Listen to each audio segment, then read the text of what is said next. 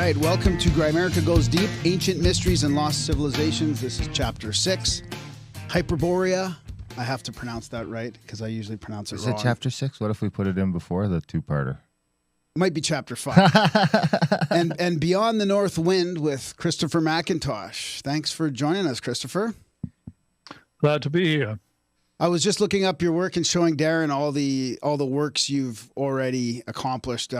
You're very well versed in esoteric and occult literature, and I thought, wow, this is fantastic. And I found you through your book Beyond the North Wind, and I thought I'd just start with asking you, like, what made you choose to go to talk about Hyperborea and the North Wind after all the other occult subjects? Well, the immediate thing which led me to write it was a conference of the New York Open Center, which took place in Iceland about 4 or 5 years ago. And it was on the mysteries of the North. And I gave a talk there on the Nordic mythology. And after the conference, on the bus back to Reykjavik, I was sitting beside my friend Scott Olson, who's a professor in Florida, and he said, "Well, why don't you turn that talk into a book?" Which is what I did.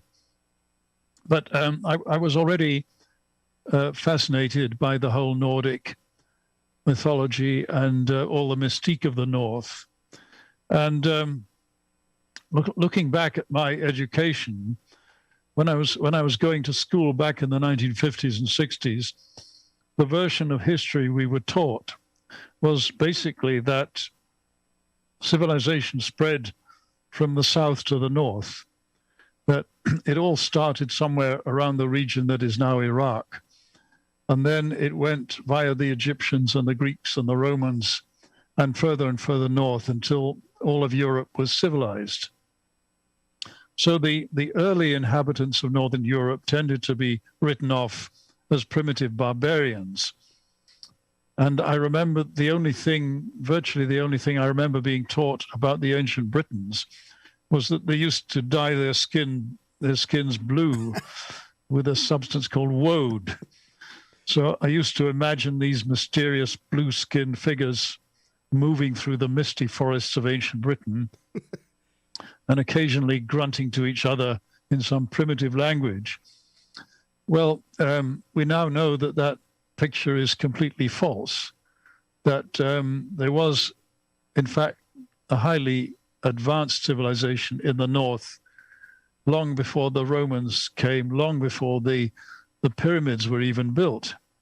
We have we have monuments like Stonehenge, which is a miracle of engineering and is proof of very advanced astronomical and mathematical knowledge. And there are other sites like the Callanish stones in the Hebrides on the island of Lewis, which similarly bear witness to a very advanced culture. That picture of the ancient North Europeans as primitive is completely wrong. So I became very intrigued by the whole mystique, history and mystique of the North, and that's what the book is about, really. Yeah. So are we talking about, do you think it's some sort of pre-cataclysmic civilization that was maybe, because I'm in the middle of going through Bernard Cornwell's series right now. I'm actually not in the middle of it. I'm on the last book of The Last Kingdom that kind of is going through that early British history of that seems, in a sense, very barbaric, but it also seems like it's coming from a space of, I don't know, like pre-Ice Age, like? No, this is probably like 1,000 years ago, 1,200 years ago. It more seems like it's coming from a place of rebirth, almost. I guess like they don't remember, or it's just the same sort of thing where they're looking at the stuff that they were building before and they don't know how they used to build it. Yeah. Yes. Well, I think it's a bit like that with Hyperborea. I mean, maybe I could go back a bit about the idea of Hyperborea and where it came from. Yeah, for sure. Because we've talked to guests before that have talked about Doggerland being around the UK when the water was 300, 400 feet lower. You know, before the Younger Dryas, and that whole area may be connected to Scandinavia, and was. I feel like these megalithic things came from a north that was all connected back then. Yes, I think that could well be. But I'm just going to show. Sure, share your screen. Yeah, a couple. Yeah.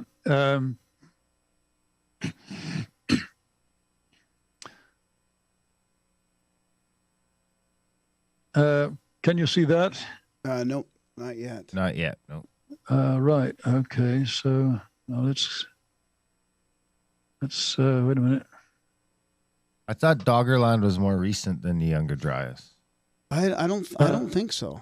I don't see how that could have been not flooded before the big 400-foot increase in sea level.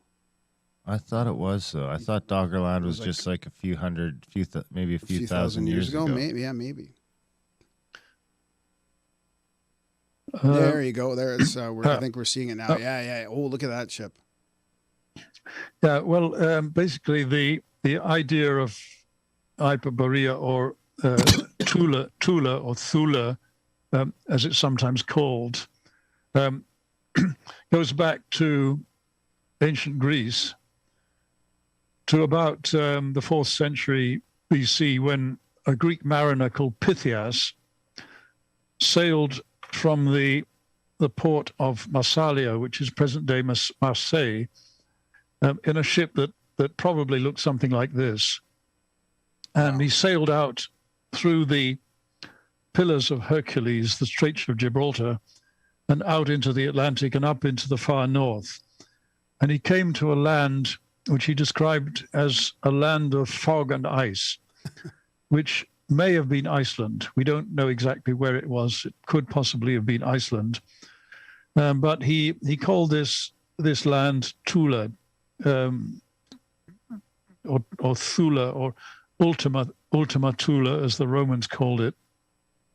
And this merged with the legend of Hyperborea. The name Hyperborea, it means literally beyond the north wind, Boreas being the god of the north wind. So this legend then captured people's imagination. And for example, the Greek historian Herodotus wrote about it, and the poet Pindar, and various other people, and it got passed down over the centuries, right up to the present day, and it always had an aura of mystery about it. So that's how the notion of Hyperborea got transmitted. So the question is whether there was a Hyperborea. Well, here we have a map of the northern hemisphere. Now, Hyperborea couldn't have been at the North Pole because there's no landmass under the North Pole, under the ice. Right. But there are various possibilities. One is that the Earth's crust has shifted. If you imagine the Earth's crust like the loose shell of an egg, which has shifted in relation to the mass in the middle. So it's possible that the continents have shifted, and so the North Pole was originally over a landmass and not over water. So there are various possibilities as to where it might have been, and one possibility is in northern Russia, or either in northwestern Russia, close to Scandinavia, or anywhere along the coast of the Arctic to the far east of Siberia. Right. And that would kind of line up with the Piri-Reis map that showed Antarctica. I think, they found that map like 500 or 600 years ago that shows Antarctica with the coastlines with no ice, and they don't know how that happened, which could be explained by the same phenomenon. Yeah, although as far as we know, the Antarctic was never inhabited, whereas in the north there are signs of habitation, right? And right. The Russians have done some very interesting archaeological investigation along this coast. Perhaps I could skip to that right away. Yeah, sure, yeah. So would that be like basically the north coast of Siberia? Yes, this would be the coast. This would be the coast of Siberia. And then that right underneath Arctic would be like northern Alaska, right? In the top left. Yes, Okay. This is Alaska. This is the Arctic Circle, and the Bering Straits here, which would originally have been a land bridge at one point, prior to the Younger Dryas. Yeah. Or a coastline to sail along as well. Yeah. As I say, the Russians are very fascinated by this whole question of Hyperborea. The Russians are in the aftermath of the collapse of communism. They're on a kind of spiritual quest, and in a way, they're rediscovering their. Among other things, rediscovering their own roots and their own history. And there's a lot of people in Russia who believe that the Russians are in fact the descendants of the Hyperboreans. Right. And there have been a number of archaeological expeditions. One back in the 1920s was led by this man that you see on the left, Aleksander Bartchenko. And Aleksander Bartchenko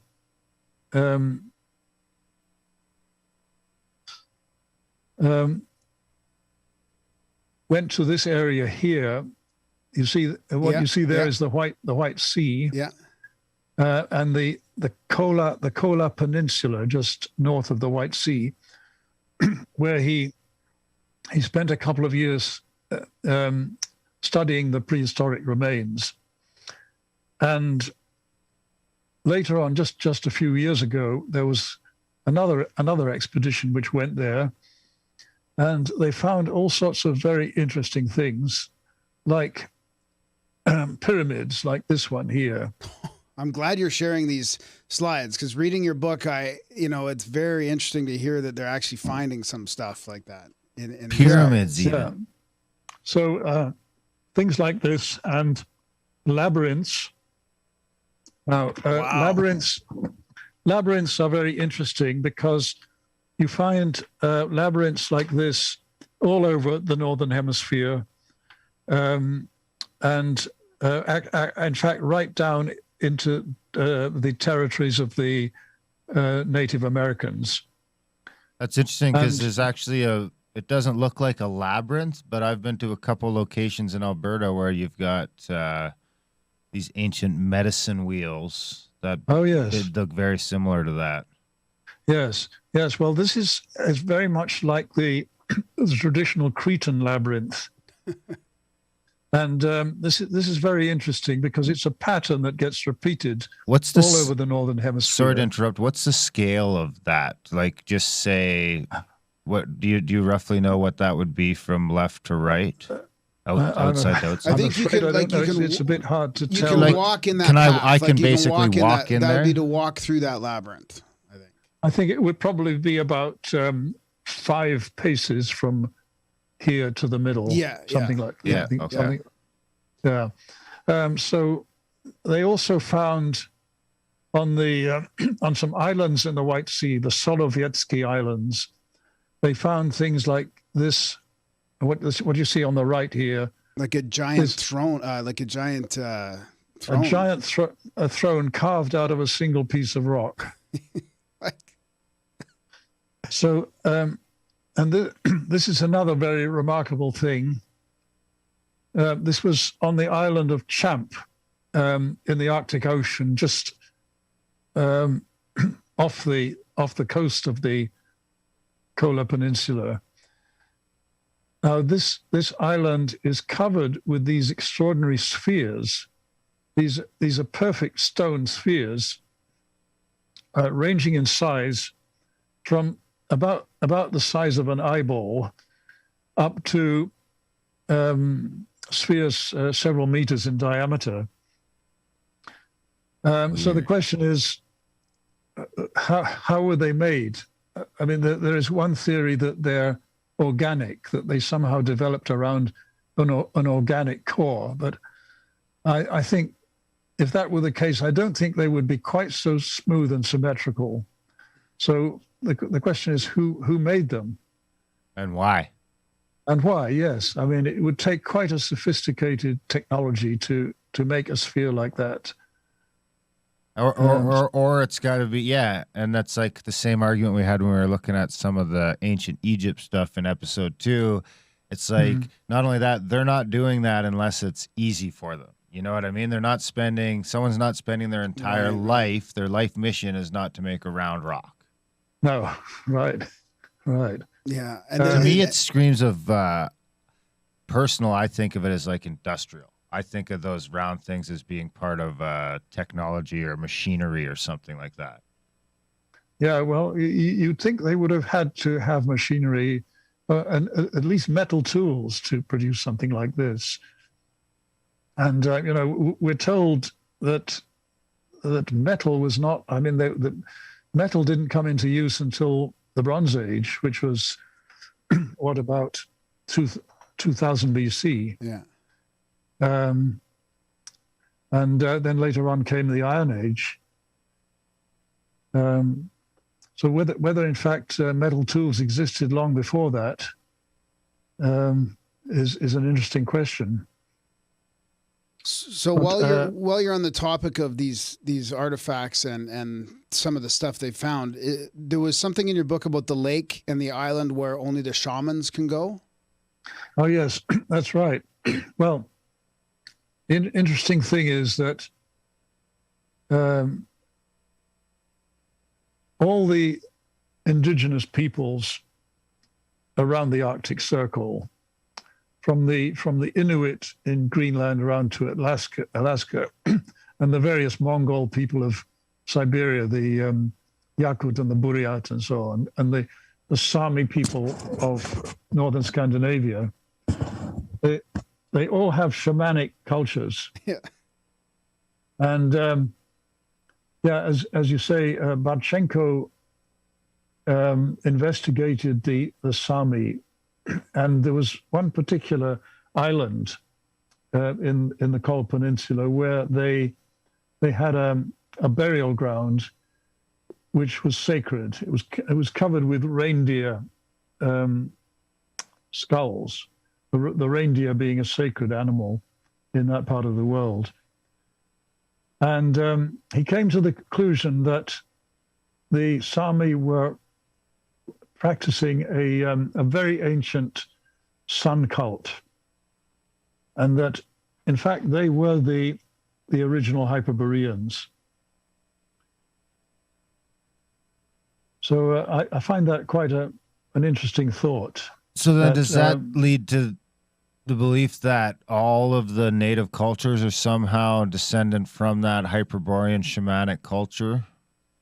Yeah, well, I think this is quite plausible that they are.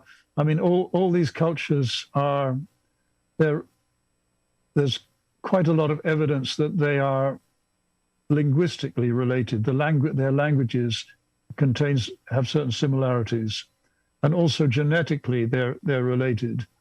So maybe what we're seeing in all these indigenous people of the Arctic region is in fact descendants of the original Hyperboreans. I wonder, it seems like it would be, what do you think? So what is do we have any idea what that timeline would be on the Hyperboreans? Well, there are various theories about that. It's some people would put it as far back as 40,000 years BC. There was an Indian writer called Tilak, Bal Gangadhar Tilak, writing in the early part of the 20th century, who he looked at the ancient Hindu scriptures, the Vedas, and he found references in the Vedas to a Nordic homeland. And he wrote a book called The Arctic Home in the Vedas, where he quotes, for example, references in the Vedas to a part of the world where the sun rose and set once in the year, which is the case at the North Pole, because you have basically 4 months of daylight and 4 months of darkness, with about 2 months of dawn and twilight at either end. So, and the Vedas also speak about a dawn of many days and so on. So the description in the Vedas seems to correspond exactly to the conditions in the Arctic. And he puts the date of the arrival of these people in the north at about 40,000 BC. Others have put it much later. The ice age, or the ice in the north, started to retreat from about 10,000 BC. Yeah, but 40 puts it before the Ice Age, I think. I think 35,000 years ago, was like before the start of it. Yeah. So it's interesting that they go back to it sort of fits with what would happen geologically. Well, it makes me think, what's interesting to me is because right now you've got this thing where everyone's sort of migrating away from the poles. Antarctica is uninhabitable. The North Pole, for most, for all intents and purposes, is uninhabitable. Northern Greenland, these places are extremely hard to inhabit now. But if you were looking pre-last ice age, and just say, I mean, we talk about climate change now, but I mean, when you look historically, the climate's been all over the map. So I think you could easily have a time when it's too hot at the equator. Yes. So you're looking to find, and it's so hot that there's probably not a ton of ice anyplace except for the North and South poles. And that's where you sort of migrate, just to be able to have some sort of an existence that isn't, unbearable. Yeah, well, that is a thought, yes. And there is a theory that the axis of the Earth has shifted, and that at one point it was vertical. So that would mean that you wouldn't have any seasons. You'd have basically the sun would remain, the path of the sun would remain at the equator. So this would mean that the temperate zone would extend much further north than it does now. Huh. So that's one theory. And we know that the land around the Arctic Circle, I mean Siberia and northern Canada, was once much more temperate. We know this from the vegetation. Right. Yeah, I mean, there have been the fossilized remains of palm trees found on Spitsbergen here, which is only about 700 miles from the North Pole. And in Siberia, they found the corpses of mammoths, and when they opened their stomachs, they found they contained grasses which only grow in temperate zones. And that weren't digested yet.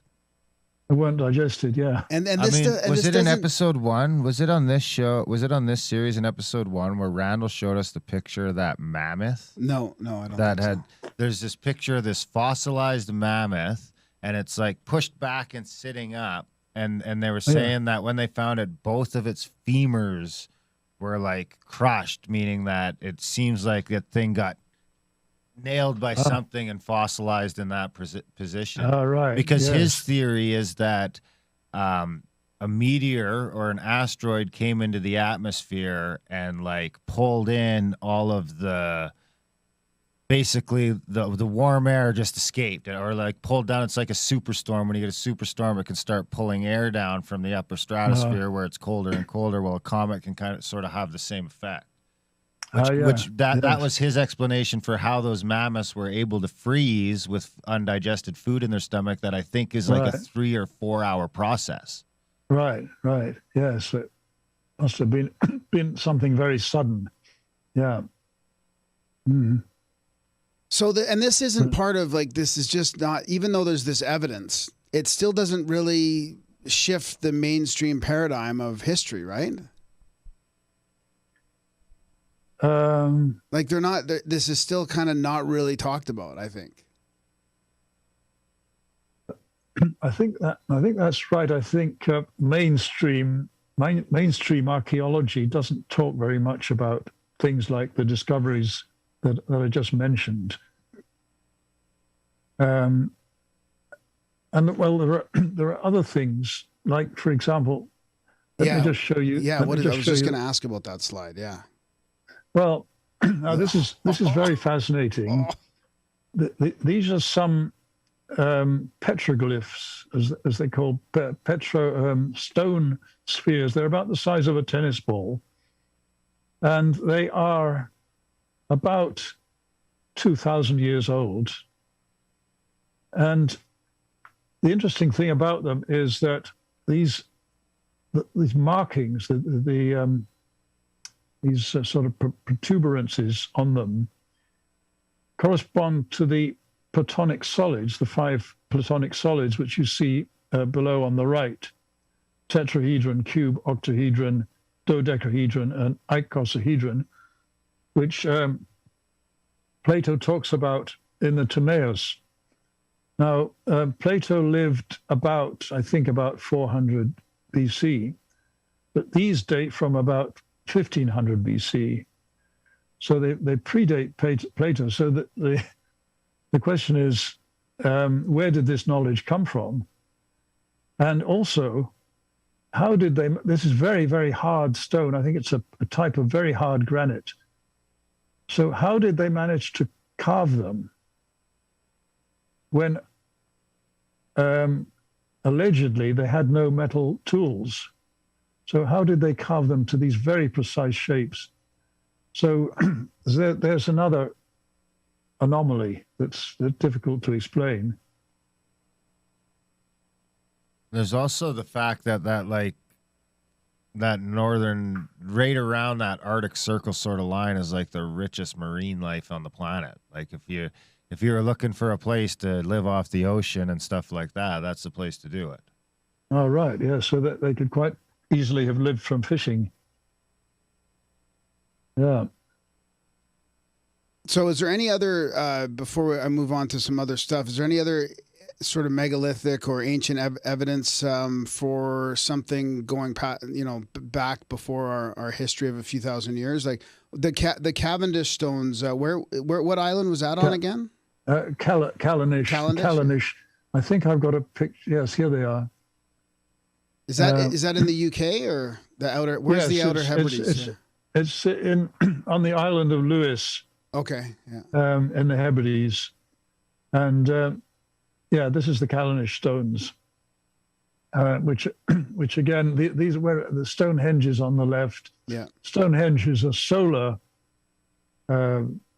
monument, whereas Callanish stones is lunar. It was all it's like a kind of observatory geared to the cycles of the moon. So that's another example. Is that in like Scotland? Yes, off the west coast of Scotland. And there are some interesting sites in the Orkney Islands off the northeast of Scotland. There's one particular site, the Nap of Howard, it's called, which looks like just a couple of very primitive stone enclosures. But when you look at the measurements, it contains all kinds of very complex mathematical ratios. It contains, for example, the golden section, and very, very complex kind of proportions between the two parts of the site. So it's quite clear that these people had advanced mathematical knowledge. And it makes you wonder what the coastline would be like without 400 feet of water there. I mean, Randall Carlson flipped back and forth on his coastline map, and that whole area becomes land. I mean, and these are on islands that, you know, apparently they're having a hard time getting around, but, you know, obviously they were inhabited a long time ago. Yeah, that's right. That's fascinating. So what about... Is there any other megalithic evidence at all that you want to show before we move on? Or legends of searching, because there are legends of them searching for it and not finding it or not returning as well, right? Or is that the 1920 expedition I'm thinking of? I thought there was some Russian people that went and they couldn't find it, or they didn't come back or something. Well, there have been various attempts to find it. As early as the 18th century, there was a naval expedition, the time of Catherine the Great, but they didn't get very far. They didn't. They got about up to the Arctic Circle and then couldn't get any further. But if I might just stay for a moment on the subject of Russia. Yeah. There's a whole, there's a great deal of fascination with the whole subject of Hyperborea, and there are many Russians who would like to see the Russians as the descendants of the Hyperboreans. And there's a whole school of painting, artists who paint fantastic pictures of the way they imagine Hyperborea to have looked. Here's one artist, Aleksander Uglanov. So this is one of his images of the way he imagined Hyperborea.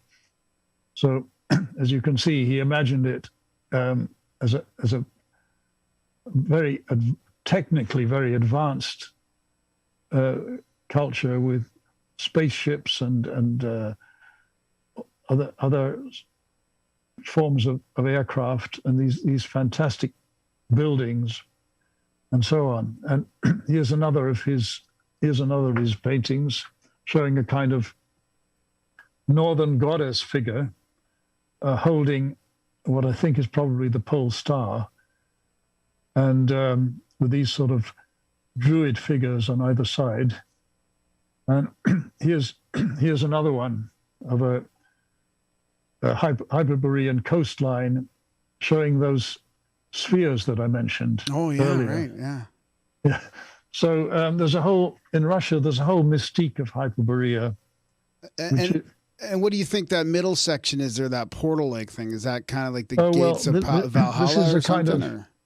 This is a kind of a goddess figure, I think, similar to this one. Yeah.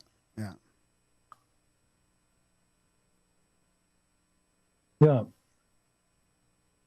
What's that, their alphabet? Yes. I think you wanted to talk about the runes. Yeah, I'd love to talk about the runes too, yeah. Well, the runes are very fascinating. The Nordic mythology says that the runes were revealed to Odin, the god Odin, as he hung on the world tree, the Yggdrasil, for 9 days and nights. So it was a kind of shamanic ordeal. But in fact, the runes they first appeared around the 2nd century AD, and they spread very rapidly throughout a large part of Northern Europe, which is interesting because it suggests that they were passed. There were groups of bards who passed them on from one community to another. Now, there was there are 2 runic alphabets. There's what's called the Elder.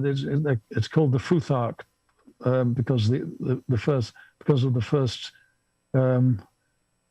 six few letters, six runes, the first 6 letters of the alphabet. So there's an Elder Futhark and the younger Futhark. This is the elder one, which has 24 letters arranged in 3 groups of 8, and there's a later one which has only 16 letters. Now there's much more to these than meets the eye. They look like just very simple letters composed of basically each letter composed of 3 different types of stroke: vertical, left-leaning, and right-leaning. But my friend, the Norwegian researcher Halvard Harklau, has done a very interesting analysis of the runes, dividing them into groups based on the number of strokes. In some cases, only 2 strokes, sometimes 3 or 4 or 5. And he discovered all kinds of very complex mathematical ratios. And even more interesting, he found that there was a correspondence between the runes and the Chinese Bagua system, which is similar to the I Ching, except it has trigrams instead of hexagrams. And he found that if you take there are 8 trigrams. So if you put that together with the runes, you get 3 runes for each trigram. And he found that there was a very exact correspondence. So this suggests that there was some kind of tradition of knowledge which was common to both the Nordic peoples and the Chinese, which is also an intriguing thought. Yeah, that's fascinating. And some people think these go back farther than that, right? Farther than a couple hundred AD, that they go way back. Yeah. Haven't they found them on stones and stuff from thousands of years ago? Well, yes, there have been. There are sort of rune-like markings that have been found on stone. I'm not terribly convinced by that. I think I tend to think that they were invented on the base, partly on the basis of the Roman alphabet, partly on the basis of the Phoenician alphabet. But I think they were put together probably by a group of bards. Well, the bards and the priests, the bard and priest being more or less the same function at that time. So the reason I say that is that because they are such a complex and sophisticated system, and they appeared so suddenly, it suggests that they were devised, they were deliberately devised, and the fact that they spread so rapidly throughout Northern Europe also is also to me suggests that they were invented by these bards. How did the rune sticks fit into those? Pardon? The rune sticks, isn't that like a shamanic future telling sort of? The rune what? Sorry, sticks. Rune sticks. Oh yes, rune sticks or staves. Yes, they're sometimes called staves. How did they use? Didn't the shamans use those to like Divine, divine the divination. future or something like that? Yeah, yes, they used them. This is described by the Roman historian Tacitus in his book Germania. He describes how they used them for divination, but they were also used as a magical system. And there are descriptions in the Edda of how they were used for this purpose. For example, in all the sagas, in one particular saga, Egil's saga, is described how the hero of the saga, Egil, he's told about a young girl who is sick, lying in bed, very sick, and they ask him to see if he can help her. So he goes and he finds that somebody has cast a spell on her using runes, and they cursing runes, and they put these cursing runes under her bed. So he goes and he takes these and destroys them and makes a spell to counteract the cursing, and then she recovers. So and there are other examples of how they were used for magic. So they were both a divinatory system and a magical system. How old is the Edda supposed to be again? Well, the Edda, the poetic Edda was written down around 1200 AD, but it's based on a much earlier oral tradition. Right. So part of me wonders if, like, we've got, Agartha, Atlantis, Lemuria, Hyperborea, all these sort of part of me wonders if it's all different names for one global pre-Younger Dryas civilization that's highly advanced, more than we think, or if it's different cultures all coming from that part of time. Maybe the northern one is Hyperborea and the mid-Atlantic one is Atlantis, and Agartha might be in Asia or closer to India. I mean, or what do you think about that? Well, I think there are two different levels here. One is the level of actual historical fact, and the other is the level of myth and legend. And I think there is a sort of you could call it an archetype. It's a motif that you find again and again throughout history, namely the motif of the faraway Never Land, the faraway promised land, which is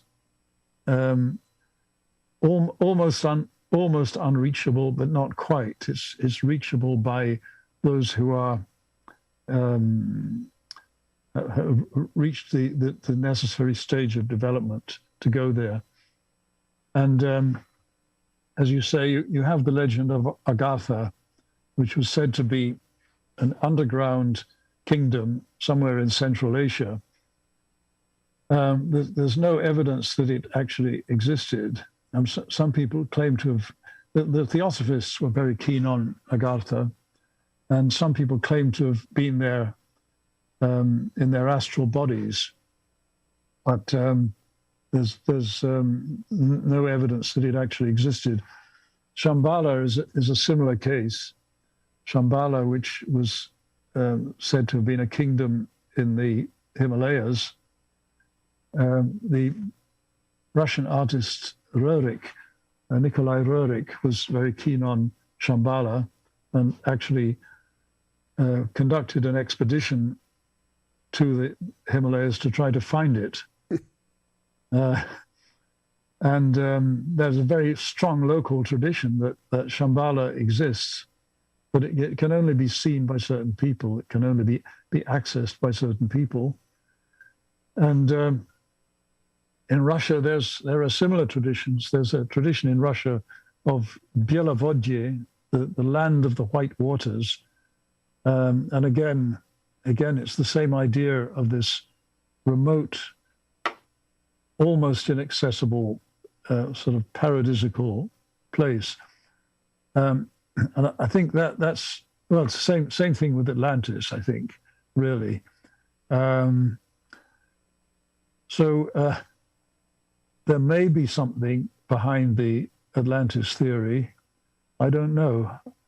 I mean, the first evidence we have for it is in Plato, in the Timaeus and the Critias. And Plato places it somewhere out in the Atlantic, beyond the Straits of Gibraltar. We know that there are submerged land masses under the Atlantic, so the Azores. Possibly Atlantis did exist. So what about the more of the, let's say, the more esoteric speculation of an egregore or a morphic resonance like Sheldrake talks about? I mean, if these advanced civilizations existed in the past, maybe we're connected through sort of our collective consciousness. Well, I think that's very true. Yeah, I think sometimes we may be dealing with something that's been a memory that's been inherited from way back. Maybe even in the genes. Yeah. I mean, there are some interesting examples of this. There is evidence that this area in Central Europe that is now the Czech Republic is the land forms a crater, an enormous crater, which apparently was caused by an asteroid which fell millions of years ago. But there's still, the people in that area have inherited a memory of this event. Wow. I mean, it was long before human beings even existed. So how do they know that it happened? And the word crater, the word in Greek, the word for crater and the word for chalice is the same. So there is one theory that this crater became, in fact, the Holy Grail, the crater, the sacred chalice. And that's one way in which the memory of this event was preserved, and would partly explain why that part of the world has such a mystique attached to it. Anyway, that's just one example that I can think of. It could also be different epochs too, you know, like it could be Hyperborea was 40,000 years ago, and then the rock came in and wiped them out, and then it turned over to Atlantis, and then they got taken out, and, you know, here we are trying again. Because, I mean, if there's one thing that is apparent, it only takes us like 1,500 or a couple thousand years to whip some shit up. And it probably takes Mother Nature even less time to knock that shit down. Yeah. That's a good point. So what do you think about the interest of the occult and the Norse mythologies and magic and the legends of the Norse? I mean, it seems like everything is gaining popularity from an esoteric point of view, but especially the Norse. Yes. Well, it's actually been building up for quite some time. It was already there in the 19th century in the operas of Richard Wagner, the Ring cycle, which is based on the Edda. And then in the 20th century, you had, for example, the Marvel comics, which featured, as well as Batman and Superman and heroes of that sort, they featured Thor, and like Superman and Batman, Thor has an alter ego in ordinary life, who periodically turns into Thor.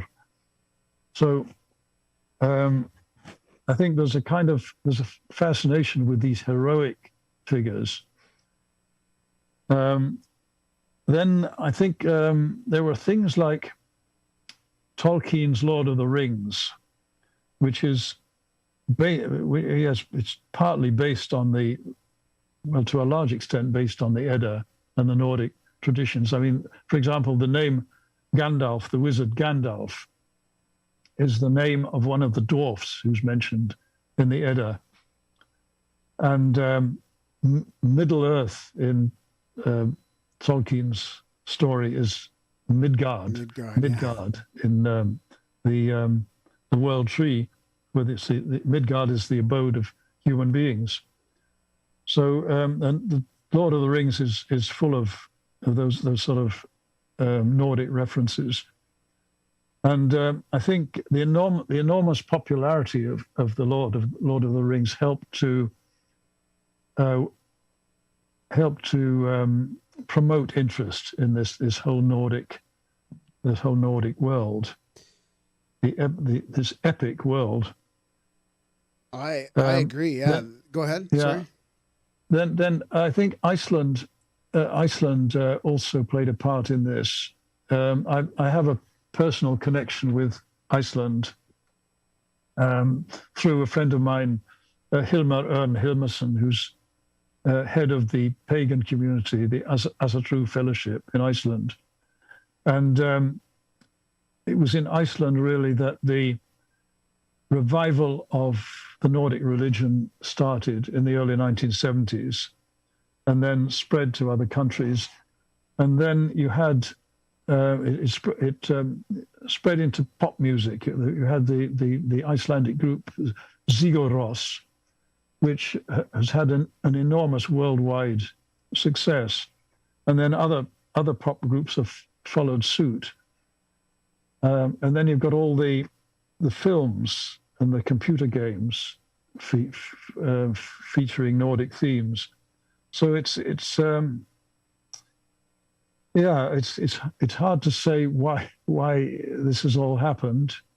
But I think it's partly the appeal of the heroic and the epic. The hero's journey kind of thing. Hero's journey, yes. I think that I always thought the Lord of the Rings was more generic fantasy. I didn't realize how tied it was to the Edda and the Norse stuff. But I feel like it's resonating with people because we talk about, like, let's say the hobbits in Florensis, the Homo florensis, which is really like there's evidence of basically halflings or hobbits. There's evidence of giants that people talk about. I mean, the themes that run through the Lord of the Rings is resonating with people because if you go far enough back, it seems like there was magic and giants and hobbits, and I think it's people are maybe they have this memory or morphic resonance of a time that was very similar. Yes, I think that could well be.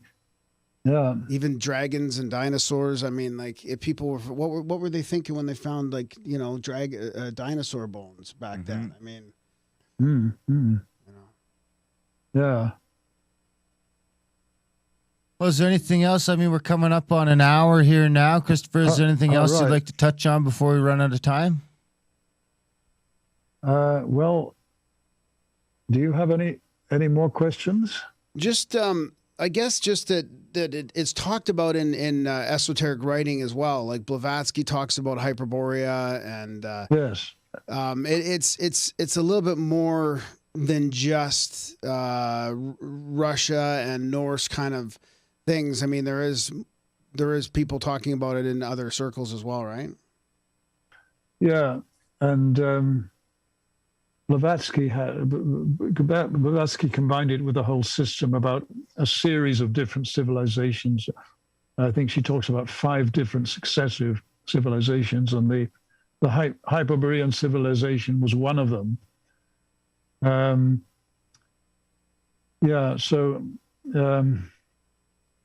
It has fed into all sorts of different, and it's fed into literature as well. I mean, the writer Clark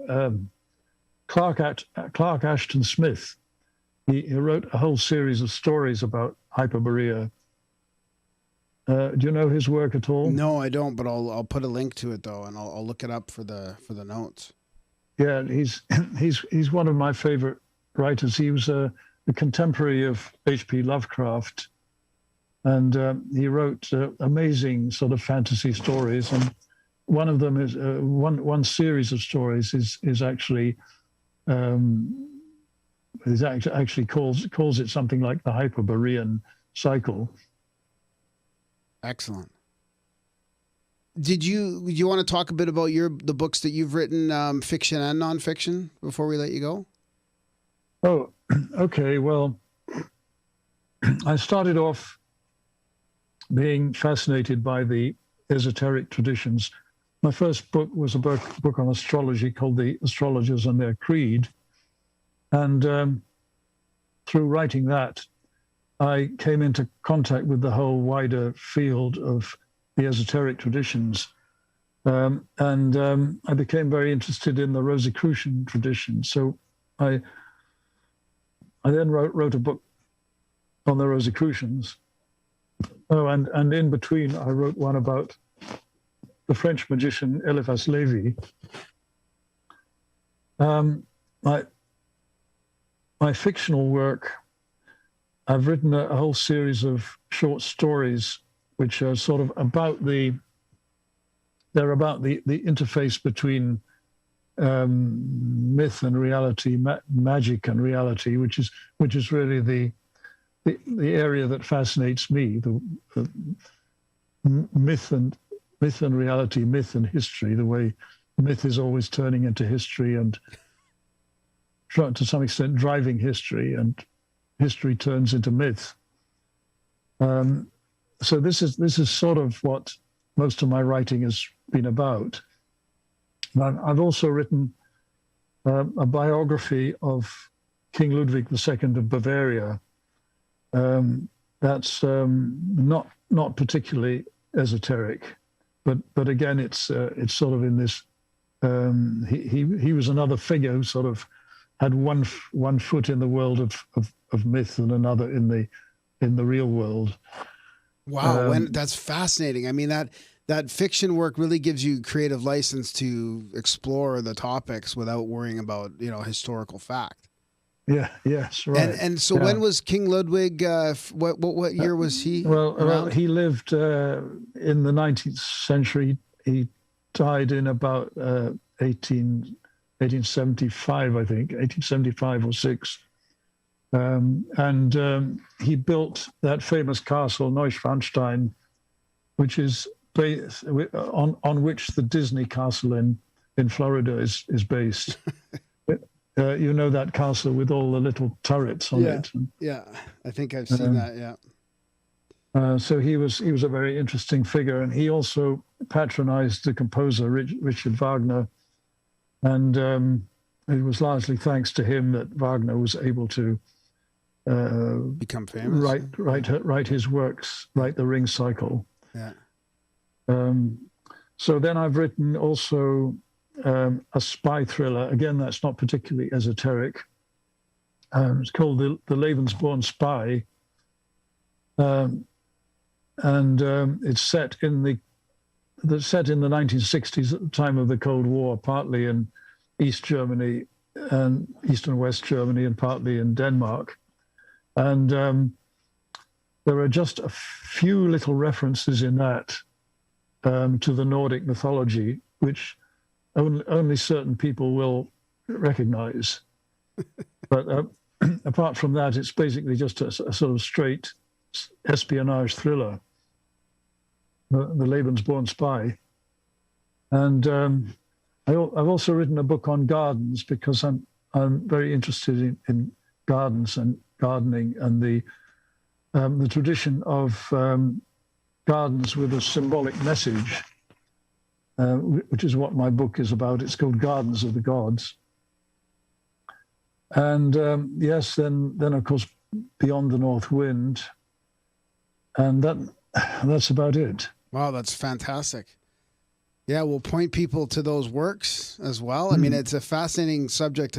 The myth versus reality thing is fascinating to me, because we still we're still in this paradigm of materialism, but we know there's something more. You know, we're connected through our consciousness, and there's something to this magic and this mythology. So it's just truly a fascinating subject. Yeah, absolutely. Awesome. Well, huge thanks, Christopher. It's been a fantastic chat. I'm interested to dig into some of this, more of this Hyperborea stuff. It kind of gets forgotten about or left to the side when everyone starts talking about the ancient civilizations. Yeah. Well, it's been a great pleasure to talk to you. Yeah, thank you for your time, and we'll talk to you soon. Absolutely. Bye for now. Bye-bye.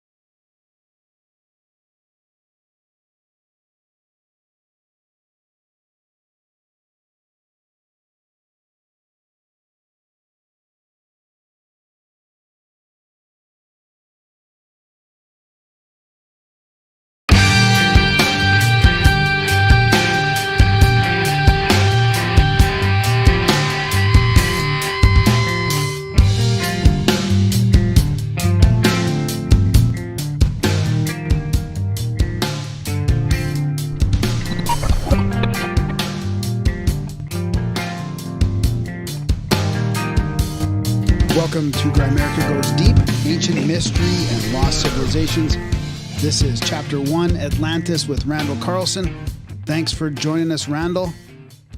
Well, thanks for having me, guys. No problem. I think we should start off like big, high-level stuff. Like what got you interested in Atlantis, and what sort of is your definition of Atlantis? Oh, what is my definition of Atlantis? What got me started in it? Which one should I take first? We'll go. The definition of Atlantis was just essentially taken directly from Plato's Dialogues, which is the prologue to Timaeus and Critias, where he talks about Atlantis. It's where the Atlantic Ocean get its name, right? If you pronounce the last letter of the word Atlantic, the sea, instead of a hard sea, a soft sea, it's literally phonetically Atlantis. And yeah, I mean, you go to Encyclopedia Britannica and it'll say, yes, put up the Atlantic Ocean. I don't know if they still do this, but in the older ones, they weren't afraid to say it, that, Atlantic Ocean gets its name from, Atlantis. So Atlantis, the question really comes down to, was it exclusively a contrivance of Plato, or was there some historical authenticity to the idea? And there's basically two schools of thought on that. One is that, and has been the predominant point of view in most academic circles for many decades, and that is that it was a metaphor. Plato invented this metaphor to give some form to his concept of the idealized civic structure, the idealized society, the way he envisioned it. So that was pretty much the dominant academic view, but then there were those who deviated from it and said, no, behind that legend, there is some authentic reality, some history that actually happened. And that's been the two schools of essentially. The school that the historiographic school was the one that basically came up with various locations based upon a reading of Plato. Right. And there have been many places, and probably the most well-accepted explanation amongst the academic circles is that it was the eruption of Terra, the volcano Terra on the island of Santorini. Yeah.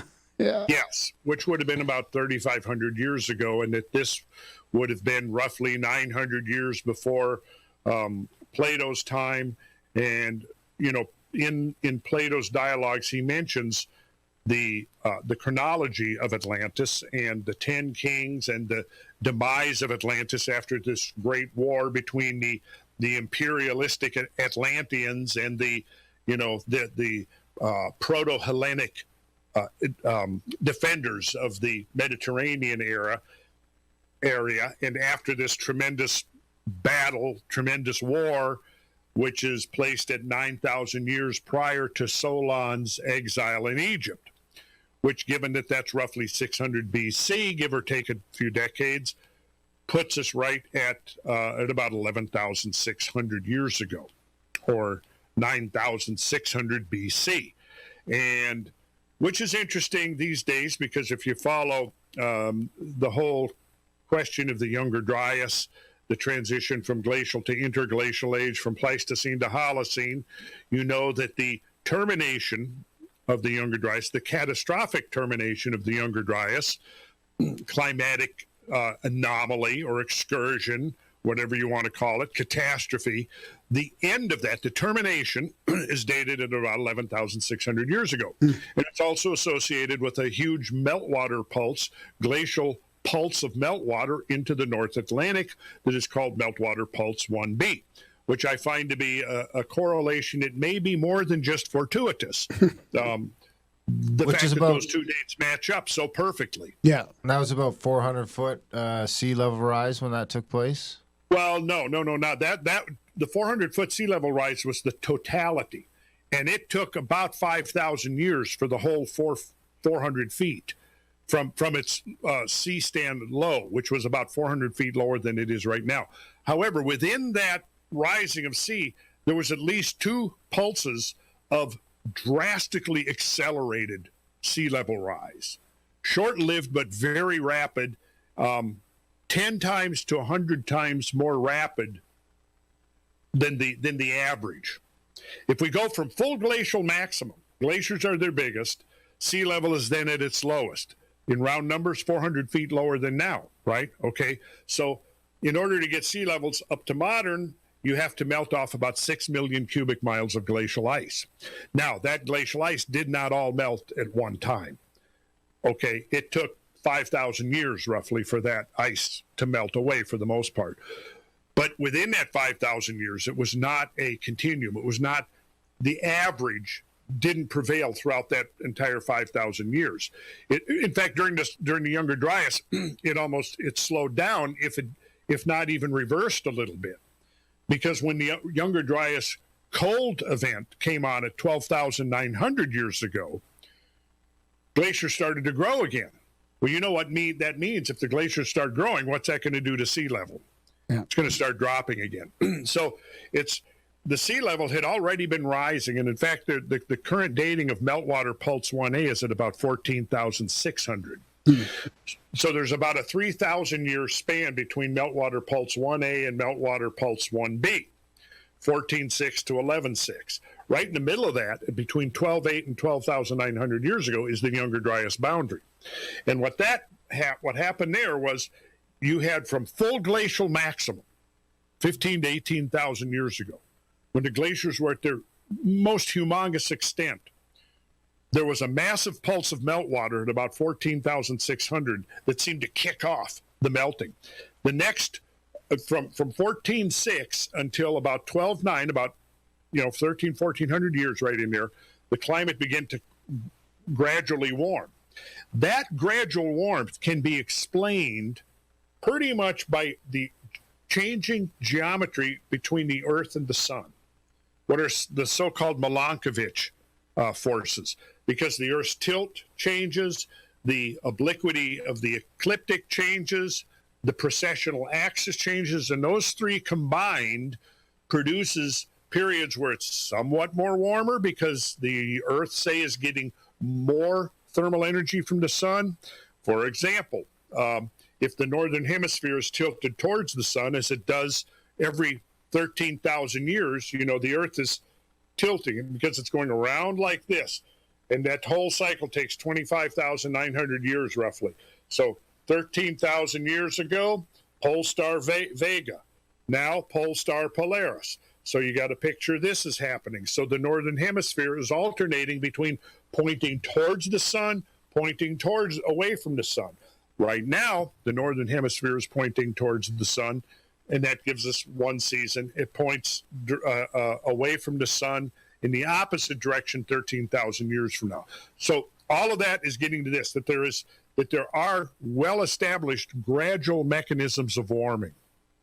And we can see those operating at the end of the last ice age. However, at 14.6 and at 11.6, that was interrupted because sea level rapidly rose for a short period of time. Do you have a time period there to bring context to the current climate situation? Like, is there a way to narrow it down that 50 feet in 100 years or 100 feet in 500 years, or is there? At rates sometimes exceeding 10 times faster than the modern rate. Okay. That's conservative. Yeah, right. 10 to 100 is basically what you meant there. Yeah. Then the average. Yeah. Right. So we might be talking about, since the late 1800s, sea level has risen about a foot. Right. Right. Okay. So imagine in that same period of time that it might raise 10 to 15 feet. Yeah. That's the kind of rates we're looking at. Okay. That makes sense. Right. Because for one thing, I mean, you might have, in the case of because again, remember, that sea level raise is because of glaciers melting. So there has to be a direct connection between the rate of glacier melting and the rise of sea level. So let's get back to Atlantis. Yeah, this kind of gives that's a good time. So you're putting Atlantis because sometimes I've thought Atlantis as being like this whole global civilization before the Younger Dryas. If you take Plato at face value, that's what you have to assume. Yes. In fact, having gone through multiple times through about 4 or 5, maybe 5 different translations of Plato, as well as struggling through the original Greek with a Greek lexicon next to me so I could look up the words, because I couldn't find an interlinear. I wished I could have. It would have been nice to find an interlinear version of the dialogues, where you got the Greek and then you got the English. So I had to go through keywords and phrases to try to understand. Like, I didn't take the whole, every single sentence. But what I did was I went through and pulled out the key sentence where specific information is given. Is Atlantis a continent or is it an island? Well, a lot of the critics say, well, we know the geological evidence disproves the idea of there being any continent in the middle of the Atlantic Ocean. But, when you go into the Greek, it was not continent, it was island, the word for island. So, and that's pretty important when you start talking about all the various places that Atlantis could have been. But, so, if you want to look at it this way, we're only going to be able to scratch the surface here in our conversation tonight. I mean, if you want to get more into this, we can do it again. Or, I would encourage people to jump over to cosmographia.com because I think the first 5 episodes we did was diving deep into the Atlantis, going through Plato line by line and looking at the geology and the geography and the astronomy and all of that. Well, maybe what we should do is in 6 weeks, in 5 or 6 weeks, we should do a wrap-up episode. Sure. Because I wouldn't mind going because I mean, you're one of the people we know pretty good. We've got a pretty good relationship with you. We've hung out with you. Yep. We have an immense amount of respect for your vast knowledge base. And it might be fun to wrap this specific series up with going over what we learned. We're going to do some Tartaria episodes. Some Hyperborea. I want to get into that. Some DNA stuff, some giants and bloodlines. I mean, these are some of the different topics we're going to explore in this series. So it might be fun to start it out with you and to wrap it up with you here in 5 weeks out and see what you think about some of that stuff. Depending on how far we get tonight, I suppose. So mid-March. Okay. So did the timing of the 9,000 years and your knowledge of the Younger Dryas lead you down towards more of a historical aspect of Atlantis instead of the other school of thought? No, in fact, it was the other way around. I mean, I heard of Atlantis. I knew of Atlantis even as a kid. I mean, I remember in like 1959 maybe or 58 going to see this really cheesy movie on Atlantis that when I was like 7, even at 7, I thought it was cheesy. That's how cheesy it was. If a 7-year-old thinks it's cheesy, you know it's cheesy. But then there was The Time Machine, which actually came out in 1959, probably, based on Jules Verne's novel, The Time Machine. Not The Time Machine, back up. Journey to the Center of the Earth. Right. Right, okay, so they go down. It was James Mason and Pat Boone. I remember, and I think I was 8 years old then, and it was pretty exciting. I was excited about that whole movie. Going to the Saturday picture shows back in the 1950s was a really big deal. And in that movie, they had they go to the center of the earth and they discovered that Atlantis is there. I don't know if you remember that movie. Have you ever seen it? I think I have a long time ago. I don't remember. Long time ago. Yeah, well, you might remember that towards the end they discovered that Atlantis is sunk and now it's in the middle of the earth or something. So that is kind of, I think maybe, right in there, one of those two movies is where I can probably first remember learning or hearing the word Atlantis, as a kid. Because it was, pervaded the popular culture. Heard about it, but wasn't that interested in it because I, we just figured it was a story or something. And, maybe I was prejudiced because that first movie I saw was so damn cheesy. I thought, anyways, so I guess by the time I got to be an adult, I'd been through the whole late 60s thing, and they were, every conceivable weird and fringe idea was being imported into the discussions, right? So Atlantis was quite prominent, and there was people talking about Atlantis this and Atlantis that. And it was about that time, I think, that maybe it was more like the 70s when the whole Terra eruption of Terra was first proposed. And where's Terra? That's Santorini in Greece. In Greece? The number 3 sunsets in the world. So that can't be far from Pompeii then. No, that's in the Greek. In the Greek islands, really. Yeah. That motherfucker's got a habit for ruining civilizations. Yeah. I can pull up a map here in a minute of the region, but I think what really got me first interested in it was because even as a kid, I was very interested in mythology. So mostly what was accessible to me to read as a kid was things like Greek mythology and Norse mythology mostly. Now in Norse mythology, there was the stories about the wars of the gods and Ragnarok and all of that, Thor and the Midgard serpent and the Fenris wolf and all of those images. And then Greek mythology again is full of imagery of catastrophism and so on.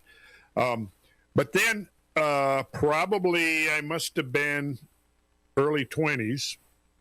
So I became aware of Ignatius Donnelly. Ignatius Donnelly was a congressman from Minnesota, which was my home state. And so he wrote 2 books on Atlantis back in the 1880s. And he's usually the one who's blamed for the revival of sort of the modern interest in Atlantis. And I remember one of them was called Ragnarok, the Age of Fire and Gravel. And so I think I probably still have the original paperback version that I had gotten of that early 70s, 72, 73, 74, somewhere right in there. And it was Ragnarok, the Age of Fire and Gravel. And then the other one was Atlantis, I think, the Antediluvian World. I think there was two of more. The Ragnarok dealt with the catastrophe that was associated with Atlantis. And so from that respect, Ignatius Donnelly was certainly ahead of his time because he was clearly interpreting that to transition from the glacial age to the interglacial was a catastrophic affair. And interestingly, you know what he invoked as a trigger for the catastrophic changes that occurred? What do you think? Cometary impact? Yeah. Wow. 1883. Wow. Came out proposing that, yeah. Yeah. What did he? I wonder why he did that. Well, yeah, I mean, he goes into it in his book. I mean, and it, he, I mean, the evidence was there even then. Wow. Yeah. Problem is catastrophism in any shape or form pretty much got pushed onto the back burner because of the dominance of gradualism and uniformity. Yeah. You can't invoke forces or processes or scales of change or rates of change that are really much different than what we're experiencing today. Because if you do, you're pseudoscientific, you're trying to bring back biblical literalism, if you start talking about big floods and all of that kind of stuff. But, it all goes together. Yep. All over the world, we have ancient myths about catastrophes of usually always involving flood or fire, and sometimes combinations of the two. So can't get away from it. So we either ignore it or we come up with some kind of convoluted explanation to explain it away, that it has something to do inherent in human psychology, that people diversely spread across the globe with no contact with each other will come up with almost exactly the same scenarios.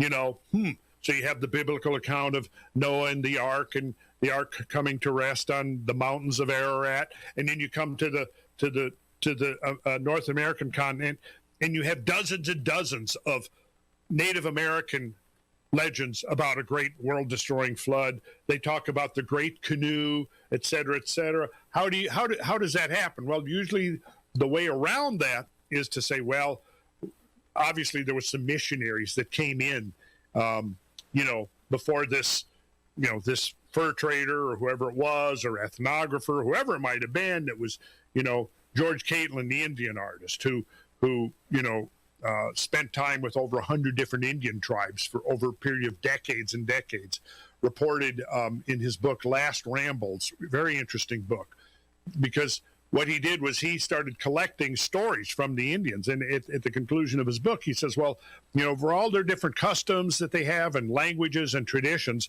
they all seem to have one thing in common.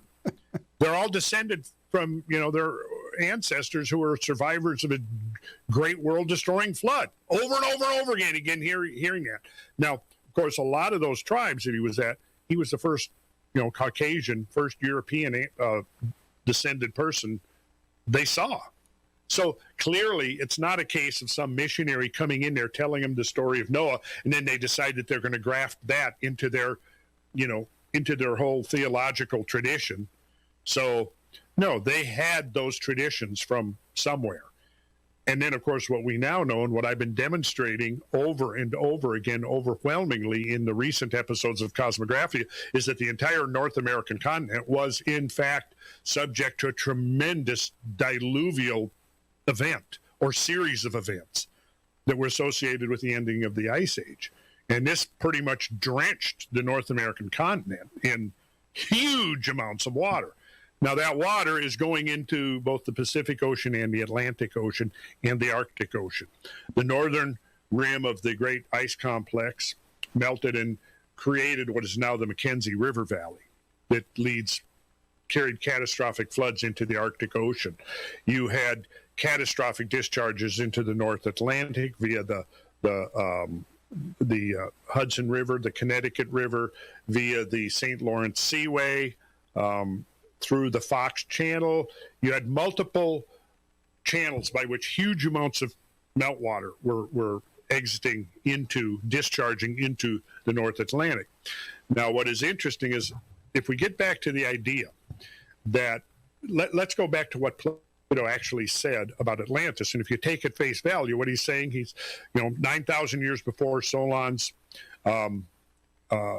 journey to Egypt, where he heard from the elderly priests the story of Atlantis and the Great War. Okay, so according to the priests, and this date is given 3 times in the dialogues, 3 times, 9,000 years prior to Solon's exile in Egypt, which again, we established the date, gives you 11,600, which correlates with the end of the Younger Dryas, which is now the date officially given for the end of the Pleistocene epoch, which lasted 2.5 million years, and the beginning of the Holocene, which is the climatic period we're in right now, which is now have been in it for 11,600 years. Well, if Plato's taken at face value, what he's describing is a island civilization west of the Pillars of Heracles in the Atlantic Ocean. Now, almost all the details we get about Atlantis come from Plato. Now, we get the commentaries on Crantor by Proclus, which has a few comments about Atlantis, several others, very obscure, but would lead one to believe that perhaps the sailing distance was 3 to 5 days to the west. And if you sail west from the Pillars of Heracles, you run into first Madeira and then the Azores.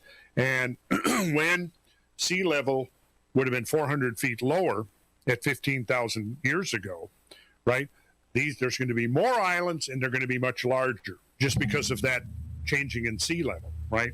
Now, there's another factor that I get into extensively in the discussions on cosmographia, which is the isostatic adjustment to the crust itself by that redistribution of surface mass that happened because of the tremendous amount of weight removed off the continents and right. and sent into the oceans. So, you have continental drift, which is basically describing this motion of the crust. Isostasy describes this. See, we have a perfect mechanism, theoretically, for talking about how you could have not only the rise in sea level, but a major subsidence of the ocean bottom, particularly along the zones of least resistance. And if you look at the bathymetric charts of the Atlantic Ocean, Yeah. what do you see? You see that hinge point, which is the mid-Atlantic ridge. Wow. Do you have a map of where that is compared to the Pillars of Hercules and all that? Do you have a map? Well, I actually do, Graham. So I could, if you would like, I could actually pull that up. Yeah, let's look at the map. I love maps, so especially around that area of the Mediterranean and all the history that goes back. Oh, me too. Darren and I were arguing over whether that flood how much it affected the Mediterranean. We weren't arguing over that. We were arguing over where the coast used to be, and I said it was at the continental shelf. In some places, yes. Typically, the continental shelf will vary from 400 foot up to 1,000 foot deep. So, in some places, yeah, the continental the water level was pretty much exposed most of the continental shelf. Yes, it did. Okay, let me see. All right. Oh, there we are. Okay, we'll do a share screen. Host disabled participants. Okay, we'll fix that right away. God, Darren. So this is the way it's going to be, huh? Yeah, we got to make you host. Did we figure out what was going I on? think you got to make him host, and then that'll fix it. Yeah, you got to make me host. That's what we did last time, wasn't it? Yeah. We just gave up and Under made him host. participants, probably we gave up. We tried different things, but allow to record, but that's not what we need. there Let's you do go. this. Okay, let's try that. Yeah. All right, there you go. You should have access now. You got the keys, Randall? The keys to the kingdom? Keys to the kingdom. It's not much of a kingdom, but Keys to Grimerica. that's what we got.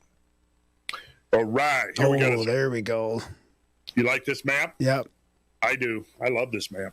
Okay, so what we have right here is the Straits of Gibraltar, the Strait of Gibraltar, flanked by the pillars. Okay, that's what I thought. Yeah. That's the Pillars of Heracles, which mark the gateway between the Atlantic over here to the west, the Mediterranean over here to the east. And there were actually islands in here that are now sunk. Wow. Yes. So anybody sailing west through here would have come to islands. Now let's go to this next. Let's see. Well, yeah. So right here, here's from Plato himself.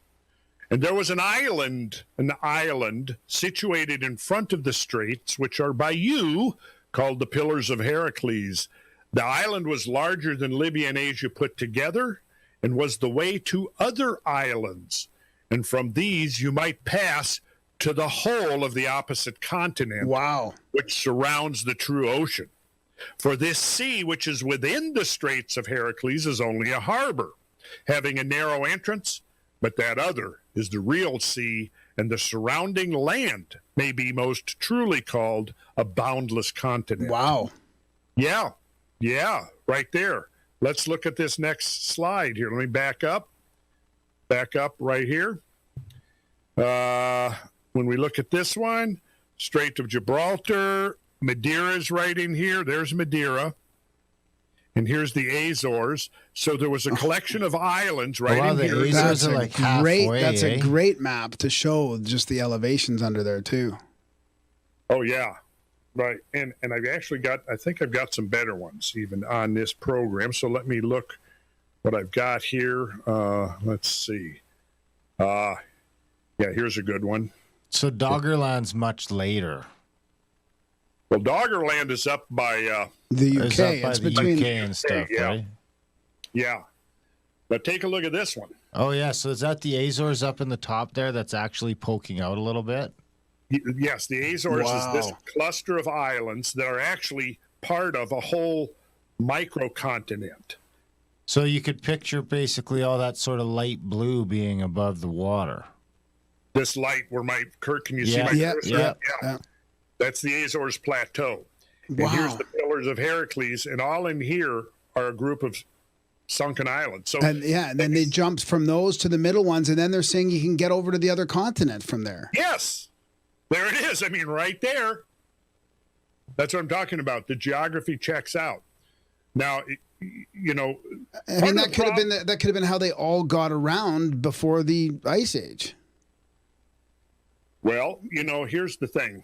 If during the Ice Age, if you were going to look for ideal real estate for the emergence of a rather advanced culture, and I'll say rather advanced because, you know, immediately you say Atlantis, people start thinking, oh, you're talking about, you know, crystal flying machines and, you know, ray guns and all of this kind of stuff, which, of course, Plato never talks about. What Plato talks about, he creates a scenario, he creates an image of an advanced maritime culture, maybe like you would picture the Minoans or the Phoenicians, but even on a grander scale. So basically what we're talking about here is a maritime culture have existed during the Ice Age? That's the question. Right. Is it completely out of the question that could have been a possibility? Well, depending on how much time we have to go through some of this, if you were going to look at prime habitable real estate during the Ice Age, the Azores right here would have been a great place to live, actually. And let's see here. I might be able to actually even. So you could go sort of up and down, dotted sort of island chains there when the sea level was lower. It kind of almost looks like you've got a whole ridge there. Ridge you can sort of go up and down without ever having to come into contact with the mainland. Oh, yeah, without coming into contact with the mainland. Now, you're looking at this map. Again, over here is the Pillars of Heracles. What did Plato describe? He goes that there's a group of islands. You come to islands. Beyond those were the other islands. And here's the Azores right in here. And this is the Azores Plateau. Now, guess what? Empirical evidence suggests very strongly that the Azores Plateau recently sunk as much as a mile or two. And I can show you some of that. From what you were talking about before, about the isostatic depression? Yes. Wow. That's exactly it. And I go into a detailed analysis of this whole question in the Cosmographia series. So at a mile or two, you're basically talking about everything you can see there being exposed. For the most part, like right here in this, we're looking north along the mid-Atlantic ridge. Here's the Azores Plateau. Oh. You could picture that all of the orange would have been above water. Wow. So how deep is that now then? That's because you think it's sunk. It's like 1,000 feet, 1,500 feet in that area? Or? Yeah, the peaks of these mountains are sticking above the waves, and that's the islands. Right. Of the Azores are the peaks of these sunken mountains. Yeah. And they are sunken mountains, yes. That's not some pseudoscience. That's well established by marine geology and studies. But what about the whole ridge of the green down that whole sea there? Would that all have been exposed, or all of this? Probably not. Probably not. Somewhere it would have. This would have been like here. Probably was Florida a peninsula. Keys, Yeah, right. Reaching so out. if we're looking where your cursor is now, say from left to right across that up. Sorry, like the actual part that would have been exposed, the orange part. What's the scale of that across there, roughly? From east to west. 400 to 500 miles. Maybe wow, that far, eh? thing. Wow, so that'd be like 800 kilometers. Yeah, maybe not that 600 much. kilometers, 700 kilometers. That Atlantis was bigger than Libya and Asia combined. Oh, right. Where I think that's a little misleading is because it's just like if you look up what is the area of Polynesia. Well, if you Polynesia is dozens of islands. So are you talking about just the as the crow flies, or or the whole area that's occupied by the islands? Yeah. And I think that's the way one should probably interpret Plato here. Because Madeira was probably part of an Atlantis kingdom. Is there any evidence of any civilizations in the sunken area there, or the Azores? Or like, what are the Azores like now? Can you go hang out there? Is it like... Yeah, there's some islands there you can tourist islands, yeah. Yeah, here's the map of the islands, and you can see... Yellow's above water? The yellow's above water, but you can see that if you drop, like there's 1,000 feet right there. So if you drop sea levels 1,000 feet... I could almost see that up there as being an old bay. Yeah. Where, up here? Yeah, as being the old bay where people like drop stuff off. And yeah. Well, I mean, Plato says that there was ships coming day and night, in and out. Wow. It was like the hub of a trade network. And there's also a volcano there? Oh yeah, they're volcanoes, yeah. It's pretty much a volcanic complex because see, it's right along the mid-Atlantic ridge. And this is one of the thinnest crustal places on the planet. And interestingly, if you look at, I kind of use oftentimes the example of Iceland, because if you were to lift the Azores Plateau above sea level, it would be about the size of Iceland. And the mid-Atlantic ridge, the fracture zone runs right through Iceland, and that's why there's so many volcanoes in Iceland. And you can see the ridge actually runs through the Azores Plateau as well. So part of it is on the west and part of it is on the east, although most of the islands are on the east side of the actual ridge. Yeah. And there would have been a super popular, like, you can see how, like, because in my opinion, there's clear evidence for intercontinental travel back in the day. You've got that's what I was thinking. That's the jumping off point where they all build go the same stuff. So it makes sense that you'd have this. That would be the hub of highway civilization be in the middle, and they'd be getting the best of both worlds all the time. Yeah. So, we're kind of talking here as if we're accepting the fact that Atlantis was real. And in my lectures and in the presentations and stuff I do, I say, well, I'm not necessarily saying that we haven't proven that Atlantis was real. What we have done, though, is we've established a very credible basis for saying that it could have been real. Yep. And until we can come up with some other documentary evidence or some kind of objective evidence that, like what you were just asking, Darren, is there any evidence of, well, possibly. There's some, but, the subsidence of the plateau would have undoubtedly been a catastrophic affair. Can we take a look at some of that evidence for its subsidence? Well, I don't see why not.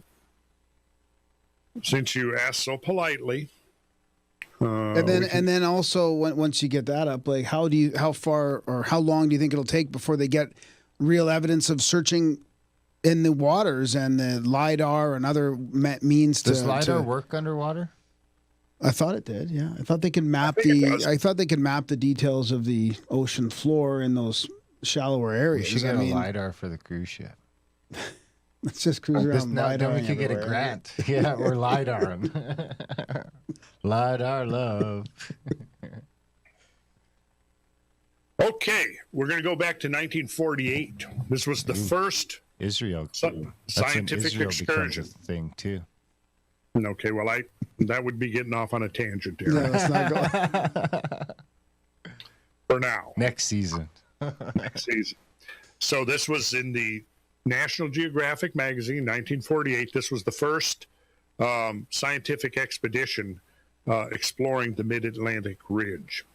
So 1948, this was Maurice Ewing, who is considered one of the founding fathers of the modern science of oceanography.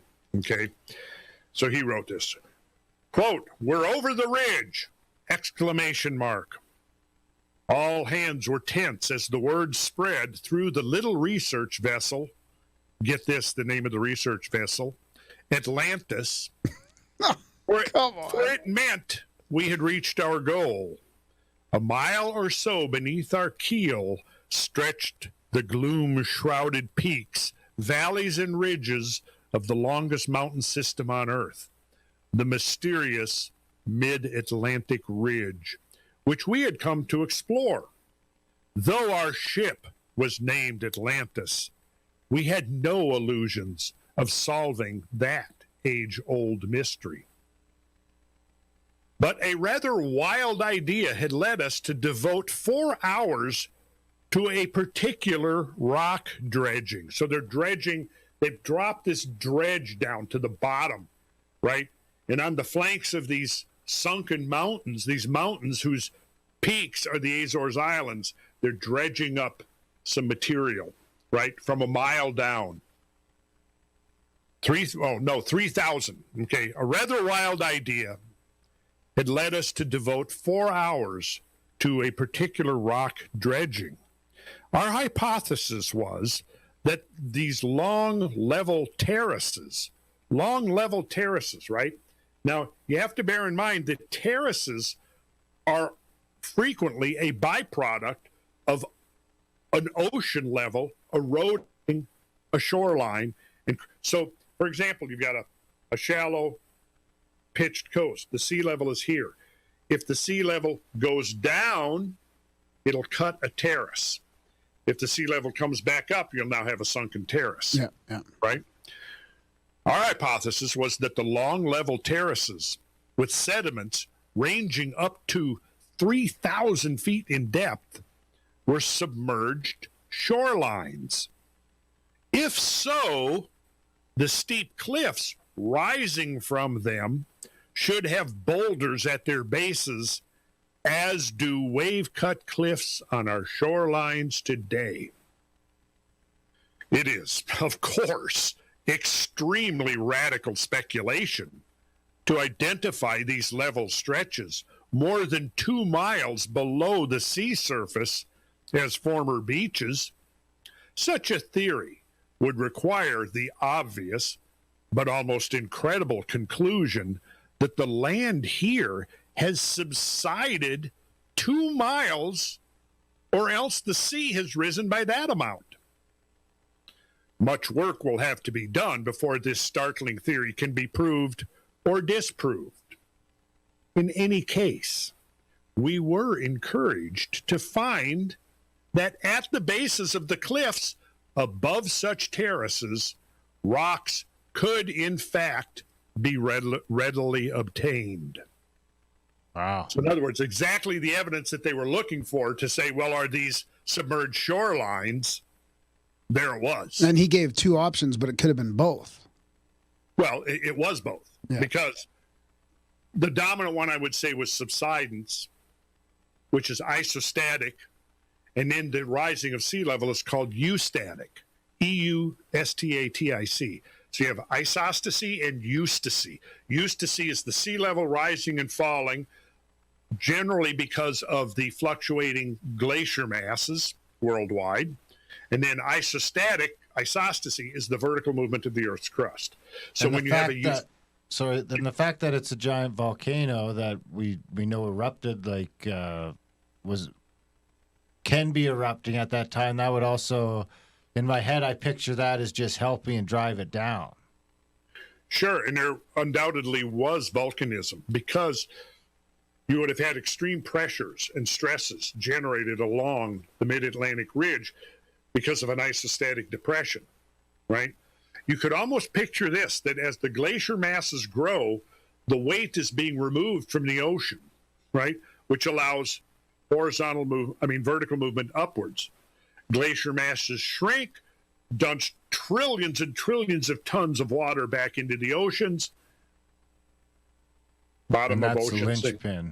So now you can almost picture there that as the glaciers wax and wane, sea level is going down and up and down and up and down in tandem. And I think that there's actually evidence that is now pretty much pointing in that direction. There's certainly evidence to show that there was massively fluctuating glacier masses, probably cyclically over the hundreds of thousands of years. Then corresponding with that, it could be that, this could lead us into the idea that, hey, if we went into another ice age, Atlantis might rise again. Mm-hmm. You just find some monolith there.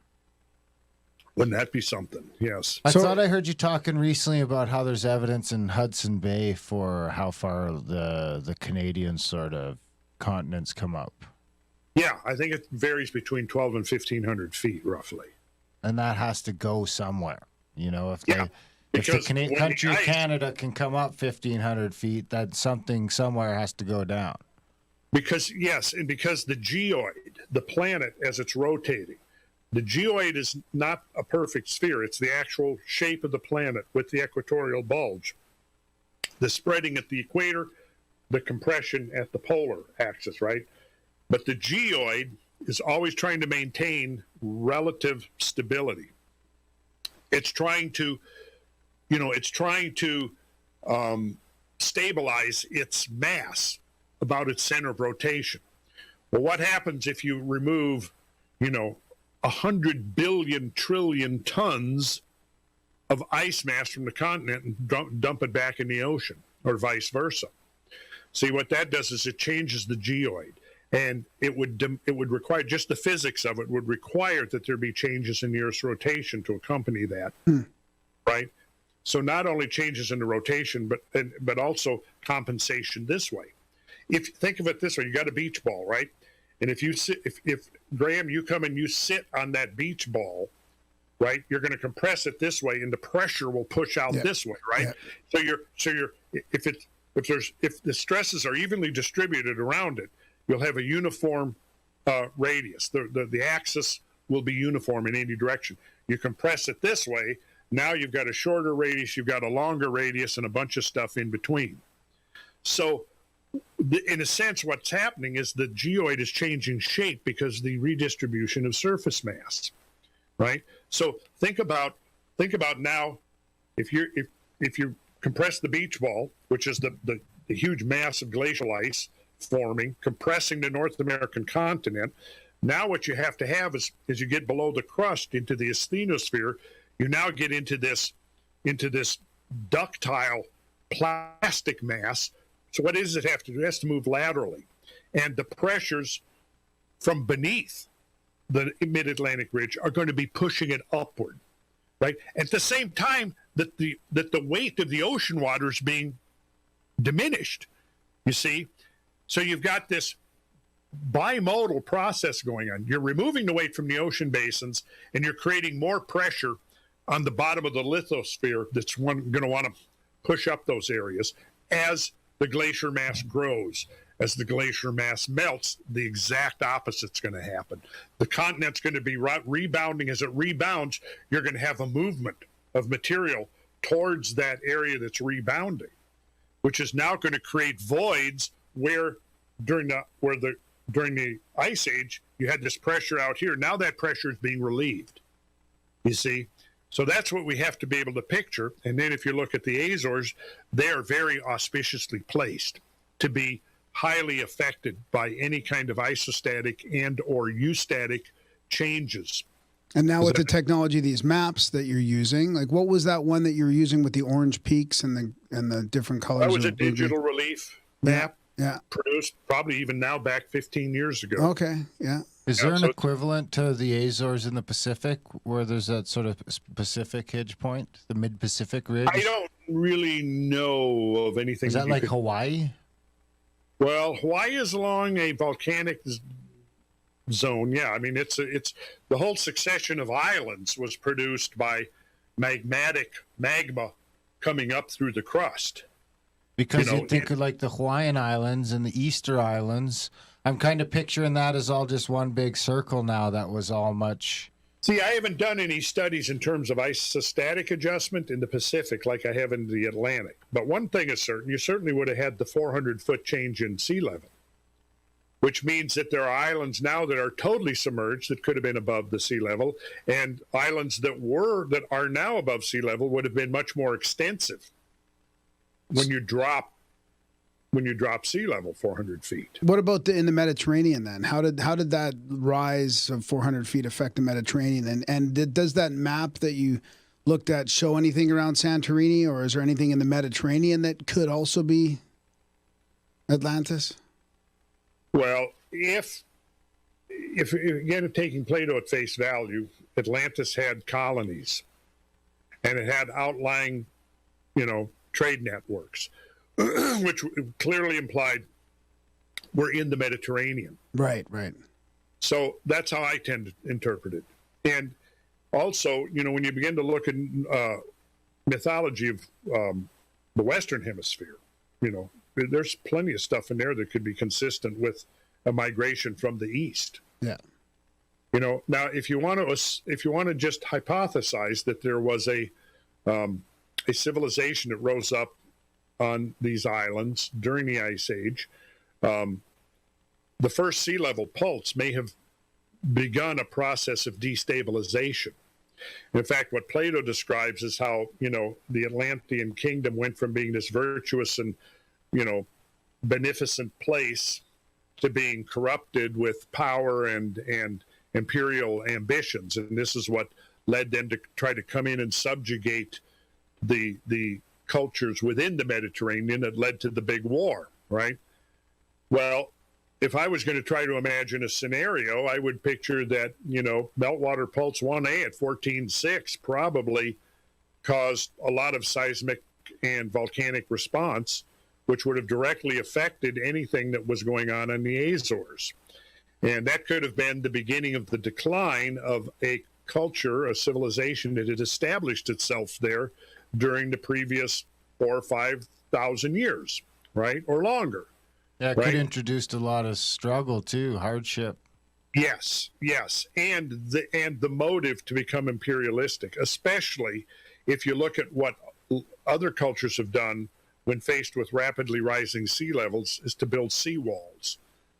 So, nothing explicitly mentioned by Plato about importing slaves for that purpose, but they were being imported for something. That was one of the things that Atlantis was doing, was capturing people and enslaving them, according to Plato, you see. So I could envision, there being a necessity for some means of that. Others, may have seen the handwriting on the wall as sea levels continued to rise. And then at 12,900, there was probably a rapid rise in sea level. I haven't seen the studies from the Atlantic, but there was certainly evidence that there was a gigantic influx of fresh water into the Arctic Ocean at that time, as well as probably into the North Atlantic. One of the major drainages of glacial Lake Agassiz now seems to be falling around the Younger Dryas boundary. Then we have 11,600 year ago event, meltwater pulse 1B, and that could have been the coup de grace. That could have been the thing that finally caused enough of a seismic response along the mid-Atlantic ridge that it pretty much wiped out any culture that was living on that island group there. Which lines up with Plato's timeline as well. And what? And that lines up with Plato's timeline. If that's the killing blow. Perfectly. Lines up perfectly, yes. And how much of that would have went into the Mediterranean? Like, was it destroyed the same level? Did the sea level come up that high there, or was that somewhat isolated? Well, it would have been a 400-foot rise in the Mediterranean. Same thing, eh? It was connected with the Atlantic. Yeah, I'd say the Mediterranean wouldn't have been affected by isostatic depression so much because it's connected to the continents and all that, yeah. Yes, that's correct.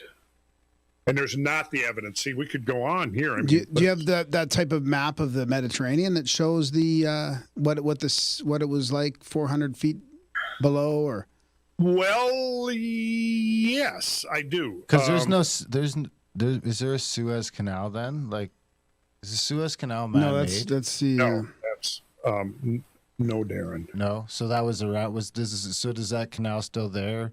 The Straits of 400 Gibraltar? Feet less water. The Straits of Gibraltar That's on in the the Red east end, Sea. right? I'm thinking at the west end. The west end's the Northeast. No, other way around. You're thinking. east Let's see end. what- Yeah, the let's other see. way around. Let's see what I can pull up here to Because the east end's the Suez Canal, right? I think so. ask about maps. Okay, let's see. I think I can come up with something here that you'll find of interest, as long as I don't take too long to find it. Yeah, that's okay. Let's see. Okay. Like even the Straits of Gibraltar with 400 feet less. Like, would it have been way easier to cross? I mean, if the pillars of Hercules. That must have been impressive with 400 feet less water. Oh yeah, yeah. I mean, connecting two continents basically right there, that little point. Yeah. Okay. Imagine how they like look it's still hard to believe how close Africa and Europe is at that point. Okay. Was it a few miles? I don't know how long it is. Technically, I feel like it's shorter than that, but See, I don't know if this is or not. Let's see. Might be the one. Let's see.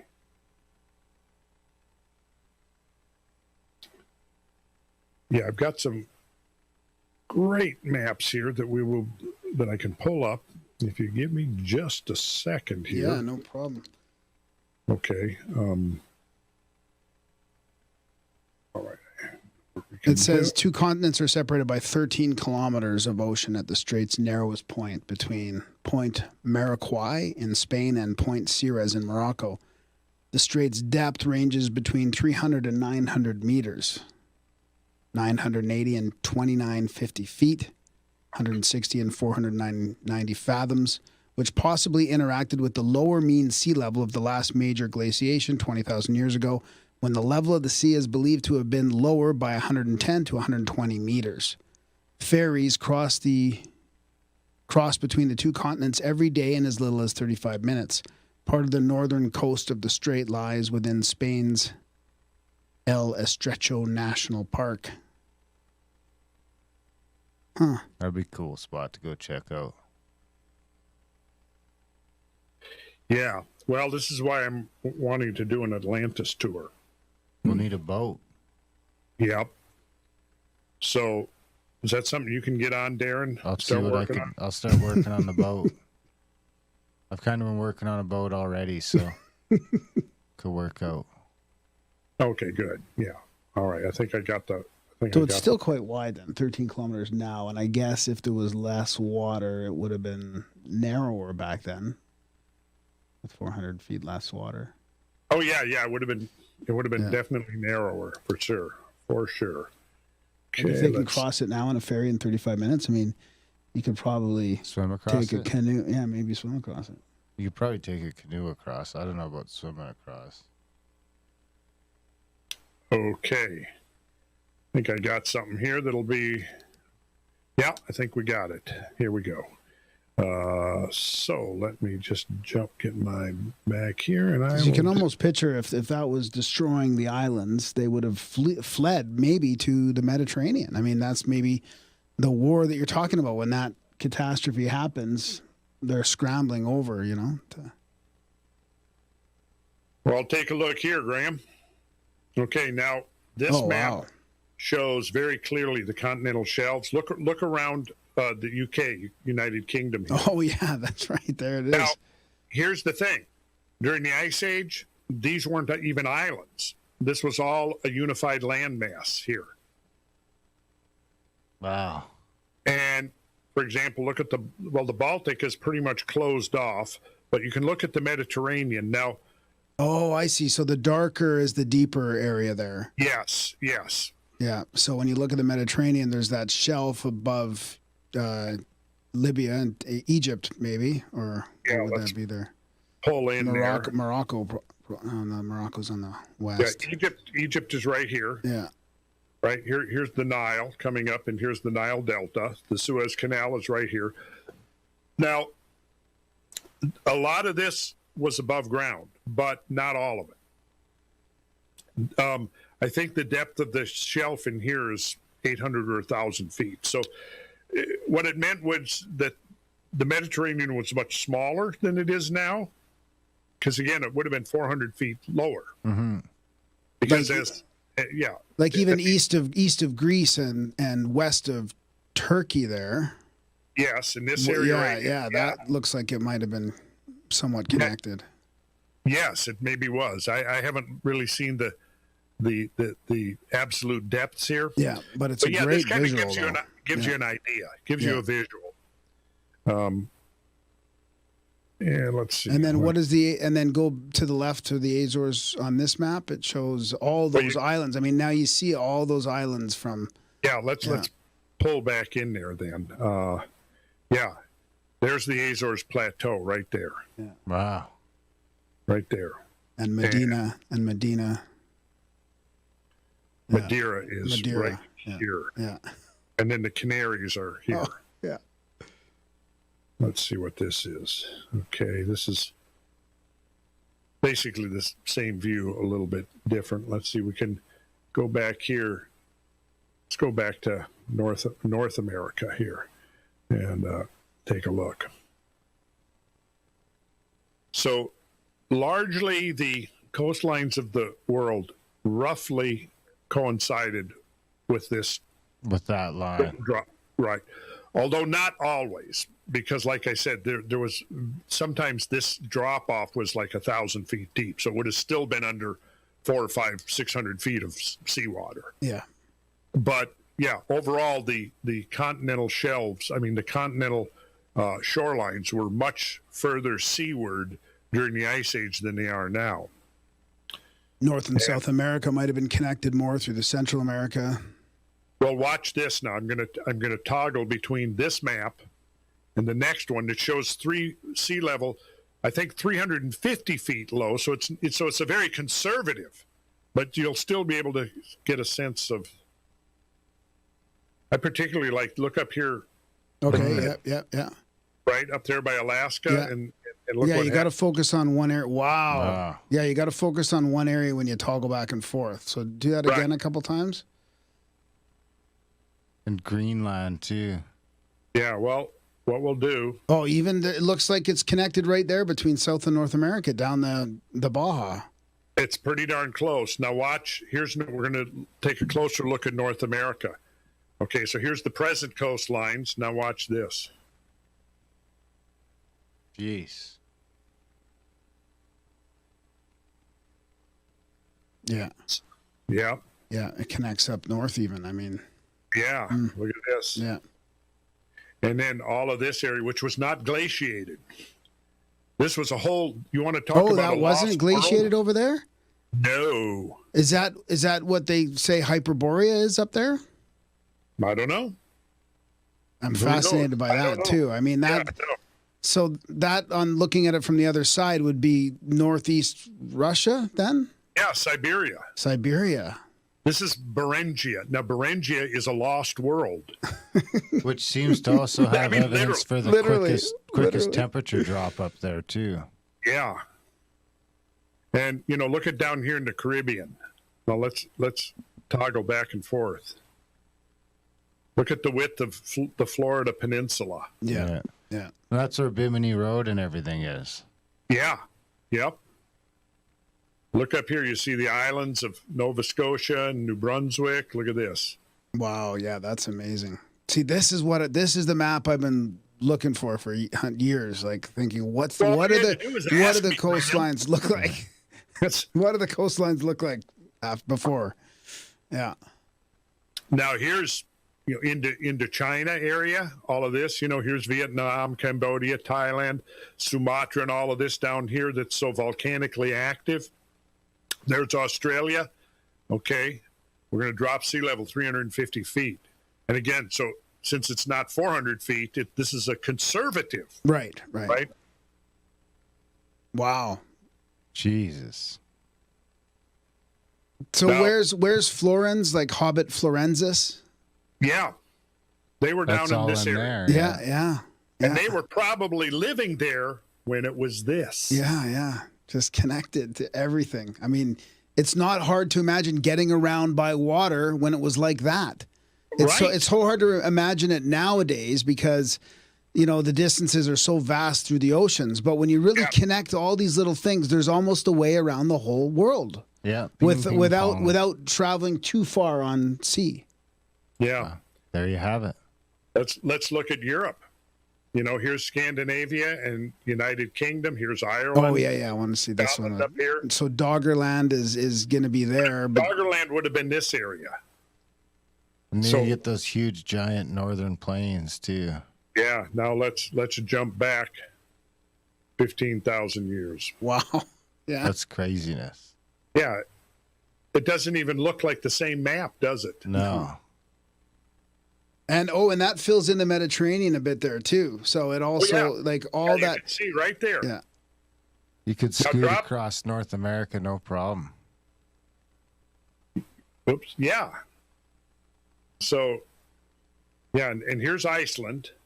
And then here's this whole plateau that Iceland is on. And then, of course, if you drop sea level 400 feet, almost the whole plateau is above water. Yeah.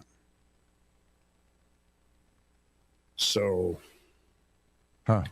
Well, I think we figured out where Atlantis is anyway. well, you guys haven't seen anything yet. I mean, how long have we been going? An hour? We got 14 more hours just to catch up what we covered on Cosmographia. So are they making headway at the Azores then with researching the stuff? I mean, I thought Graham Hancock was saying that they're underwater, they're looking around, or was that you that we were talking? Yeah, I mean, I don't think there's anything official with any serious money behind it. Right. Like, what would you do if you had a bit of money? What would the first thing you could do to try and research this a little deeper? Oh, a submersible. Submersible? Just checking out the plateaus, looking for what? Like man-made pillars and shit like that down there? Yeah, look for anything that would suggest that it was man-made. Yeah. And if you remember the quote there was like in one case 3,000 feet of sediment. So you got a picture that in the subsidence of the island, it probably happened in a series of spasms, right? Major earthquakes. And you might have had subsidence of hundreds of feet at one time, which totally could be plausible given, the nature of the crustal movement and the isostatic depression and rebound and all of that.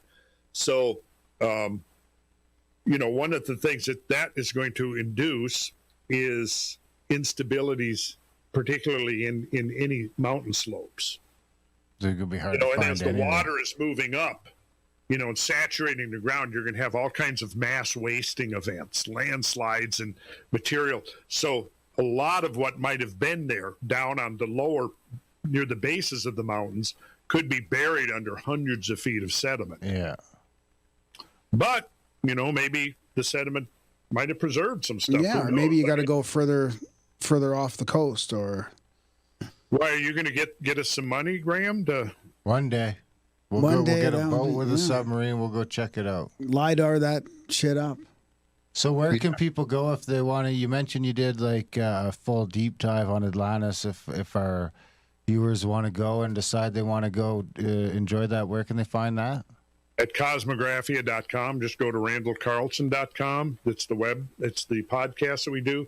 We're up to about 60 episodes Nice. now. The first 5, I'm pretty sure it was 5, are devoted to the whole in-depth discussion of Atlantis. Wow, that's fantastic. So is that also on video or is it mainly audio? No, it's video as well. Yeah. Video as well. Yeah. It's a And that's YouTube it's all channel. going YouTube up on channel. HowTube. All right. It's all Good. going up on HowTube, which is going to roll out this coming week, I think. Oh, wow, nice. Yeah. Some changes are afoot. I love it. Changes. Yeah, that's great. Yeah, I love here it. too. I mean, it's been a great primer for Atlantis, and just It's perfect. looking And at we the encourage everyone to head over and do the full deep dive for sure. It's a great team over there. I like those guys a lot. Yeah, they're fantastic. Yeah. Well, speaking of guys we like a lot, we like you a lot too, Randall, and we appreciate you taking some time out of your Saturday to do this with us. Oh, my pleasure. Yeah. What is it? What does this mean? That it's all over now? Well, we can do another one in a few weeks if you want. Yeah, we could. We could. Yeah, we could. Yeah, because I mean, look, we barely touched upon anything here. yeah. But what we looked at was it's pretty cool, isn't it? It is Oh, cool. yeah, I yeah, really it's like the fantastic. maps where you can drop and raise and lower the sea level and Oh, stuff yeah. like that. Yeah, isn't that great? Yeah. That's something else. There is there's amazing stuff happening. And I think, as this network of us guys and people who are into this grows, and we start sharing more research and resources and stuff, I mean, I think it's going to be game changing. I agree. It puts context as well into what's happening in our contemporary society with all the fear mongering and the climate change and all that other stuff. When you talk about stuff like this and that islands are disappearing and sea levels rising hundreds of feet, it should put some context on what's happening now, I think. I think it's important to learn that. It is. It is. And the problem is that there's been a huge hijacking of the science, and it's emphasizing only one interpretation of the science to the neglect of other interpretations. And the narrative now is that human beings are pretty much the sole cause of climate change. And that is about as far from the truth as you could possibly get. We have tons of evidence that there are many factors. Yeah. When we talk about, when you talk about melting away 6 million cubic miles of glacial ice. Now think about this, guys. Where you're at now, up there, you were under a mile of ice. Yeah. Where you guys are sitting right now, there was a mile of ice. Yep, that map that I got you from you a few weeks ago shows that North American ice, and it was going all the way down into the States. Yeah. That ice sheet. The two ice sheets. That ice sheet is bigger than the one that now covers the South Pole. Yeah. So it's not at all any kind of hyperbole or exaggeration to say that, half of North America, the only modern analog for the climate of half of North America is the South fucking Pole. Mm-hmm. Yeah. And somehow it went from a climate like the South Pole to the climate it has today within a few thousand years, and nobody can explain why. And yet there are factions of people who say over and over again that the debate on climate change is over, the science is settled, and we should all just sit back like good little gullible citizens and just eat whatever propaganda we're spoon-fed, no matter how selective it is, no matter how cherry-picked it is. And, or no matter how there's also lies, and some of it's 180 degrees away from the truth. I mean, when they talk about the melting in places like the Arctic and all, I've seen people show the graphs of the ice, and it hasn't changed in 15, 20 years. And they're making it seem like things are, going the opposite. We'll get into that next season, hopefully. Yeah, we'll do a little special, deep diver. That's what we're planning on doing after this. Yeah. We could get into talking about a lot of things. Yep. We could talk about sea level fluctuations. We could talk about the role of the sun. We could talk about geomagnetism. We could talk about the effects of cosmic rays. We could talk about volcanoes and underwater their appreciated roles. Yes, I mean, the list is long, and there's a lot of stuff that mainstream science is deliberately, I'll say mainstream politicized science is deliberately ignoring. Yeah. Mm-hmm. Deliberately. Well, because it does not fit the narrative. Well, you're going to do that on Cosmographia, so you can come here and warm up with us and get your feet wet in there and practice. Guys. I love hanging out with you guys. Awesome. All right, Randall. And can't wait till May. Absolutely. Yeah, right on. Neither can we. God, We're looking forward to it. I think May will happen for sure. So I think so too. That's going to be. We're going to have a great time. Yeah. Absolutely. Well, this has been a great time, Randall. Thanks for helping us out with episode number 1. My pleasure and my honor, gentlemen. Thanks, buddy. Bye for now. All right. Ooh, and that was our chat with the fabulous Randall Carlson. What'd you think, buddy? Oh, yeah. Fantastic. Those are the maps I've been waiting for. Those are? Yep, Absolutely. I love it. And do we know what one we're doing next yet? Do we know what next week's No, episode? we don't know. It's probably going to be like either Giants and Bloodlines or Tartaria. Not sure exactly which one yet, but another one will be coming out soon. All right, guys. Thanks for listening. See you next week.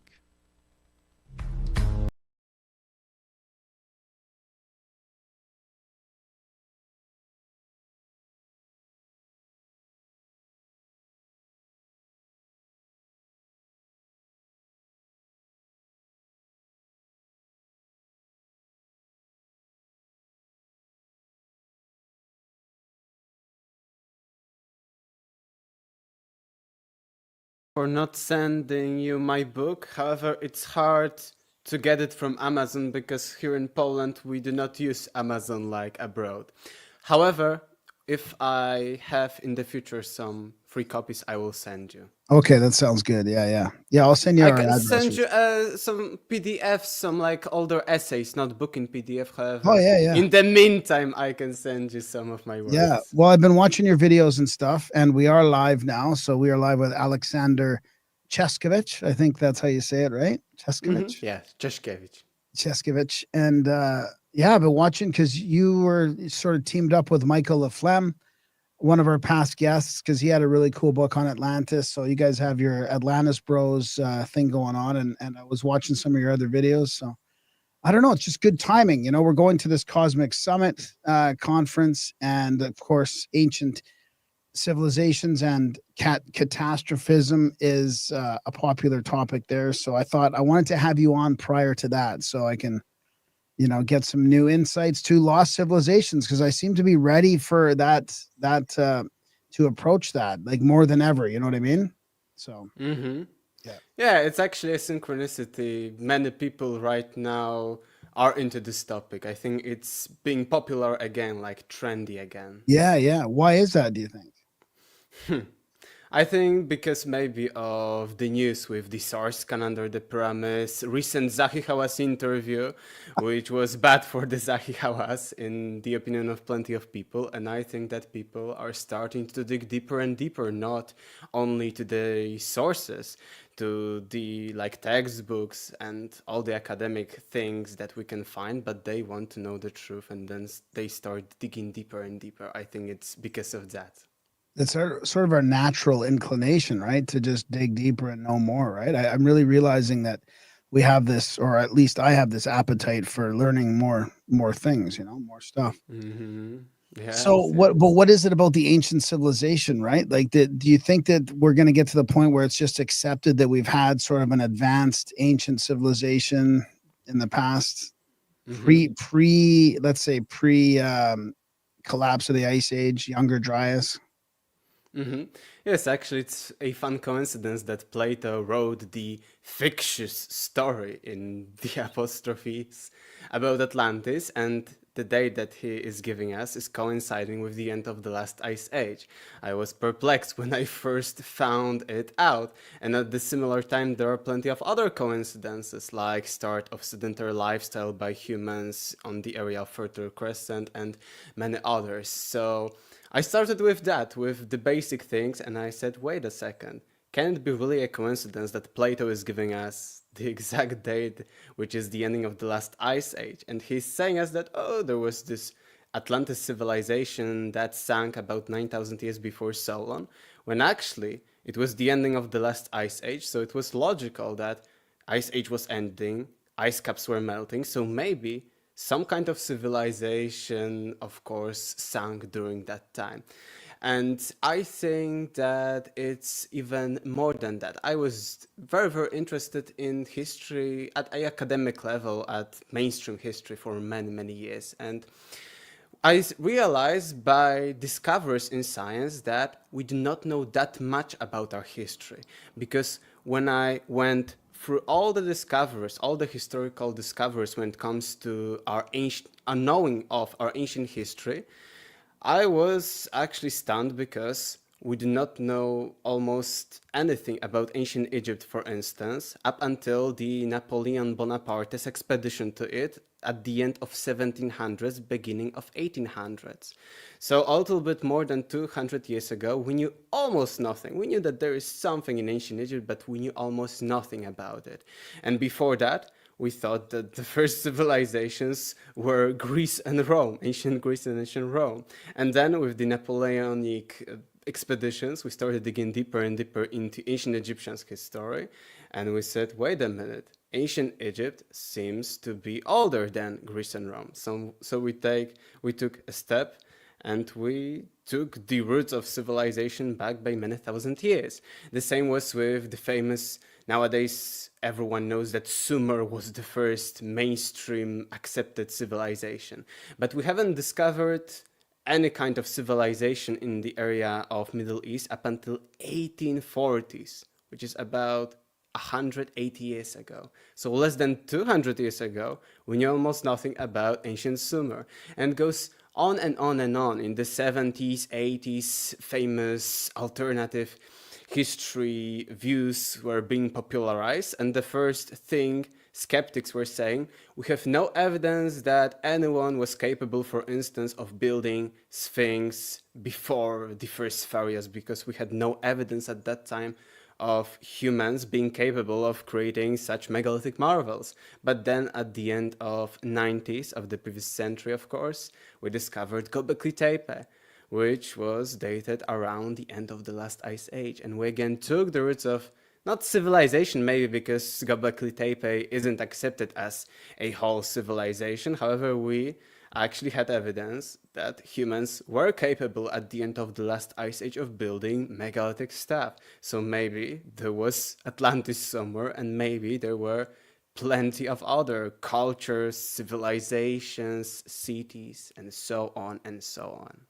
What do you think it's going to take to accept this, like to have the mainstream accept it? Because to me, this was all accepted, not all of it, but you know, a lot of the researchers acknowledge this in the 1800s, like you're talking about the 1800s, right? And they even wrote in some of their books that it was obvious that there was another civilization prior, like for example on Easter Island or some of these Cyclopean and architectures. They thought that was another civilization or another race of people. But then in the 70s, 1970s, it seems like there was a concerted effort, at least as far as Atlantis is concerned, to sort of say, no, the geology doesn't match, even though they were wrong about that. But they said, oh, the geology doesn't match. So there was no other advanced ancient civilizations. But now I feel like we're crawling our way out of that suppression to a new area of opening. Do you think would you agree with that? Yes, I would say that I agree with that, especially that nowadays, because actually of the globalization, because we have internet access, we can talk. I'm in Poland, you're in Canada, I think, right? Yeah. So we can talk from miles and miles apart, and people can travel into many places. Still, some of the places, like in Egypt, in Peru, and many others are hidden and are not accepted to be open to tourists. However, there are plenty of places people can go, people can take pictures, people can even live stream from these places, so you can't hide that much. And I think that, you know, the truth will always come out. Here in Poland, we have a saying that the oil will always come up if it is mixed with water. The same with truth, it is there, and you can hide it, you can try to hide it, but with enough evidence, there is too much of it. It is like the paradigm shifts in science. First, you have one anomaly, and it doesn't fit with your paradigm, your view of the world, of an area of knowledge, science. And then there are more anomalies. And at some point, there are too many of the anomalies, and these anomalies start shredding the current paradigm, the previous paradigm worldview. And that's how science evolves. And I think that because of all the discoveries all around the world, not only the Göbekli Tepe, we are going into uncovering at least more truth about these distant epochs, because it was actually crazy to me when I was first learning history, prehistory, and all of this stuff, that our written history, let's say it started about 4th to 3rd millennium BC, so about 6 to 5,000 years ago. And anatomically modern humans, according to genetics and biology, have appeared somewhere. It was a few years ago when I was writing my book, it was 200,000 years ago, but now it is even conservatively accepted that anatomically modern human appeared about 315,000 years ago. So we are talking about less than 5% of written history, and then all of other history of humanity is lost. According to science, not lost, of course, but people were primitive, were simple hunter-gatherers, no civilizations, when in such long periods, hundreds of thousands of years of time, of course, there could have appeared some kind of culture, civilization, city, and things like that. So what's some of the best evidence you would think, right, or you think of right now that shows of an advanced pre-Younger Dryas civilization? I think Graham Hancock was right with titling his book Fingerprints of the Gods, because I do not say that we have ultimate evidence, 100%, because it is all matter of debate, of interpretation. We have some facts, some like monuments that exist, we cannot deny that, but it all is about interpretation if we interpret them to be older, younger, and so on. And Graham Hancock was right to call his book Fingerprints of the Gods, because I think that we have such fingerprints of the previous people before us, let's say Atlanteans or some kind of people from the previous civilization, previous lost civilization. And these fingerprints can be found in many actually areas of knowledge, because not only mention the Cyclopean walls, which may be some kind of fingerprint of these people who were traveling the world, and when they traveled they left behind such megalithic architecture, which is very, very similar, I found also in my research. As I mentioned, on Easter Island, it is almost the same as to the Cyclopean walls in Peru, in Cusco, the famous Sacsayhuaman, and in many other places in South America. However, the same kind of architecture, megalithic architecture, can be found in the Mediterranean, in Greece, in Italy, and also in Egypt. The base of the pyramid, and I think it's best seen in the pyramid of Menkaure, the base of it is made of the same Cyclopean walls. It looks very, very similar, and similar things can be found, for instance, in Asia and Oceania. And because we may think, okay, all the people who are primitive and wanted to build something built out of stone. Okay, it is a primitive thinking. I agree that it is logical that it could be independent. However, all of them have similar features, like being polygonal, not only like in squares, but also many, many angles, and they fit very, very well together, not like there are plenty of holes in them. The same with other things, like for instance knobs that are outside of these stones, probably to pull them with some kinds of, let's say, with some kinds of, I don't know, tools. So these are knobs that are seen on these blocks, and similar knobs can be found again in all of these regions all over the world. The same with, in some regions, we can also find the famous metal, probably metal, we do not know well, clamps that connected some of these megaliths. So these are one kind of fingerprint of these pre-Diluvian people, but the other fingerprints can be found, for instance, in anomalous maps from all over the world. And again, tribute to Graham Hancock, because Graham Hancock found at least a dozen or more maps that fit with the pre-Diluvian, pre-Ice Age view of the world. He actually talked with plenty of geologists. They were mapping entire world for him. I think it was Glenn Milne who helped him map the entire world, how it looked like before the end of the last Ice Age. And actually some facts, the sea level rose from the end of the last Ice Age up until nowadays 120 meters. I imagined, when I heard about it, I imagined standing on the beach. I'm living near the coast, near the Baltic Sea here in Poland. And I imagine standing on the beach and seeing 120 meters sea rise. I think plenty of different cities, civilizations could have sunk during such a rise of sea levels. The same with the total area that sank during that time, it was about the same as entire North America, including Alaska, Canada, USA, Mexico, entire continent.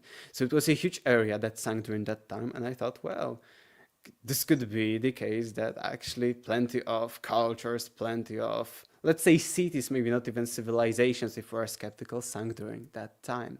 And going back to the maps, these maps are showing us that there were some footprints from these people, because all these maps are not that old, not from before the previous ice age. These are some Renaissance maps, some medieval times maps, some even ancient maps that are showing us some features. Like, for instance, the Beringia Bridge connecting in the past Asia with North America, and plenty of other. There are some kind of islands, some kind of land bridges, and more. Graham Hancock analyzed all of that. And these show us that there was some kind of knowledge in antiquity, and then that it survived through medieval times to Renaissance, and this was the knowledge of the entire Earth. And it can be later connected with maybe other theories, like, for instance, the theory that megaliths are aligned to each other, to some kind of grid on the entire planet, and that people in the very, very ancient past knew how the entire Earth is formed, knew the dimensions of the Earth. I actually, during my high school years, for a history essay, I will send it to you through email later, I actually studied prehistoric pre-pyramids of Giza measures of the Earth, and I found out that there are plenty of traces of such measures, that Eratosthenes of Cyrene, the famous Greek mathematician, astronomer, wasn't the first, but he probably conducted an experiment, just as nowadays kids at school can combine and can perform an experiment to check out the gravity, for instance, or some kind of other measure of something. He did the same thing. So he didn't invent the measures of the Earth. He wasn't the first, but he just conducted experiment. Maybe he found a scroll. Eratosthenes of Cyrene was the head director of the Library of Alexandria. So that's another kind of conspiracy. Let's slow down a bit. So you're talking about Eratosthenes, right? Yes. Okay.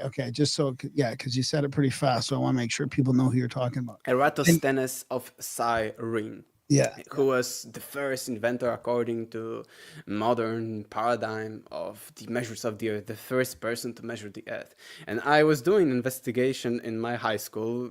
Teachers weren't very happy about that, of this topic, of course. They were happy that, I was doing the research, but they weren't happy because, they may have gotten themselves into some problems.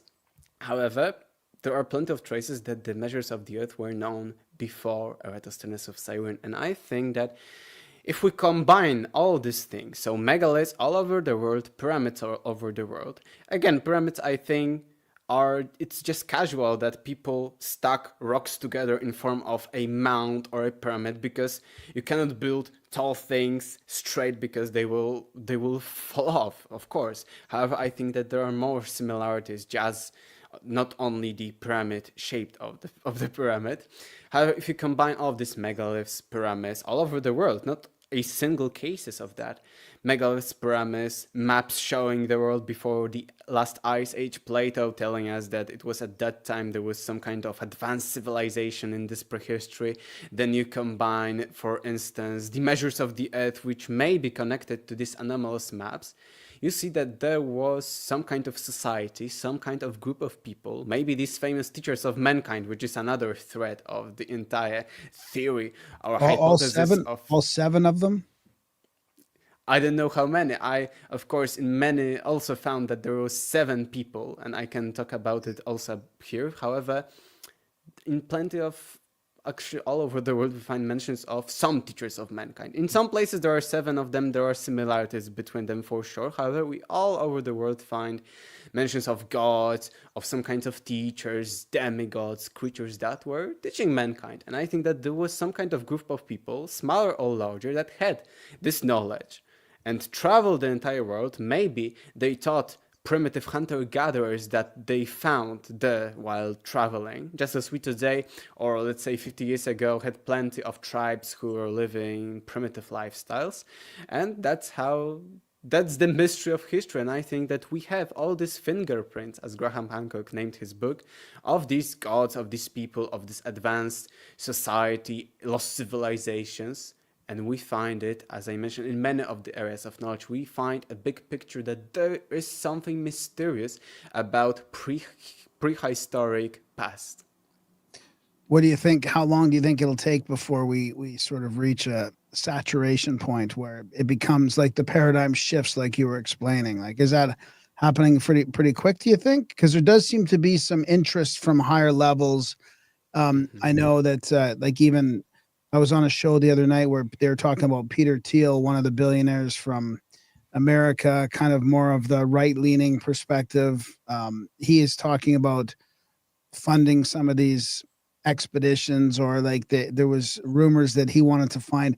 It seemed like he was more interested in to find some sort of ancient alien artifact as opposed to like just open up the mysteries of Cyclopean architecture. But I mean, there is some powerful interests, I would say, that now are getting like openly interested in it. There's even like US politicians talking about ancient history. So I feel like we're on the cusp of it becoming sort of hard to hide anymore.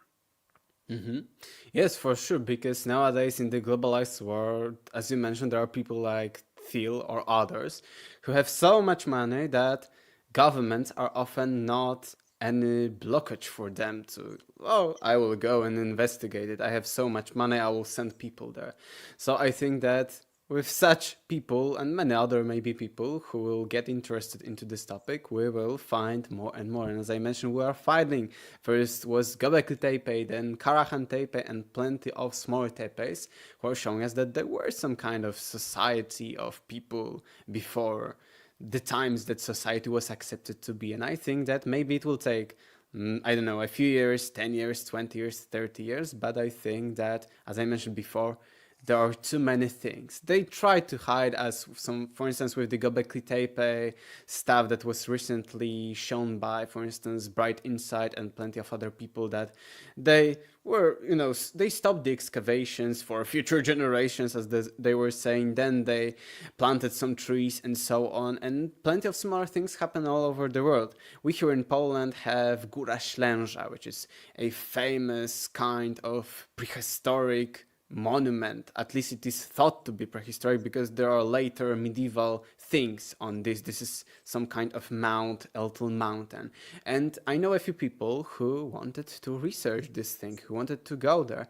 And when they went there, because publicly it is legal to go there, and okay, you can search for something, it isn't anything like military base or something. However, when they went there, they were being observed all the time, but by some shadow people, not like public figures like military or police, but there were some people hiding behind and watching them. And then later, when they started, some measures, some kind of, they took the equipment with them, then some people came to them and tell them that you shouldn't do that here or you would be in danger. So Wow. I think that there are all over the world. If you think of other places, there are such kinds of things. Even in modern world, it was more popular, I think, and more often found like 20 years ago and more. However, even nowadays, there are such attempts to not search for some kinds of things hidden there. What do you think about, the other interesting thing is that those Easter Island statues look a lot like the relief carvings in Göbekli Tepe, which is interesting. But I was just watching today, not watching, but looking through some of the videos, I guess watching on Facebook of these guys that were just up at the Boneyard in Alaska, which seems to point to something else, something besides just sea level rise. And, how did all these creatures get crammed into one spot to die together? They're all fucked up. It seems like they got washed in there somehow. So do you, I guess, what do you think, or what sort of cataclysm do you entertain for that sea level rise? What do you think happened to sort of transition this over from one spot to the next? Great question. However, I will start with the stages, because here I open my book. It's Deja Vu, has everything already been. And here you can, maybe you cannot see. However, I found plenty of stages, not only Easter Island and Göbekli Tepe connection. However, plenty of stages with, just like Easter Island, very exaggerated shin and hands on their bellies. These are kind of the stature, and I would say from where? From Chachapoya in South America, there are similar statures. Of course, on Easter Island, there are similar statures. Göbekli Tepe, of course, and from Urfa, near Göbekli Tepe in Turkey. So in plenty of places we find such statues with hands on their belly and exaggerated shin, which is another thing, just like Cyclopean walls are beyond just casual walls made of stone. However, there are plenty of similarities. And I think that here we also have, because why people of Göbekli Tepe choose two actually points, because as with the pyramids, one point would be that it is, you know, easier to build something pyramid-shaped, cone-shaped than creating a tower, because the tower would easily fall off because, you know, of the gravity, because of if we tried to make it in stone. The same with such statues. If all of the statues were exaggerating, let's say something to do with fertility, or maybe they just exaggerated this hands on belly, maybe symbolizing the birth or being pregnant, right? But here we've got 2 points. We've got, of course, these hands on bellies and these exaggerated shins, which are, in my opinion, beyond coincidence. The same as I mentioned with pyramids, the shape is the one thing. However, if we take a deeper look at the pyramids, we will find similar structures, similar alignment of them, similar dimensions even in some cases. And then we will see that maybe they are a little bit different architecturally, because here we've got pyramids made of granite, sandstone, and such materials, and then in Mesoamerica we have different pyramids, a little bit different. However, they have all the same or similar blueprints, all the same thoughts behind it. There are plenty of many connections. However, I will come back to the catastrophe, because it is also one of the main areas of interest when it comes to lost civilizations, because how they were lost. Of course, some of the even our known civilizations from ancient past or even later times just vanished because not of catastrophe, but because just of natural causes, let's say. However, when it comes to the end of the last ice age, we may think similarly at first that, okay, ice ages in the very, very prehistoric times before that were coming and going. Even nowadays, we may be heading into the next ice age. And we know from data, from geological records, that they were ice ages coming and coming and going. And there were a few of them. And actually, the end of the last ice age was during the times, of course, of Plato, approximately 12,000 years ago. So 9,500 BC to about 10,500 BC. The last part was called, of course, the famous Younger Dryas, from which the Younger Dryas impact hypothesis took its name. And there are plenty of theories about how this ice age ended, because we think whether it ended naturally, as I mentioned, ice ages come and go, or cataclysmically, as some people would say. And if cataclysmically, what was this cataclysm? And how was it? And plenty of people were telling us, because I connect the Great Flood, because there are plenty of flood myths and legends all over the world, and I connect that with the end of the last ice age, because it is logical when you think at first, okay, ice age was ending, ice caps were melting, maybe the meltwater was the Great Flood. And skeptics are telling us that, okay, floods are natural all over the world. Even last year in Poland, we had huge flood that actually made me think more even about these flood stories, because I've seen plenty of footage of entire streets with buildings, with asphalt on them, and then a few days later after flood there was nothing. It was like natural habitat. You wouldn't imagine that a few days ago at that place, at that shot of the camera, there was some kind of road with some kind of smaller buildings near the road. So I was shocked how quickly things can be destroyed and how actually high the waters can be. And it was just a casual flood. It wasn't something like the meltwaters or the sea coming and, coming out into the land. No, it was just a casual flood, nothing crazy. So I imagine what was there happening at the end of the last ice age. And what is interesting, I found flood myths, because plenty of people say, oh, flood myths are independent of the sinking of Atlantis and lost civilizations. However, I found a few myths, and at least 3 from different locations, that are telling us this exact scenario.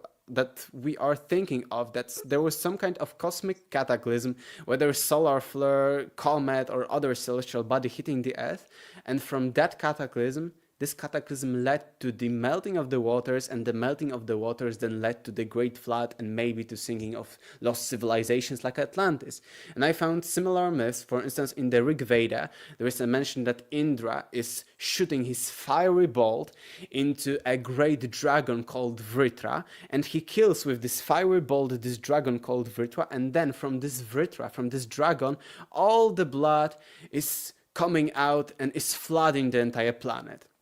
And I thought, well, maybe it's a metaphor for some kind of celestial fury body, whether comet or other celestial body, or maybe even solar flare to some extent, hitting the ice caps that were plentiful during the end of the last ice age. Most of Europe was under the ice caps before the end of the last ice age. And if it hit that, maybe people have seen that, it led to melting of these waters, of these ice caps, and then the water flooded the entire Earth. But I found similar myths in plenty of other regions. Here we've got India, and now we've got, for instance, Ragnarok in Scandinavia, totally isolated regions by both space and time. And then we've got that gods are killing Ymir, great ice giant. And here we've got even a greater metaphor of some kind of great ice giant who is killed by the gods. And when gods kill the great ice giant, he is melting, and from this ice giant, all the waters from his blood and all of the waters are coming out and again flooding the world. So I think this is even closer to what we are thinking, that, ice giant, and from the ice there is the flood. But then I found the myth of Iroquois, and Iroquois in North America are telling us that the sun hit a giant frog which had all the water in it. So imagine a frog bloated with all the water, giant frog with all the water. It was even bloated. And the sun hit this frog, and from this frog the waters again came out and flooded the world. So I think, yes, okay, maybe some of the myths like the biblical flood are only flood myths, and maybe people, especially skeptics, may not see any connection between them and lost civilizations or any kind of Ice Age civilization or ending of the Ice Age. However, here we've got three myths from three isolated regions, both by space and time, telling us that, okay, some water came out, but it was hidden, stored in somewhere, and something hid in it, either sun or gods or this fiery bolt in the Rig Veda. So I think this can be a metaphor of what happened at the end of the last ice age, whether it was comet like in the Younger Dryas impact hypothesis, or solar flare, like I think Robert Schoch is more a proponent of solar flares during our prehistory leading to some kinds of catastrophes. I don't know for sure 100% what was it. I think that there are some evidence for that, some evidence for that. We need to, of course, dig deeper and explore more. However, I think that even in myths we have these legends that the ending of the ice age or some kind melting of the ice caps was not random and caused a global deluge. What about some of the alternative theories about the time frame? Like, are you pretty stuck with the time frame of the mainstream Younger Dryas explanation? Because I know there's some researchers about this ancient wisdom and these books, and they think that this only goes back to like 3359 BC or something like that there was a massive shift or cataclysm, that it's happened more frequently closer to us in time than these ancient ones. Have you ever heard of that, or what do you think of those? Yes, actually my book is Deja Vu Has Everything Already Been, which the title is all about the cyclical time, because one of the chapters is solely dedicated to the idea of cyclical time.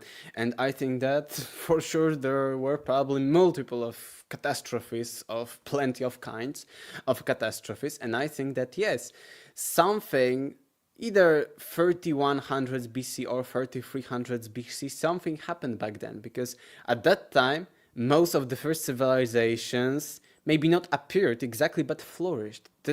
We start seeing civilization at this point in time. Maybe Sumer was a bit older than that, but Egypt, Narmer-Menes, the famous first pharaoh, united Upper and Lower Egypt about 3100 BC. 3100 years BC. The same in India, Harappa and Mohenjo-daro about 3500 BC. Sumer also about that time was a bigger civilization. And even when it comes to the ancient texts, as you mentioned, for instance, in the Mahabharata, which is both one of the oldest known texts, but also one of the biggest and longest known texts we have today, ancient one, of course. In the Mahabharata, there is a mention that the end of the Kali Yuga, or the switch of the ages into Kali Yuga started during the night from 18th to 19th February 3102 BC. And they are saying us that at that date there was a great flood from the switch of the ages, I think, into the Kali Yuga, if I remember correctly. So I think here we've got this exact date, which coincides with, I would say, the start, the flourish of the first civilizations in Egypt, Sumer, and India. This we know are the first accepted civilization. So I think that, yes, there could be something before that, but geologically speaking, the end of the last ice age, I think, at least in our time frames, because maybe our time frames are all wrong, but if we see what was 3000 years BC approximately and what was before that, we may say that the ending of the last ice age was for sure older than that, and it was approximately during the times Plato is telling us the Atlantis sank about 9,000 years before Solon, 9,600 years BC. So I think that Plato's Atlantis cataclysm was one before that, but I accept that probably there were a few others, bigger, smaller. I don't know for sure. We do not have, I think, so much evidence about that. The more I learn, the more I see how little we know, especially about these very, very ancient times. You're muted, bud. One near Poland where Doggerland got flooded, which was one of the more recent ones. Like, I was surprised to hear that supposedly only happened, I can't remember the exact date, 1000 or 2 BC maybe, or something like that. That whole area right near just west of Poland, I guess. Yeah. So yes, west of Poland.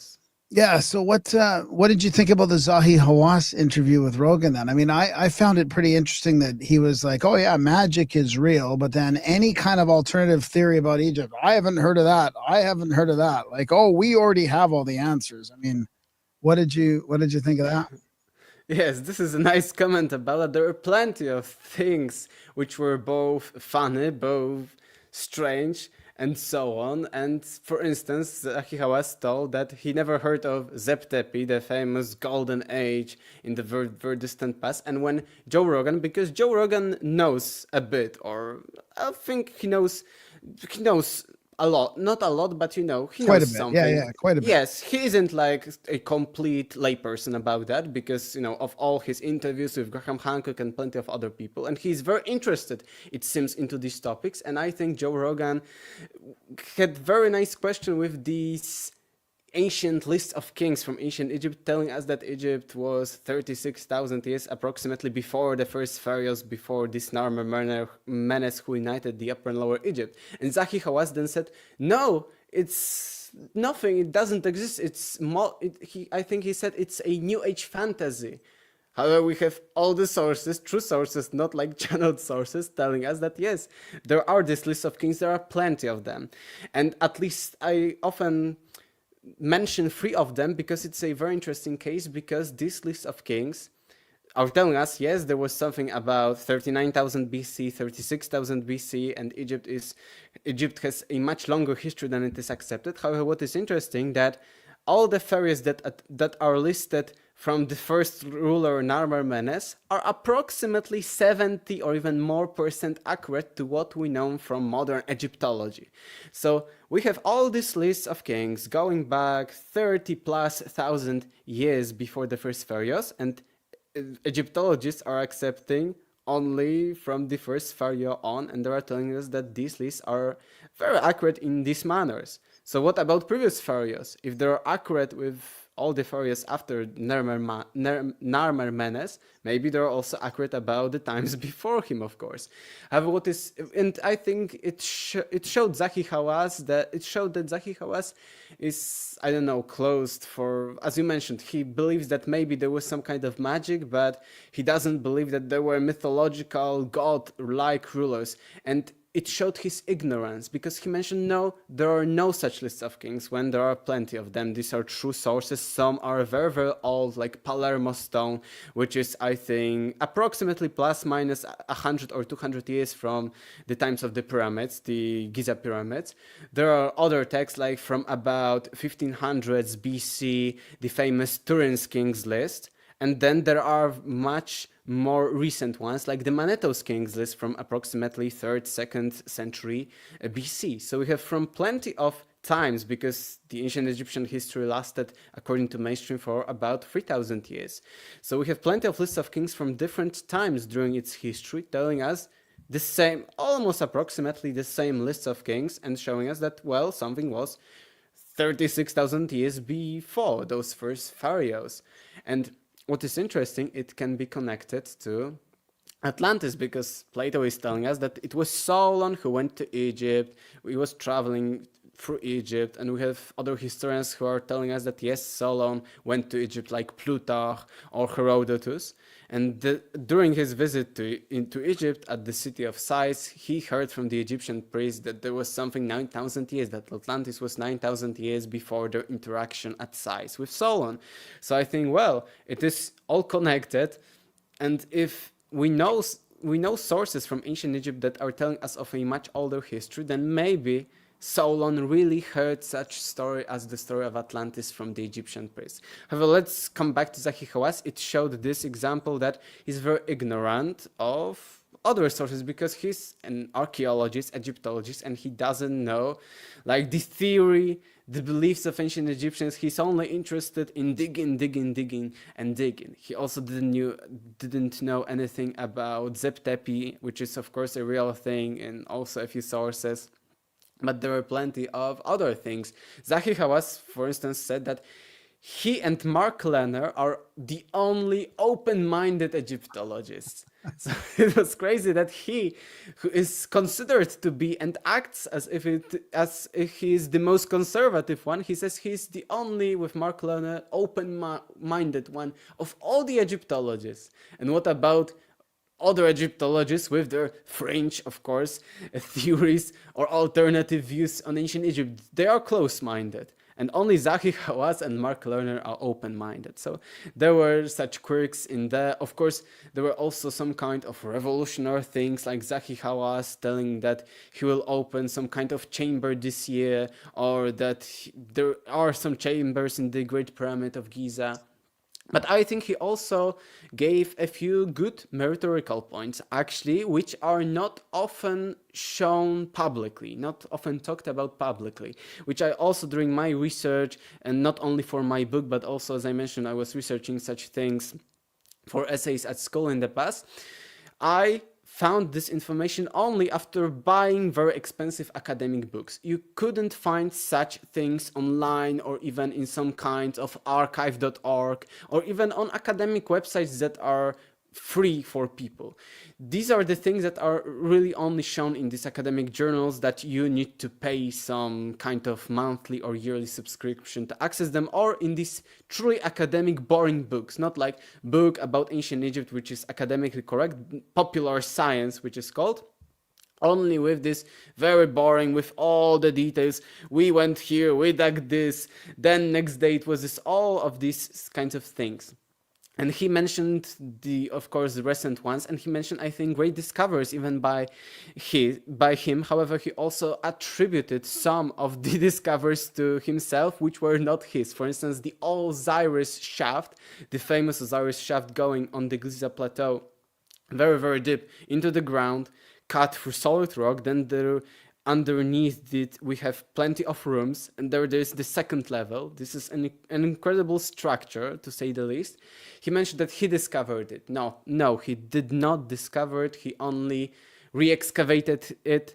He pumped out the water because it was underground shaft, so there was water there, so he pumped it out, and then he prepared it for public visitations, and now even some kind of tourists can access it. Not all, but in some instances tourists can access this Osiris shaft. So he attributed some of the discoveries to himself, which were not his. It was another point.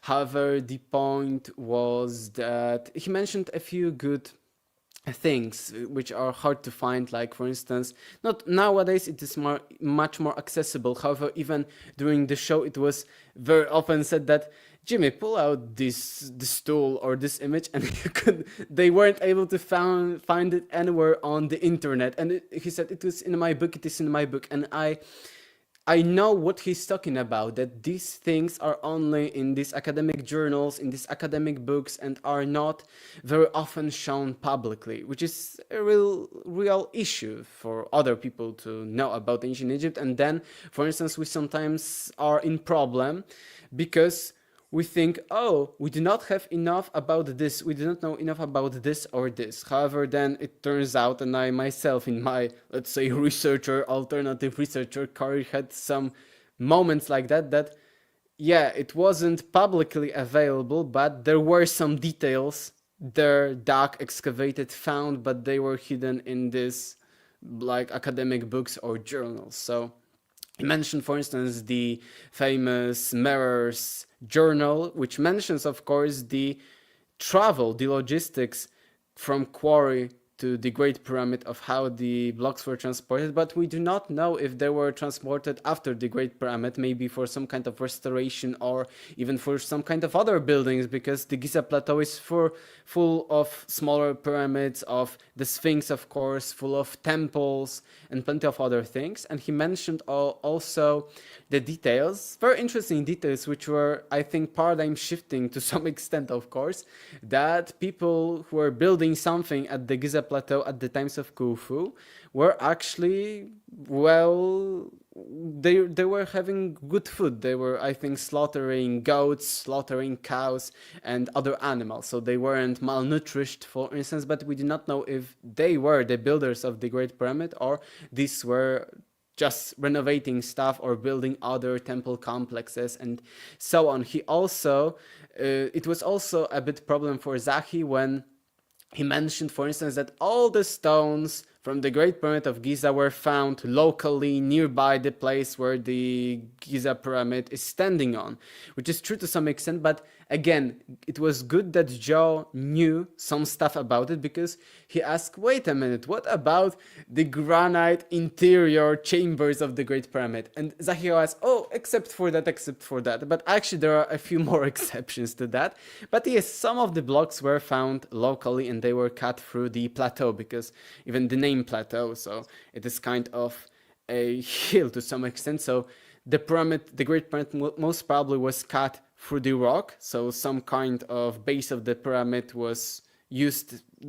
For building it was used just rocks which were found there, and then other stones were put into the Great Pyramid. And I knew, because I read some Zahi Hawass books before that. Zahi Hawass was saying, no, there aren't that many blocks in the Great Pyramid, because up until now it was mentioned that about 2.3 million blocks were used in the Great Pyramid alone. And he mentions, no, it was 1 million and something, I think 1.2 million, so about half of the original estimation of blocks. And in my book, again, Deja Vu has everything already been, I calculated it for just curiosity, because I found out initially that 2.3 million blocks for about 20 years of building of the Great Pyramid would mean that each block was cut, then transported to the place, then put on the exact place in the Great Pyramid, some of which are very, very high in the air, every about 2 to 4 minutes. And I was, it's impossible even nowadays, if we had all the blocks laid together on the construction site. We have all the blocks and okay guys, let's put them and let's build from them, like from Legos, the Great Pyramid. It would be impossible for us to get and put each block each 2 or 4 minutes. It would be impossible, of course. But then, okay, I thought Zahi Hawass is telling us that there were less blocks in it. However, I calculated it already a few years ago in my book, because he was talking about it in older books also. And it would be then, in his calculations, 1 block cut from the quarry, transported to the place and put in the exact place that it was needed to be put, even 9 minutes. Each one 9 minutes, which is still very, very improbable, very, very impossible. And Zahi Hawass in this interview told us that the pyramid was built in 25 years, so not 25, but still, even each block put each 10 minutes. I think it's beyond possible. Maybe the Great Pyramid was built, okay, in 100 years, 300 years. Maybe, okay, I would accept that with primitive tools. Okay, maybe like that. Or for 500 years. Even later sources like medieval Arab chroniclers, after they, of course, took over Egypt after the Roman Empire, they went there and they asked local Coptic people their lore about the pyramids. And they, of course, told of the famous Surid vision that there was King Surid about 300 years before the Great Flood. He had a dream that there will be flood, and he built the pyramids to store all the artifacts and knowledge from this great deluge. So even in this version, there is 300 years of building the pyramids. And I would say that even primitive but not very advanced people in 300 years, maybe they will be able to build a pyramid. It is much more realistic than Khufu building it within 25 years. And my calculations were based on 24 hours a day of workforce. And in Zahi Hawass interviews, there were plenty of things. Like, for instance, every 10 days, according to Zahi Hawass, they took a day off. So that even limits the possibilities of the building of the pyramids. Darren, you got any questions? What is it? Is the pyramids kind of your main one? Like, if you had to pick one piece of evidence from all of it, what sort of, if you could only show people one thing, you got 5 minutes to convince them that there was an ancient civilization, what would it be? I think the previous example of megaliths would be a little bit better to explain in 5 minutes. However, I think the Great Pyramid of Giza is another smoking gun. However, from a different perspective, because as I mentioned, I was researching the prehistoric measures of the Earth, and I think that in the Great Pyramid of Giza, even let's accept the mainstream vision that the Great Pyramid was built by Khufu about 2500 years before current era. Let's accept that for a moment. I think that even if we accept that, we see in the Great Pyramid of Giza knowledge that was beyond the knowledge of ancient Egyptians at these times or even at later times. We have these measures of the Earth which can be found in the dimensions, because the Great Pyramid of Giza is encoding in it is actually a model of the northern hemisphere of the Earth on a scale 1 to 43,200.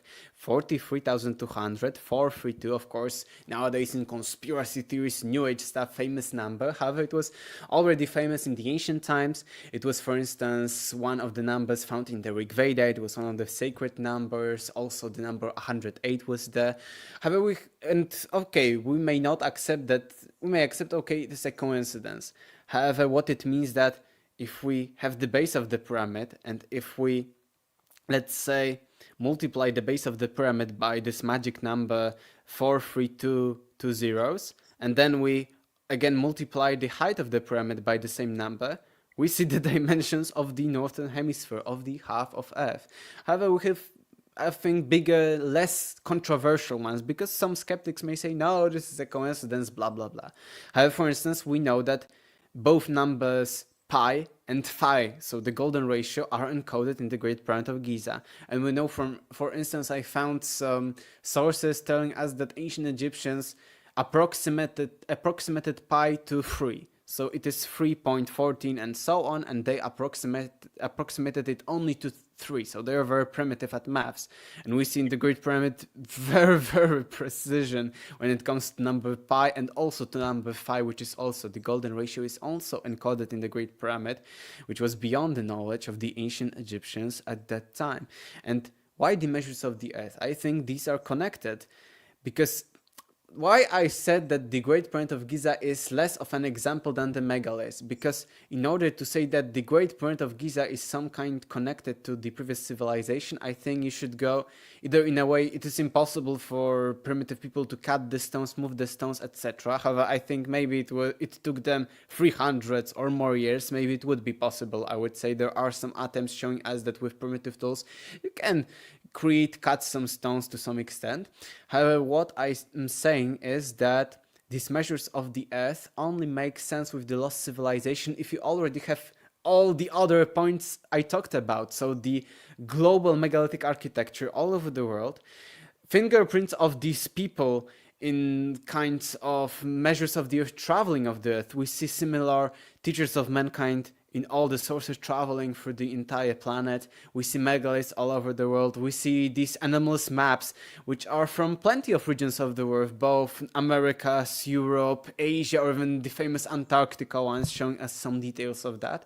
And I think that the Great Pyramid is the key if you know the other stuff. And then you can say, I would say a bit primitively maybe, that maybe ancient Egyptians were not able to construct the Great Pyramid. It is an argument, but I think a much lower one than showing all the similarities between architecture all over the world, from isolated places, from places miles and miles apart of each other, hundreds of miles, thousands of miles apart. So I think that the Great Pyramid of Giza is the second best example of some kind of lost civilization. I think even that the first, to some extent, evidence for that, maybe not evidence is a bad word, but I think first threat would be, of course, Plato's Timaeus and Critias. And going from open mind, we do not know, let's say, anything about Atlantis. Going what is said there and analyzing each point. Let's say the day of Atlantis, 9,000 years, the date, 9,000 years before Solon. The fact that Solon was traveling through Egypt. The fact that it were Egyptians who told Solon, and then I mentioned the Egyptians' kings list, which are telling us also of very, very remote eras, even before 9,000 years before Solon. And if we analyze that and analyze each of the points, location of Atlantis beyond the Straits of Hercules, Gibraltar, so beyond the Mediterranean Sea. It is clearly stated in Plato's dialogues that it is beyond the Mediterranean, somewhere on the Atlantic Ocean, and he even says that after the Atlantic Ocean, there is a continent surrounding it. And if we take a look at map and maybe angle it a little bit different than modern maps, and if we sail through the Straits of Gibraltar out of the Mediterranean, we will see that Americas are actually maybe this continent that surrounds the Atlantic. There are only, of course, kinds of ways at the bottom and at the top of the Americas, but Americas are really surrounding, from this point of view of a person sailing from the Mediterranean to the Atlantic. These are the continents surrounding. So if we analyze all the details, we'll see that Plato's story of Atlantis has plenty of facts stated in that. So if there are plenty of facts, from geographical facts to historical facts, maybe some kinds of other details of these lost civilizations are also true. Yeah, that's a good point.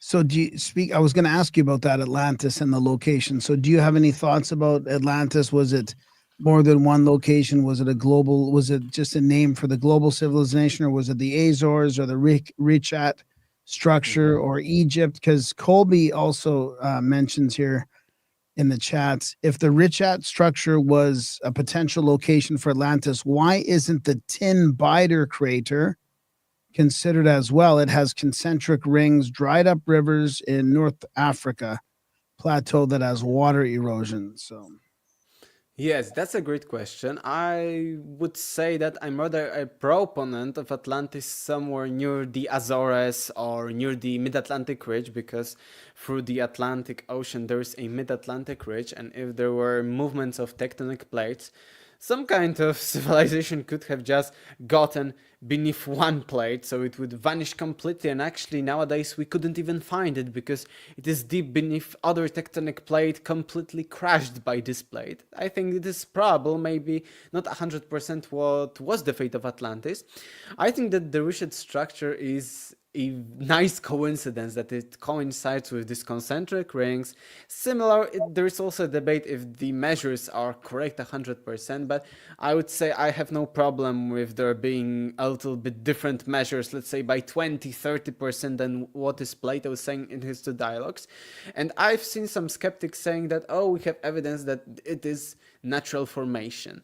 And I think that the Sahara, of course, we know was lush. There were plenty of rivers in Sahara during the times after, let's say, and before the times of Atlantis. And I'd say that, yes, probably Richat structure could be the place when Atlantis was located. However, even thinking about it, how it was destroyed, that nowadays we have all of these concentric rings, but nothing there. I think there were some people who came to the Richat structure, not many. And, maybe we haven't dug very deeply into the Richat structure, but I think some kind of stones, I don't know, bricks or bigger stones would be still found. If we are talking about Atlantis or the people who left this megalithic architecture, or maybe there were different people, who knows, maybe some of these megaliths would survive this catastrophe, or because, if there was such a catastrophe that nowadays we have only research structure and there is nothing on it, we do not see any kind of megaliths, any kinds of structures there. All these concentric rings would also vanish. There wouldn't be these concentric rings. I'm worried about that maybe research structure is a coincidence, but I think that, when we didn't, a few years ago, when it wasn't so many things about research structure, we didn't know much about it. It was the place, it was the exact thing that Atlantis was described as. And, maybe there is something beneath the research structure, but I imagine if all the things were wiped out, these concentric rings would also be wiped out, would also be there. So I'm more inclined into somewhere on the Atlantic Ocean actual sinking, because Atlantis sank, but then it dried up. I'm open to the research structure hypothesis. However, I see some negative points about that. Some points that are more likely when we accept Atlantis somewhere underneath the waters on the Atlantic Ocean. Yeah. Okay. Yeah, I mean, Randall's done a lot of work that seems to point to some geological evidence of that too. So, Darren, what were you going to say there? Well, we'll find out, I guess, when we go there later this year. We'll let you know what we find. Yeah. You're going there? We're going there in November with Randall Carlson. Yeah. Ooh, that would be nice. Yeah, you need to message me what you find there. Well, there's still one ticket left, so maybe I think I won't manage to do that, but where it would be great, of course. It should be good. We'll let you know how it goes. I'm sure we'll do more. Aleksander, this has been great. Where can people get the book? Where can they follow your work? Do you have any websites, social media? Yes, I have most of the social media like YouTube, Facebook, Instagram. I have website. You can just put my name and surname into Google or any kind of social media. You will find me for sure. And if it was in English, it is my English stuff, because I'm in Poland. I have also Polish social media, but there is always Polska, Poland in there. And when it's global or without any of this, it is me. My book is, of course, Deja Vu Has Everything Already Been, and it is only available in English on Amazon, but on most Amazons in US, Canada, Australia, Great Britain, and many others, plenty of Amazons on Amazon. Deja Vu Has Everything Already Been, and I think that the easiest way would be copying paste my name and surname, and then for sure you will find me. Awesome. Thank you. It was fun. Thank you too. Yeah, this was great. Thanks for staying up late for us, Aleksander. No problem. It was really, really great conversation. All right, let's do this again. Yes. Okay. Sure. Take care, buddy.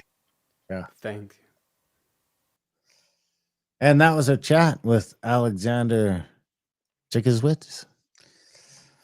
Oh, well, I had it written down. Czeszkiewcz. Oh, you had it all written down in Czeszkiewcz. Yeah. Yeah. I heard somebody else do it. I'm like, I better write that down.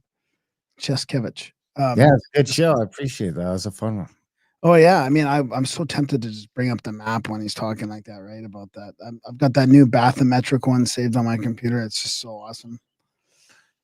It's too bad because it gives you all the elevations, right? The problem is it takes over the show once. So we could do a whole show just on that map. We should do it one day. We should do it. Just look around, because I mean, it really is quite amazing when you see the different sort of, it's different. It's showing continents under the ocean, really, or new continents. Like expanded ones. So that was fun. Look around and theorize. Big thanks to Aleksander for coming on the show. Shout out to Rye, our buddy Rye.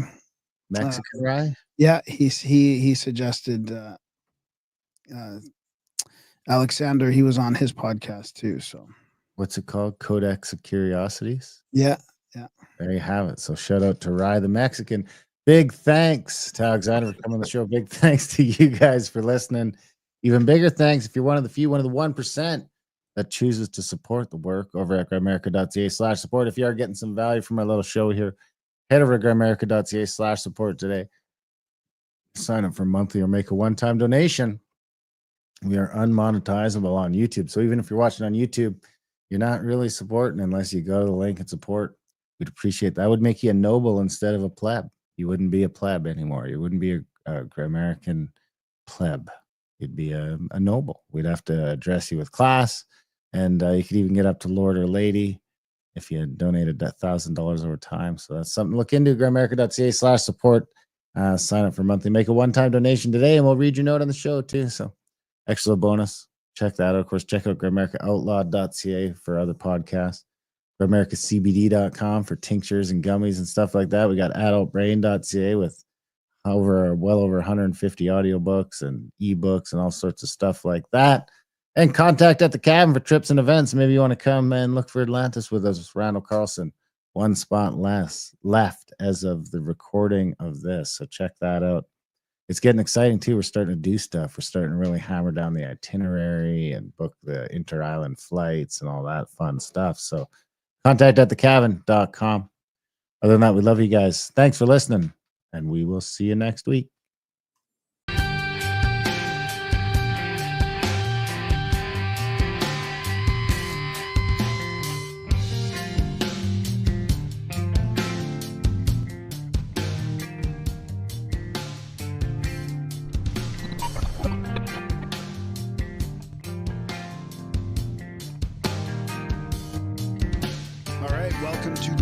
Goes deep, ancient mystery and lost civilizations. This is chapter 2, advanced ancient technology with Ben from the amazing channel and site Uncharted X. Thanks for joining us, Ben.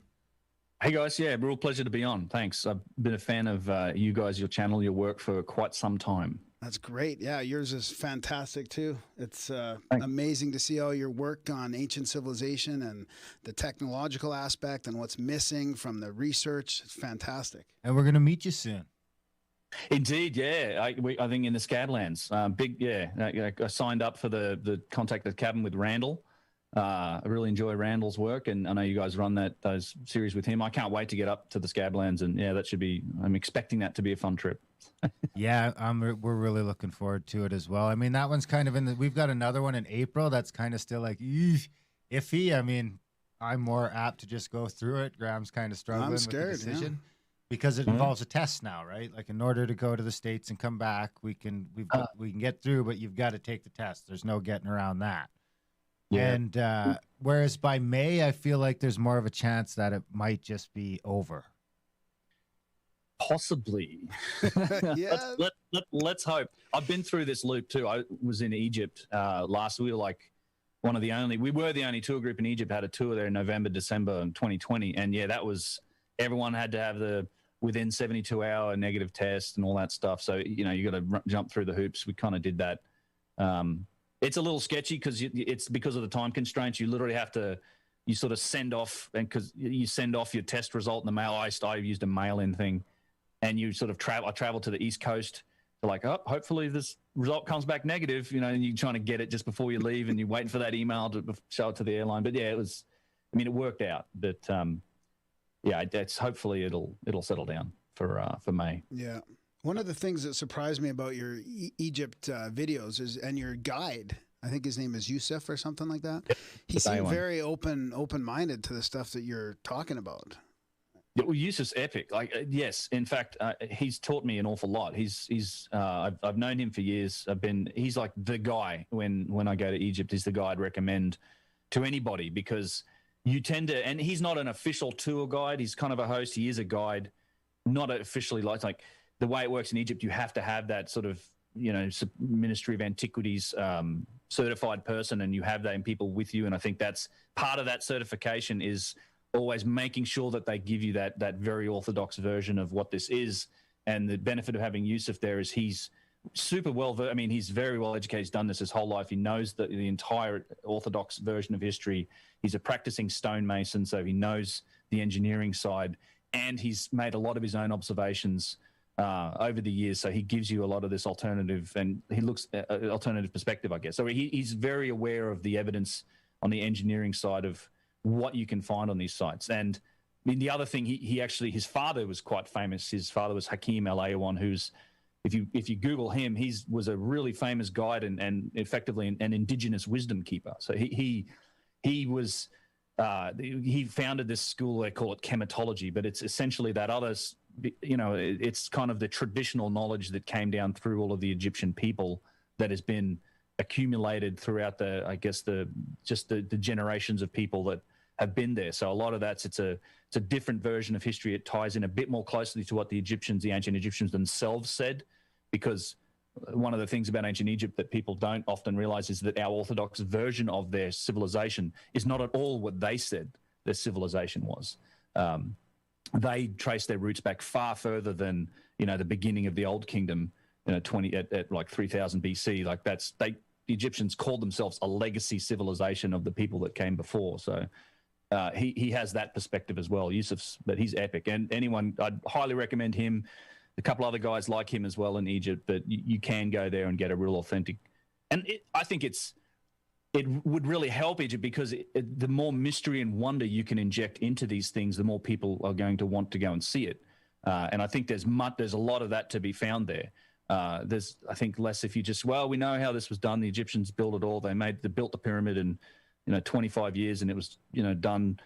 But everyone came and worked on it for 3 months a year or whatever. We know how it was done. But the deeper you look, there's so many unanswered questions and so many aspects of this that haven't been studied appropriately yet. That they're not things that the establishment and, I guess, academia that have the permits and they control the access for research seem to be very interested in chasing down. But there are people out there that are doing it, and including guys in Egypt like Yusuf. One of the things that stands out to me in Egypt and the pyramid specifically is that, I've never been there, so maybe you can fill us in on if I'm just talking out my ass, but it seems like, they've always got flashlights when they go down into those tunnels so that they can see stuff. And I don't see how, whether it was broad daylight or otherwise, how people were seeing back there a couple thousand years ago. And the other thing I notice is I don't see a lot of torch marks. Yeah, that's a huge indicator, and that's a good observation. It's one that really strikes home in places like the Serapeum of Saqqara, which is probably my favorite site in all of Egypt. Really, hardly anyone goes there, and it was shut for a long time. And even in the last several years before this pandemic, it wasn't one of the most popular sites. I think it's the most fascinating. I think it's just one of the most in-your-face sort of obvious signs of advanced technology that must have been involved in some of this stuff. But that's like that. It's this underground cavern, a series of galleries. You could drive a VW down some of these tunnels, and they're perfect. And it's pitch black. Like, I've been in there. I have video of this too. You go in around the corner. They turn off the lights. Yusuf does this. We've done it in a couple of private visits there. It's pitch black, just inside around the corner, and it goes for like hundreds of meters. And there's no exhaust marks. There's no soot marks on the ceiling. There's, in some areas, these little alcoves on the wall where you can tell they've put candles, they've put offerings, and there's soot marks there. You do have some of the temples that came from were like Dendera and some of these other temples that are most definitely New Kingdom and were part of that Egyptian civilization. They have soot marks on the ceiling, but there's a lot of places where there's just nothing to indicate how they lit it up. And if they didn't use fire, then how did they light it up? Because I hate to get into supernatural speculation, but maybe they didn't light it up. We did a show with a fantastic researcher called Superhuman, and there's people teaching themselves to see without their eyes. Maybe they were maybe they were advanced in that they could walk around in the dark without their eyes. They could just carve these beautiful epigraphs on the wall or whatever they call them in the dark. They didn't even have eyes. Didn't even have eyes. Yeah, I wouldn't rule it out. You can't rule this stuff out. I think that there's so much evidence that comes from nowadays. I'd call it adjacent fields of science to history itself. But one of the big ones that I think can apply. And this is definitely speculation, but it's an interesting path because we've look at Homo floresiensis, the Denisovans. We keep finding more and more complexity in our genetic history. Like we're the last humans left, but there were many other types of humans, and there's this other strange correlation, not just in Egypt, but South America too, with elongated skulls. That's a super interesting discussion. But I think it's worth investigating with an open mind the possibility that this type of capability may have existed in other either our deep ancestors or even other types of humans who I think could have been involved in a pre-Diluvian civilization or anything. We definitely are seeing more and more sophistication. Like there's a Denisovan bracelet that's something like 40,000 years old that was found in one of these caves that has a drill hole in it. That's a clear, obvious sign of tools. It's a jade bracelet that's got these drill holes and a striation that's ancient. So there may have been other forms of humans that may have had other abilities to do some of the things. Like they might have had eyes that were adjusted for the darkness. There's plenty of animals, and we know biological life can exist like that. We don't have any of their eyeballs to study, but you can't rule it out. And then there's an interesting correlation with things like the amount of underground cities, almost like Darren Grimes in Turkey, Cappadocia. There's underneath the ground at Saqqara in Egypt. People don't realize just how much is beneath the ground there, and there was quite likely a reason why people were down in the ground. Like Darren Grimes, I think in Turkey's something like 250,000 people could have lived down in these caverns. Wow! And it's why are you living down there? Like what? It's not a defensive measure. You can put water in there and you can seal. Like it's not a good place to go if you're worried about people invading you. But it is a good place to go if the surface is going to kill you, which we know has now happened. Like things like the Younger Dryas cataclysm. There's been solar events. There may have been a strong reason why people may have had to go underground for generations, and we might be looking at some of the evidence for that in these places.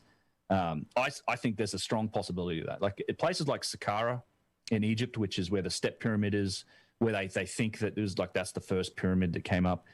There's such a deeper level of sophistication beneath the ground than what's above it. This is a video that I'm working on at the moment. And there's something like at least 5 or 6 miles of tunnels beneath Saqqara. We don't really know how much the underground, how far it goes. And even Orthodox academics admit that there's the vast majority of ancient Egypt is beneath the ground. It's still beneath. Wow. So it's just all buried in sand? Not just buried in sand, but in the bedrock. Like tunneled underneath the ground. Like there is straight tunnels too. Like, I mean, your videos on this Serapeum are amazing. I mean, unbelievable. And the thing that strikes me about Egypt and what you seem to be doing or highlighting is that there's all these mysteries that are still more and more seem to be coming out as in this contemporary age. Like people that think that Egypt's figured out, like more and more stuff is coming up, right? That's right. Yeah, and it's I just don't understand why the institutions and the people that have the keys to do the research and the permission. It's very difficult to do. You can get your hands on some of these objects and artifacts and things at places like the Petrie Museum in London and do some testing, but very difficult to do it in Egypt. You require a lot of partnerships. Everything has to be run through the Antiquities Ministry. They control the release of information. In fact, there's been a couple of interesting cover-ups over the years. I did a video on the Labyrinth, which is a massive structure that was discovered, I think, in 2015, or from memory, and then covered up, basically dismissed. It's a whole interesting story. Where was that? The Labyrinth. It's Hawara. So there's right. It's an interesting story. It's probably the most famous of these great Egyptian structures that has been lost to the sands of time. And it's one that we know about because we had guys like Herodotus and Diodorus Siculus and all of these historical figures were writing about it. They witnessed it. So you have Egyptian records of it. Then you also have these other records that come from other civilizations that sort of verify this existed. And this was something incredible. It was like thousands of rooms. It was the biggest, one of the biggest underground, like talk about it like 7 or 8 football fields, like massive multi-leveled underground labyrinth that is, you were said to have needed a guide to go through there. It was multi-levels. It was all granite, like massive granite walls. There's a lot of descriptions of it. It's an incredible structure, lost to the sands of time, apparently. And Flinders Petrie, it was I consider him one of the pioneering archaeologists and Egyptologists that he was the first guy to really apply modern engineering techniques to try and find stuff. And he speculated that this was located at Hawara, which is there's a pyramid, like a mud brick pyramid. There's a big sands. It's just a pyramid, like a broken down mud brick pyramid with all of this sand there today. But he dug down the sand. He found big granite blocks, and he suspected that was the foundations of the labyrinth. Now, what later happened? There was an expedition called the Matterhorn expedition. I think it was 2015, if I'm not wrong. That was done in coordination with this the Supreme Council, Antiquities, under Hawass at the time. And they went and did a bunch of ground penetrating, like 4 or 5 different techniques to look under the ground, and they found the damn thing. Like Petrie didn't find the foundations for it. He found the roof for it. He found the top layer. And what they found was that far below that, there's all these images you can see of it, like a grid pattern of all of these blocks. And it's this massive, everywhere they scanned, they found evidence for this labyrinth. And one of the issues they have is that today it's beneath where the water table is. So there's a water table that's risen, and this is due to a bunch of different sort of modern effects, the damming of the Nile, that they removed the dry season when they did that. They put the Aswan Dam in, also irrigation. It's in an agricultural area. So there's some sort of political hot buttons around that area and the water table. And they really proved that this was here, and it correlates with all the ancient sites. It's probably one of the biggest discovery of modern times, easily. Like this was, I mean, I think it was it Herodotus said that this put the pyramids to shame. Like the pyramids paled in comparison to the wonder of the labyrinth, and they found it. And then, but it was completely covered up. There was one public lecture, I think in late 2015 at the Ghent University in Belgium, and then. Basically, I mean, this isn't a joke. This is eventually the guy that discovered it, that ran the expedition, came out and made a little website. The website's gone now, but he said that him and his entire team were threatened with national security sanctions by the government, by Hawass, if they released any information about this, and it was completely buried and covered up. If you dig hard enough, you can still find his report that shows you what they did, what they found, where it is. I have a whole video on it, but it's one of the most remarkable things, and it's just been entirely covered up. I think mostly my speculation would be because it would be so difficult for them to fix the drainage issue around this massive site and then start to excavate. But the problem is that it's beneath this salty groundwater, and it's being chewed up and eroded. Like this salty water is going to destroy it eventually. But to me, it's like this should be the number one target for. I mean, I think you could even raise the money with enough foundations. It's a tremendous project. You're talking about years of probably groundwork to fix the drainage. You'd have to move like an irrigation canal. Really, I'm sure it's super political, all of that stuff. But it could be done, and I think they could turn that. It's something that could be restored and found. But I think the more people that know about it, the better. It's so there's stuff like that. There's a tremendous amount under the ground in Egypt, which kind of throws it out there of how are they doing that kind of stuff, and it kind of throws the timeline out the window too, if that can be the roof of it. Yeah. I mean, there's a lot of stuff like that. I mean, people, when you go to Egypt today and you look at these places like Tanis and Bastet and these other places, hardly anyone's heard of them. People know Tanis from the Indiana Jones movie, the map room, but Karnak Temple, like these were kilometers long avenues of obelisks and giant statues, like 1,000-ton statues, single-piece statues, and all we have today, these broken down fragments of parts of it. Like the scale of what happened in ancient Egypt, in particular, is it blows your mind, because the other part to remember about this is that these sites were used as quarries for granite for thousands of years. So not only after the Egyptians themselves used the older sites as quarries, like Ramses II, quite famously, is still a big inscription at the back of the second pyramid from the quarry master that was using the granite from the second pyramid at Giza and quarrying it for Ramses' other structures. And that continued right down until like 100 years ago. And that's been going on. People have been carting stone away every single day from these places for thousands of years. And all we have left is these bare bones of what was there. But there was the scale of the amount of like massive pieces of stone that were shipped up there and moved around and it's always on the oldest sites too. That's the other thing that always gets me about.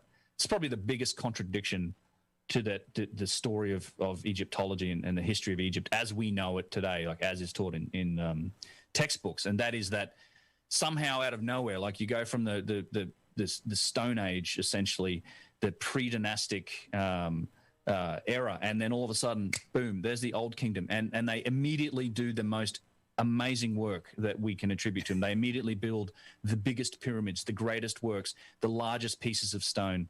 Like all of this stuff just happens like this, and then the civilization slowly declines for another 3,000 years, and that's just not how civilizations work. We look at our civilization; we ramped up to our sophistication, to our height, if that's what you want to call it.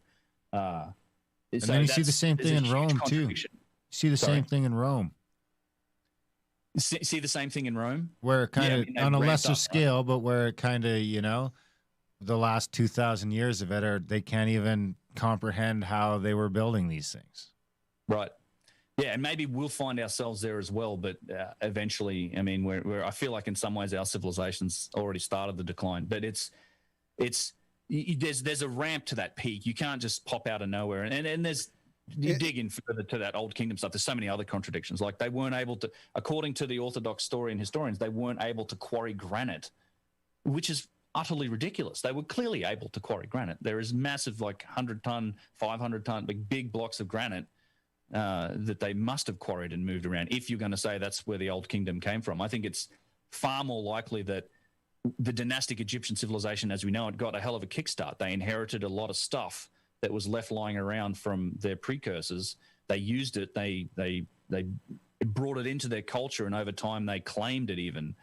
But even then, they didn't. Like there's not a lot out there in terms of them saying that the pyramids were tombs. There's nothing written on them or in them.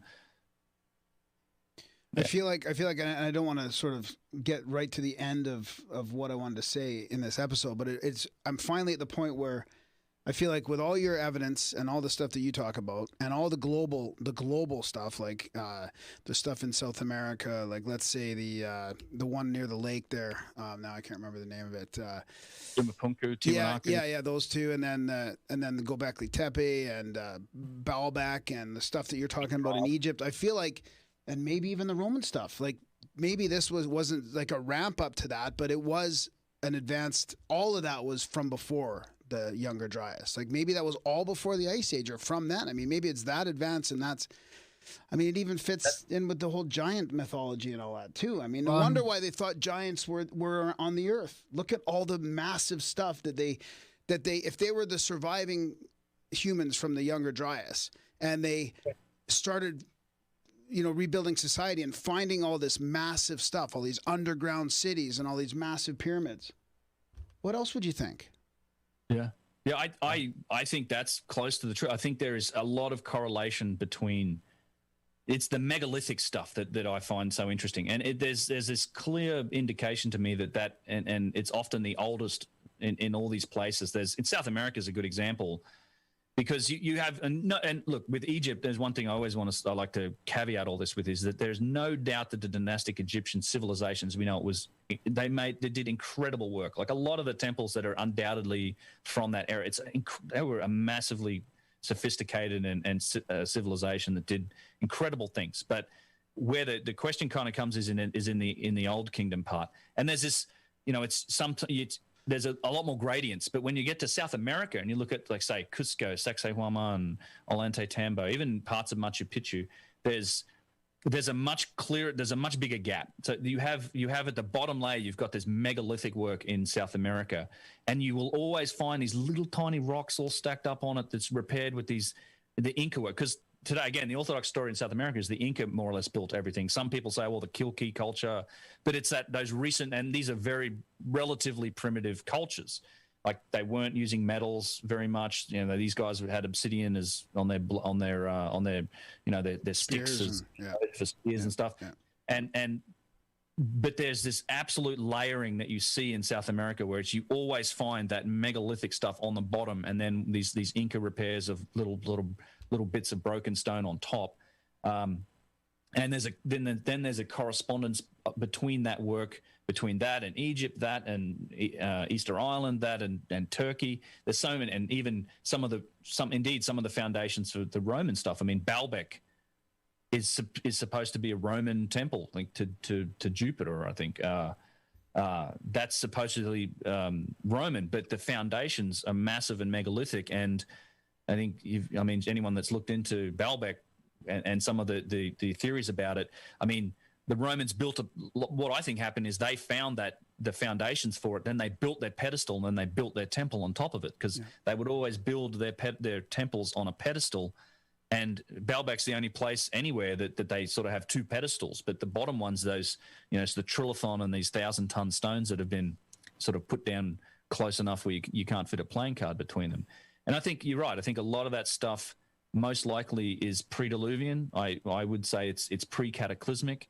And the funny thing about all this is that it really matches up with almost every ancient culture, our culture included. It matches up with our stories, religions, traditions, everything we say about our past. Even in the Christian culture today, it's like flood myths, fire myths. You can't poke a stick at any ancient religion without finding either flood or fire or some massive cataclysm that their ancestors barely survived and then had to rebuild. They were knocked back down and had to come back up again. And this holds true for Egypt, for Native American traditions, for our tradition, for that matter. So it's all these things kind of line up. And then, we've at the same time been discovering that, our species gets older and older and older. We keep finding older and older and older examples of Homo sapiens. We find more and more complexity in our DNA. Like we now know that there's some link between South American cultures and Australasian cultures that doesn't exist in Central and North American cultures or back in the day. So it really challenges the whole, well, if the people came into the Americas through that northern land bridge, how come those people in Northern and Central America don't have this genetic indicator? There must have been a mass transit of people across the Pacific at some point in the past. Like, there's more and more complexity and the timelines keep getting longer and longer. And I think everything sort of lines up and points towards this idea that our history on this planet is longer and more complicated than we think it is. And we be open to that possibility, and we should be investigating these things along those lines. But that's really not what happens. And there's a lot of reasons why, but that's yeah. Can you show us some of your favorite pieces of evidence for some of this stuff? I mean, some of the easy stuff to me that blows me away is even just the way they did the relief carvings instead of just carving stuff out, which is crazy. And then the other one is just even like some of the vases or the vases, whatever you want to call them. I mean, just some of those simple things that I feel like we can't do today out of a solid piece of granite. Right. So here's a good example of one of those. This is one of my favorite little pieces. It's not, and there's so much to talk about with these vases, and this gets down into sort of the engineering challenges of creating objects like these. And again, these are all made. So there's tens of thousands of these, 50,000 or more. Wow. 40,000. Oh, they're everywhere. The 40,000 or more of these were discovered beneath the step pyramid of Djoser at Saqqara, in those 6 miles of tunnels that I was talking about. Holy shit. And not only there, but also like the schist disc, which we can take a look at too. That's supposedly first dynasty.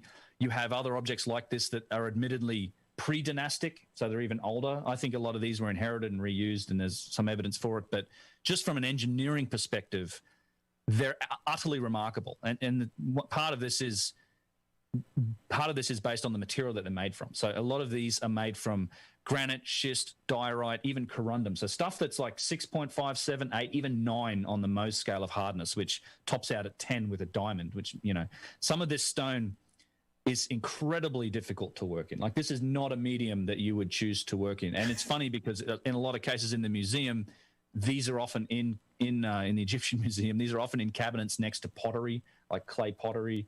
It's like they're absolutely at opposite ends of the scale in terms of technology. So this thing's made out of granite, but what's really interesting about it is that it's so well made. God. It almost balances on like the tip of an egg. Like, that's how symmetrical this object is, how perfectly well made it is. And some of these vases, that's with a handle on it still.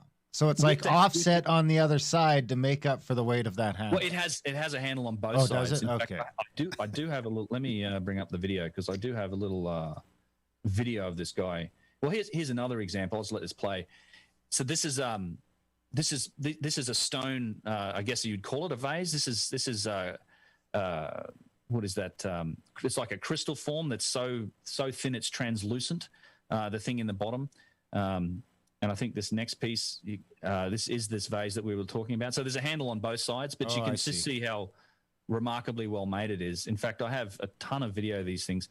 But some of these vases where they've been broken, I mean, Petrie would say that some of this stuff has like a a thickness of a playing card is how they got this stone down to and how well worked it is. You also need the lathe, you need the wheel, you need tube drills to be able to penetrate into this sort of stone. There's no end of, and there's interesting tool marks on these. There's a long list of things that should be investigated when it comes to the manufacture of these objects. But admittedly, the people that control access to them aren't particularly interested in them. Like they generally won't investigate how they were made. Let me see if I've got. That to me looks like a clear cast piece. Yeah, possibly. This is evidence of tubular drills, so being drilled into granite. This is in a big box. Oh wow! Yeah, so this is how they would hollow out interior machining. In fact, I've got a long video about can the see tubular drills. The saw marks. Yeah, exactly. So you can see the striations. What's interesting with some of these are the cores that came out of these, because these tube drills were hollow. And they would snap these cores off. And there's been some analysis done on one core in particular. It's called Petrie's core number 7. It's in the Petrie Museum in London, which is probably the only reason people have been able to actually look at it and analyze it. And that has indications of a continuous spiral groove that runs down this core of granite that's come from one of these holes. And it indicates a penetration rate into the stone 500 times greater than anything that we can achieve today. So that's not speed. That's like for every 6 inches of travel, it's going half an inch into the material. And that's, you're talking about granite. This is not an easy material to penetrate. Today, our tube drills, our core drills rotate quickly and they're lubricated and they sort of grind away and go down. And you can do the same thing with copper tubes. You can use wood and hornblende and other things with an abrasive powder like sand to water jet, maybe slowly grind it down. Yeah, but the interesting thing about this is the specific signature from the tools that's left on some of these objects. And these are definitely objects that were old, right? They're found. So yes. These aren't like, this isn't drill marks from the early 1900s or late 1800s or something like that. No, in fact, no, because we're not much closer to being able to do this in the late 1800s and early 1900s. This is the problem. And for the 1,000 years before that, they're wondering how the fuck these people did that. I mean, there's historical journals of early England where they're talking about the Roman structures being godlike and how the Romans must have been gods. That's right. And that's exactly one of the point I was going to make earlier is that it's, and this is what I find really remarkable. It's kind of a meta point about it all, but what's really remarkable is that it wasn't until guys like Petrie in the late 19th century, early 20th century, that we even developed enough industrial capability and engineering knowledge to even understand what it is we're looking at. We just didn't have the context to frame things like that, like these tubular drills, like the saw cuts. In fact, I'll show you an example here. Of basalt saw cuts into basalt, and I'll just skip this forward. I hope you guys can see this video. Okay. Yep. See, I know the one thing that I consider is because we just did our last episode was with Randall Carlson about Atlantis, which he concludes is in the Azores. There used to be an Azores plateau there that has now sunken down because of the trillions and trillions and trillions of tons of ice that came off of the northern hemisphere. Right. So I've got to assume that there could be the same sort of effect in Egypt. That, on top of irrigation and all the other problems they have, that Egypt could just literally be sinking. Yeah, I mean, the ancient, back in the in the Ice Age. I don't know. I actually don't know. I think that I don't know how much glaciation was happening in this area and how much it could have affected it or not. Well, he talks about the isostatic depression, where it's just the actual loss of that weight is going to cause the rest of the globe to rebound in some way, shape, or form. Yeah, on the actual tectonic plates, right? Yeah, it's possible. I think there's definitely been some shift. I mean, that's one of the reasons why with the Great Pyramid. So just so context on what we're looking at, look at the angle, the arc on this edge of the cut once it turns around. Jeez. This was a saw cut. This was a saw. See the curve to the blade. This was a saw cut that wasn't quite finished on this basalt block. A massive circular saw cut.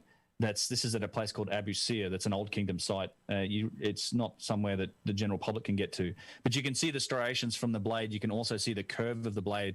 This would have been a circular saw, perhaps a swing saw that was like probably 9 meters or so in diameter. Massive industrial processing. And the other thing is there's a lip on this, on the edge of this cut, where you can see the material, the thickness of the blade was something like maybe a few millimeters thick. So I don't know what material it was made from, but it's also carving through basalt, which is like a 7, I think, on the Mohs scale. Yeah, remarkable. There's a lot of these are some of just the pieces of evidence that exist in places like this. Just lying around. Just lying around. Yeah, out in the just in the weather. There's no end of it too. That's the other thing. There's really no end to this stuff. Let me see what else. In fact, this is that block here. You might be able to see it a little better. It's. Oh yeah, I see the radius now. Curve. Yeah, there's a radius curve to it. It makes me think that this whole like what got Darren and I interested in some of this stuff in the podcast is the ancient aliens thing. But now I feel like that was all just a big distraction. You know. Yeah, that's what it starts to seem like. Was a distraction from our. Because it doesn't even come. I'm like past the point of, oh, well, you know, you're calling all the ancient cultures idiots. I'm like, no. I think they're better than us, and this is the problem. Yeah.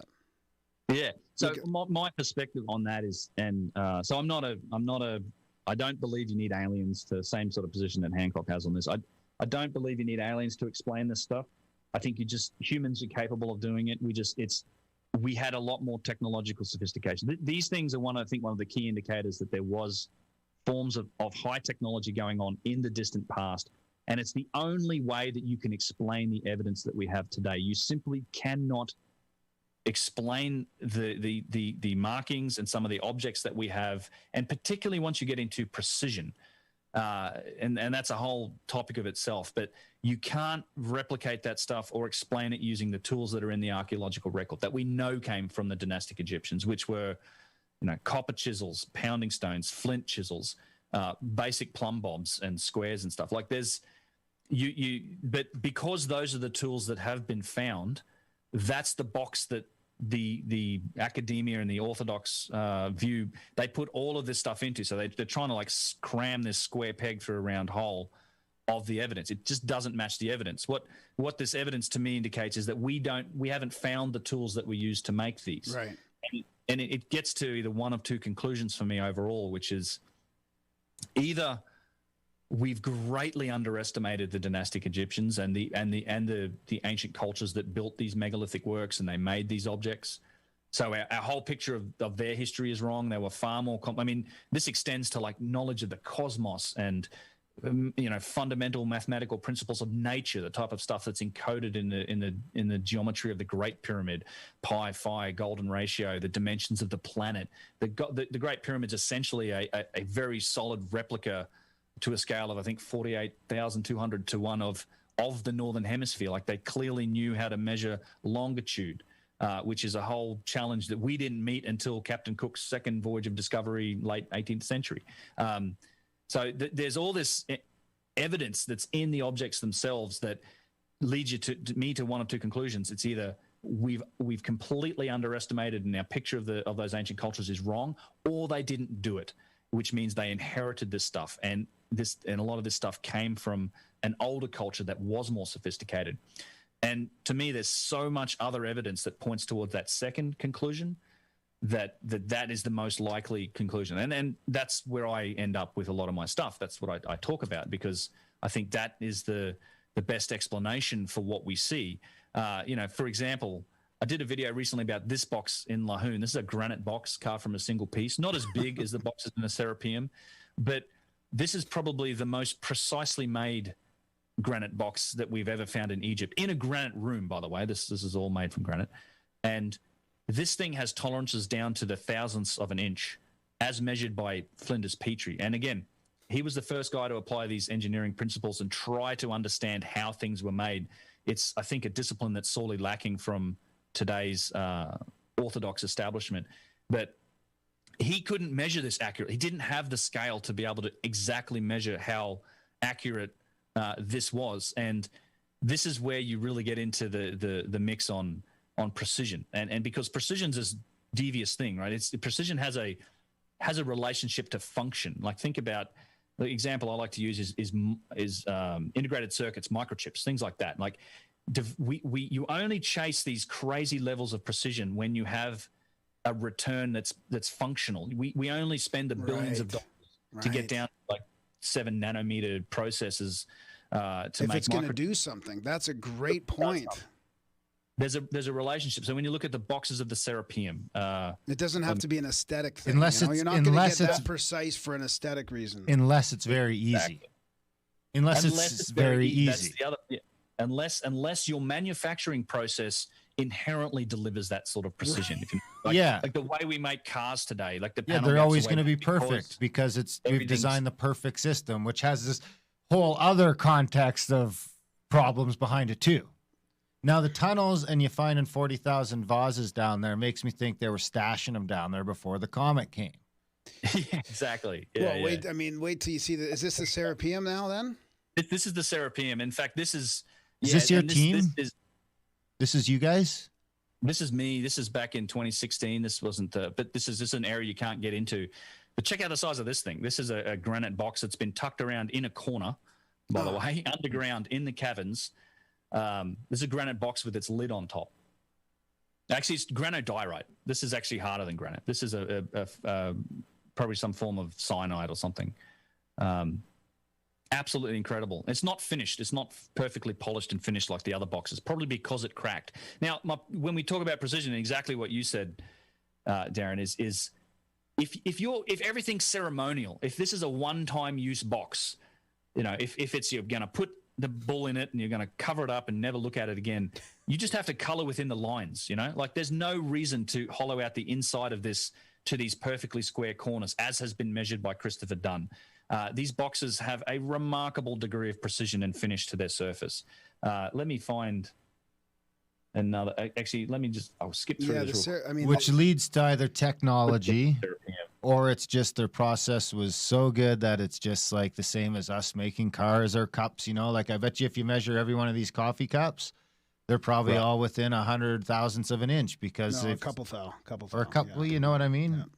Yeah. Yeah. It's because it's made in a dye box, which leads to the geopolymer thing, which is something I wanted to ask you about a little later because I just watched a great video that kind of starts in Egypt and then it goes to kind of Rome and Greece from there, and it kind of shows us this degradation of a geopolymer technology, possibly because they were talking about just the amount of stones. Now I'm not talking about. Clearly, there's a bunch of granite structures inside the Great Pyramid that were quarried, but I'm just talking about the 2.5 million blocks that you need to skirt the thing. Yeah, so we can definitely get into that. I think that's I have a particular opinion on the. I'm open to it, but I do have I think some contrary evidence that the whole geopolymer theories need to address. Awesome. But it's definitely promising. A promising area of study is what I'd say with a lot of that. See, when I look at that right there, I just think it's like a thing down in the basement of a nuclear power plant. Right. It has to be a function. Yeah, a lot of this stuff is a function. What I want to say about precision, and then we can move on. There's one more thing I wanted to mention about precision, and this is that some of this work to define how precise stuff is, there's hardly been anything done since the time of Petrie. Wow. You have Chris Dunn, who's done some work, which his book, Lost Technologies of Ancient Egypt, is a revelation. Like, I think that book's going to be... Look at the tunnel. Just look at the tunnel. Yeah, exactly. Straight as an arrow, too. We're driving Volkswagen down these tunnels. This is all in the bedrock beneath Saqqara. But there's recently been some work done... just sorry to interrupt, but so that means if it's in the bedrock beneath Saqqara, doesn't that mean it's either way older than we think it is, or they dug it down into some bedrock underneath the ground for a specific reason? I think so. Yeah, I mean, it's or both. Or both. It could be both. I don't know why specifically it's underground. It's I don't know how you determine age so much. I mean, it's the Serapeum's interesting in that there's nothing on top of it, at least not anymore. Is there any evidence that the tunnel itself is created instead of instead of drilled out?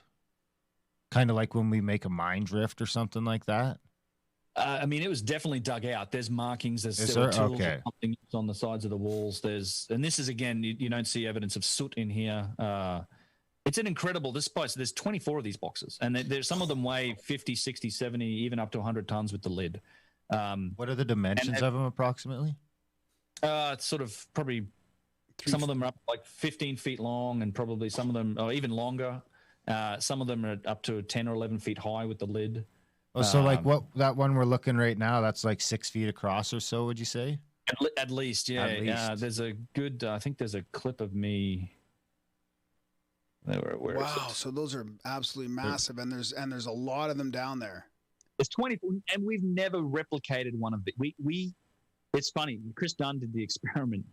He went and asked granite companies can you make one of these? Because again, the part that people forget about this, it's single piece of stone, single piece. Both the lid and the box come from a single piece of stone, and you're carving it from a single piece of stone.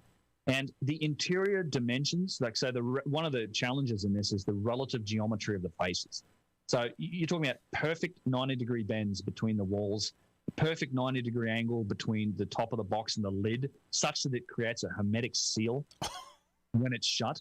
And you can't, and the walls are also perfectly flat to within thousandths of an inch. And in fact, he takes a precision straight edge. I've got one up here, and tries to shine a light. You waft it sort of over the surface. You try to shine a light under it, and there's no light gets under it, which tells you that the surface is incredibly flat. And remember that you're carving this from a single piece of stone. So if you F this up at any point, you then have to change the whole box. And he tried to get granite companies to say, hey, can we make one of these? And they're like, well, for starters, just the cost of the stone itself, getting the piece out the ground would be astronomical. Now these days, millions of dollars just for the stone. And then they would need to create and design specific tools to make the box, because the way we cut granite today, they were like, we could make it from 5 flat pieces and bolt it together.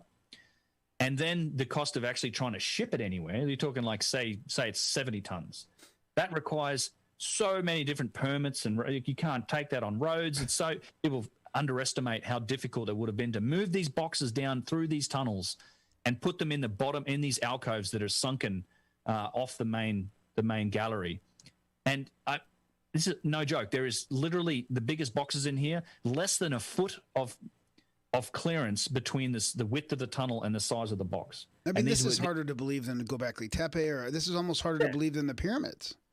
Yeah, the Serapeum's mind-blowing. It's the more you think about it and how this was done. This is why they're down. We can't move them out of here. We're not moving them any. I don't think we're moving them any more than the dynastic Egyptians. So is that one just shifted off the base a tad there?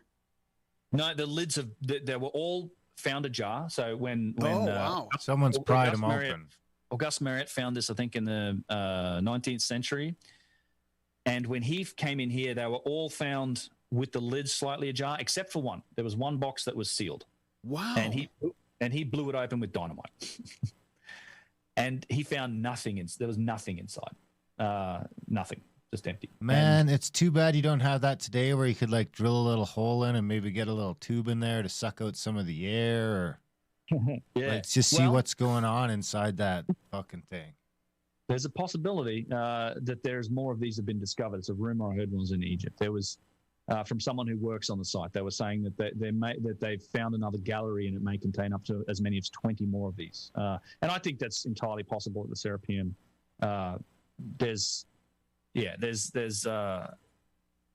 no end of them. I mean, these are some of the corridors. This is a box that's left in the hallway, that's been left mid-transit. It's not a very big box, not finished either. The fact that there's unfinished boxes in here tell you that they were working on them and finishing them down in the ground, which is also mind-blowing. And again, look at the lack of soot marks that's here. Like, no, is there any evidence that they were rushing? That were rushing? Like just no rushing. Like the way that you when you look around the Great Pyramid, when you had the video before outside, it seems like that stuff's just lying around everywhere. And then you got boxes underground that aren't finished, and now you got this one in the hallway. Is there any evidence that they were in a rush? Oh, so there's definitely in a lot of places, it seems like something happened. Like there was a moment where tools were down and the work was abandoned. there is a whole number of examples of basically work that was in progress and then they left. And now I wonder what could have caused that. Perhaps a cataclysm of some sort. I don't know. But, yeah, well, that's what I was getting at, because I mean, my go-to on a hermetically sealed giant box inside underground, It's empty. or inside a pyramid that are empty, is that these things were full of seeds or something, and that they were literally the restart of civilization, and that people knew that that's where they were supposed to head. yeah, that's possible. I don't know what their function was. I am, however, convinced that they had a function then. They weren't purely ceremonial. They weren't boxes for bulls. Could They- be You don't energy, need, could be you like know, you don't need a batteries, seed box to be but- perfect either. What about that's my point. Yeah, with seeds Except and you stuff, do want don't- it to be you don't hermetically need to- sealed, maybe. Yeah, but you don't need that geometric precision of those internal 90-degree corners. I can dig it up and show you. I climbed into one of the boxes and get in and have a close look at one of the internal corners, and the inside surfaces are so well polished. They shine like a mirror. Wow. Like, it's amazing. I mean, And- do these conduct electricity? I mean, is there a way that maybe they could fill them with water and have it as a battery or something like that? Or So that's kind of where I go in terms of, I think those are the areas we should be investigating the possible functional purpose for these, because there's definitely something going on with these underground granite boxes that are in pyramid structures. They're underground, and a lot of things that they think were pyramids, I think there's a chance they weren't in some cases, but there was something functional about these boxes. And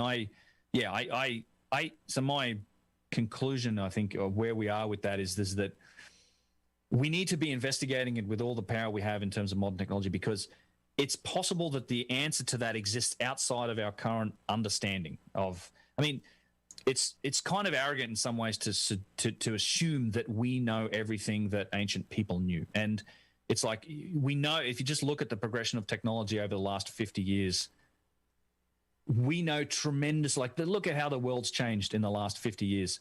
There's the internet, everything. If you take a cell phone back 50 years and it's not on or anything, people have no idea of the content. They can't explain what it is. It's a piece of plastic. But you and I can't build one, but we can tell you what it is because we know what a touchscreen is. We know what wireless networking is. We know what all of the stuff that's involved that gives it meaning and purpose, so we can put it into context.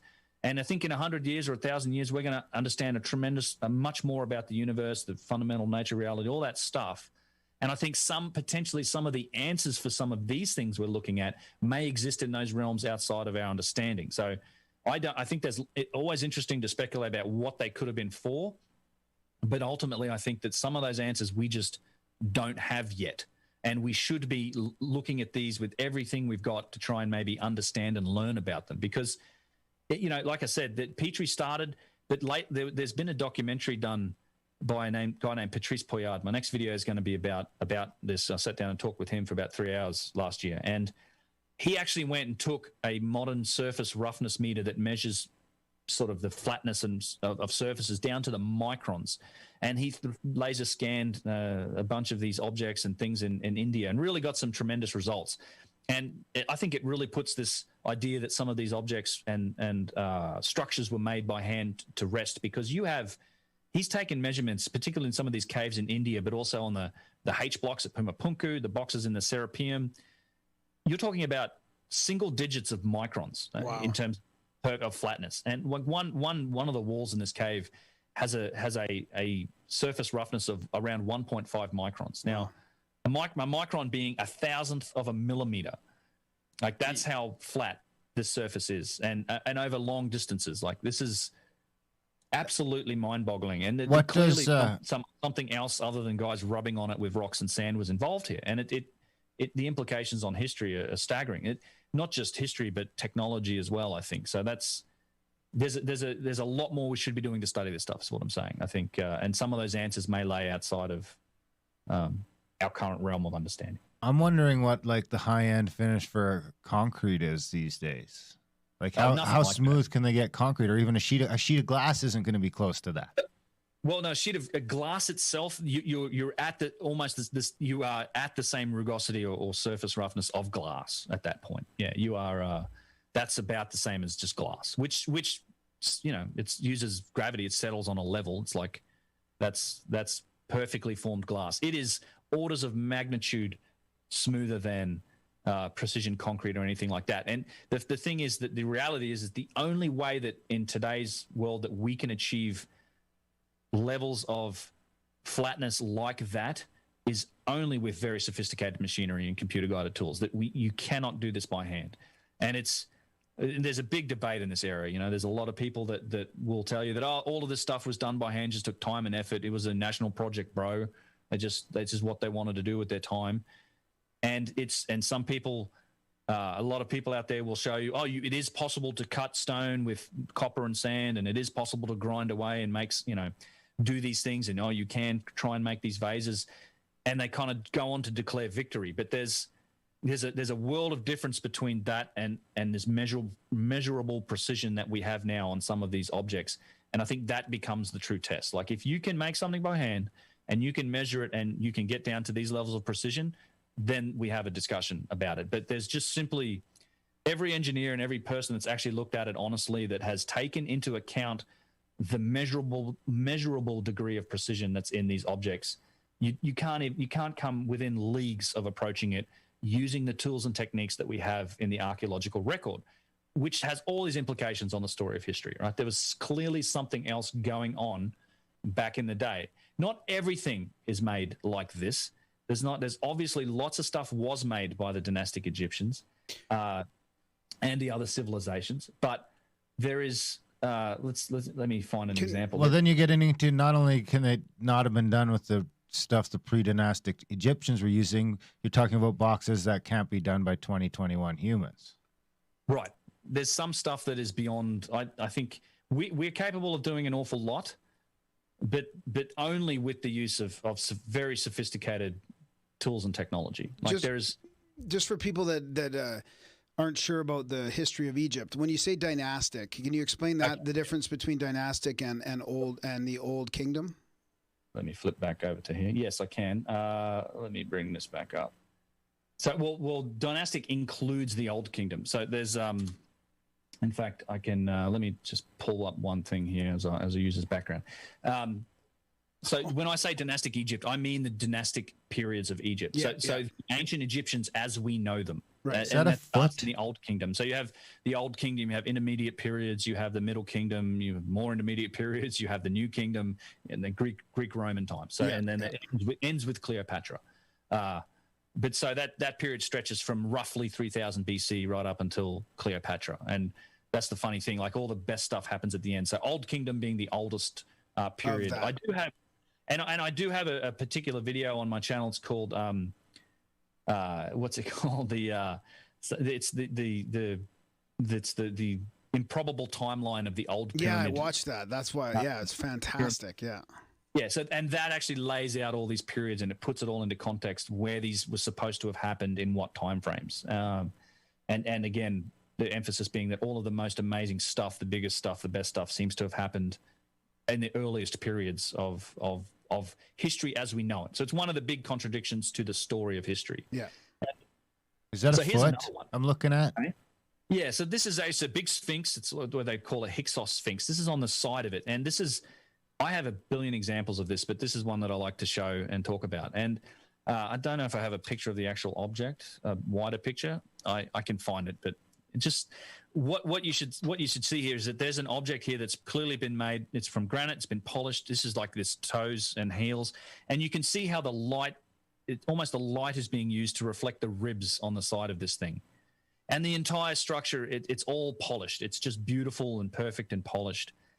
And then someone's come along later and quite obviously used a damn chisel on this thing, and they've carved these hieroglyphs in it. Now there's this significant difference between the quality of the stuff here with the ribs and the shine and the polish on the work and these hieroglyphs. I mean, the lines aren't even straight.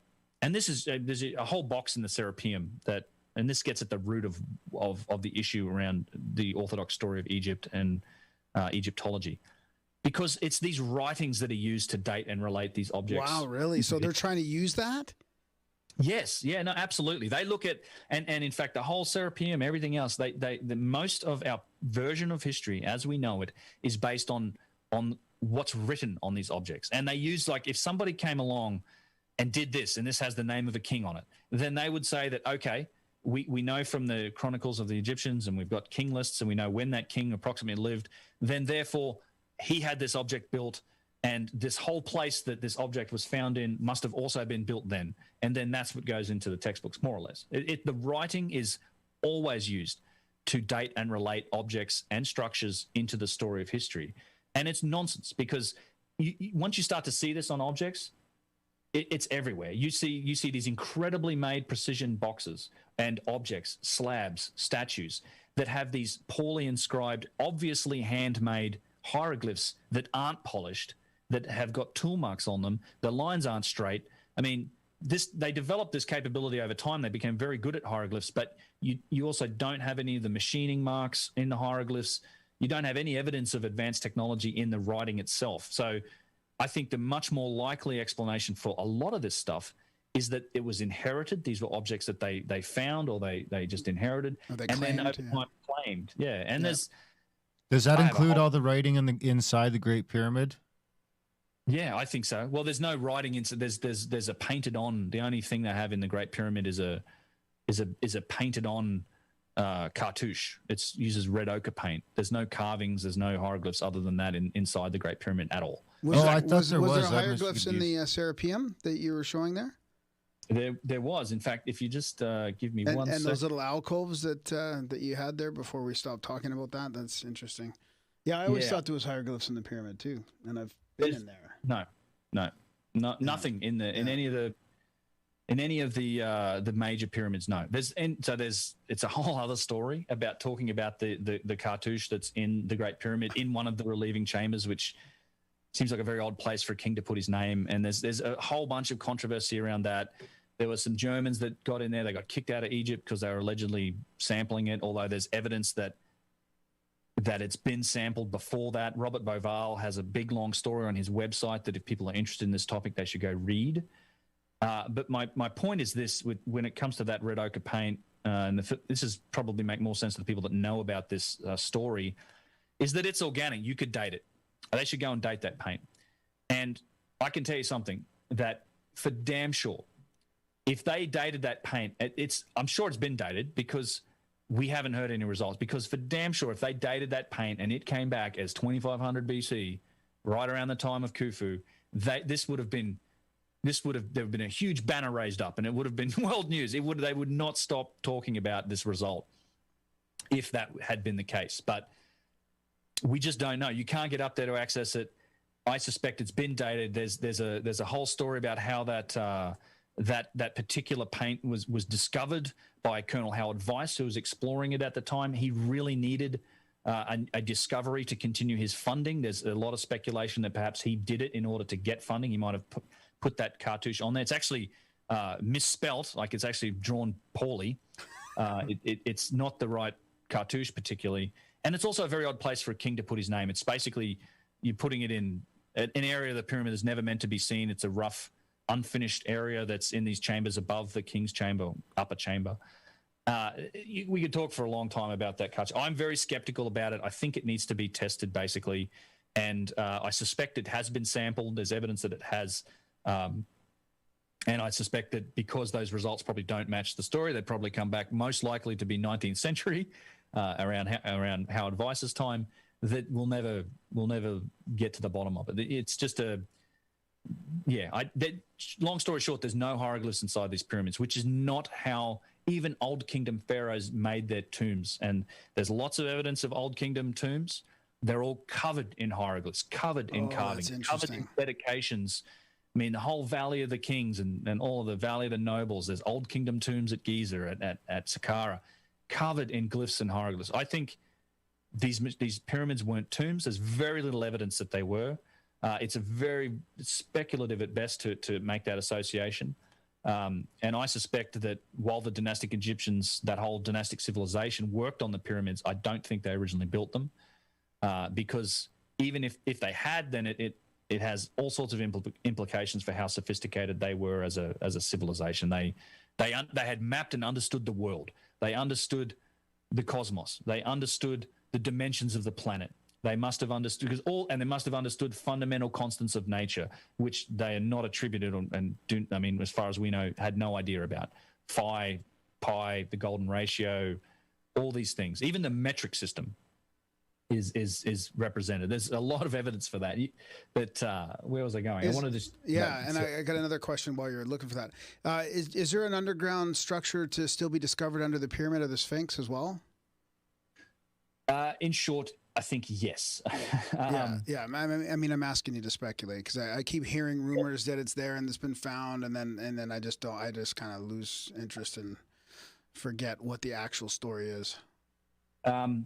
So there is a lot of evidence of that. Yeah. Let me find this one box that has. So it's actually a good example of the corridor here.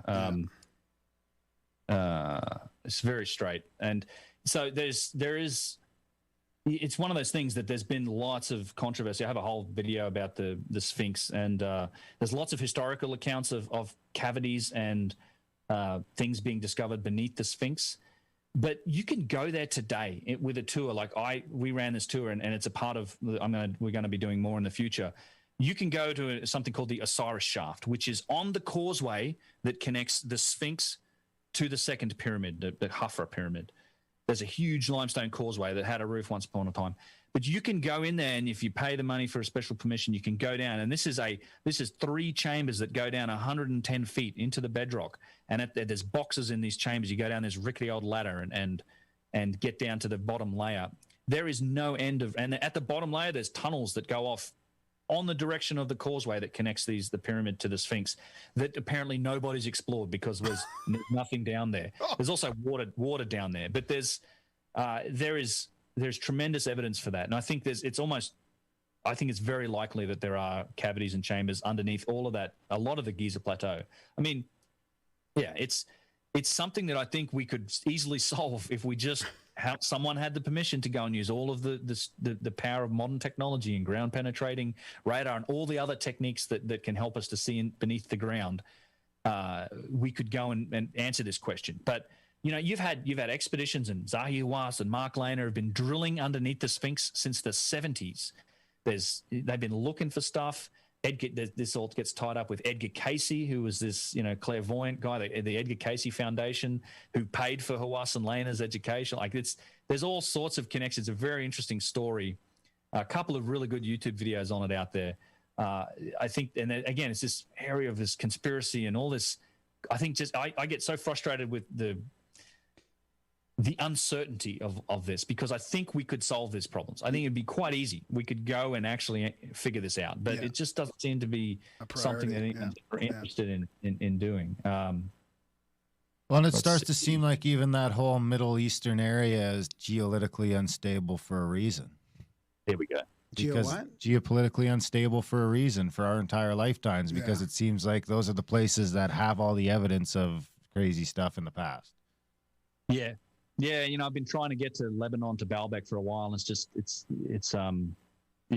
like you said, it's tough to get to some of these areas safely. And I'm currently looking for a boat to charter to go look for Atlantis for Randall. So yes, in the Azores, I think that'd be a good. It's a nice spot. So, yeah. So this is just by way of background. If you're seeing this, so this is a polished granite box that has been scrawled on it with hieroglyphs, and you can so obviously see the line. The lines on this box and the interior surface are absolutely perfect. They were capable of making objects with straight lines, but they couldn't draw a straight line on it. Yet all of this writing is used to date and relate not only these boxes. There's 2 or 3 boxes out of the 24 that have hieroglyphs on them. There's a couple of others only have a little inscription. This one is covered in them, and they consider it the most valuable because of the inscriptions. And they use these inscriptions to date and relate not only all the boxes, but the entire site into the story of ancient Egypt. And I think they date it to the Middle Kingdom. I think it's nonsense. You can see someone's been scrawling on this with a chisel. I consider this box has been vandalized, not written on. This is the equivalent of coming back and saying 5,000 years as some skyscrapers are still standing and somebody tagged one of the skyscrapers with spray paint. You're like, oh, look, little Timmy made this object, clearly. Like, that's a great analogy. Little Timmy. What about didn't the tunnels have hieroglyphs on them? I thought I saw back a little ways. Were those? No, they didn't, eh? Nope. Oh, okay. They almost looked more like machinery or some sort of weird thing in the walls. So there's Well, so the you little see- alcoves. There was the little alcoves that were. on the side here like this. So what in the Serapeum specifically, in these alcoves with these boxes, and I think this is something else that sort of hints at a functional nature, there were these massive granite false doors. So these big pieces of granite, and they had this what's called a false door shape on it. You'll see it at the back of this box, and all of that granite, you can see it. There was one of them, like they were facing the boxes. In all the alcoves you had on either side, these big false doors, which I think are acoustically active devices. There's a few resonance chambers that use that shape that you can still experience some astonishing resonance in Egypt. And all of that stuff's been quarried and taken out. There's a couple of places. There's in one of the closed off rooms, there's a broken down granite false door that you can still see on the ground. But they've all been removed. But that's in the sides of these alcoves next to these boxes, there were these giant granite false doors, for want of a better term. Wow. It's a shape that was that later adopted by the Egyptians as ceremonial, and but it's something that's reflected in a lot of these sort of really old bits of stone. What Yusuf's pointing out some of the tool marks here. Let me show this next one real quickly. When's the next trip? So I'm it's interesting. I'm in the process of planning it right now, and it'll be interesting because if it goes well, I'm going to have a very special guest coming with me. It's with somebody that we both know. So Nice. we'll leave that for now. Great. Yeah, we'll see. But I'm aiming. It'll be October, so late October this year, hopefully. Well, yeah, that's the booking that I have for it. So putting that together. But yeah, this to me is we get to the end here. In fact, there's a shot that I want to show you. Sure. And then maybe before we let you go, do you want to touch on that geopolymer question of Darren's quickly, and then we'll wrap it up? Yeah. So look, as we turn the corner here, just look at the way the light reflects off the stone, and sort of consider this isn't a natural property of granite. Like this stone has been polished, and you can see it's almost, you can see the mirror-like finish of it as we turn the corner here. Oh Just my that God. reflection. I see what you mean. Yeah, granite's not naturally like that. You have to get it like that. Well, that's what it's like in the high rises downtown. Yeah. It's super polished. The kitchen countertops. But you can see the chicken scratch that's on it from some dude's chisel, back in the day. And likely this was the priest that owned and ran this place during the Egyptian civilization. Likely used it. They were probably selling Sacrifices. on it. Yeah. That's a false door shape. So they've drawn this on here, but this is the false door shape that you see carved into granite in a lot of examples in ancient Egypt. Wow. All right, let me wrap that up there then, and we'll move on to geopolymer, because that's an interesting theory, and I actually have, and I think I know the documentary that you're talking about. Yeah, it's like 3 hours or something like that. Yeah, it's the K 2019. Yeah, in fact, that's right. Did contact me last year about it, and I look, I'm, and there's the whole Geopolymer Institute. I think it's an area that is promising. It has some. It's a promising area of research. I think it does have some. I think the place where they've made the most progress with that is in South America, particularly at Tiwanaku, Pumapunku. There's some evidence of organic compounds in the andesite that needs explaining, but there's, to me, a few major, I guess, holes in the theory right now that I think need to be addressed, because there is a tremendous amount of evidence for the fact that it's not geopolymer, is what I would say. And first of all, I would rule out anything that's granite. Now, I know that a lot of people like to say, well, I had these giant like quartz lenses and melted granite and reconstituted it. No, we have granite quarries.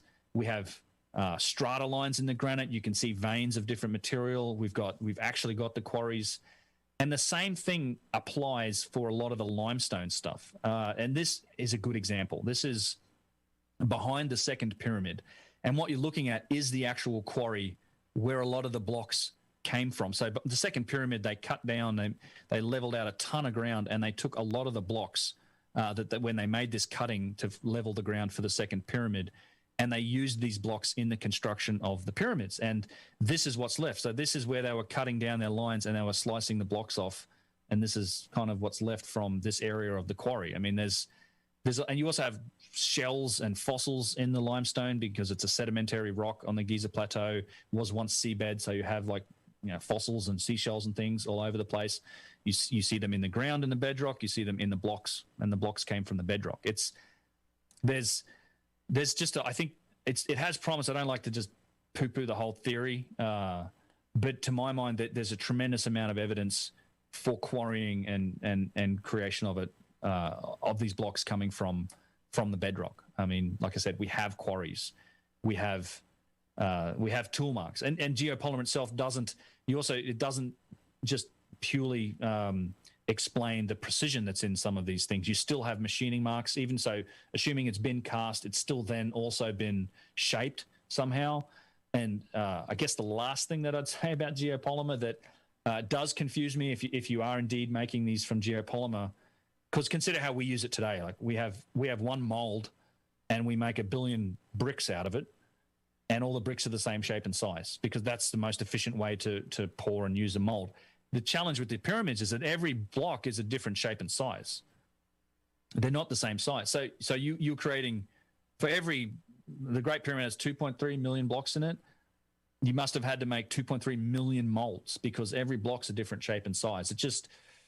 There's some challenges, just practical as much work and logical with it. And the other, and I'm not ruling out the idea, particularly in South America, of things like some techniques of stone softening somehow, because when I look at those polygonal walls at Sacsayhuaman and Cusco, it feels like that's what's happened there. Just intuitively, it looks like that stone's somehow been softened and set into shape.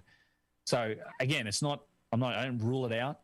I just think it's one of those areas that needs more study. And I'm sure that whatever the answer is, it's going to be a little more nuanced than just it's all geopolymer or it's all quarried. There may be some middle ground here. That's excellent. Totally. Where can the viewers track you down if they want to go watch all your YouTube videos or if they want to sign up for a trip? So unchartedx.com is probably the best place. Let me move back to this.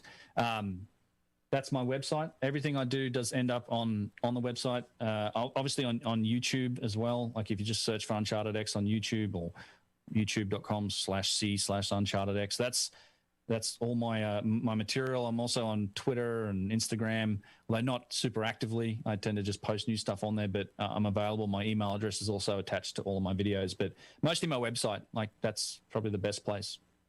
Awesome. Well, thanks for the great chat. Very articulate. Yeah, this was great. Yeah, I really liked the way you had the videos playing and showed us the vases and stuff. This is fantastic. I think people will really enjoy it.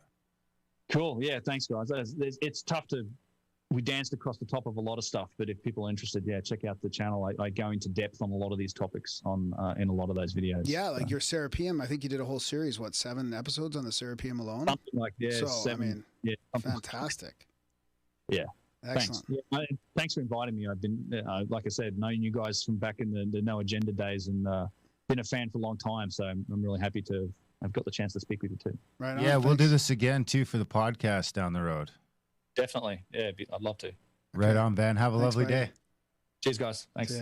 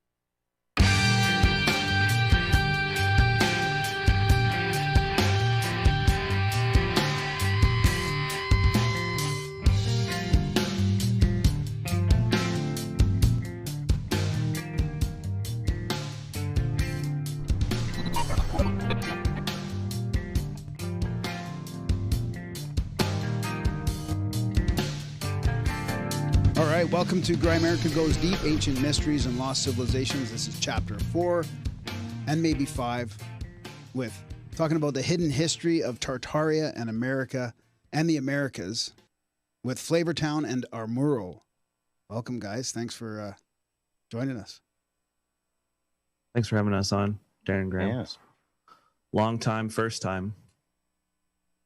Yeah, I'm excited to get into this one. I've been sort of slipping down that Tartaria slope myself for the last couple months. It kind of tied in with interesting timing because I just got into a bunch of Rome stuff, and then that sort of spilled over into starting to research some of the Tartaria stuff. Our buddy Snow Shaman in the chats was sending me all kinds of stuff on there all the time. Shout out. And I've just been falling down this sort of rabbit hole, and the Roman history has always kind of been interesting to me. So that kind of seems to fit into it in a certain way. And then I mean, it could really be encompassing a lot more than that. So I'm eager to get into what you guys have found, because you guys have been going deep on this for a few years now. Yes. I started probably back in 2017. I think I came across it on a Reddit thread. Somebody posted some link to the Stolen History forums. And ever since then, I've just been on there and doing research and creating stuff over there. And it's 3 years along, and the research has evolved in some really interesting ways, some ways that I'm not a huge fan of, and some other ways that are pretty promising.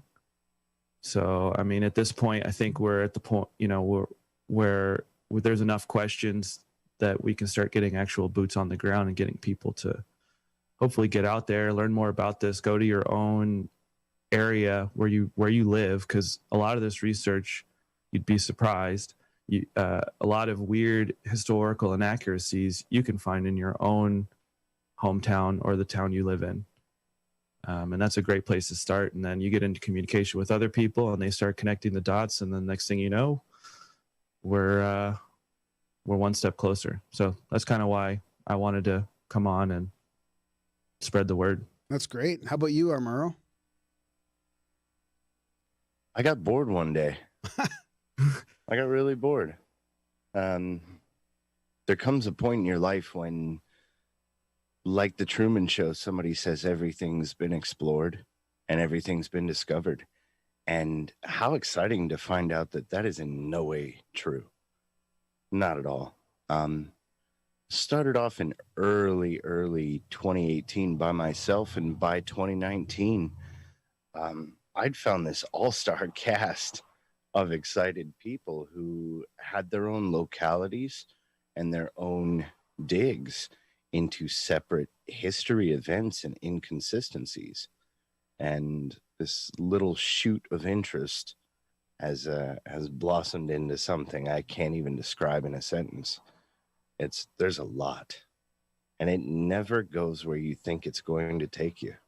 And it just opens up more questions, it seems. Always. So where do you guys want to start then? Because there's a million places to start. Well, we should probably hit the big ones, right? Hit the big boys right off the bat. The ones that everybody seems to know, or at least have like vaguely heard of. Yeah, let's do it. So to me, like, that would be, I guess, Tartaria is what you're saying, or as far as this new thing. And I mean, the thing that I've been very skeptical about this as well, but when you see the old maps that aren't that old and they show this big area, Tartaria, and it mixes up with some of the accepted history. The Huns had control of the Silk Road, they say, a few hundred years after AD, and then 1,500 years later, Tartaria exists on these maps. So it is weird to me how do you tease apart like the mystery compared to like the actual accepted history? Yep. So what the mainstream says is Tartaria was a loose association of nomadic tribes that all banded together and kind of had this like agreement, I guess.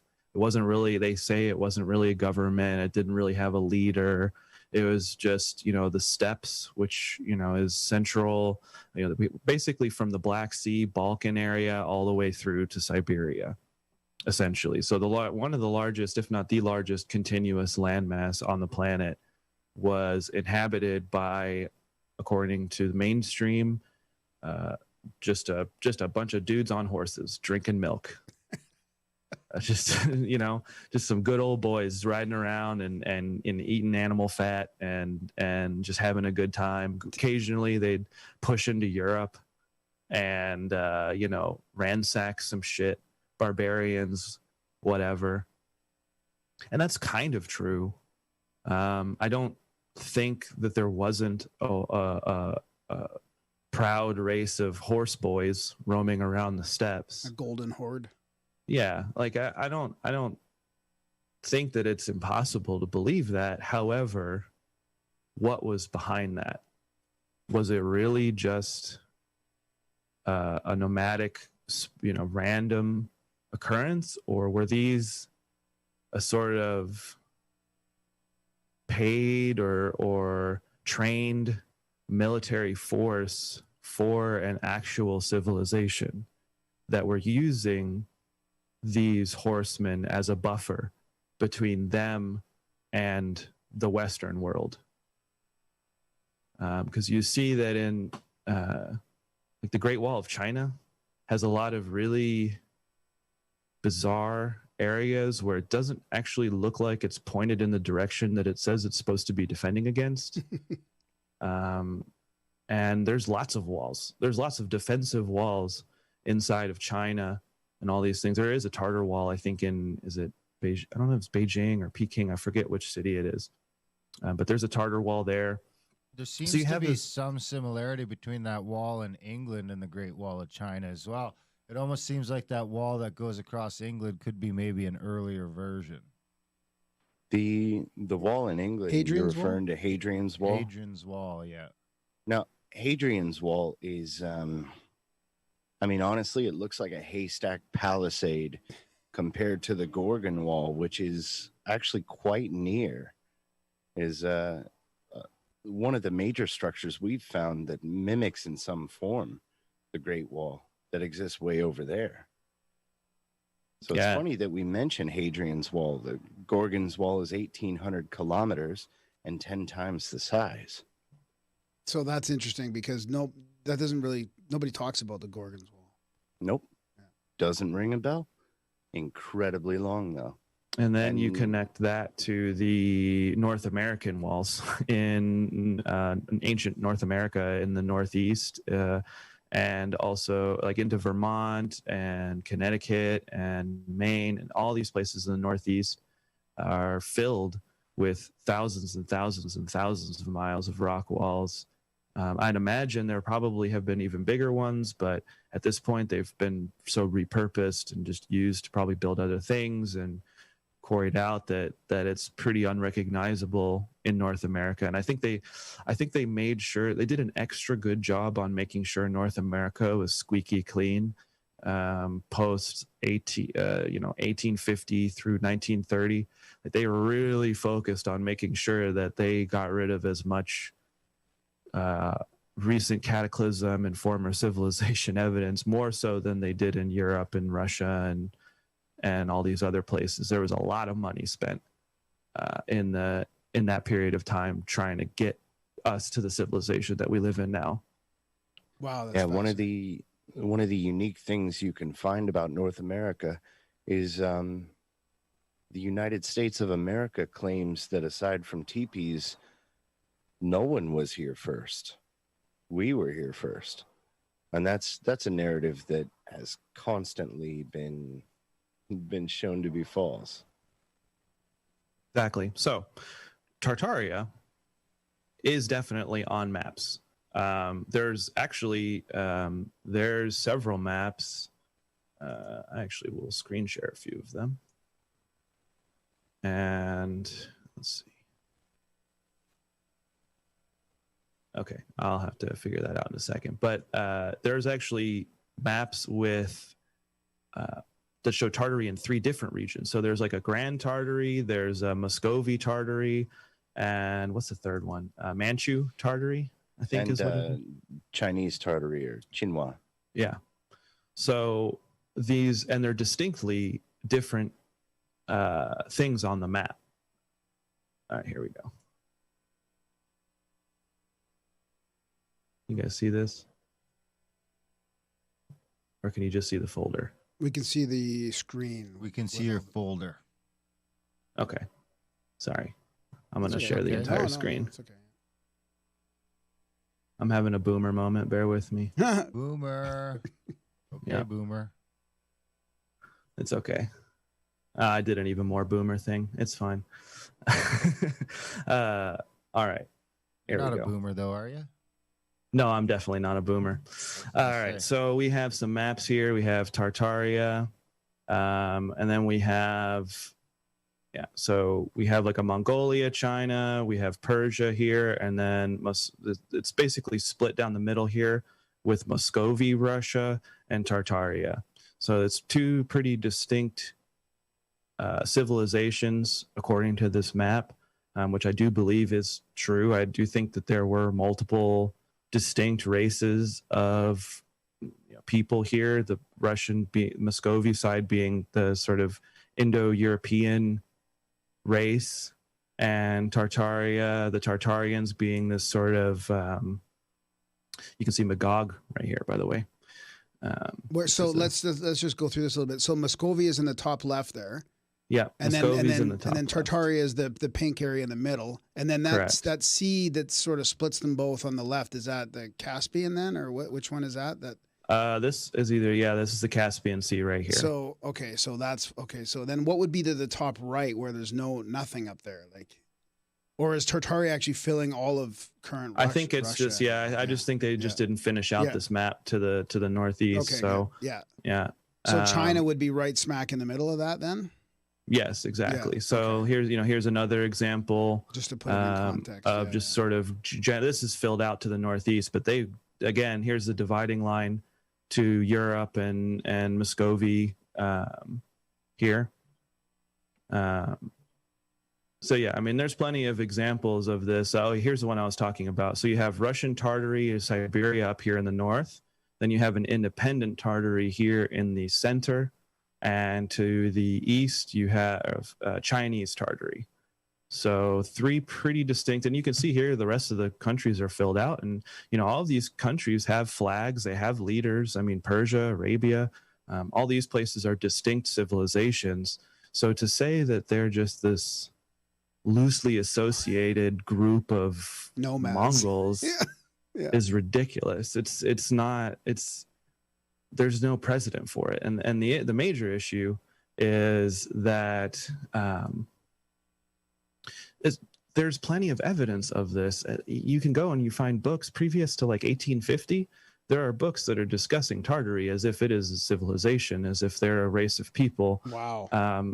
I mean, there's nothing crazy in there. I mean, let's put it this way. We're not talking about Atlantis. Free energy, flying around, everything was amazing, utopia, steampunk Tartary here.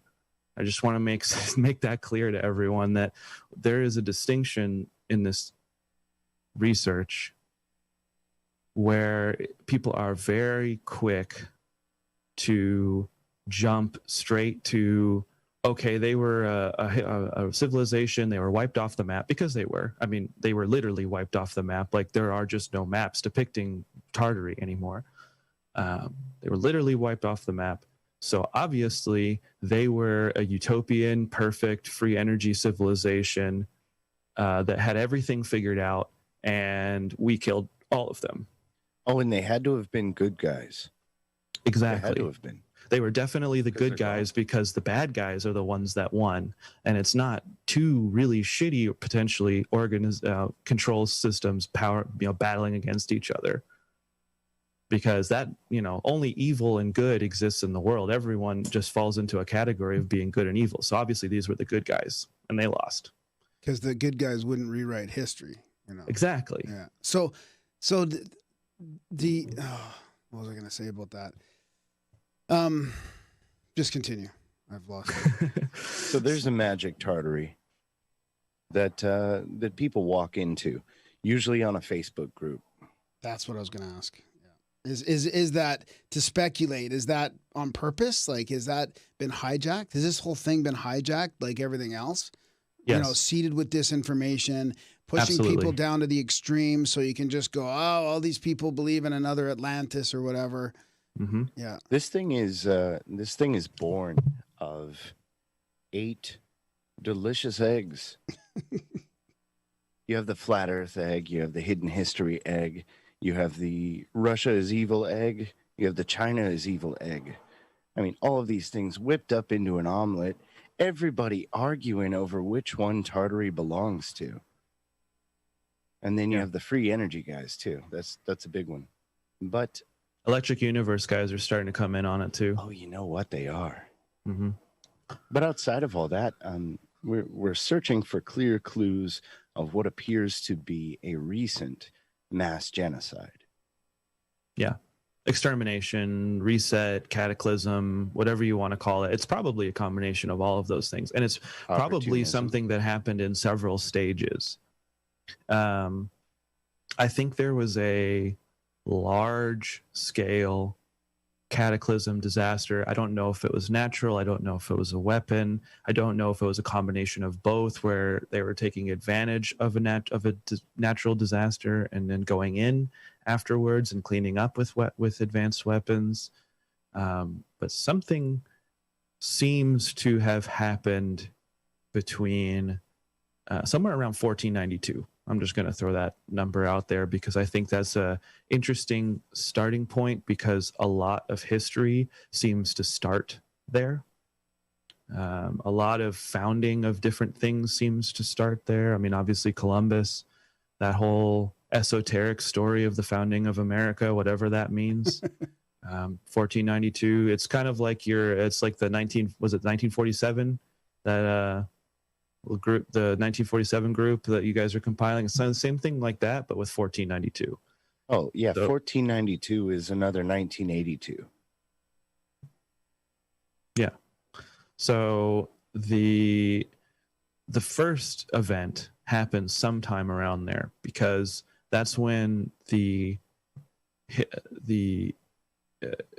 forging of historical relics really took off.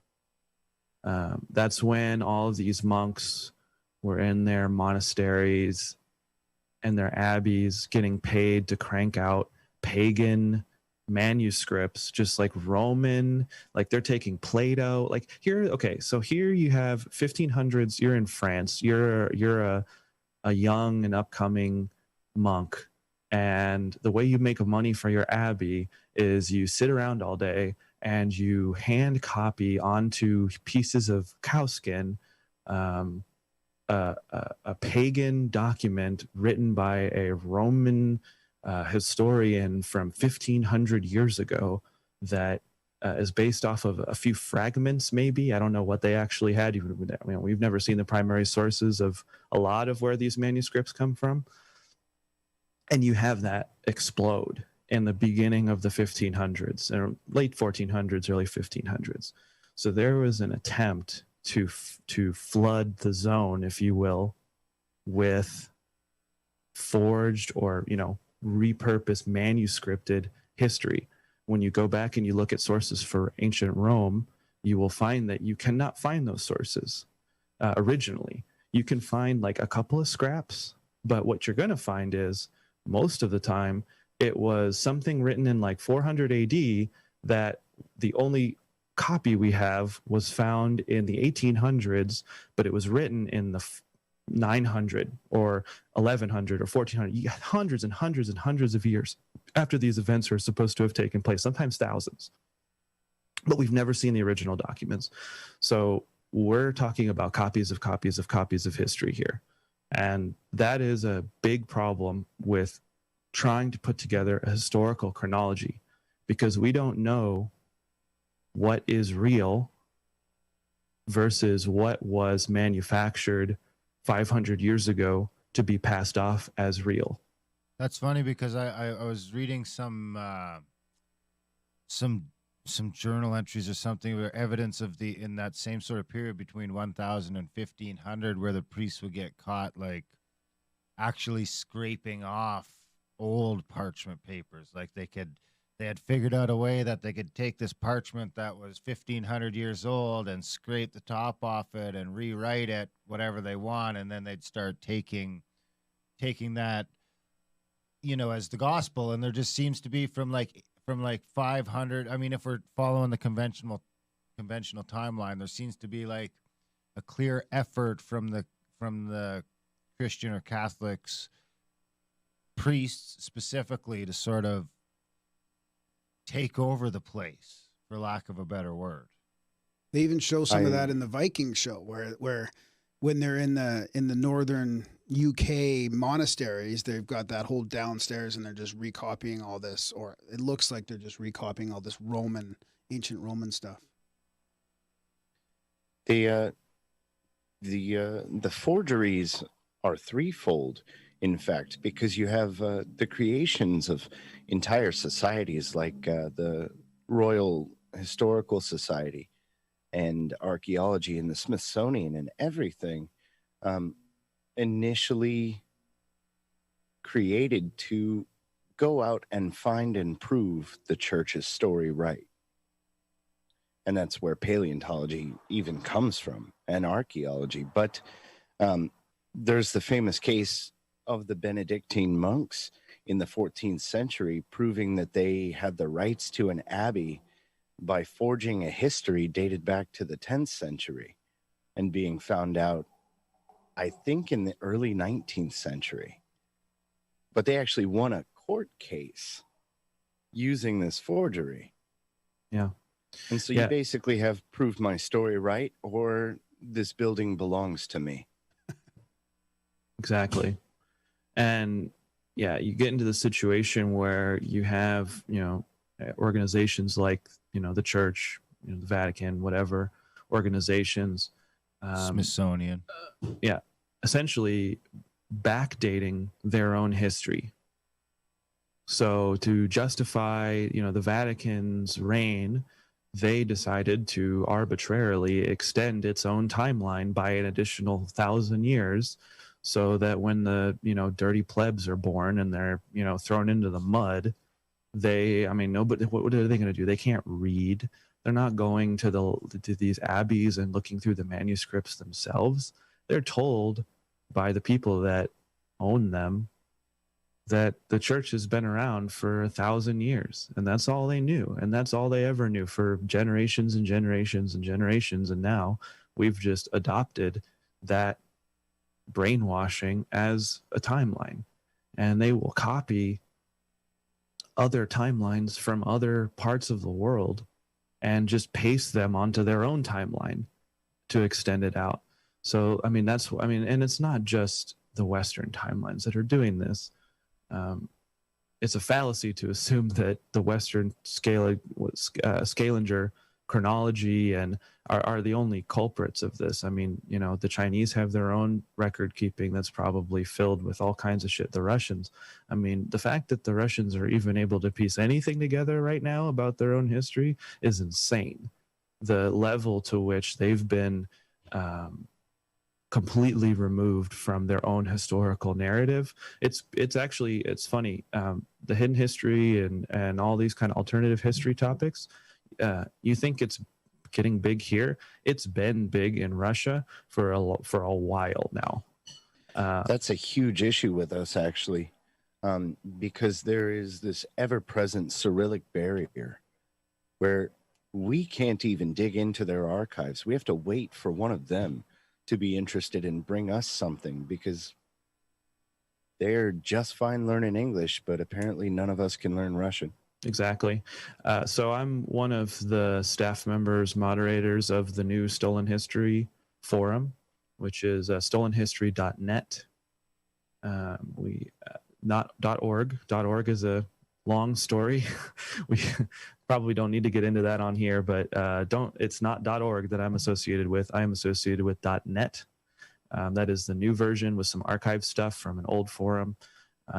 And one of the things I'm really enjoying about that site is that we are getting Russians showing up there. They're because you can't really do it through YouTube. If you don't know Russian, you can't watch Russian YouTube researchers. Right, right. But there are researchers who know how to use the translators, and the translators are getting pretty good as far as doing that goes. And essentially, you know, we've been having some dialogue with a few of those researchers over there, and it's been interesting, very eye-opening to see the results of a lot of their work, because it is very in-depth and it is pretty thorough. I don't know, again, if I believe all of it, whatever. It does have a tinge of that, you know, sort of Russian nationalism. Everything started in Russia, and, you know, whatever. I mean, sure, I'm open to it. I'm not obviously going to commit to it, but it is very interesting, and we're finally starting to see a little bit more of that, at least where I'm doing research. But is that part of, I mean, the conspiratorial part of me starts going to, like, is that why we're in the Western world, we're pushing back? One of the many reasons why we're pushing back so hard against Russia, because they are sort of open to this alternate history, or there's almost like a rogueness still over there that's not complying. Yes, I think so. Russia is, what would you say, a third of our entire populace as far as the first world is concerned.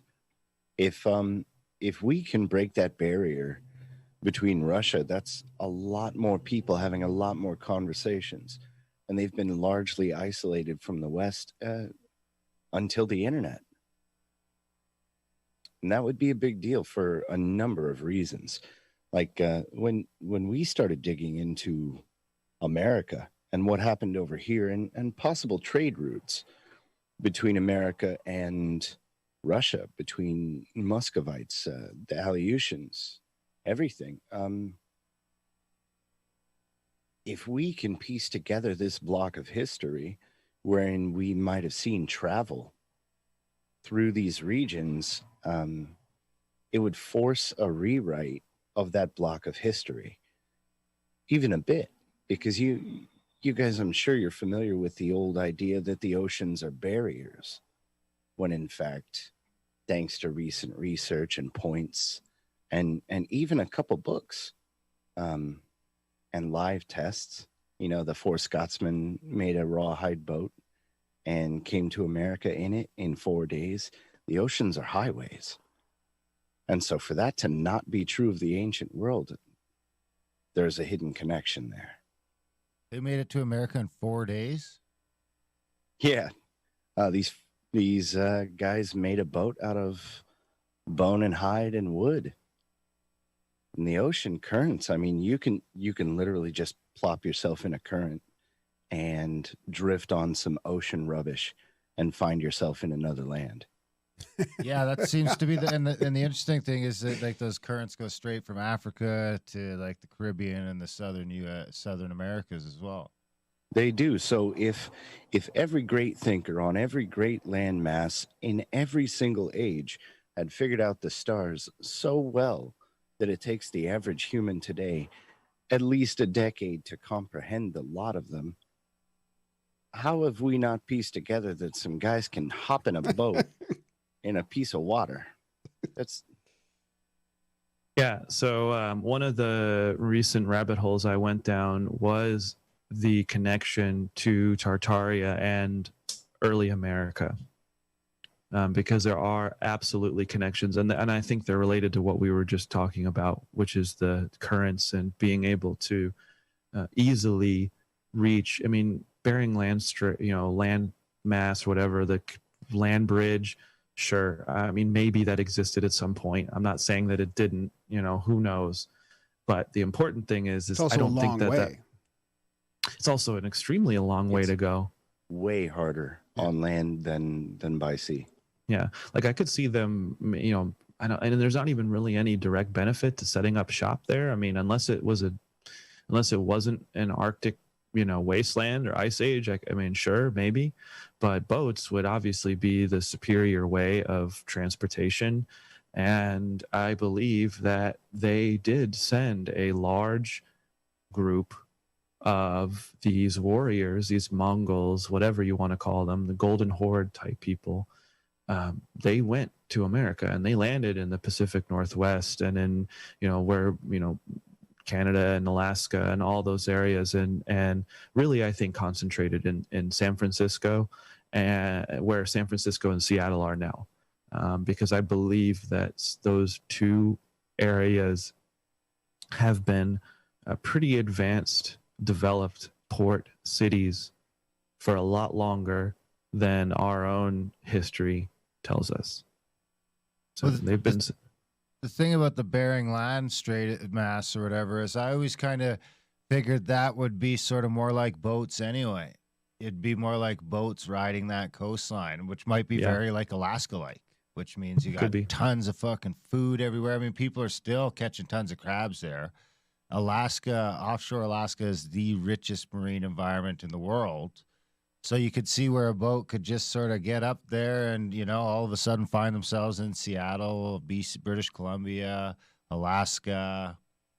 With no effort at all. No effort. Just following the coastline and fishing. And it'd basically be an accident almost. It'd almost be like taking a cruise. Well, if you fall asleep on a current, you're downstream. That's it. You only need oars if the water's not moving. That's it. And there is a bit of a discrepancy between why them apparently founding America or whatever in the East and then not move. Why did it take them so long to come out West?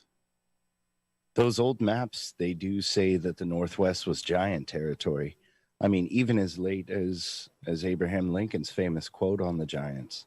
Mm-hmm.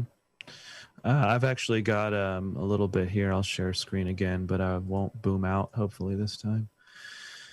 Check your TCP/IP settings. Thank you.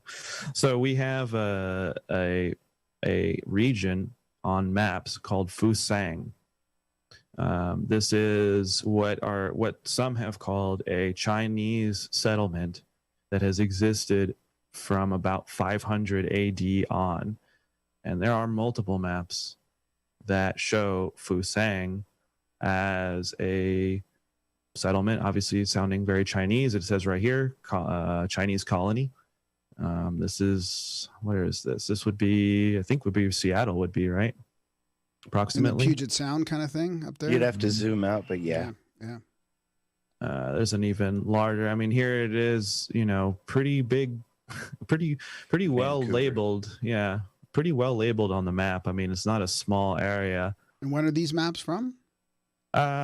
Somewhere, anywhere between this 15, 1700s, give or take. And you have these, Chinese Tartars working on the railroads. And you have, the Boxer Rebellion and all these kind of things. So there's a long history of the Chinese and, the sort of Tartar race existing in that area.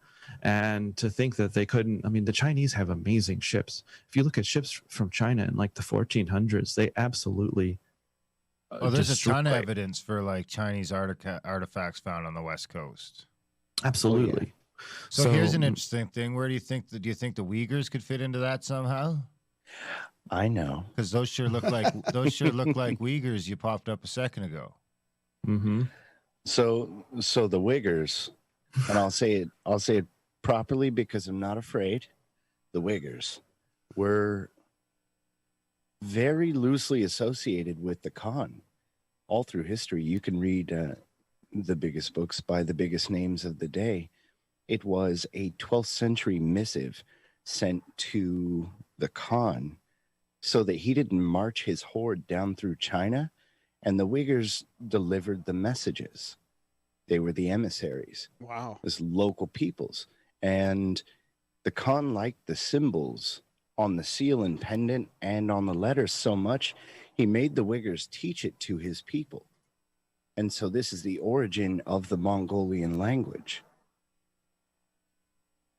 So until very, very recently, and from the outset, you could say the Uyghurs have been a prominent feature in the entire idea of Tartaria, all the way up to their genocide today. Wow. Holy shit.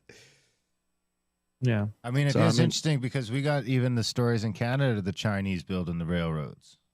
Yeah. Absolutely. And to think that they were all like the mainstream story is that they were all just stolen, or like they were put on boats from, I mean, where were they getting them from Europe, and then putting them on carts and sending them over into Europe, and then getting on a boat and then putting them on a boat and turning them across the Atlantic Ocean to the East Coast, where then they stopped off the East Coast and then took a carriage ride from the East Coast to the West Coast just so they could start building a railroad. Oh yeah, how did every white person that took the Oregon Trail died, but all the Chinamen made it? Mm-hmm. And so here you have San Francisco, whose sewer system is extremely complex, well built, master level brick masonry, that is confusing, has many parts that have never been used, allegedly, that is the underpinnings of this city that is supposed to have been completely annihilated in 1906 during it was basically a combination. It was an earthquake and then there was a fire, like all back to back. And then they rebuilt the entire city of San Francisco, but you still have this insanely old and incredibly complex sewer system that survived both of those things. Oh, untouched. And the sewer system is on scale with the initial creation of Salt Lake City.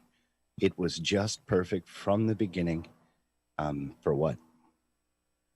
Yeah. Oh yeah, I'm just looking at some pictures here, and we'll have some pictures in the video when this comes through, so everyone can look at some pictures. But I mean, wow, this thing is fucking amazing. It reminds me of looking at the Great Wall of China, or just the brickmanship in it. Yep. Yeah, master level masonry. That's another thing that which is to me the thread of, like, yes. That's kind of what I consider the Tartaria thread, isn't it? Might be a bunch of different civilizations, I don't know, but it's like looking at the shit the Romans were making, looking at the roads, looking at the forts, looking at the Great Wall of China, looking at some of the stuff down in South America and Peru and in Argentina, and just like how masterful the stonework is. It's unbelievable. You don't even have to go that far. I bet you probably have a post office or a courthouse in your own hometown that looks equally as impressive, that has a very shady and doesn't make a lot of sense Wikipedia page article about it, that probably involves some weird photo of like a whiteout sky that says that it was burned down, and it really wasn't burned down, and it had a different dome on it in like the 1870s, and then they tore it down 4 times and then rebuilt it. And it's just like, you can go to just about anywhere and you can find these incredible structures, and they have these insane stories, and you get to the point where you can basically start to play like it's almost like a Mad Lib. All of these buildings all over the world have these Mad Lib stories about how they got there, why they were built that way, who built it, how many times it burned down, even though they're amazing brick, stone, granite, marble, pillar. I mean, you do see a lot of that out east, but out west, Yeah, I don't like, maybe on the coast. Yeah, I could see yeah. Vancouver It being more doesn't like seem that, like there's going to but be I that feel like here. we were but in the fucking no man's land. Yeah, You know what I yeah. mean? Like there's 1,000 miles of fucking in Alberta, land Saskatchewan, in either all direction. that, It's cold as fuck half the year. Like I figure, especially if we're talking like seafaring, which I think makes more sense, then it would make more sense to me that they were on the coast. Plus, we had all the ice on us like 10,000 years ago, which would have really just wiped out a lot of that evidence. So I feel like in like central northern Canada, we kind of miss out on some of that. You probably did, but I will say that the American Midwest is chock full of these things. Yeah. Where I would argue was probably like during the Ice Age, when we were covered in ice, would have been fucking where you wanted to brilliant. be. Yeah, would have been a great place. And you have this evidence. So the connection that I made between Tartary and America stems from an even earlier race of people who I'm sure you're going to have more people on and talking about, but that mound builder race, we don't really have a name for them other than the mound builder culture, the mound builder race.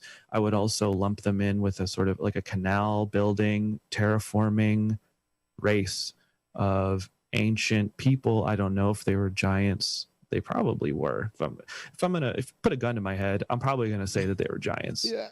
But I can't Which would prove make it. sense. I mean, we have everything, especially in North America, was way bigger than it is now.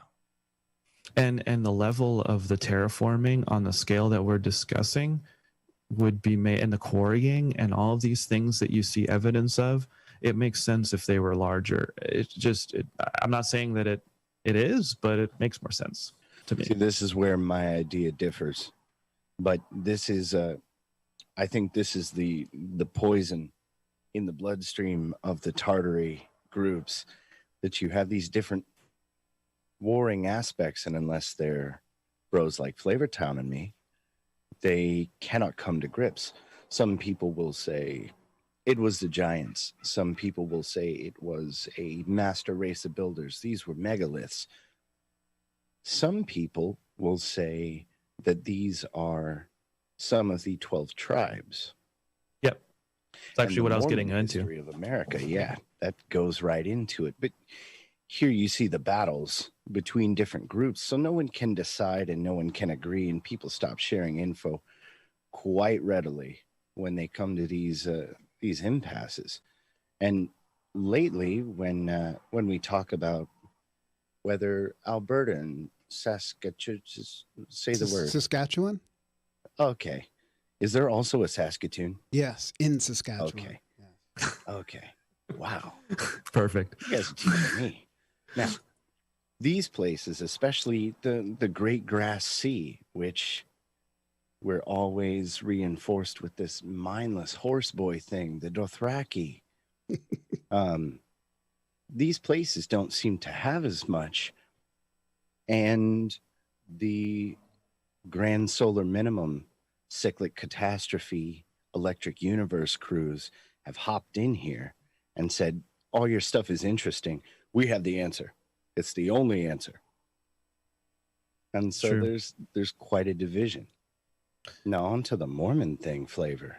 Well, yeah. So, I got to do a little bit of backing up first. To go back to the mound builder race, we have the mounds over in America, which you can find just about anywhere. I'm pretty sure most golf courses are on top of ancient mounds, and they've just never told us because it's just easier to put golf courses on them. I've found places where there are supposed to be burial grounds on old maps that line up directly with current golf courses. Which the military owns the bulk of. Yes. So you have these mounds in America all over. And then you also, in the Black Sea, Caspian Sea area and into Siberia, you have kurgans. I don't know the exact pronunciation, but kurgans are what they call Scythian burial mounds. So they are similar to American mound builders. They usually have stones on top of them. So I don't know if that's a feature that maybe we removed from ours, or if they legitimately were different and they just used stones and we didn't use stones like that on our mounds.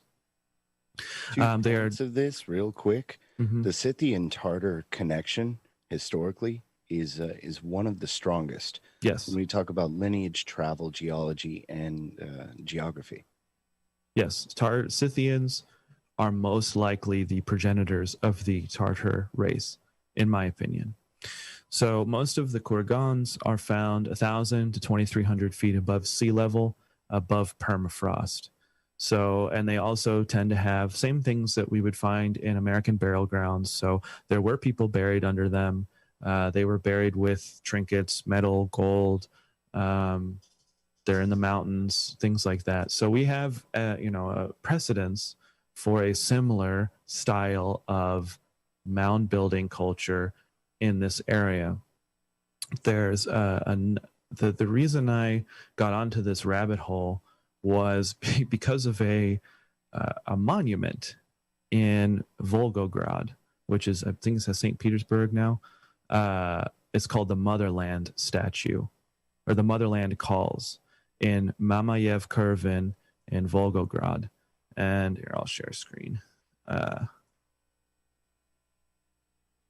This is the Wow. This is a very, very large statue. And you can see it's also built on a sort of pyramid. Oh, yeah, right.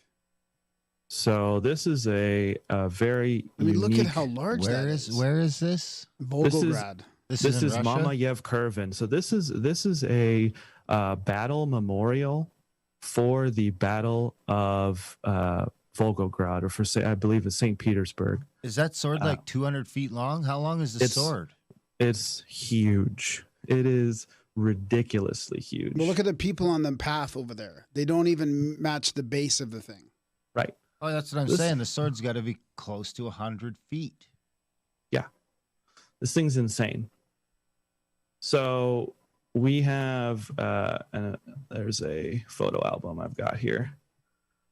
So this is a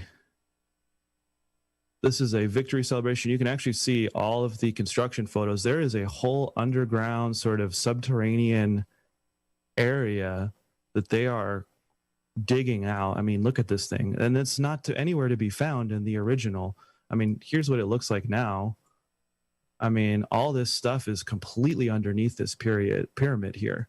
And so they were building this insane infrastructure. Like, what is all this? And it looks like looks like they built it over a coliseum or something along those lines. And that's the that's all there before. Yeah, and that's not the foundation. They're not building the foundation of that pyramid. No, that's they're excavating and bulldozing.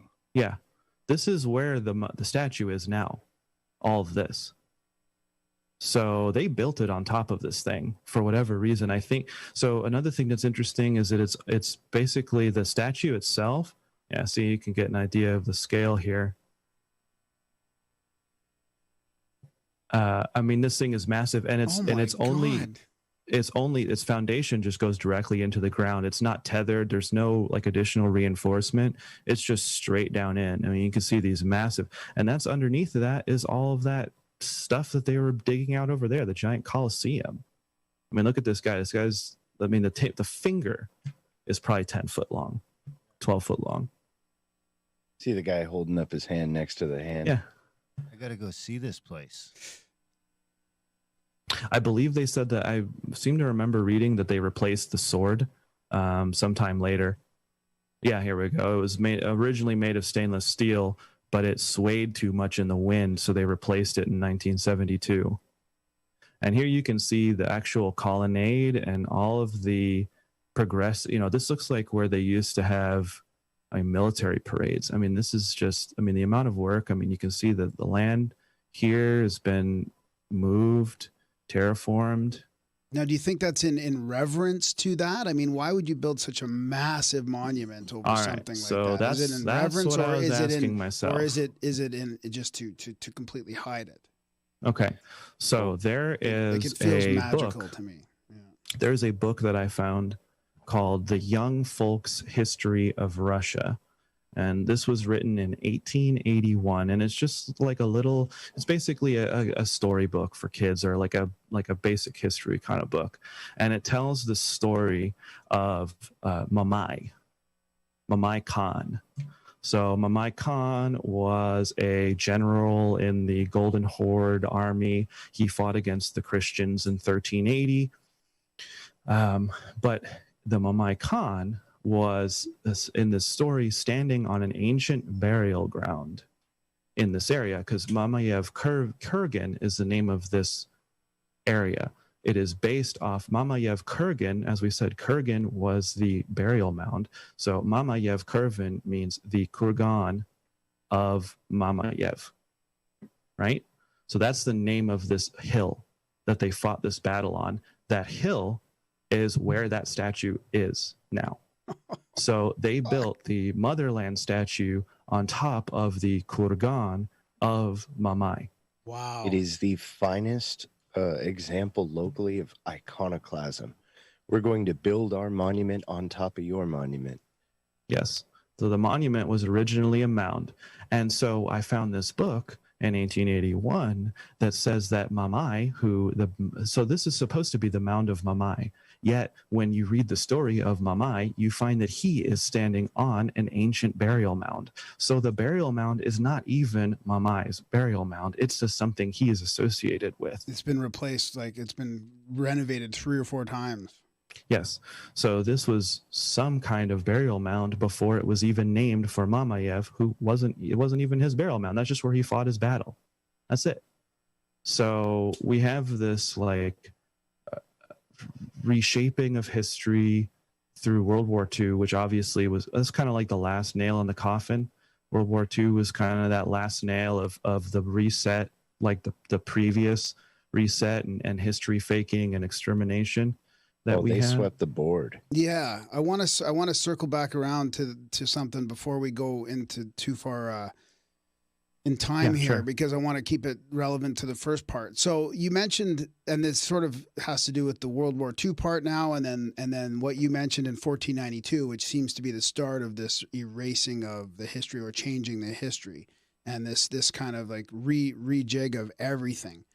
So, and you mentioned it could be a bunch of different things: cataclysms, rewriting history, wars, all that stuff. So does the Bolshevik Revolution play into part of that cleaning up towards the end? Yeah, so that would be, so I said in the beginning that there was like 2 kind of main resets. You have the one in the 1500s, Yeah. which were the rise of the forgeries. And then you have a second one, I like to call it like a light reset light, in the 1800s. And like basically what time period of about 1800 through 1942 is the second reset. Starting kind of with the whole Napoleon, 1811, the Napoleon's comet. That's also the same year of the New Madrid earthquake on the Mississippi River, starting in the New Madrid, Missouri. They say it's an 8.2 on the Richter scale, but the Richter scale wasn't invented for another 130 years. So what the hell are they talking about?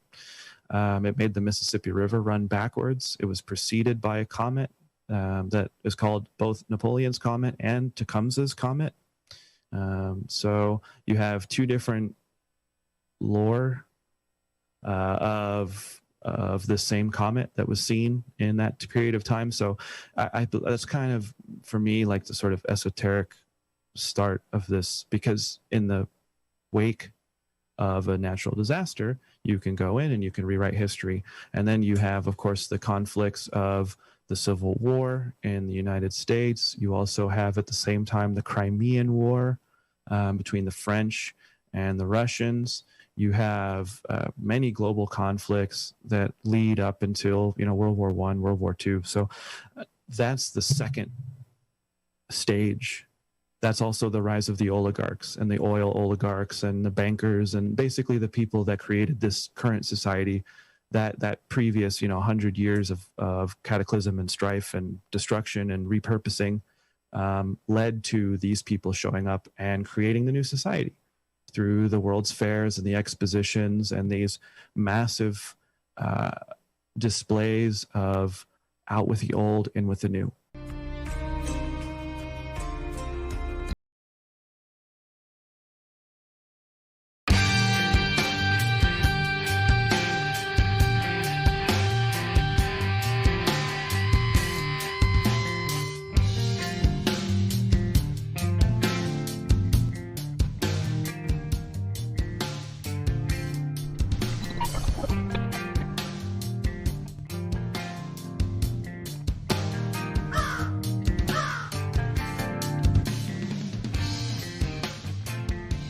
Go through the World's Fairs a little bit there, because I feel like I don't even know what I didn't know what these things are, and I feel like there's probably a lot of people that don't really know what the World's Fair is. As a small synopsis, the World's Fairs were made with a dual purpose. First was unity, and they'd been using that word even back then. Unity of different nations and different world powers and different peoples. And so the World's Fair was a gallery or an exhibition, a museum of a city in which all representatives had structures, showed a bit of their culture. You can see this with Mongols and Tartars, with Americans, with French, with Japanese even. And each would build a structure and showcase a bit of their thing. Now, the strange thing about these World's Fairs and these exhibitions, they don't feature the major religions of the time. Oh, they all seem interesting. to feature esoterica. That's You interesting. see the goddess Columbia. Quite often you see zodiacal representations, and you do not see the Christ. You do not, well, of course you don't see Muhammad, but you don't see any of the other major religions of the world. I mean, even Catholicism. These buildings, which Flavor will get into, seem steeped in myth and widely accepted and widely known. It seems like the start of technocracy, really. Getting rid of the religions, the new age of the scientist, the materialistic religion.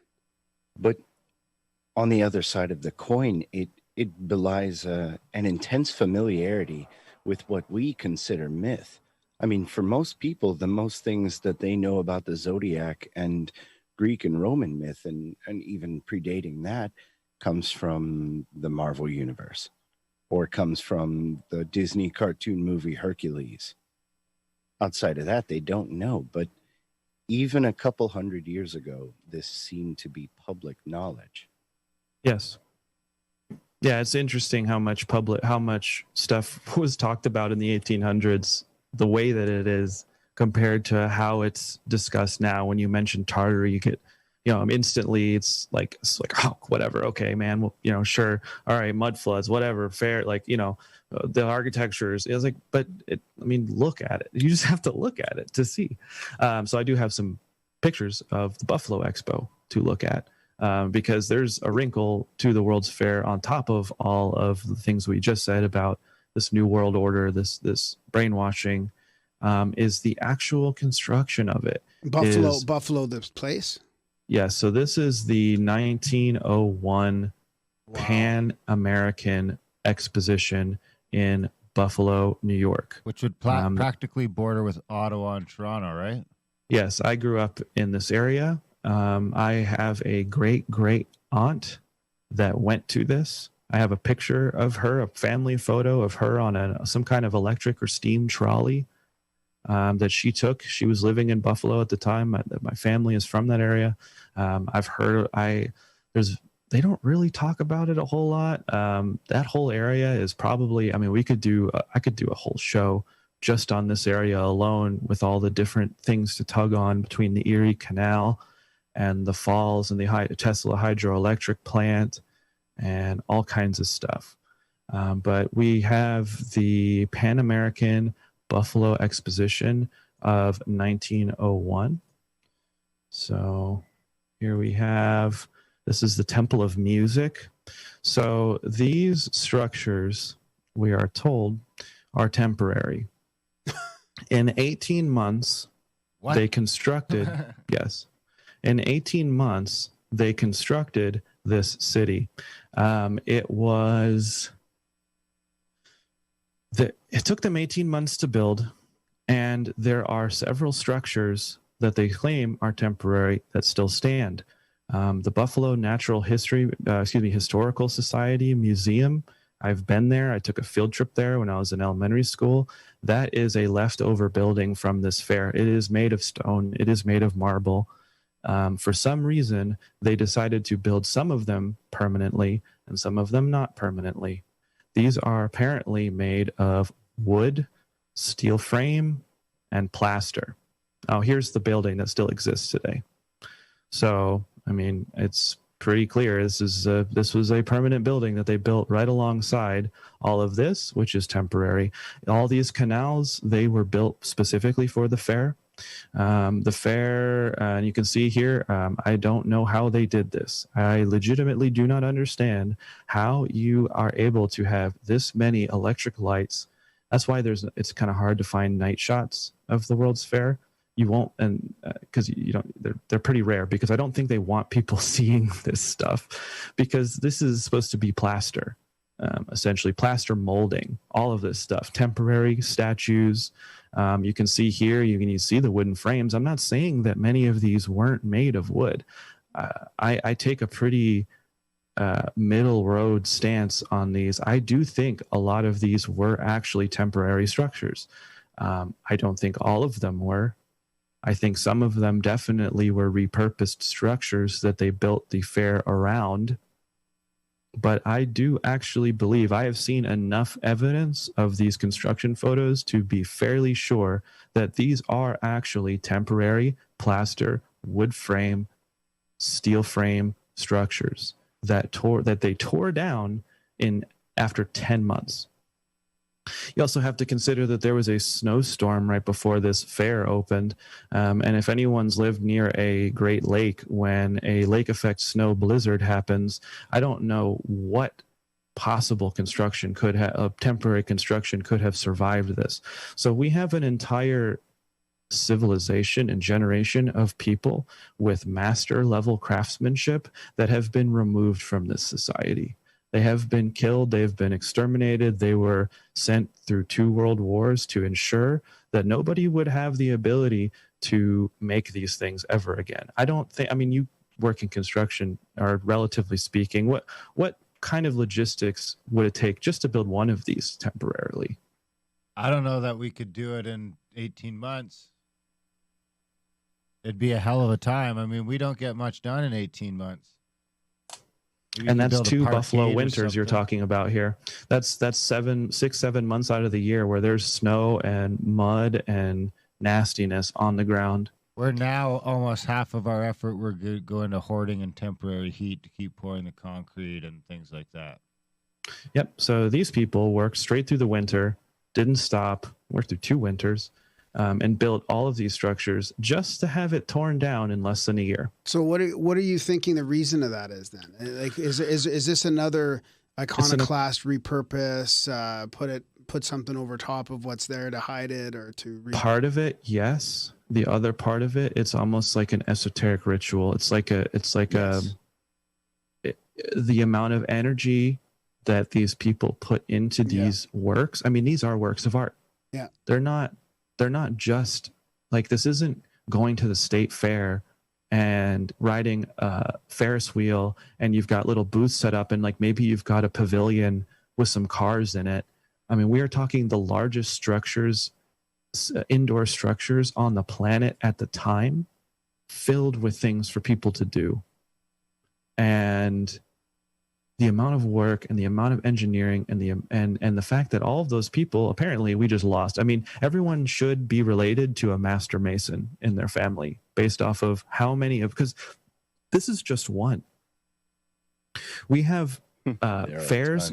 We have these types of fairs, expositions that start. I mean, they started in 1870. That's where the Eiffel Tower came from. The Eiffel Tower came from the exposition in Paris in 1870. It was the same thing. It was all lit up. It had a crazy, I think they had some kind of like gas, like a helium type system. Yeah, it was not a filament based electric system. I mean, if you look at those lights, they have, a lot of them have, like, some of them have spotlights and things like that, and very interesting. It looks like colors. They had some other form of tech. They were mixing the old with the new. They were using old world lost technology to build them, but they were displaying new world order technology to the people who were going to learn how the new society was going. Wow, it's fantastic. It's a trip. Was that designed, especially sticking with that buffalo one for a couple minutes, was it designed in any kind of sacred geometrical way, or the if you looked at it above with a plan view, would you? I mean, besides the fact that it's gorgeous, I haven't actually gone and done any specific work on the physical geometry of the layout. Yeah, that's all pre-aerial photograph.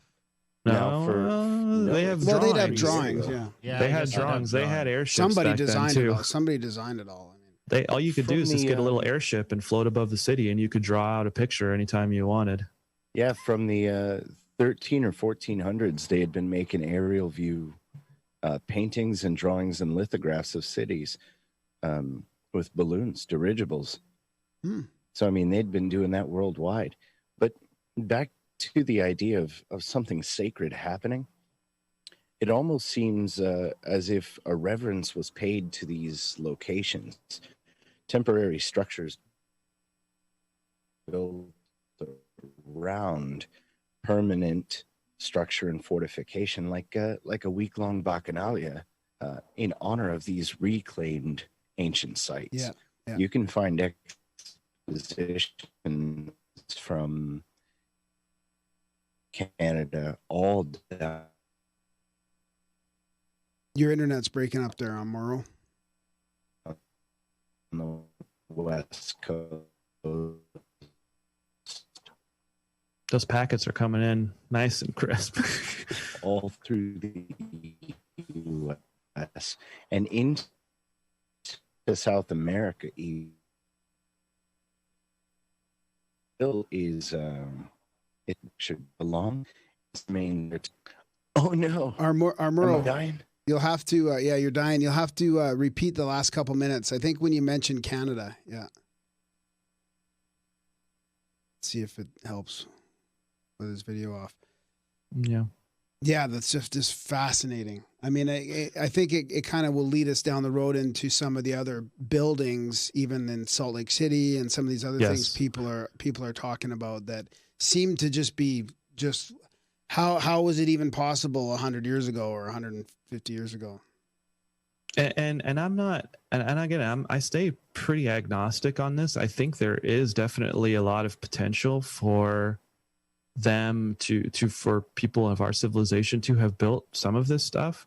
But even that has gone away. Even those skills have not been passed down from the old world. Oh, even the design of our modern cities, it's disgusting. All the strip malls and it's just completely inefficient, and the little neighborhoods everywhere. The cities are just grids. It's just terrible. I just wonder if this, like you said, that the kind of mark of the global civilization, people call it Tartaria. I actually like the phrase, I'm still host, I guess. Oh yeah. You got to let him back in. Yeah. There he goes. I'm sorry, where was I? You were going to talk about the global civilization phrase. Yeah. And then we'll get back. And then we'll get back to what Armuro was saying before he got cut off. Yeah, I like to call it the grand unified architecture. I prefer that as a phrase because it stays agnostic of a particular civilization, because I don't think we know who the civilization is necessarily. So, and I don't think it's Roman. They call it Greco-Roman architecture. I don't like that phrase either. I like grand unified architecture. Nice. That's perfect. So, Amuro, we lost you when you started talking about Canada, I think, in there. I heard the word Canada, but then we lost you after that for like a good 2 or 3 minutes. Oh, no. Well, imagine that whatever I said was brilliant. It was. Okay.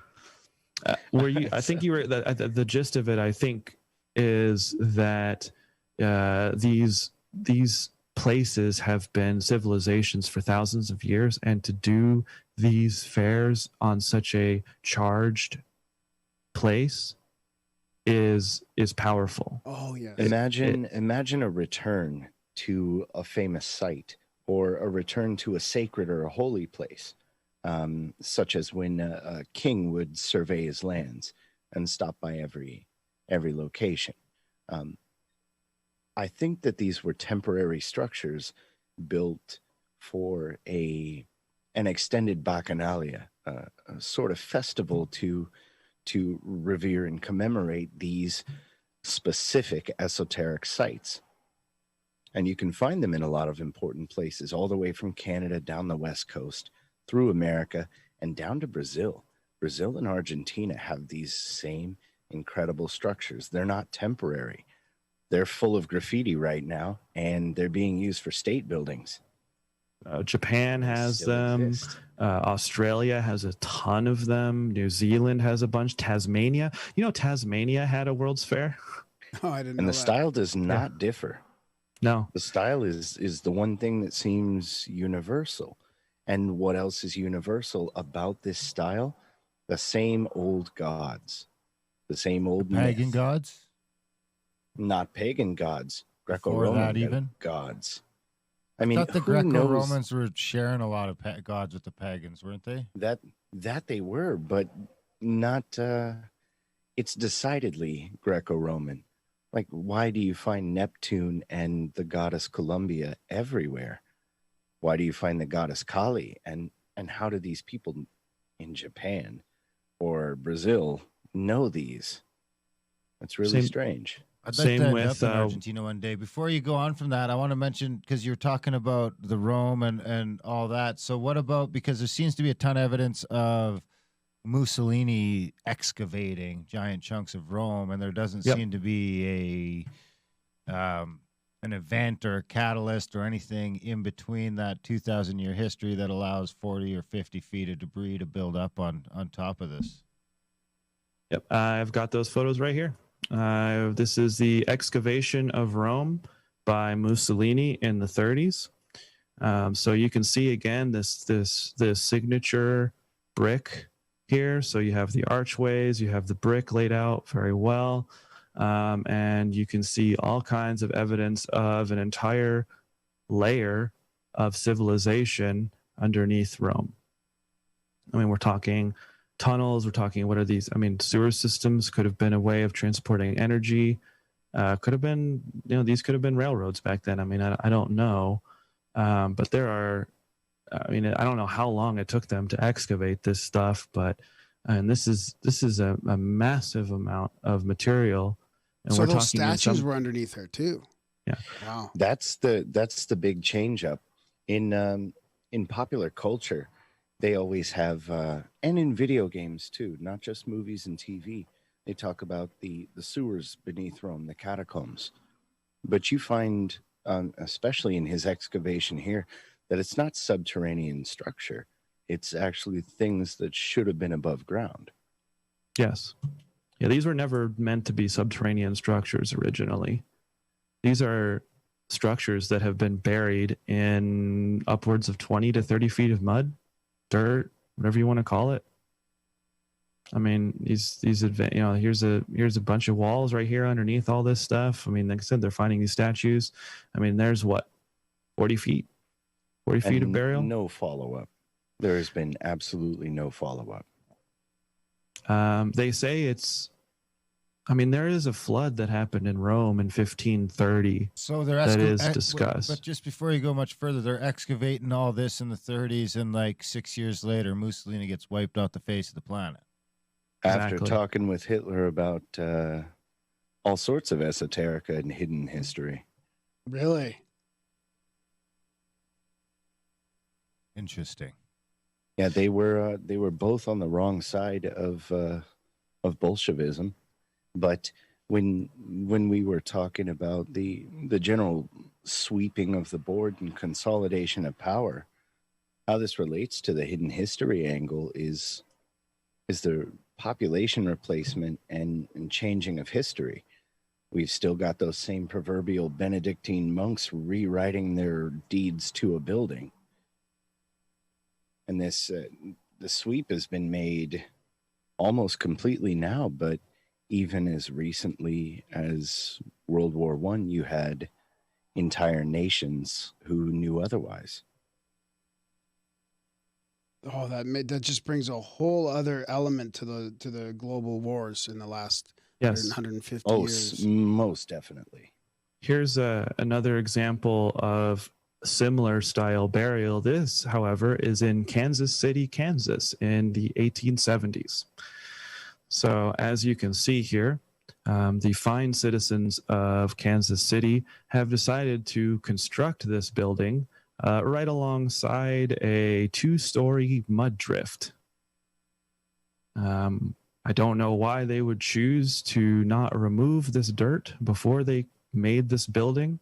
Seems like they gave themselves a lot of arbitrary work to do if they were building this right alongside this dirt wall.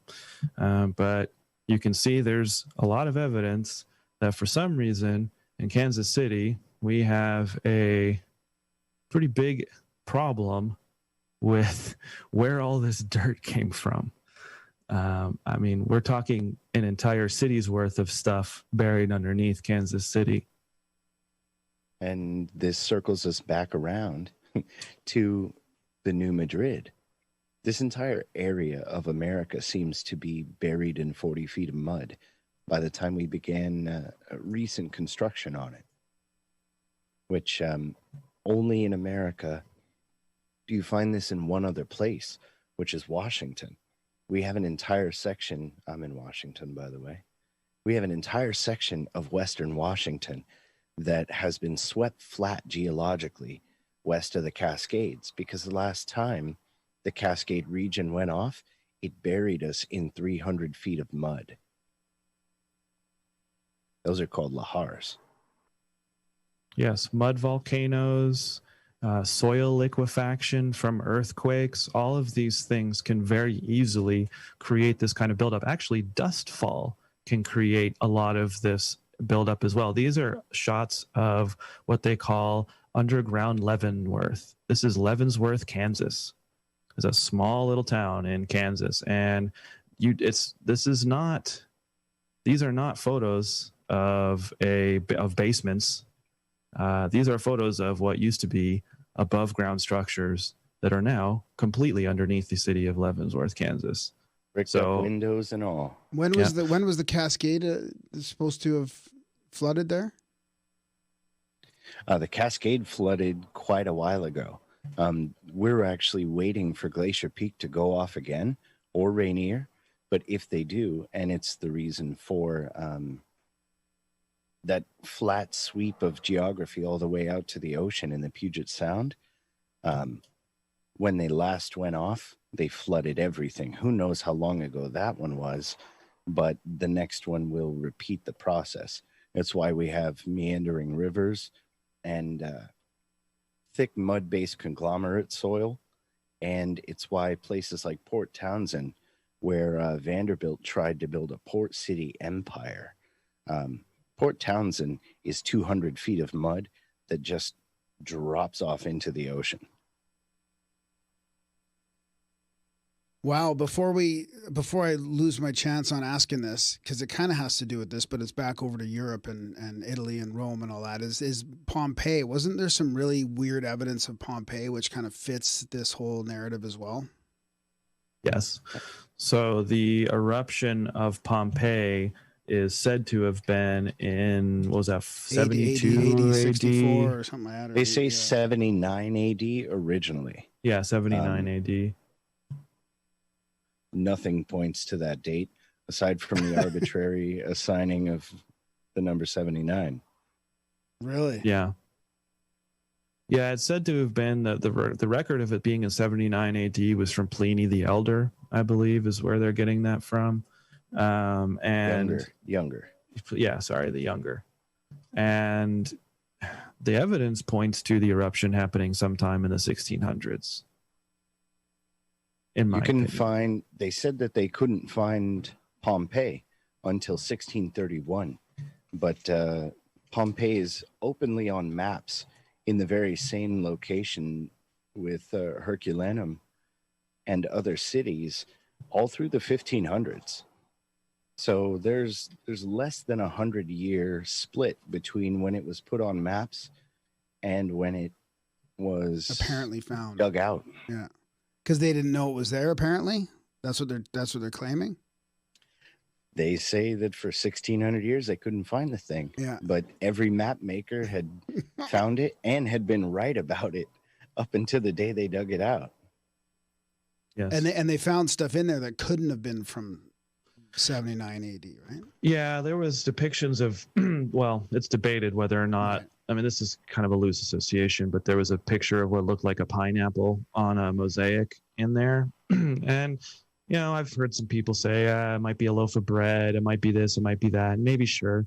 But it is interesting. It does look kind of like a pineapple, and pineapples were definitely not known to Italy until, you know, quite a bit later than 79 AD. Let's just put it that way. Mid 13 to 1400s, when Europe reopened trade with the Arab states. That's when we got the pineapple.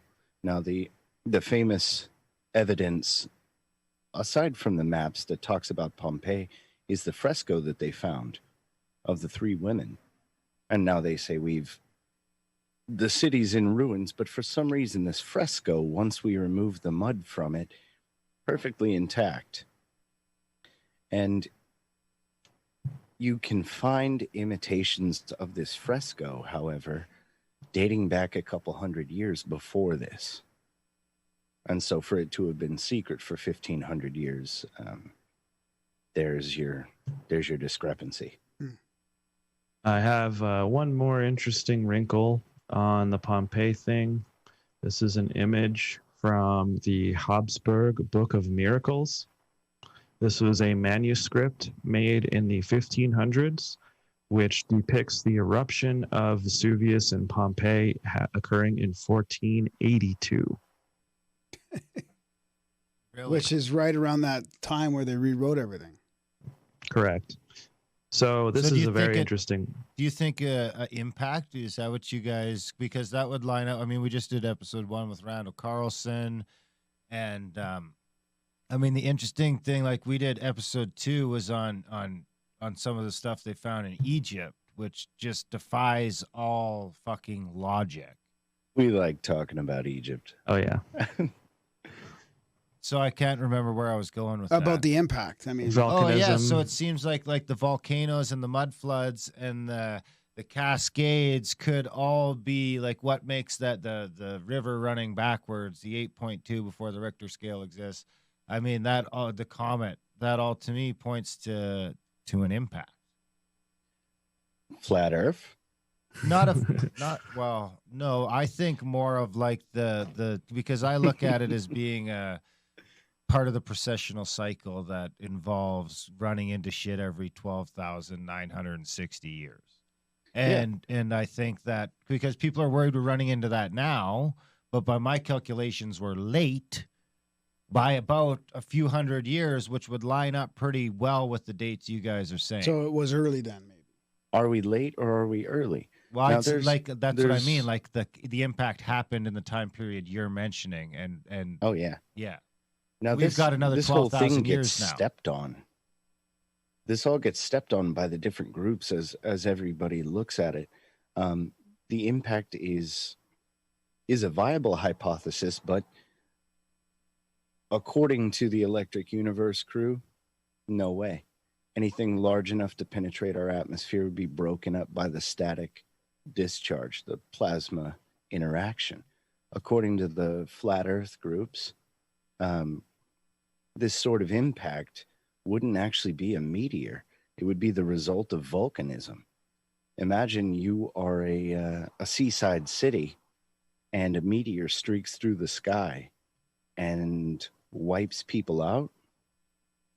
Would you know if that was tephra from a volcano 100 miles away? You'd be none the wiser.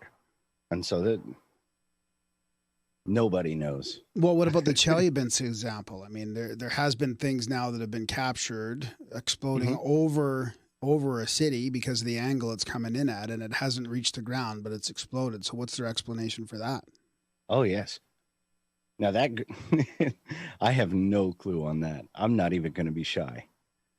Well, what would you speculate they would say? That could still be something from some sort of plasma thing from a volcano instead of a comet or cometary impact?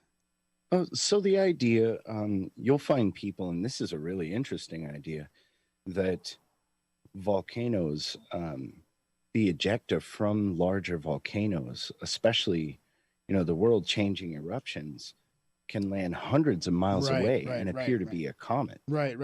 Yeah.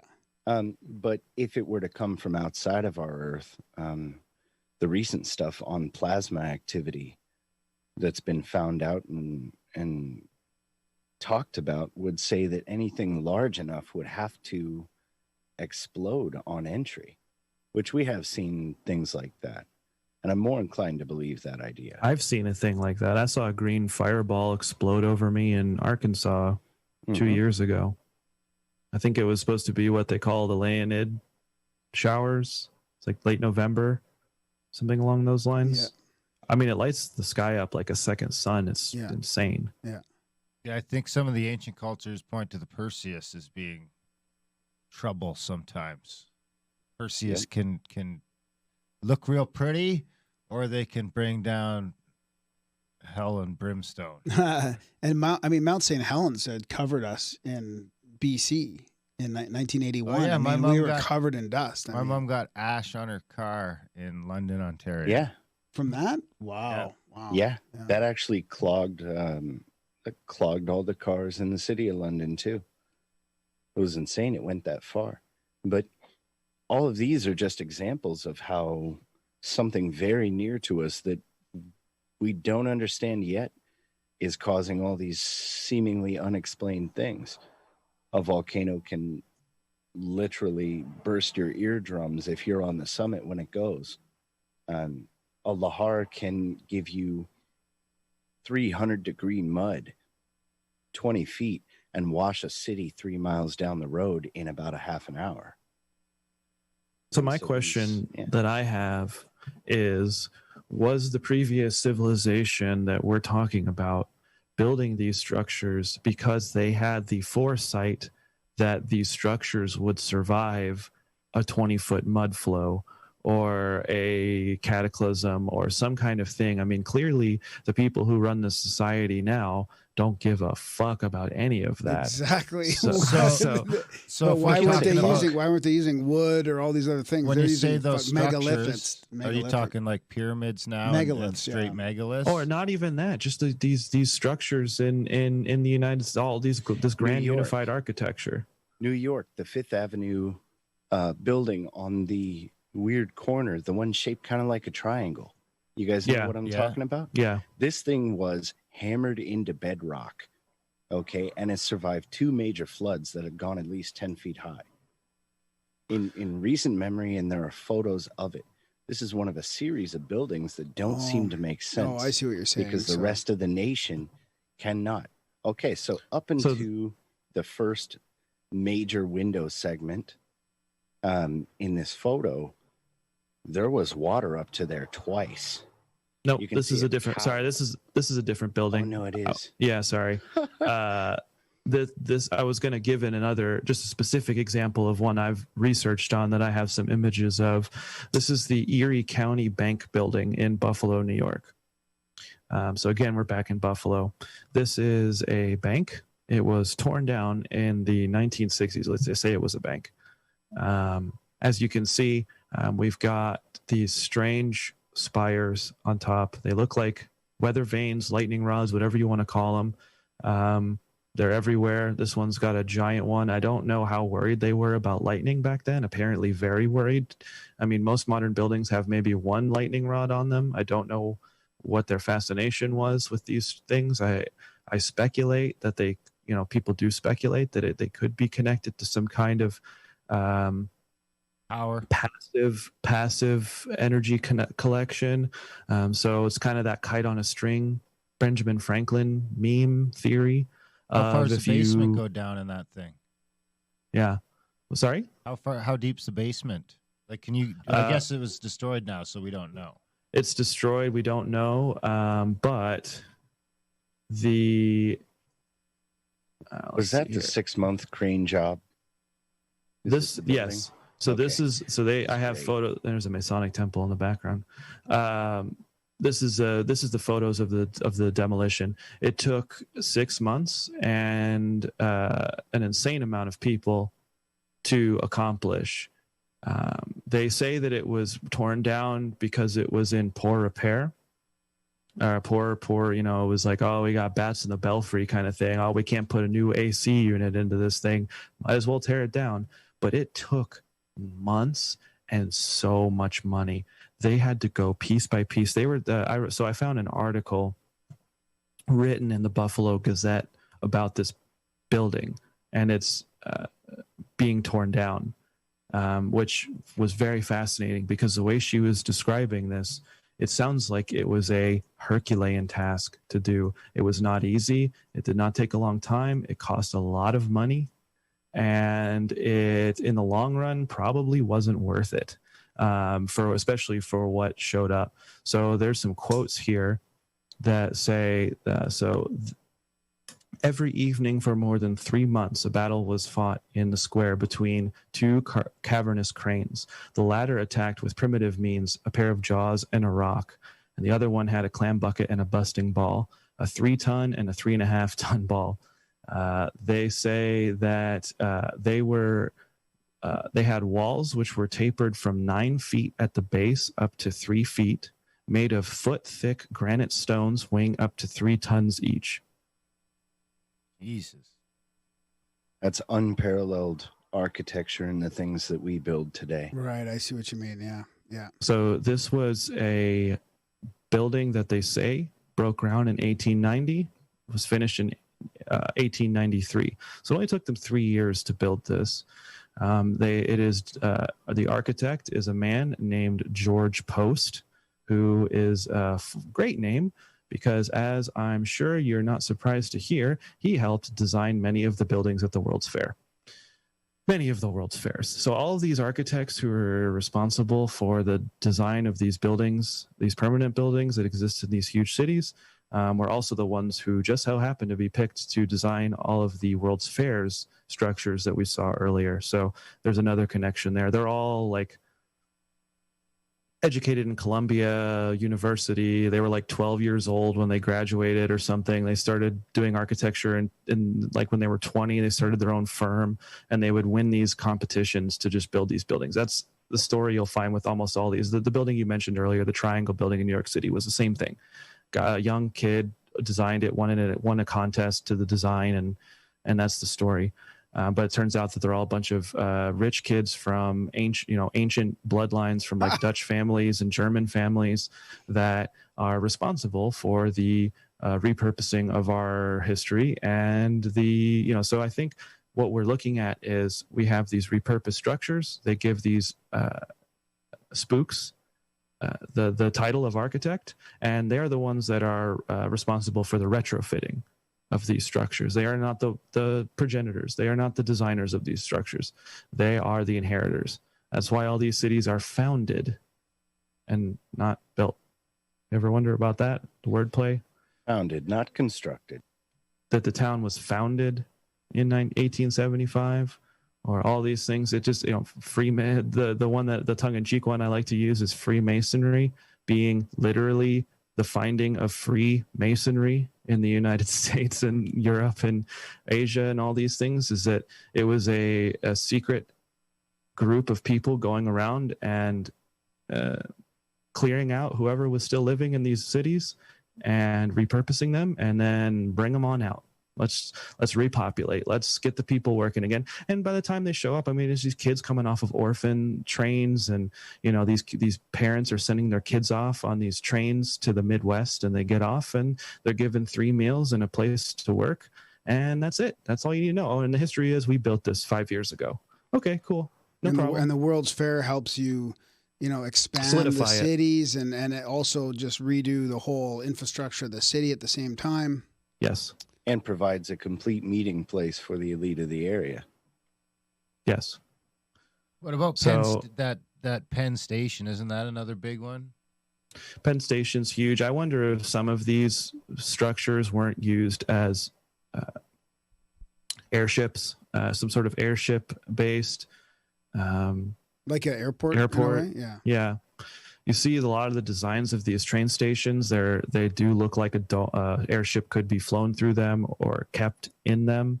If you just bust out one of the walls, they have that sort of half cylindrical design to them that kind of makes them look like hangars. In a lot of situations, you find a lot of that style of structure in that period of time, is those sort of huge, cavernous, half cylindrical, hangar-looking structures in major cities. And then you have the large spires, like at the top of the Empire State Building, that was used as refueling stations for airships. And the world's history of dirigibles and airships is sufficiently sequestered that you could do an entire hidden history episode just on those. Did you guys ever have the airships guy on, or was that maybe a THC episode from like a few years ago? I can't remember that guy's name. He was the Hindenburg guy. Yeah, we talked to one guy. I'll remember the name in a sec here, but I don't think he was getting into the secret society in Germany. I can't remember the name that was doing the airships in the mid 1800s. The ones that made the bell. No, I think it goes before that. There's an acronym. There's an acronym for it. You're talking about. Oh, damn! What's the name of that? I know. It's just the ones that tied in with the Sonora Club. Yeah, the Sonora Club. Yeah. Sonora So we Club, did get into that a little bit with what's his name. It'll come to me. Yeah, when I type in Grimerica and airships, nothing comes up. I think it might have been a THC from back in the day. But he did some really good research on just the whole idea that it was a false, sort of like a false flag event to remove airships from modern day transportation because they were, not something that they wanted to hang around. It was an old world technology that they did not want to see make it into the new world. Wow. Jacques Vallée is the only one agreed. that comes up. Yeah. Is it him? No, It's not. I'll have to pull it up. I'll find it and share it later when I do some digging. But know who it was? It was the ex-military guy there. What's his name? He was on 13 Questions too. I'll find it. You guys go ahead.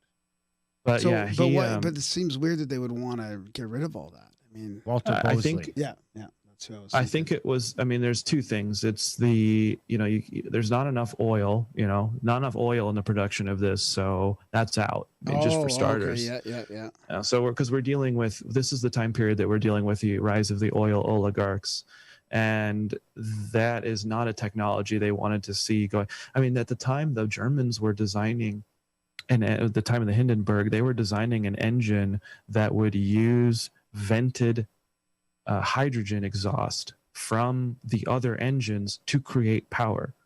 Like, they were making these insanely complex systems for these airships that recycled the exhaust for additional fuel to increase their time, their flight time. They were very safe. I mean, you're just basically floating leisurely about 500 to 1,000 feet above the ground. And you had a life, it was relatively cheap. I think a pound of coal could take you from like across the Atlantic Ocean, like per person. So, I mean, it's a pretty involved technology. And some people speculate that a lot of these vanilla skies you see in old photos of structures are the removal of the ubiquity of the airship in the sky. Again, I don't know. It's a fun idea. It's a fun thing to think about. But I definitely do think there is something there to the history of the airship, and there's a very specific reason they didn't want that stuff here anymore. And there's a matching reference to it as well. There's a reason that the rest of the world has transit trains where we seem to have a lack of it. It's because we had oil and petroleum and we had the car.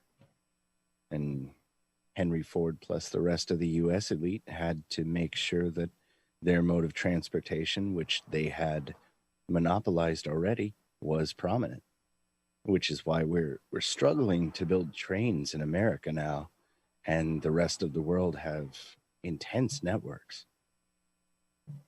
Yep, that's a good point.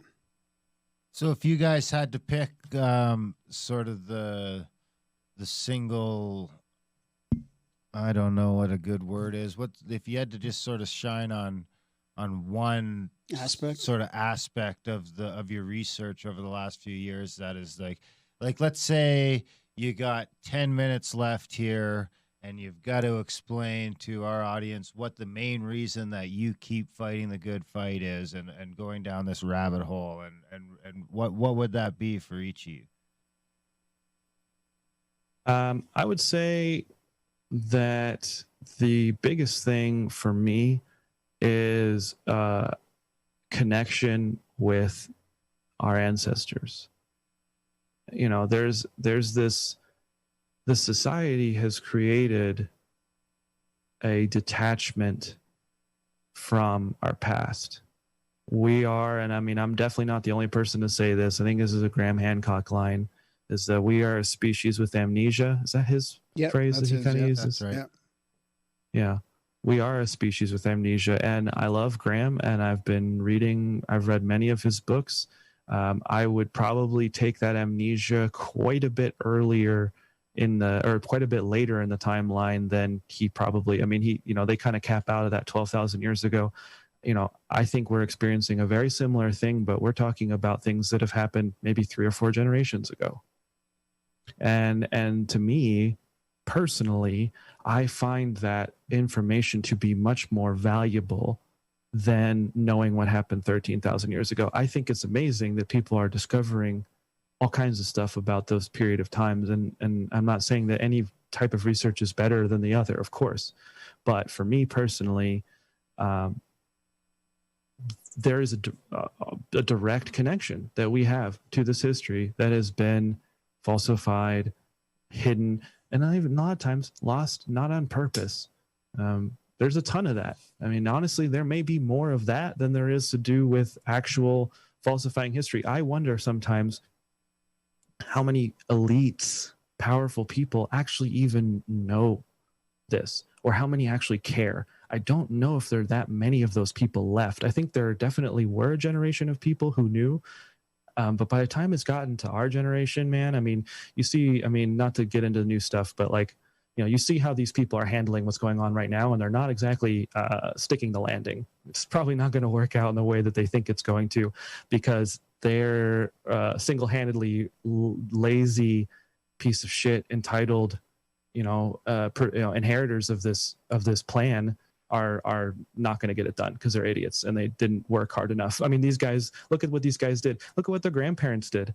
They built they've cut down every single tree in the Midwest so they could build fairs for 30 years so that they could brainwash every single American into believing this narrative.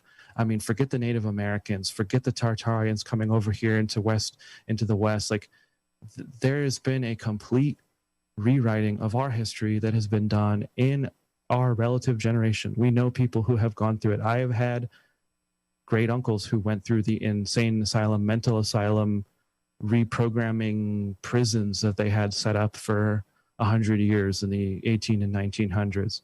So from a personal level, I am very interested in knowing why this happened and a little bit of what happened. I don't think we're ever going to get down to it. And that's the other part of it that's fun, is that it never stops. So you can just keep going and going and going and going. We didn't even talk about Star Force. This is the first, we're mentioning it in the last 5 minutes. It's like, how do we even forget it? Good Lord. I mean, I could do an entire show about Star Force and how insane those are. I mean, we mentioned Egypt earlier. I mean, there's all kinds of nonsense with Egypt that they've essentially manufactured to create a narrative for ancient Egypt that probably has no bearing in reality. It's just the work of a bunch of French Jesuits going around and with Napoleon and rewriting and making a little fantasy world for people who think archaeology is a real science. I mean, Darwinism, forget about it. You can see my point. Yep. This is a never-ending rabbit hole that needs to be tugged on, and we need to be able to ask ourselves, okay, if we think we know so much about ancient history, why don't we know anything about 200 years ago? That's a great point. It's just what's in your backyard, which is what you started with. It's like, hey, look in your hometown, look in your backyard. There's way more here that's close to us than we think. I went to the ruins of a resort 20 minutes away from me that was built in the 1900s, first concrete structure in Arkansas with foundations and everything. This guy was insane. He built a Roman amphitheater out of concrete and a huge resort in the middle of nowhere in Rogers, Arkansas. And it was torn down and filled in by the Army Corps of Engineers. So there's just a big old lake there now where everybody goes fishing. Dicks. Nobody gives a shit about that place anymore. You can still go see it. There's a 3-story concrete structure that I've been in. I've taken photographs of. It's incredible. And this guy wanted to build a pyramid there, and he was buried with his books and his research. He was entombed in concrete with all of his research. What? And he is still there to this day. You can go see his entombed concrete structure that he put himself in. Break him out. Get him out of there. Get a load of those books. The books. This is some fucking wild local history that I asked people about. They're like, oh yeah, Montenay. I used to go fishing there. It's like, what? What do you see what this is? Like, is anyone curious about this? Does anyone want to know more? Why was this guy doing this stuff? Why is this stuff here? Did he really build this? Was this just found and repurposed? I mean, It's right there. I promise you. Just get on Google Earth. Look at your environment. Go walk around your town. Go to the city center. Go to a building that's been built in the 1800s and take a look and find all the half-buried windows that are all over the place, or the insane stone structures. You don't have to go that far. You really don't. I've got guys in the Discord group in 3 different countries that'll walk down a city street with a hammer just to take a little whack at a cornerstone and see if that is actual concrete or if it's plaster facing and there's red brick underneath, just to see the date of buildings. I mean, there's entire street teams that are after this stuff, and it's a handy little purview of history, which nobody seems to know or care about, because we got this little overview of history all through school, and we assumed, like I said in the beginning, that everything's been discovered and there's no more exploration to do. History's all been figured out and it's a dead subject. And if you're interested in history, the History Channel has 47 specials on World War II. And that's it. And it's insane. When you learn about one thing, you're forced to become familiar with 4 more just to understand the first. Yeah. It's a multidisciplinary study. You're like, what the hell is this? What? Pompeii, Vesuvius. What? Oh, volcanoes. Wait, volcanoes do mud floods? Volcanoes do pyroclasm? Oh my gosh. So now you're familiar with 2 things because you were interested in one. And it takes you guys like yourselves that are interested in all this stuff to put it all together, it seems, because the scientists that are focused on one little part of it aren't going to do it. Yeah, the synthesis isn't there yet. And that's the problem. Yeah. You can specialize and pigeonhole and become extremely fluent in one thing, but it's going to take an accidental think tank, which is starting to come about, to tie all these disparate threads together. Yep. So as nebulous as it may be, there is a nascent series of ideas unifying. Yeah. And like when you learn about the reasons for so many ancient actions and historical actions, you begin to see things that you're now familiar with pop up in everyday life. I cannot turn on the TV. I cannot look at a movie. I can't watch a sci-fi or a fantasy without running into some Gnostic exegesis or some retelling of a New Testament story. Our entire media machine is taking our money to tell us Bible stories we would have already known if we'd just read that one book. You know that one book? Mm-hmm. Because that's it. All of our media.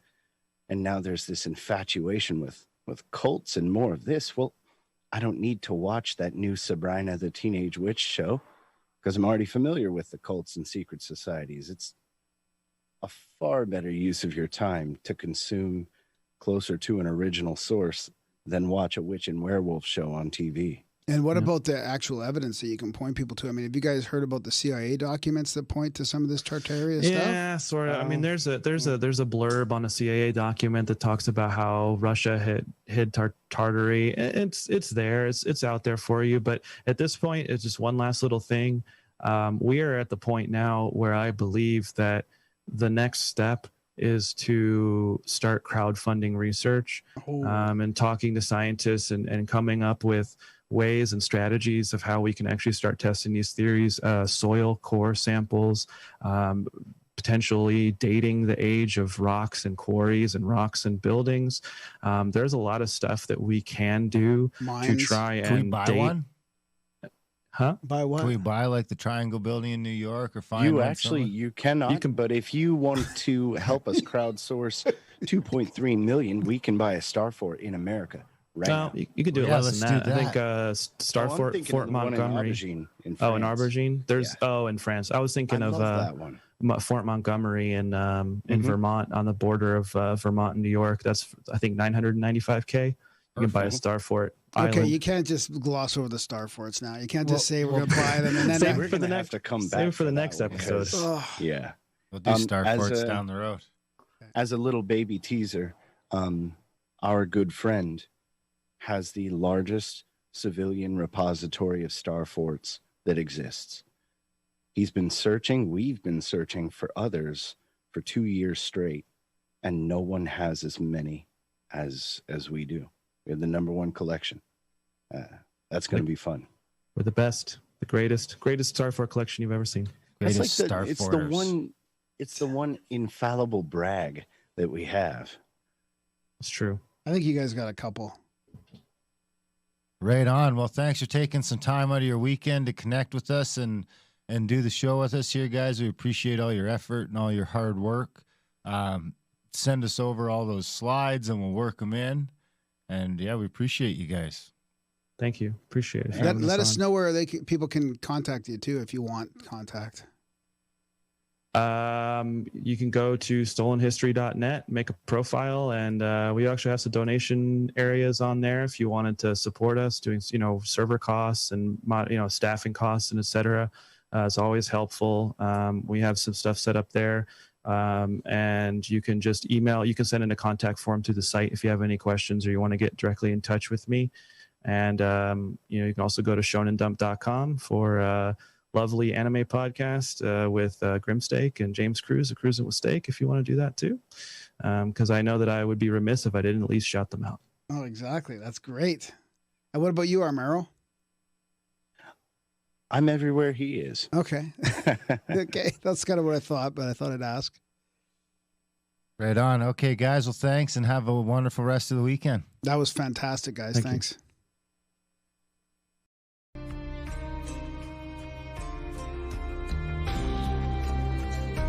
It seems like it's right along the line. I mean, it's. I think I might have cracked the code. So, we're live on. So YouTube. yeah, do you have any questions at all before we jump in? No, anything that you usually tell people? No, there's no smoking? There's no restrictions on language or anything. There's no rules really. So, but if you need a break, you can take one. But we don't have ads or anything like that. We're fully listener sponsored, so there's no rush to get your point across. Like All right, whose birthday bag is that on the screen? Oh yeah, that's mine. It was my birthday yesterday, so. Oh, happy birthday! Thank you. Michael bought me a gift, and it was his birthday on Friday, so I actually have a gift for him in my briefcase. All right. All right, so I'm gonna fire up the. And I feel bad because I didn't get either of them a gift. You didn't even say happy birthday. I think I did at some point. Yeah, I did before your birthday though, not on the day. Not on the day. Yeah, You're just all grumpy. Yeah, bad day. I walk in the office all huffy. Okay. All right, let's get this going.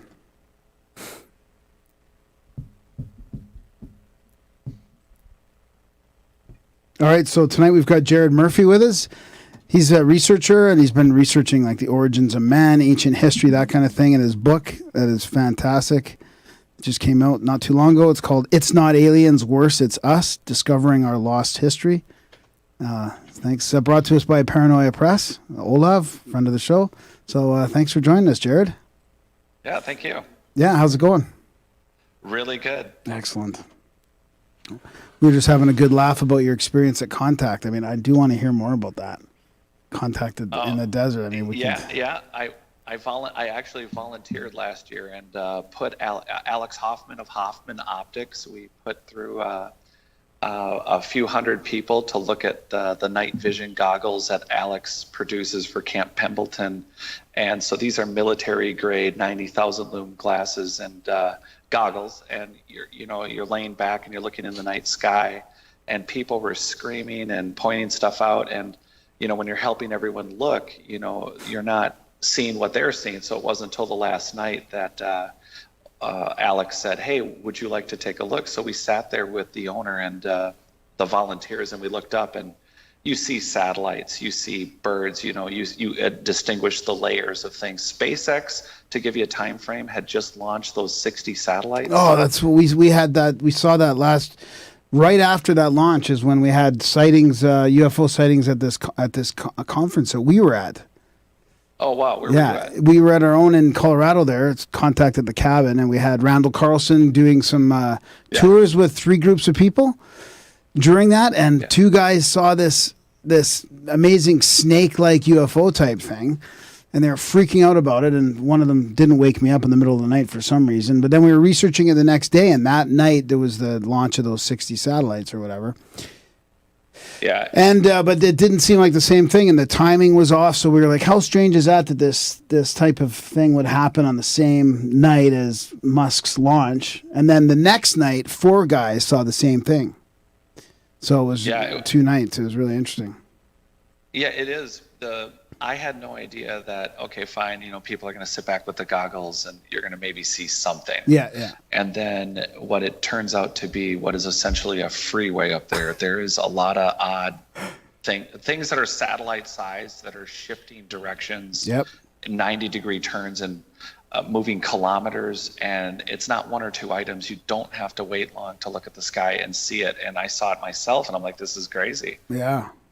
Was that after you'd written the book, It's Not Aliens, Worse, It's Us?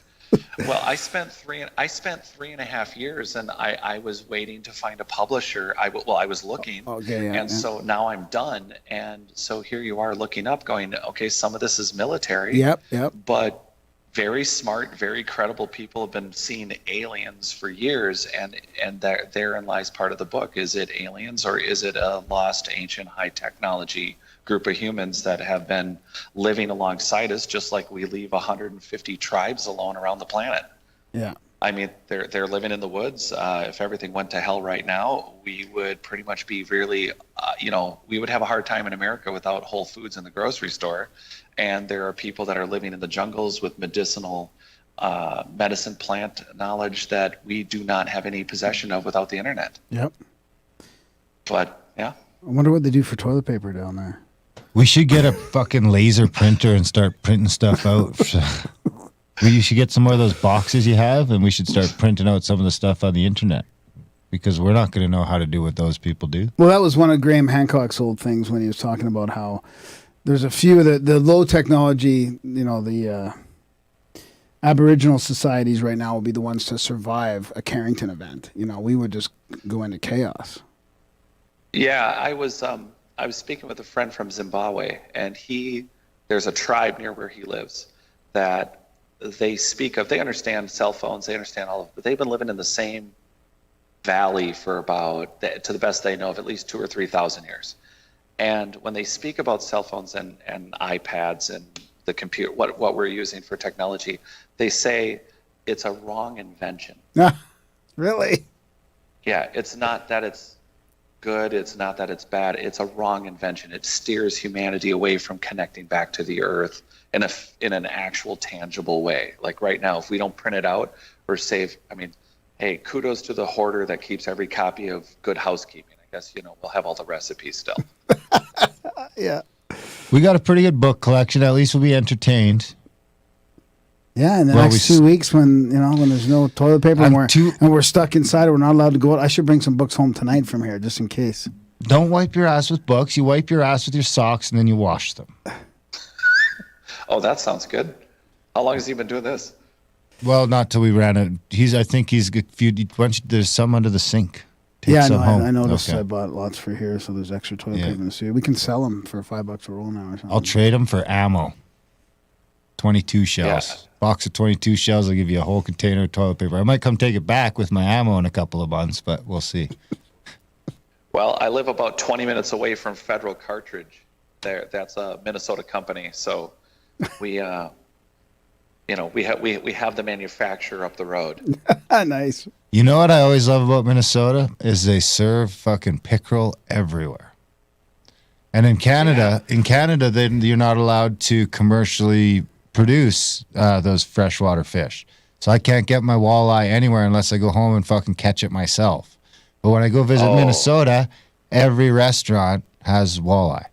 I love it. Oh, yeah. Is it the same as pickerel? Walleye? Walleye and pickerel, same thing. Oh. Yeah. Yeah, it's the license plate says it's land of 10,000 lakes. The reality is, by hectare, we have 19,000 lakes. Wow. And then that doesn't count ponds, streams. The Mississippi starts here. You have Mille Lacs Lake. You want walleye? Mille Lacs Lake is 60 miles in diameter. It would cover the Twin City 7-county metro area. It's not very deep. It's 60 feet, but yeah, we could go on about the fishing program all day long. There is so many places to go. So if you want to stay in Minnesota for fishing, the Boundary Waters, we share that with you guys. Totally. And Yeah. That's such a great place. Duluth, Lake of the the Woods. Arrowhead. Yeah. Oh, is that right below like Lake Well, of the Lake Woods of the in Woods Winnipeg, connects Ontario, and all that? connects Minnesota and Okay, Kenora. that's unreal Yeah. fishing. Yeah. Yeah. You could Southwest literally Hungary go now. meet in the middle of it. They'd probably shoot you right after you did, or they'd come and search you or something. Lake Reed is huge. There's a number of lakes up there that actually half of it's Canadian, half of it's American, and everyone on the lake knows everybody. Of course, maybe that's not like a disclosure we're supposed to make, but it's a pretty friendly border. So all your buddies in Reed Lake in trouble. Yeah. Well, the next time I come out there, you'll have to take me fishing. Oh, yeah, sure. Yeah, absolutely. So, what was your gut feeling when you're looking up at the sky, going back to that contact at the desert? I did that at the UFO Congress in 2013 with the night vision goggles there, and we saw a couple little things. Not really a lot, but I mean, what's your gut feeling like? Human tech? I guess you can't really tell, but I guess like what you're saying, you can't really tell if it's an alien from another civilization compared to our ancient advanced past. We all grew up with the idea that, okay, it's a saucer, it's got to be alien. Yeah. But how many shows, how many experts, Graham Hancock, like you just mentioned, how many people do we got to go? It's like, oh, look, Saqqara, there's 40,000 vases that are so thin. They always point out, oh, these look machined, they look engineered, but they're so thin. Some of them are made out of crystal that you can see through, and some of them are stones, the hardest stones on earth. And then we find the polygonal construction. We can go down all the tech list, but then you have works like Michael Cremo with Forbidden Archaeology, and you have 15 million year old examples, 5 million year old examples of human, anatomically correct humans. So when we can't even table what's the human timeline, and we have footprints that even the Rockefeller Foundation looked at, from Utah, from boot prints in the ground that are maybe 260 million years old. So we have to table how long have anatomically correct humans been here. All of our post-flood mythologies are stories. And then you have, what is the better likelihood that you look at the technology, you look at Brian Forrester finding the Paracas DNA and the spinal columns go in the center of the skull. For humans, but for Paracas, they go in the back. For the single suture line on the head, you have 6 genetic markers that are not known to humans. So you have genetic evidence like the Paracas, you have this technology, and the first jump we make is that it's aliens, that we couldn't achieve. Yeah, if you saw a cell phone in dynastic Egypt, you're like, well, somebody dropped that off. But there's an assumption that the dynastic Egyptians did not inherit the land, that it wasn't abandoned, that it wasn't destroyed, that a prior technology and society, and in my findings, there's that city off the coast of Cuba that could not have been above ground except 50,000 years ago. So what's the world map looking like? Yeah. It's we're talking about more likely an ancient human race that maybe they weren't fully. It's like a cruise ship that crashes, and the guy who bartends makes it, but the guy who makes the actual gin, he dies. The guy that can program a cell phone but not a laptop, he makes it. The machinist makes it, but he doesn't know how to make a foundry. So how long would it take a disastered ancient high-tech society to get back on their feet? And would there be that many left? And maybe that explains why dynastic Egypt became dynastic Egypt and the Mayans became the Mayans. But you have giant megalithic polygonal constructions mixed in with mud brick. And you have keystone cuts. David Childress loves to talk about, the keystone cuts. And you go to Egypt and you'll see buildings where the mechanics of those keystone cuts where the metal should be poured are no longer horizontal. They're vertical, and they're in different rows. And so the jump is, well, aliens came here and helped us because, they just couldn't get over in between hunting and fishing and looking for walleye. It's like, boy, those buggers are trying to stack a 33,000 ton stone. Let's help them out. Or was it part of a larger structure where after thousands of years, the original materials, the surface materials were repurposed? You have no eyes on original construction. But it's one thing to look at the constructions. It's another thing to go all over the earth and find engineered soil like Terra Preta and Chernozems that are in Europe. And you have mainstream scientists identifying 4,000, 8,000, multi-thousand-year-old soils that are, it's not a matter of like dead dinosaur, a little bit of compounds, and then you have an engineered soil. We're talking soil that can filter carbon dioxide, heavy metals, fertilizers, and it's the richest growing soil on Earth. And it's in Canada, it's down through South America, it's in, they found it in Australia, they found it, it's all over Europe and Siberia. It's in places that were supposed to be nomadic. So you have a highly engineered soil.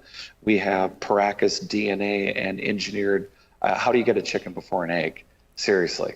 I mean, if our ancestors if there's a segment of the human population that's highly advanced, it would not either be hard for them to hide from us or to be identified as alien, because if you're in a tripped out, multi-dimensional traveling machine, maybe it helps to be a smaller, shorter human, to have eyes that see infrared or on-panel display. Instead of going in, you said there's no limits, instead of going in for a boob job, you go in and you decide, well, hey, I'm taking this 1 million mile space trip. I need to be white, translucent, and short because I hate the G-force at 6 foot. But the jump is, we've been living in this romantic world of, well, it's aliens. Yeah. Because it sounds cool. It also makes sense when you look at the technology. It's, who else could have done it?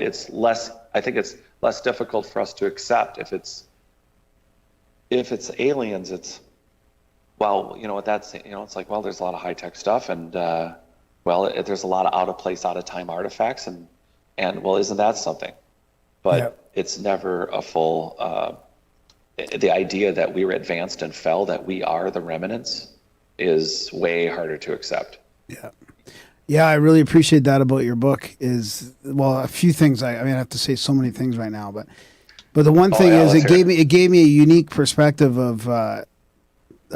it gave me a vision of the past that I've never really been able to put together before, or never had this coherent vision of like what maybe the past could be. So the way you described all the different ancient mysteries across the globe, and maybe when you like sort of speculated on, hey, it could have been like this or it could have been like that, but more tangibly how our science is going, like literally looking in the wrong places, and they're not focusing on the right things. And then I appreciated how you spent time on we talk about this here all the time. Darren knows I love the part about the underwater, like the last 300 or 400 feet of sea level rise. Like what is underneath that? Like what happened? Where that's the key to what civilization was like before the Ice Age or during the Ice Age, and then the structured water part as well. I really appreciated that, and pulling it all together. I mean, the plating. I mean, we can get into all that, but I don't know if you have the Smithsonian quote off the top of your head, but I mean, that's a great way to start it off too, right? I mean, the one from Marcel from the Tikal University about the. Are you referring to the one about the engineered soil? No, the Smithsonian about the Guatemala. No, the Smithsonian quote about ignore all the evidence that goes against Columbus arriving to North America. And it kind of gives you like a broad scope of like, this is sort of evidence of a cover up, of course. Oh, it's literally in the open. It's the director of the Smithsonian in the 1800s saying, we will not accept anything that does not show the Native American as a savage, and any evidences found that contradict what we want to find will be ignored. In a nutshell, that's the paraphrase of it. But it's an open conspiracy to say, look, this is the history we're going to tell. And then you have, I think Michael Cramo says it really well. It's knowledge filtration by standard academia to say, well, if you find what you're looking for, and that's a problem even with alternative researchers that are doing incredible work, but like Göbekli Tepe, it's a perfect example. Klaus Schmidt looked at it until he passed away for over 40 years. They've only dug up 5% of the site, and yet they're making these massive speculations and plugging it into the standard, these must all align to stars. Well, if you're not using satellites, well, I bet you're just looking at the sky. We look at the sky, but what's beyond that? An advanced ancient technology society is not aligning things to worship on altars. They're not altars. It's like going to Chernobyl. My best example is this: in 1,000 years, you guys want to come do yoga at the Chernobyl site and you feel the fuzzies. I mean, it's Chernobyl. It was a nuclear reactor. You can do all the summer solstice dances you want at Stonehenge. You might be standing at the foundational blocks of what was once a superstructure, that all the wood, all the metal, all the plastic, it's all gone. And mind you, Stonehenge, without getting into it, is a good example of a site that was rebuilt in modern times. There are surveys, just like at Göbekli Tepe and everywhere else, that there are large, massive megalithic blocks that they just thought didn't fit their idea of how it should have been rebuilt. Yeah. So now you have a society that, like you said, they're open conspiracy that, hey, the Smithsonian was sponsored and built, as a donation from the British. And then again, you have the British Museum doing what they want. And you have the Smithsonian deciding this is history. And you saw that picture of that Cuban city that's 2,300 feet deep off the coast of Cuba. It could not have been above land less than 50,000 years ago. And it's not like they built it and said, okay, we're ready for a flood. And then the Native American, the native in that area, the Caribbean and the Mediterranean, both were more lake-like. You have hundreds and thousands of miles, like you were talking the other day on your podcast about Doggerland. Yeah. That there's a perfect example. I mean, and that's accepted even 8,000 years ago, the map of the world in that area. I mean, you had mountains and streams and rivers. Who lived there? How many people lived there? That's hundreds of square miles of land that's gone. And imagine if the story of America was from Nevada to Ohio, and all of the eastern seaboard was gone, and all of LA. I mean, Nevada was beachfront property. Yeah. Vegas was a beach. Yeah. What would you say about the history of humankind? And so you go a couple hundred feet off, and if you're in Egypt, you're at the sunken city, like the sunken treasures of Alexandria. It's pretty obvious it's Egyptian. But to your point, when you get further out, when you get to whole pyramid cities that are off the coast of Cuba that no one's looking at, open conspiracy, National Geographic bought the rights to do that special after they found it. And what has been done in 14 years? Yeah. Anything? But yeah, I don't know if when we're looking at the evidence is physical to otherwise, you're not piecing it all together. Everyone, like Antikythera device, the quotes on that, well, we would have never conceived the actual evidence on it. They said we would have never conceived possible this device had we not found it in that time frame. Yeah. Well, who says it's anything special? Is it just the device that was on the way from ancient FedEx over to UPS to get transferred for someone's Christmas gift from ancient Apple? Like you said, it could have been one of many on that ship. Yeah. And who knows? They make it sound like it was a one-off type thing, right? Yeah, it's always, if we find something that's always, again, it's bad work. It's the first of its kind. Yeah. It's the original. It's the only one. It's the oldest. It's a one-off. It's a fluke. Yeah. Which keeps us in a paradigm of constantly having the conversation. Well, it's alien. It's an out of place, out of time artifact. Well, no. If we keep finding, from the time paleoanthropology started and archaeology, you have people finding things like Michael Cramo reopens like the Red Craig finds, the finds in Europe, the finds in France, the finds in Tabletop Mountain. Oh, the Canadian. I know Graham Hancock rehits in his latest book. And I'm not quoting from him. It's just the knowledge. I mean, there have been some great Canadian researchers that found ancient campsites that looked like pre-Neolithic human campfires that would have only been there way before a land bridge, way before anything known to human history in the normal flow of things, like Huelaco, Mexico. You have 275,000 to 500,000 year old campsites that were well proven by Virginia Steen McIntyre in the 60s and 70s, and she was burned at the stake for it. And so if they don't fit, if it doesn't fit the museum history of the world, so we have this like open the eyes to all the examples. Everyone's talking about examples of, oh, this is neat, this is interesting. But to your point, how do we pull it all together? What does it really look like? It looks like an ancient high-tech society spanned the globe, had full comprehension and abilities with the human brain, I mean, if evolution, the theory was correct, then if we don't get anything except by forced adaptation, why is it that we walk around with 10 or 14% of our brain? They always say we have 10 or 14%. And then you have these anomalies of people doing amazing things, or synesthesia, these different abilities that we well, go, even like the Wim Hof stuff you're talking about in your book too. Like, Yeah. I liked how you got into the sort of the supernatural stuff too, showing that these people are getting back to their ancient technology, breathing and different techniques that you can basically, anybody can do it. I met Wim Hof the first time he came to America. I had a friend with a spinal issue. He has a degenerative spinal disease. And he goes, "Have you ever heard of this guy, Wim Hof?" And I'm like, "No idea." And then I end up at San Francisco, and then here I am with him, learning how to do it and reconnecting. A lot of people experience different things when they do the breathing technique. In 15 minutes, you can be doing something where you're not sitting like in a yoga class watching your problems float away on a cloud. That's not what you're going to experience. In 15 minutes doing this, you are connecting in a way you're like, I don't know what's happening, but I know it's real, and I am connecting either with the planet, the earth, myself. I don't know what's going on, but you got to try it if you haven't. Yeah. You can learn it really fast. Yeah. So then get back to how it was all connected, or could have been connected. I mean, we're missing the big picture on a global connection of some kind of technology linking everything. Yeah, so there was some, and this ties into vibrational and frequency and energy, actual energy machines. You know, we're getting really close to being able to nail down the pyramid as a energy device. Yeah. And that is not just one. And the best part I point out in my book is that it's 8-sided. It's not a 4-sided structure.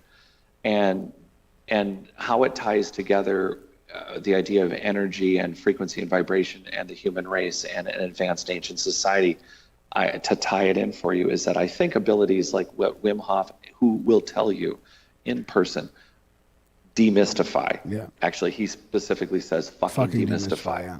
He says it all the time. He goes, I can do this. You can do this. Everyone can do this, but we forgot. And in remembering that we can do this, it's not an ability to just control inflammatory response and your immune system and calming and relaxing. The people report, like I've seen, it's like a jump start. Like there are other researchers doing not just it's the cold, our adaptation to control our environmental temperatures, to be able to just walk with impunity out in 20 below and be fine, be able to regulate and burn fat, and not just as a parlor trick, but what is the consciousness level of a society that's structuring water for not just the beauty of it, but the sound, the frequencies, your brain entrainment. Are you able at 100% consciousness to not need a cell phone, to be able to synesthesia, which I bring up in the book? It's considered that at least 20% of the population has the ability to hear a sound and maybe see a color, or to see a color but to have a sound. It's where all of your senses, where you could imagine walking into a Greco-Roman amphitheater, sit down for a play where you can taste, smell, and feel everything going on stage. And that, combined with some of the research that just came out right before I published, I'm wrapping up my edits, and I see, because I was theorizing, as you're pointing out, a society that's connected mentally, physically, and they're able to, like as a, you know, the construction methods, what if it was more sound-based? Not just in cutting, but what if they could see what they're cutting? The line wasn't drawn by a pencil or a chalk line, that it was actually through music, that they could see a geometric shape. That's chromesthesia. That's a thing. And if you could be in a society, 100% consciousness, including these abilities to communicate through that pineal gland, being able to see, hear, feel, and touch, not just each other, but the work that's in front of you, and structured water as far as healing properties. What if you were on the planet and we're traveling through the universe, we're experiencing different frequencies and vibrations. You have giant energy machines like the pyramids, and I guess I'm describing that overall society you were reading about, which is every pyramid or energy structure that was on the planet is connected, and to a point we can tune in or tune out energy transfers from each other to machines. But we're traveling through the universe, and what if you and I both walk into a Greco-Roman theater? Well, older. And what if we're both sick? What if you're just slightly irritated? And what if I have cancer? But we're going to get together as a group. We're going to sit down in this theater and we're going to experience vibrational and frequency energy that actually heals us, because we're traveling through a part of the universe, and the friction and the vibrations of what we're traveling through, a space storm, you name it. And we're in a society that is fully connected down to their engineered soil. They are able to connect the wave frequency energy of earthquakes and cancel them out, which I talk about in the book, to being able to realign and tune your mind and your body with your cellular, like, you know, Anthony Holland destroying cancer cells, MRSA cells, leukemia, you name it, 50 bacterias and bugs, and that's on TED Talk. You can watch that. But this society appears to have been fully connected to each other and across the planet. We have pyramids, we have polygonal construction, we have keystone the cymatic based construction too, right? Yeah, this study comes out, and these guys literally quote in the role of nanophonics and the idea of small, large, that they said, we cannot help but notice, and this is paraphrasing, but they said, we cannot help but notice the amphitheaters in Rome, in Greece, and their foundational structures absolutely correspond to wave dampening technology, that these things were built to withstand not only earthquakes, but Bologna, Italy, they said the structures of the towers, and they even point out that a combination of engineered soil of giant trees like metasequoia or redwoods, that columns and buildings could be laid out in a way that and spheres, specifically the stone spheres found all over the earth, were wave dampening, wave cloaking machines that could dampen not just a single structure, but an entire infrastructure. So when you were city planning, we're talking about a society that's terraforming and engineering everything from their, from farming to metastructures like your whole city. And the spheres that we find in Bosnia, they found, Samir Osmanagic found 64 tons. Costa Rica, they were originally found on banana farms. They were only researched for a short time in the 40s, and they're all over the earth. They're in China, millions of them all over the world, right? South America or South Africa. Yep. And so that's part of that technology. So we have the cymatic polygonal construction of the walls they're on the pyramids. They're on ancient, it's not just that it's the walls. We're assuming that the walls are walls, that they're not foundational walls, that they're not part of what was once a larger superstructure that was metal above it.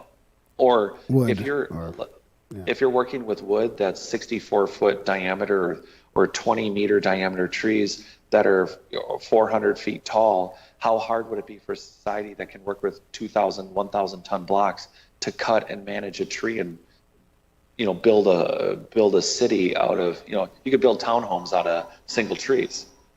And those structures, those polygonal constructions, are just foundational, and the structures that are above them are long gone. I mean, how many times do we have to look at an Inca building, and we have, Brian Forrester in particular, you got rubble stacked on top of what is essentially a building that is in cover. It's okay. You got really tired. You were building with 40 and 80-ton blocks and 100-ton blocks and 800-ton blocks, and then you just got tired and went to building with rubble, and this is considered to be just Incan. And it's not just there, it's Tiwanaku. It's magnetically locking. It's not just polygonal and that they just fit together with no seams. There's weird magnetic anomalies where they come together. And then you have Joseph David Ovids, who invented geopolymers, all of our concretes. So you're finding geopolymer patching. The assumption is, hey, maybe the pyramids were built and they must have poured them. And then people from Yale, from Egypt, and Joseph David Ovids' research institute found geopolymers. He wrote a whole book on it, on the Great Pyramid, right? But the assumption is that, well, maybe some of the blocks were poured.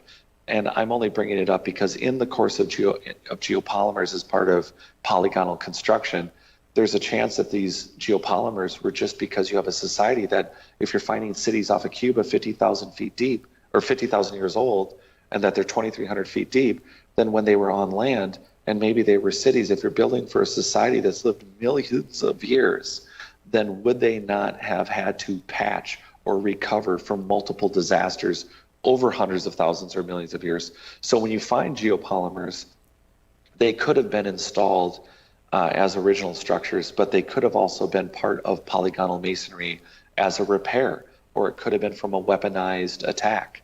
I mean, we automatically think that a higher society went, we're talking about a group of people that may have not, after one final death throw and fall, the survivors from like a cruise ship like disaster, they may not have all gotten along. There may have been, there's that famous plate that was over Nuremberg, that 1516 lithograph of hundreds of people witnessing what appeared to be a battle in the sky amongst what looked like to us now as UFOs. It's been brought up on Ancient Aliens and a lot of different shows that, and you can Google it pretty fast, this lithographic plate of this star fight in the sky. And the assumption is that, well, maybe one group of, I thought for a long time, maybe one group of aliens made it, or humans made it, and they get identified as aliens, and that they just continued on. And then it's like, well, why would there have been a battle over Nuremberg in 1516? Why are we finding, aluminum parts that are under mastodons that are over 30,000, the bones are 30,000 years old. Aluminum was invented 700 years ago. Why are we finding out of place, out of time artifacts that are of such a high significant level of technology, but combined with the cymatic polygonal construction and what we're seeing, you're finding too much evidence that doesn't point to a high-tech human society. It's just difficult to jump from the idea of a foreign body coming to this planet because we're super interesting. Yeah. The other thing about the blocks that I never realized before reading your book was that they're not only, you see those blocks that look like they're seamless, but there's a crack there, but it's not really a crack, but it's just a seam. Like, you know what I mean? But they're all sort of shaped in funny shapes together, but it's not just in the front, right? They're tight all the way through the whole block. Yeah, and that's why Joseph David Ovitz and other people were like, well, maybe they were poured in place because they're so tight in construction. And all this time I thought, I've done construction work. I have a background doing historical remodeling. And it's easy for me to look at a structure and go, okay, well, this structure is only 100 years old, but how many times from the time it was built was it handled again? How many times was it repaired?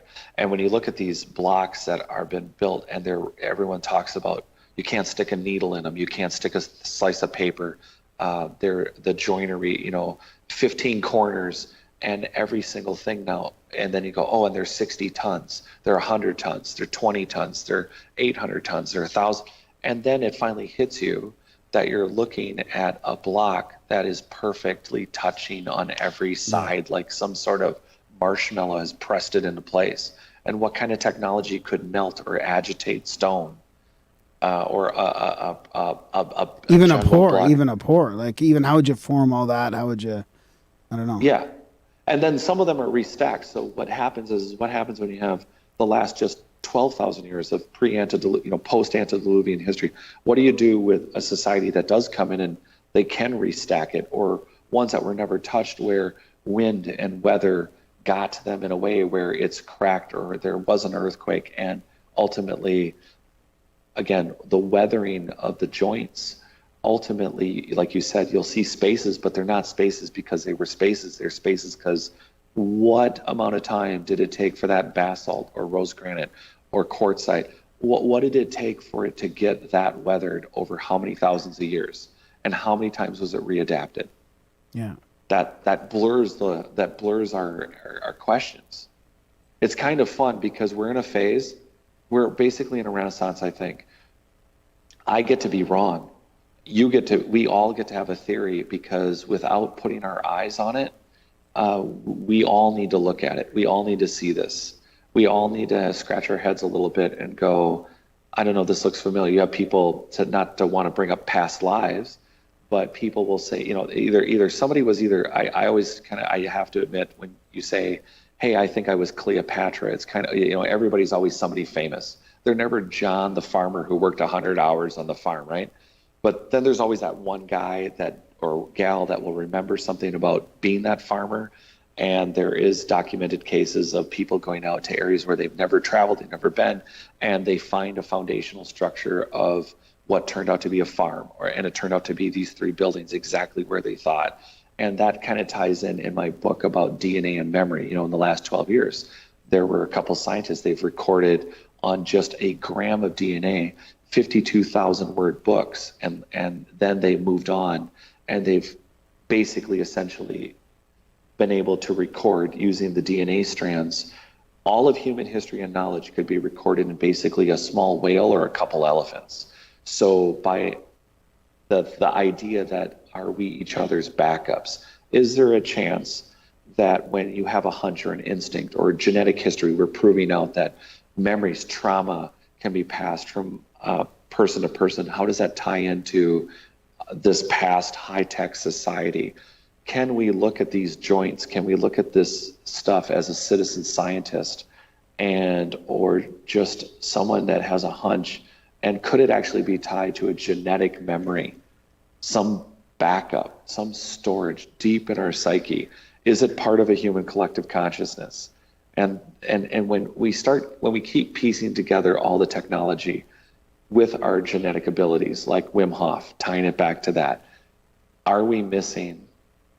Is it important that academics look at this and dig up these polygonal blocks like Ollantay Tambo? Everybody keeps showing these 150, 300, 400 ton polygonal blocks, and they're sitting in the same mud position as they've been for thousands of years. I want to scream and pull out my hair. Why? Just dig 5 feet. Dig 5 feet. Just 5 feet. Give me a shovel. Yeah. And then why aren't the physicists and the other engineers looking at all this stuff instead of just the archaeologists and anthropologists? I mean, I think there's a whole slew of people that should be looking at the stuff that aren't. I mean, if you're not, I was a kid. I liked Indiana Jones like everybody else. I wanted to dig up mummies. I wanted to find golden monkeys. I wanted to find the obvious ancient lost society. And when I saw stuff like Stonehenge, when I saw polygonal blocks, I'm like, this is boring. This is stupid. There's nothing left. It's dust. So nano archaeology, archaeoacoustics are coming. People are starting to understand that sound and frequency and vibration are very much incorporated. But the other way to look at it is, imagine being in the front cockpit. Humans make traditions over 1,000 years. If you had a functional 747, but the only thing you knew for 1,000 years was to bang in the cockpit and after 1,000 years of tradition that you bang on the cockpit a certain way and the certain lights go blinky blinky, and that's what it does. No one's going to argue with you over 1,000 years because that's what you do with it. It's a 747. It flies. But if for 1,000 years you bang on the blinky blinky counter, it's now the blinky blinky counter. Yeah. And I think that's what's happened with a lot of these massive high-tech sites. You have to respect any culture or group that has spent hundreds of years or thousands of years living and dying and fighting. Humans have their histories on locations that have been occupied, but we also have to respect the fact that we don't know we have to table that we don't know. And that it's that nanoarchaeology, that the dust literally may contain, like terra preta and Chernozem soils. We have to look at the fact that the earth was largely terraformed beyond the places we say were occupied in the last 12,000 years. We have to tie an open end to archaeologists also, though, and give them a break and actually be more impressed with, instead of you jamming what you find or only looking for what you want to fit into what is academic hubris over and over, we have to give archaeologists the ability to go to a site for a year maybe and not find anything, instead of spending 30 years patting themselves on the back for re-putting together a pot that may have been the pot at what is essentially the entrance to Disney World, and they still haven't opened up Disney World because they spent 30 years putting a pot back together, hence the LiDAR finds in Guatemala. And I thought you were referring earlier to Marcel's quote, that archaeologist out of Tikal, saying we have grossly underestimated the populations, we could safely assume that South America, they were referring to just the area of the LIDAR finds that were found in Guatemala. They were saying that you could safely estimate 15 to 20 million people. And that's a guy willing to go on record and say from 800 square miles of LIDAR scans and over 40,000 structures and hundreds of pyramids, hey, we don't have a full picture. Yet it's a perfect example of, one more time, where archaeologists, they put together the pot because the pot's valuable. It represents a history. It represents us. It represents somebody 1,000, 2,000, 3,000 years ago that had a really maybe interesting life, and we want to know about it. But it doesn't explain the pot and the jar in Saqqara that is machined 3 millimeters thin and it's translucent. And it's, Yeah. That's the excitement. And I think that archaeologists need that backup. They need the support. They need money, and they need the support of the general public to be able to hey, what'd you find? Did you find a bunch of orangutan bones and you want to say it's another part of our ancient history? Or do you want to get the DNA testing done and find out it's an orangutan and it's not actually a Neanderthal? Yeah. Yeah, exactly. And that Guatemala thing was that over land only? That's not even including underwater, right? Right, exactly. Yeah. It doesn't. It's just they're doing a 5,000 square mile blip, which the blip they've done is 800 square miles, and they're doing 3 years of research. And in fact, I have some connections down there. I'm hoping to get a lot of those details and be able to share them with you fairly soon in the future, and to be able to look at, National Geographic obviously put out that report. You can see the superhighways, the roads. You guys talked about it in that podcast the other day with Justin, I believe. Yeah, I think there was, you're talking about those initial conquistador reports of these roads rival Rome. But those are just roads they were maintaining. Yeah. But, how old are the blocks? What is the foundational structure? What is the actual soil footings for these structures? So if they engineer the earth, if we're talking about a high-tech society that possibly had engineered soil that controlled earthquakes and vibrational control, that nanoarchaeology will be viewable. You got to dig under these polygonal constructions and not go, yep, it looks like there's sand and it looks like they layered, and it's even simple things like how pre-compacted is the soil. When we build a house, and you guys got basements, right? Most homes in Canada have basements, right? Yeah. Yes. So you build a foundation, and a lot of, as a former contractor, the reality is that most the foundational walls are supposed to be you're supposed to pre-compact the soil to 90% before you build your foundational wall. But how often can you guys go into a home that was built 20, 30 years ago, and you go into a home that was built 100 years ago, and that 100-year-old home is in better shape still than the newer home, or it's sinking? Even the 100-year-old home has the warped floor. You're talking about these polygonal walls and these structures in Egypt and all over the world that not only haven't sunken, but it never occurs to anyone that the amount of information within the engineered soil, it's not just about it being good growing soil, it's about why is it so level? Why is it that the Great Pyramid, I love when Graham Hancock likes to point out that, the Great Pyramid is 1/60th of a second off of perfect north by north by south by south. We currently say that the Great Pyramid is a half-inch off level. But are we really measuring it well enough to even know that it's a half-inch off level? And why are we not looking down at the foundational, the actual platform that everything's sitting on? And we go, yeah, these look like really big, like Baalbek, Lebanon. They look like they're 3,000 tons. They look like they're 1,000 tons. And then from a top-down view, you were saying about the paper-thin little point where polygonal construction goes in. When you look at some of these foundational megalithic stone blocks on the Great Pyramid structure, the foundation, just what you're walking on, just the platform, you can see little tiny curves, like the blocks curve around each other, but they go down. Some estimates are 12 feet by 44 feet by 16 feet, some of the blocks. Some are even larger. And then again, what about the pre-compaction? It's not about it just being tight and level for the structure to not traditionally change height. What about the soil as you're going to the structure? How much of the sand has blown all over Egypt. how many times has it been cycled over on itself? So I think nanoarchaeology and looking at soil and looking at the engineering, looking at, unfortunately, submicron level, boring, non-mummy finding, Tutankhamun finding, curse-loving archaeology, are we going to put ourselves to sleep with going, I found a micron that should have been in Australia, but it's in Tikal.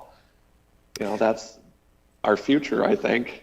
So the last 10, 20 years, we've been pushing back our history now to, like, especially with guys like Graham Hancock and all, to maybe before the Ice Age, but you're really talking about even further than that, right? Like, your sense is after doing all this research that it could be, who knows, hundreds of thousands or millions of years with all the if you take all the parts and all the fact that all these megalithic things, we don't know how long they go back. Like, maybe they go back even farther. Maybe it's like you said, right? It's been the rise and fall with that same megalithic structure being modified somewhat many, many times over. Yeah, well, and originally I was going to start a book about fiction.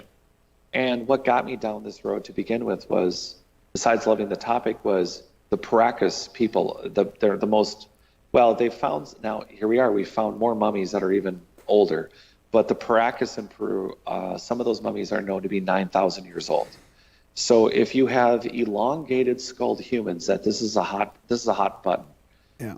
If you genetically have information, if you genetically have a human being with 6 genetic markers that we don't understand, and he's continuing testing, but you have a skull. I showed it to a couple surgical nurses. I've shown it to doctors. Should the spinal column enter the head here? Should where your arteries go into your brain, into your skull, the foramen magnum, they're entirely different locations than in an average human. If you have an existing human race and many, many thousands of bones, which is, again, it's the exception to be a fossil. It's the exception to be preserved. The truth is, I'm sure you and I can both head out into town somewhere and find the rusting 1970s vehicle half fallen apart, let alone a Model T that's turning to dust. In 1,000 years, you're going to have one Antikythera device at the bottom of a cold pond in the Mediterranean. Meanwhile, how do you not look at an entire megalithic city off the coast of Cuba and go, well, that shouldn't be there? Yeah. Well, okay, but it's not the only city. And you have Doggerland, right? You have a whole continent dropping off of Indonesia that was connecting Australia. New Zealandia, that's a pretty big place, and we don't look at any of it. But we constantly force our paradigm into the land we know and the land we see, and that's just not what's there every time. It's something more complex, but we don't get excited about it. It doesn't help. I understand that colleges need to sell degrees, but it would be a better degree in what we don't know. Yeah. It would be better to come to that table and then to keep trying to say, well, 50,000 years ago, we were just wanderers. There's always been tribes. We're sitting here with all this tech and equipment right now, yet we can go hit a tribe in a loincloth within 15 hours plane travel. Yeah. You can be somewhere where this technology is either rejected or not accepted, and they're doing just fine, and they've been doing fine for thousands of years. Simultaneously, we have iPhones and Androids. And again, Michael Cramo's work, you got these are 700 examples of all things that are out of place, out of time. And they well exceed these histories. Yeah. But it's fun to put together what happened 12,600 years ago. Yes, do we have the Younger Dryas? Did it really happen? Oh yeah, I mean, there's enough science behind it. So then we get fixated on one point, and we don't piece together a global picture. It's like, timeout, Doggerland. If you're looking at that land, well then do you know how hard it is? It took me hundreds of hours with a cartographer, a map maker, illustrator to create a world map. Those world maps in my books, it took hundreds of hours to find. You can find pieces, but you go try to find a map of the world. It's very strangely missing, like those Smithsonian reports. Why is it that I can't see a map of the world 50,000 years ago and the coastlines? Why is it that I can go to Florida and get a tour of, Coral Castle, and they can tell me that we're on 4,400 feet of coral that all of Florida is just a giant coral reef that's over 4,000 feet deep. But why can't I see a picture of the coastline from 50,000 years ago? Why can't I see that the Mediterranean was a lake? Why can't I see the Caribbean was a lake? And that this giant city off of Cuba was above water? And then what other cities corresponded to it? So are we looking at Guatemala? Are we looking at Egypt? Are we looking at really the inner, are we really looking at like the inner cities? Are we looking at Ohio? Are we really looking at middle of Canada? I mean, are we looking at Letterkenny, or aren't we? I don't know. How dare you? I love Letterkenny. Everyone's always talking about Letterkenny. I'm gonna have to check it out. So if I'm following along correctly, then it would be the aliens would be the people that left Earth like 50,000 years ago with our tech off exploring the universe, and now they're coming back and they're like, what the fuck did you guys do? Not necessarily. They could be coming out of the inner Earth. I mean, they might be here all along in our woods, under our oceans. So we're still too savage for them to interact with? They're just like, nope. That's exactly. I have a chapter about that. I actually make a point to say, are they assholes? I mean, it's like there's a point where you look at a group of people. Let's just say that the survivors were not one coherent group. They had to go find an iPhone. They had to go find a laptop. They had to go grab every piece of technology they could find, every book that nobody. Were they in? Was there a combination of war or disaster? And in 100 years, did they hide for 100 years? Did they hide for 50 days? Did they hide for 40 days and 40 nights, or was it 40,000 years? And when they come out, here's the dynastic Egyptians that have taken all their keystone polygonal constructions and turned them up sideways and put lanterns on their heads and become a society. So was there just a few thousand or 50,000? And as they redeveloped, did they just go, look, we can't have these people wandering all over the planet. So why is there a story about Viracocha? Why is there a story of a red-haired, red-bearded dude teaching a bunch of people how to farm? Because quite frankly, if there's only 50,000 highly advanced humans and you guys live alone and you got 40 million natives just killing everything they can hit over the head, we got to settle these people down. And what if some of those people were even people like the Paracas? What if those were part of that highly advanced society and they were like, peace out, we're done. We, between the last disaster and between the last time we all fought, we are going to go live on the beach. We're going to fish. We're going to be the first Quakers and Mennonites. So screw you guys. We're going to the beach. And they lived out their life because they rejected their technology. And you're talking about simultaneously, maybe 1 million years ago, 500,000 years ago, you're talking about a highly advanced society that may have sent out satellites, may have had orbiting satellites, may have sent out research vessels. So on one hand, you could have a divergence of either a society where they come back and go, what the hell did you do with the planet while we were gone?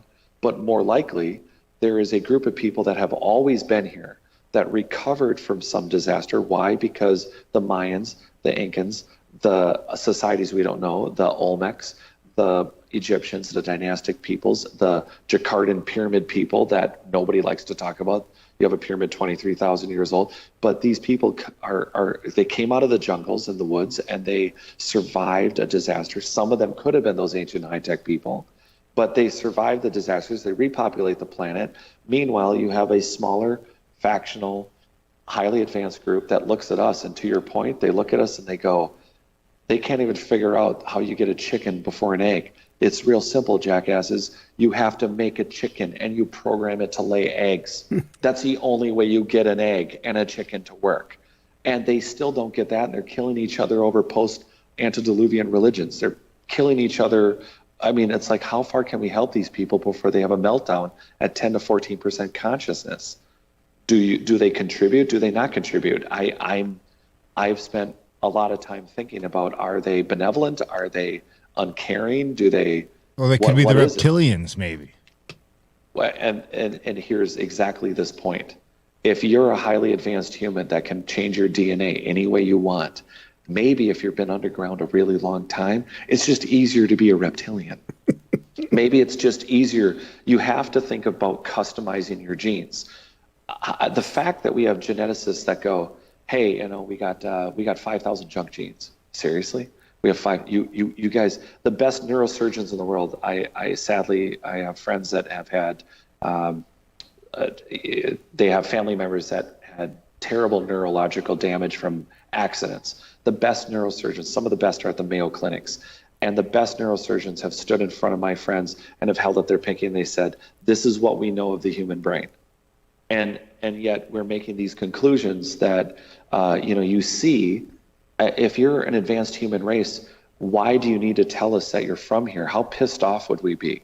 But if you show up because you can see infrared straight through your skin and you got big eyes because your tech display is easier, tripping out you is just as easy as going to get a nose job.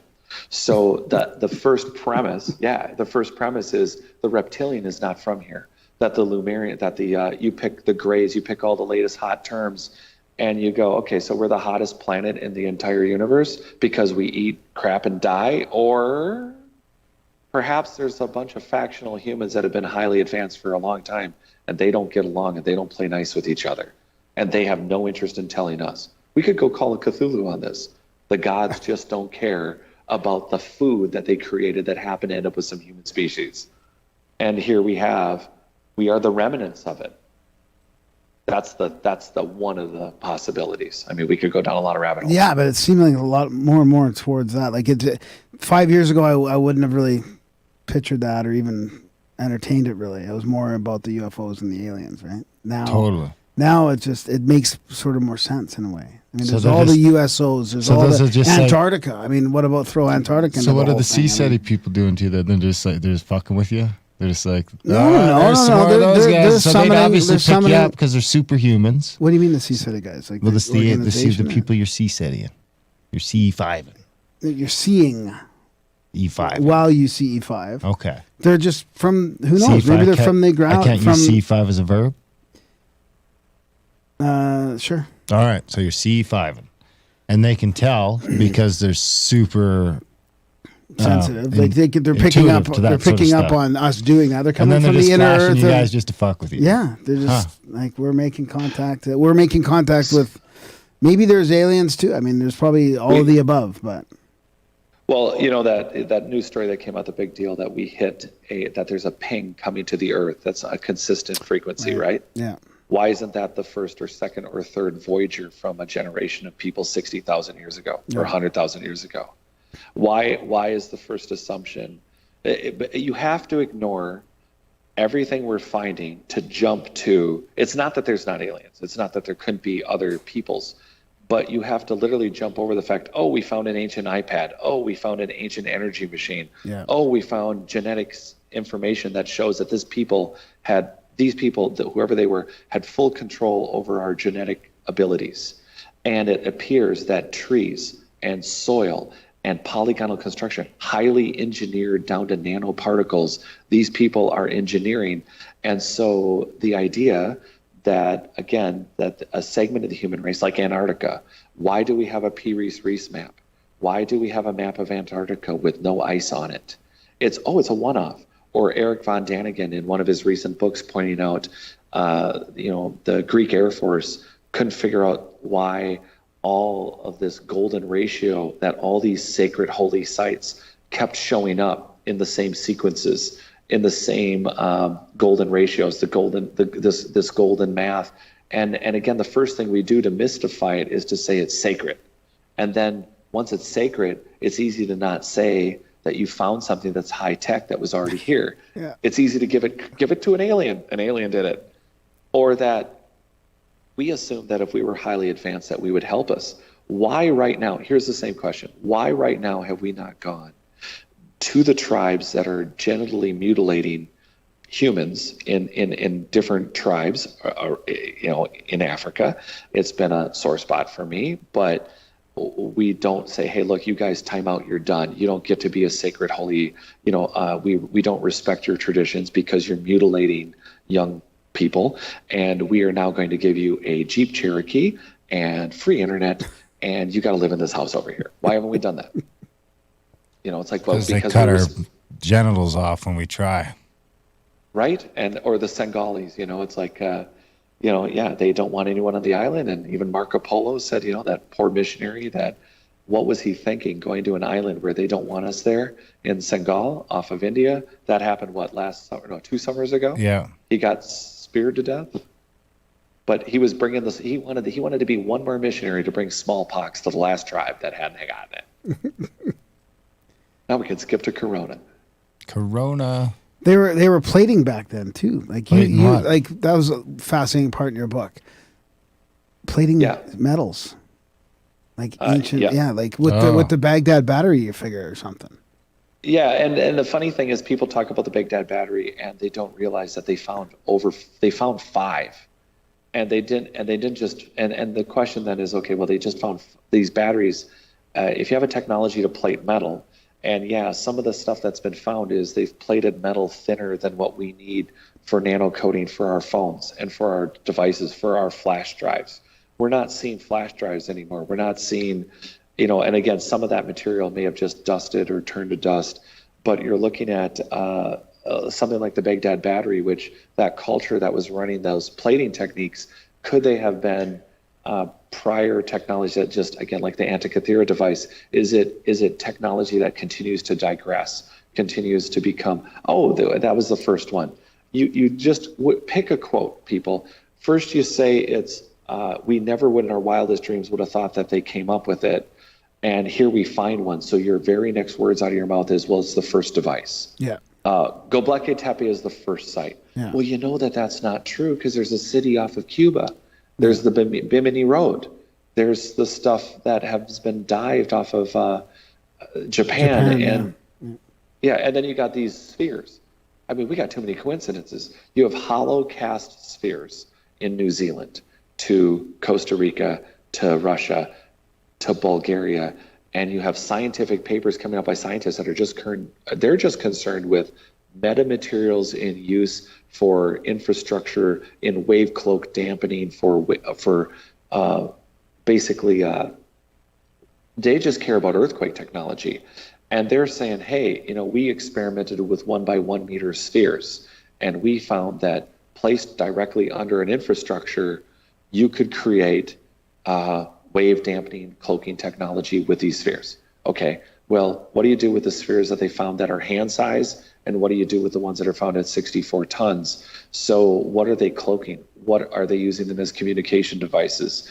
So the technology that's sitting there off the coast of New Zealand, was it the coast of New Zealand? Not according to the map of New Zealandia. That was Middle Earth. That was the middle of the continent.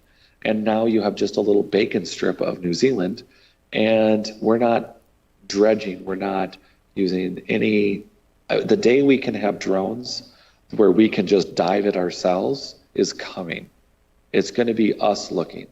I mean, it's not a conspiracy to look at Google Maps of the Earth and have detailed portions of it change. They edit it, and I'm all for governments keeping whatever they need to do secret, but it's not a hidden conspiracy to know that the maps that are available to us constantly change on Google Earth, that things get muted, things get taken away. But if we had underwater drones, we would be in a whole new era of research, but we're not there yet.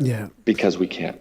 And so back to the plating quickly. So there is evidence of plating on objects that goes way back.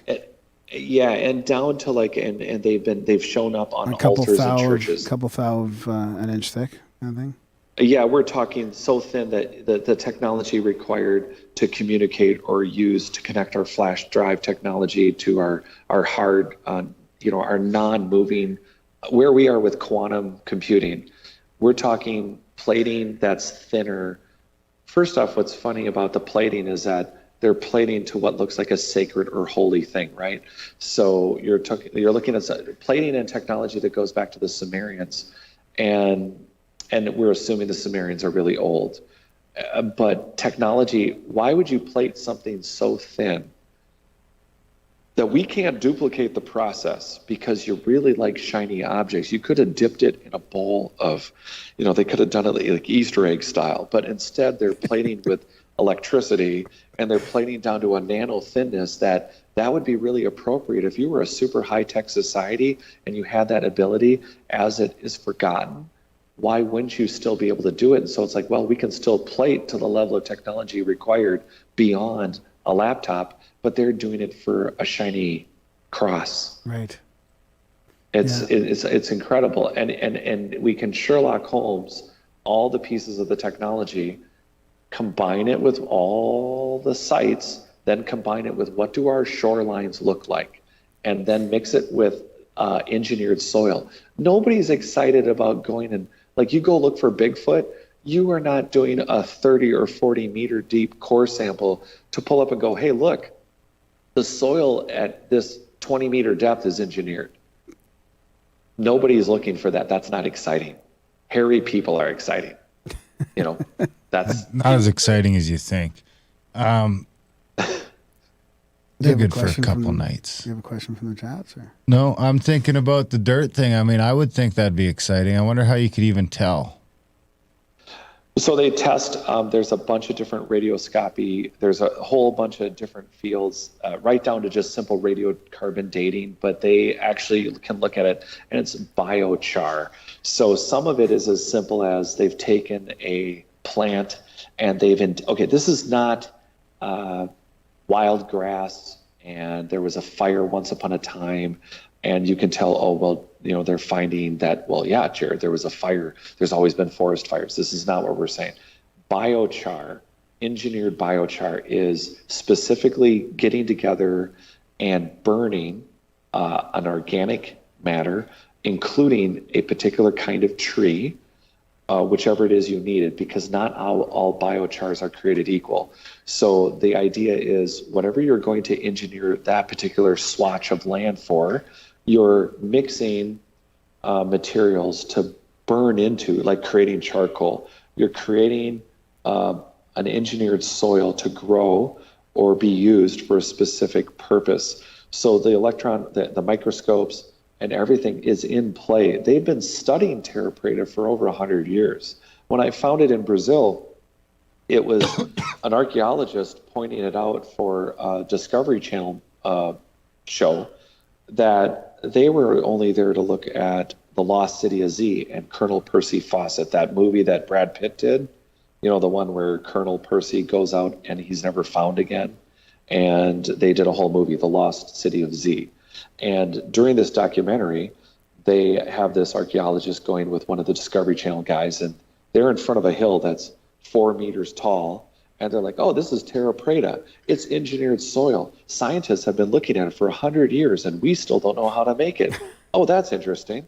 And they go, let's go look for Colonel Percy. And I'm like, wait, hold on, back up. You guys just found engineered soil? You don't know how to make it? You've been looking at it, soil scientists. I've met with and asked a soil scientist about a lot of this, and you're telling me you don't know how to make it. It's all over the Amazon to your best of your ability. Just in this area, they're saying there's an area the size of Spain, double the size of Spain, or twice the area of Great Britain, and they know for sure they found it in. It's in Canada, it's in the United States, it's in Australia, it's in Africa, and that's like not accounting the deserts. You can't go look at a current desert and say, hey, in this 50 feet of sand, well, you know, there's nothing here. Well, if 90% of Egypt is buried, and there's all these architectural finds of massive structures and buildings and superhighways in just Guatemala, maybe that sexy soil science is the new frontier. Because you're talking about if you're finding engineered soil under the old ice age in Canada, for example. Yeah, exactly. Then you're talking about and again, if you're finding a city that was a city 50,000 years ago, that's the estimate. The estimate is, well, the whatever flood happened 50,000 years ago, you have a city that's at 2,300 feet deep, and they've even ruled out tectonic plate shifting.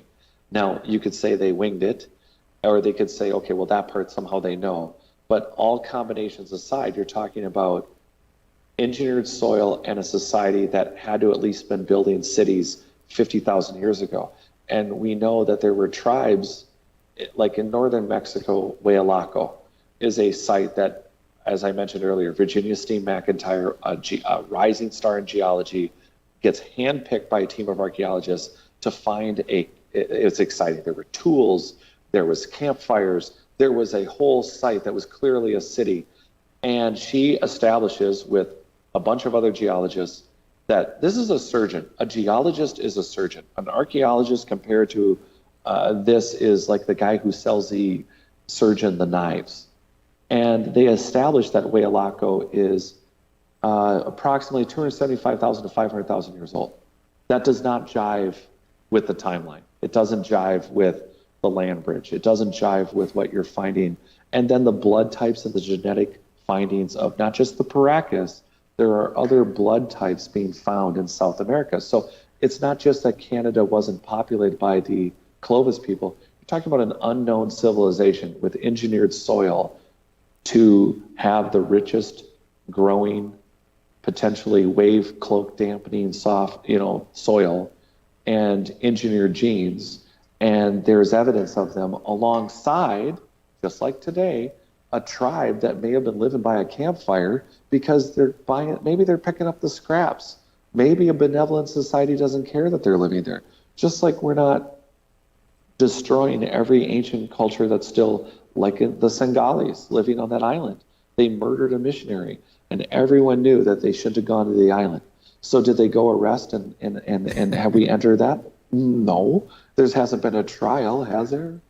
And now you have these ancient soils showing up in a layer that is way prior to our picking up one tribal society and saying, well, look, there was at least a bunch of loincloth mammal or mammoth-eating people living here. Yeah, but that doesn't account for the fact that there's a pyramid structure that 3/4 of it is mixed in with polygonal construction. The rest of it's mud brick. They got bored.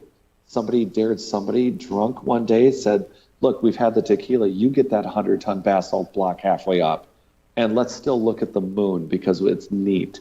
I mean, that may be the case for the last couple thousand years, but you almost have to talk like this to break the paradigm. Yeah. Because it's so hard to break it. Yeah.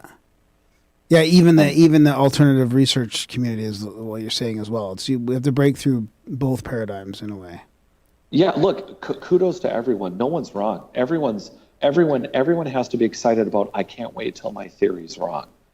Because if you look at the technology itself, you can't dig up what are you thinking?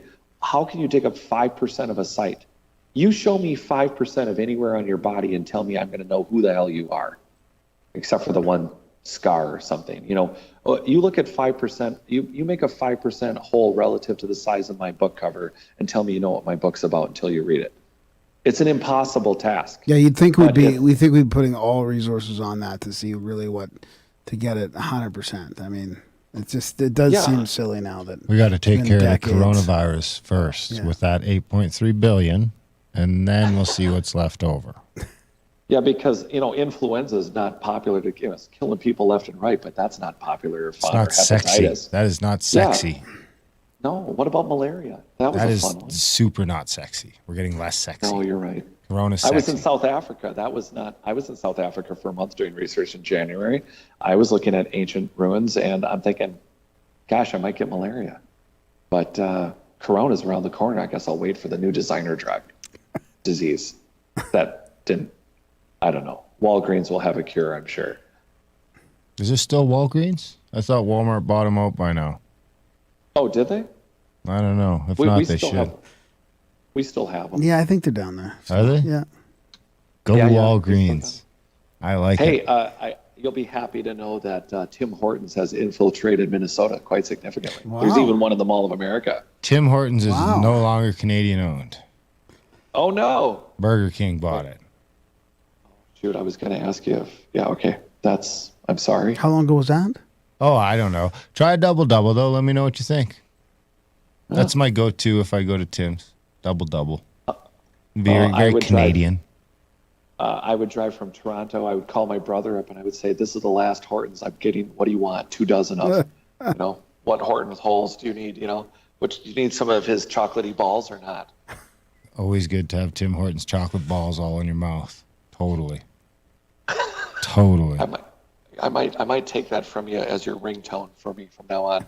Perfect. Yeah, no problem. Well, what about mycelium? Mycelium? You think that's part of the engineered soil thing? That crazy,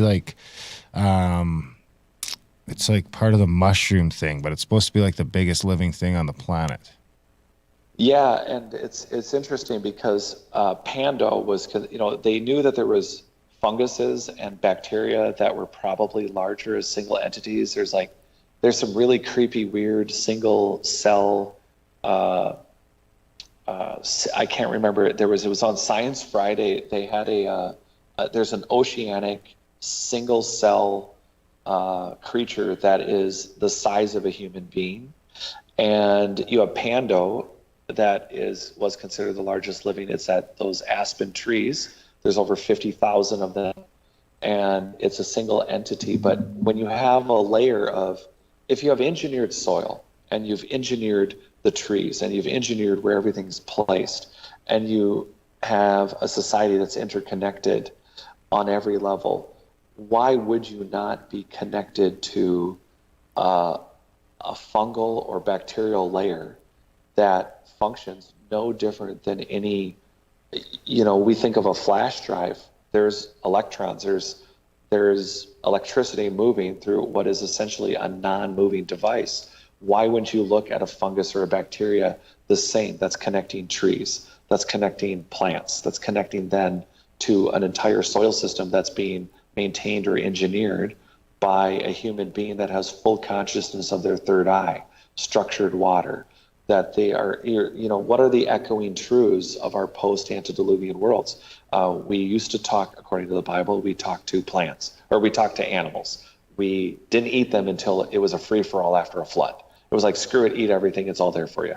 But pre-flood, it was you talk to animals. So that kind of sucks. Imagine then if the animals from bacteria to animal, and then you have, again, the Anunnaki, the Sumerian stories of the king's list of living tens of thousands, 100, you have 8 kings living 240,000 years, right?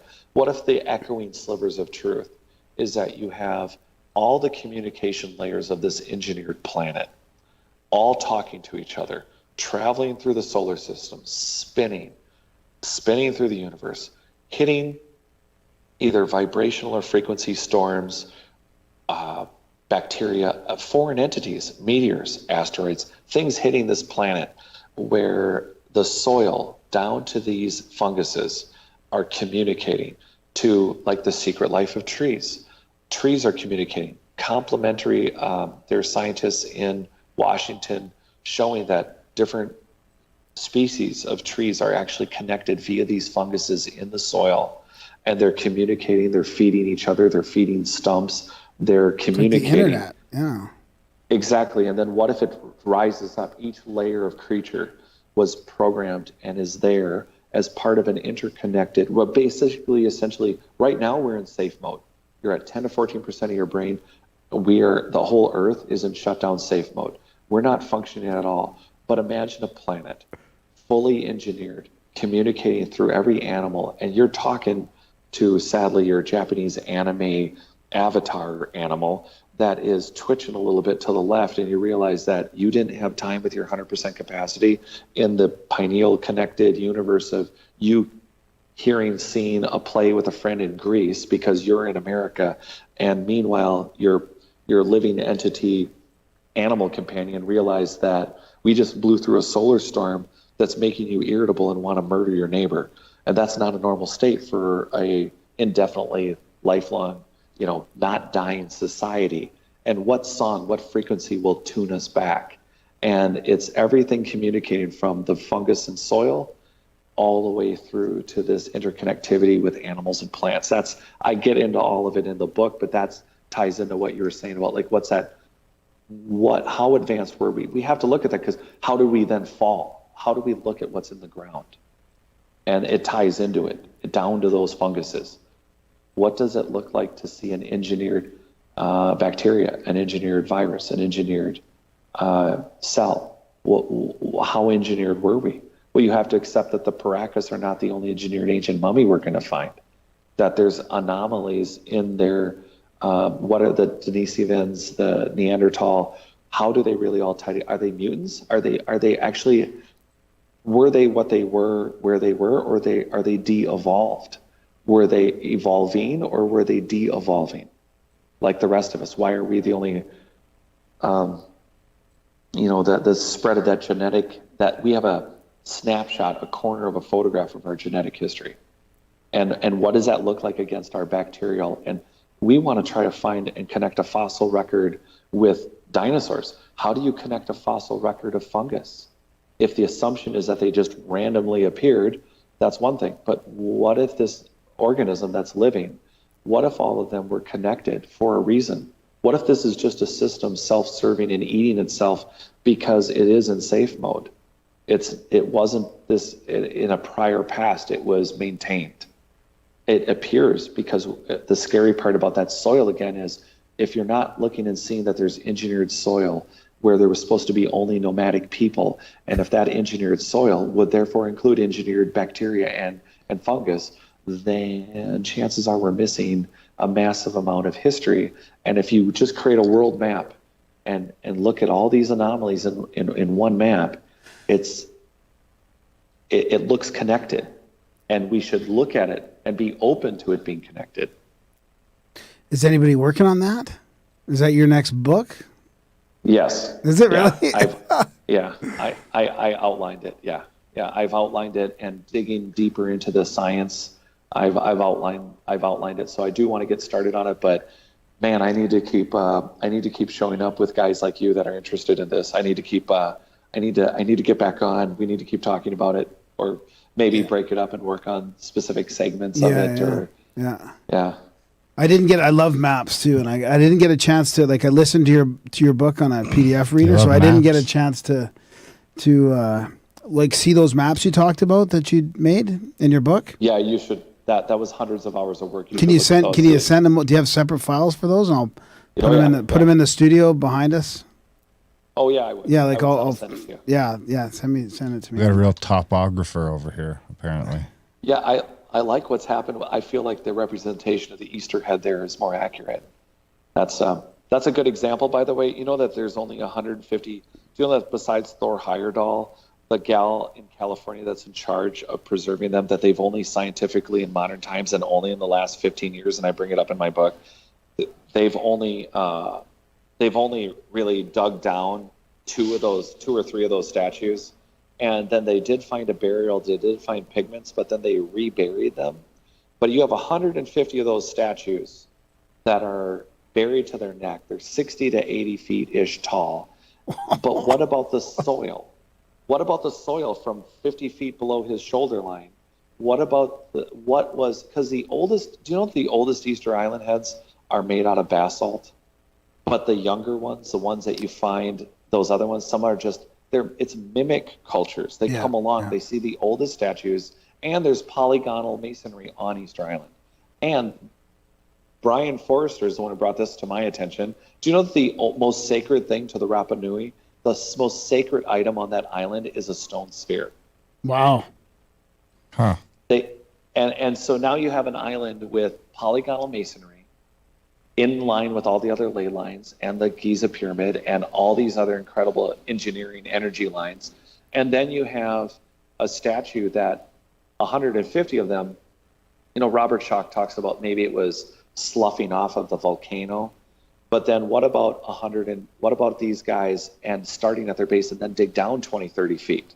What about the soil around them for acres? If no one's going to if a government's not going to issue a dig permit, how are we going to know? So to your point, who's looking at this? Well, how long are we going to look at Ollantaytambo and Tiwanaku and go, look, all this polygonal construction is laying in mud.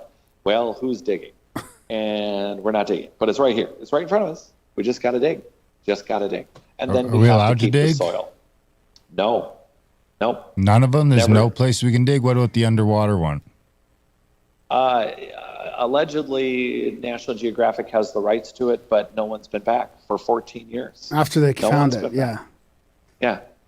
It's right there. You can see a picture of it in the book. It's floating all over the internet, and it's like, oh, isn't that neat? Oh, that's nice. And that's where it's been left. Yeah, because this is a house of cards. And that's what I think. Yeah. It's a huge house of cards, and we're all staring at it. But the jump has to be, wait, it is a house of cards. Okay, move that aside. It's a high-tech ancient human society. Oh, wait, everything starts to fall into place. When you start to look at this and go, oh my God, how far have we fallen? If we had engineered soil, if we managed the trees, the plants, the bacteria, if we lived indefinitely, if we have DNA memory, if we literally have DNA memory. And they're proving it at Harvard right now. But that's them placing like we're looking at it today we're looking at it in the last 8 years as a text storage. But why is our recall? Why do we have intuition? Why do we have this? What is the theories behind the quantum consciousness, right? That are we all connected? I mean, I was fascinated by why are there pyramids all over the world? Do you realize that one of the first theories was the 100th monkey theory? The idea that we simultaneously thought of pyramids. It was less, think about this in the context now in our conversation. It was less of a stretch to say, we all simultaneously thought of it because just like monkeys on Madagascar and on Africa, they each consciously thought about a stick and digging out ants. And then one taught one monkey and one taught another monkey and one taught another monkey. But the 100th monkey, he just knew how to do it because there's a consciousness. So simultaneously, we all thought to make blue jeans. We all thought to build pyramids. We just, screw it. I don't know. I don't want to go hunting in the woods right now. I feel compelled to build a 400-story pile of rocks everywhere. As you do. It's just, when do we make that final jump then and say, okay, look, there is a highly advanced segment we missed, but why do we assume they're gone? Why do we assume they didn't survive? Why do we assume that really smart? I met a architect who's retired, straight-laced guy, a few weeks ago, who has been coming to the same Scotch group I've been going to for years. And he said, look, in the 50s, we saw, my friends, 6 of us in 1956, saw 9 saucers. And I said, well, what do you mean by saucers? And he goes, like, think your classic flying saucer, but I've never been more terrified in my life. And they didn't just fly over us, Jared, they stopped, 9 of them. They stopped and they hovered, and we were terrified. I've never felt or experienced any of this in my life, but this is a straight-laced guy. And how many thousands of stories are there out there about, including Olaf's book on military UFOs? Yeah, there's a significant portion, Canadian, USA. There are significant top secret programs, and you can account for some of them, but not for a lithographic plate in 1516 or 15. Sorry, that's the Piri-Reis map, but the lithograph of the Nuremberg, fight above the sky, and then all the battle over Los Angeles. Yeah. There's too many sightings by credible people and hundreds of people saying, look, there's UFOs, but it's an easier thing to say, well, they must be foreign. They must be from out of space, not inner space, not from the easily hidden underwater, look, they could be in the woods. We can't find things like Hyperion, the tree. I talk about it in my book. This tree is 379 feet tall, and it's 60 feet-ish wide. It's in the woods, and it towers above these 100-foot trees. It's taller than the Statue of Liberty, and this tree wasn't noticed in the woods until 2003 or 8. Nobody noticed it. It's almost 400 feet tall. It's the largest redwood that we know of in the world, and we didn't notice it. It's hundreds of years old, maybe over 1,000, and it's standing there. You can see it from miles away and no one noticed it. Or like all the penguins we found on the Danger Islands. Yeah. Suddenly the news story comes out that we didn't notice 1.6 million penguins. We watched a whole movie and documentary. Everybody cried over penguins, 60 below egg watching, and everyone loves penguins. And no one noticed 1.6 million of them hanging out. There's only 52 researchers. They come and go all the time. And it's amazing what we miss on a day-to-day basis. And so here we are with engineered soil all over the earth and the implications of that alone. Wait, how does that play into populations, ancient populations? You realize we got 8 million people, we got 8 billion people. Do you realize that if you gave everybody a quarter acre, you could jam them in, basically you could take Texas, you could take like 3 Texas states the size of Texas, and you could put all the humans that we have on the planet into 3 Texases. Yeah, that's a good perspective. Yeah. With a quarter acre. So everyone's talking about overpopulation, yet we have engineered soil that shows a nutrient-rich density right now that could feed the world's population, but that population was in ancient times and they're not here.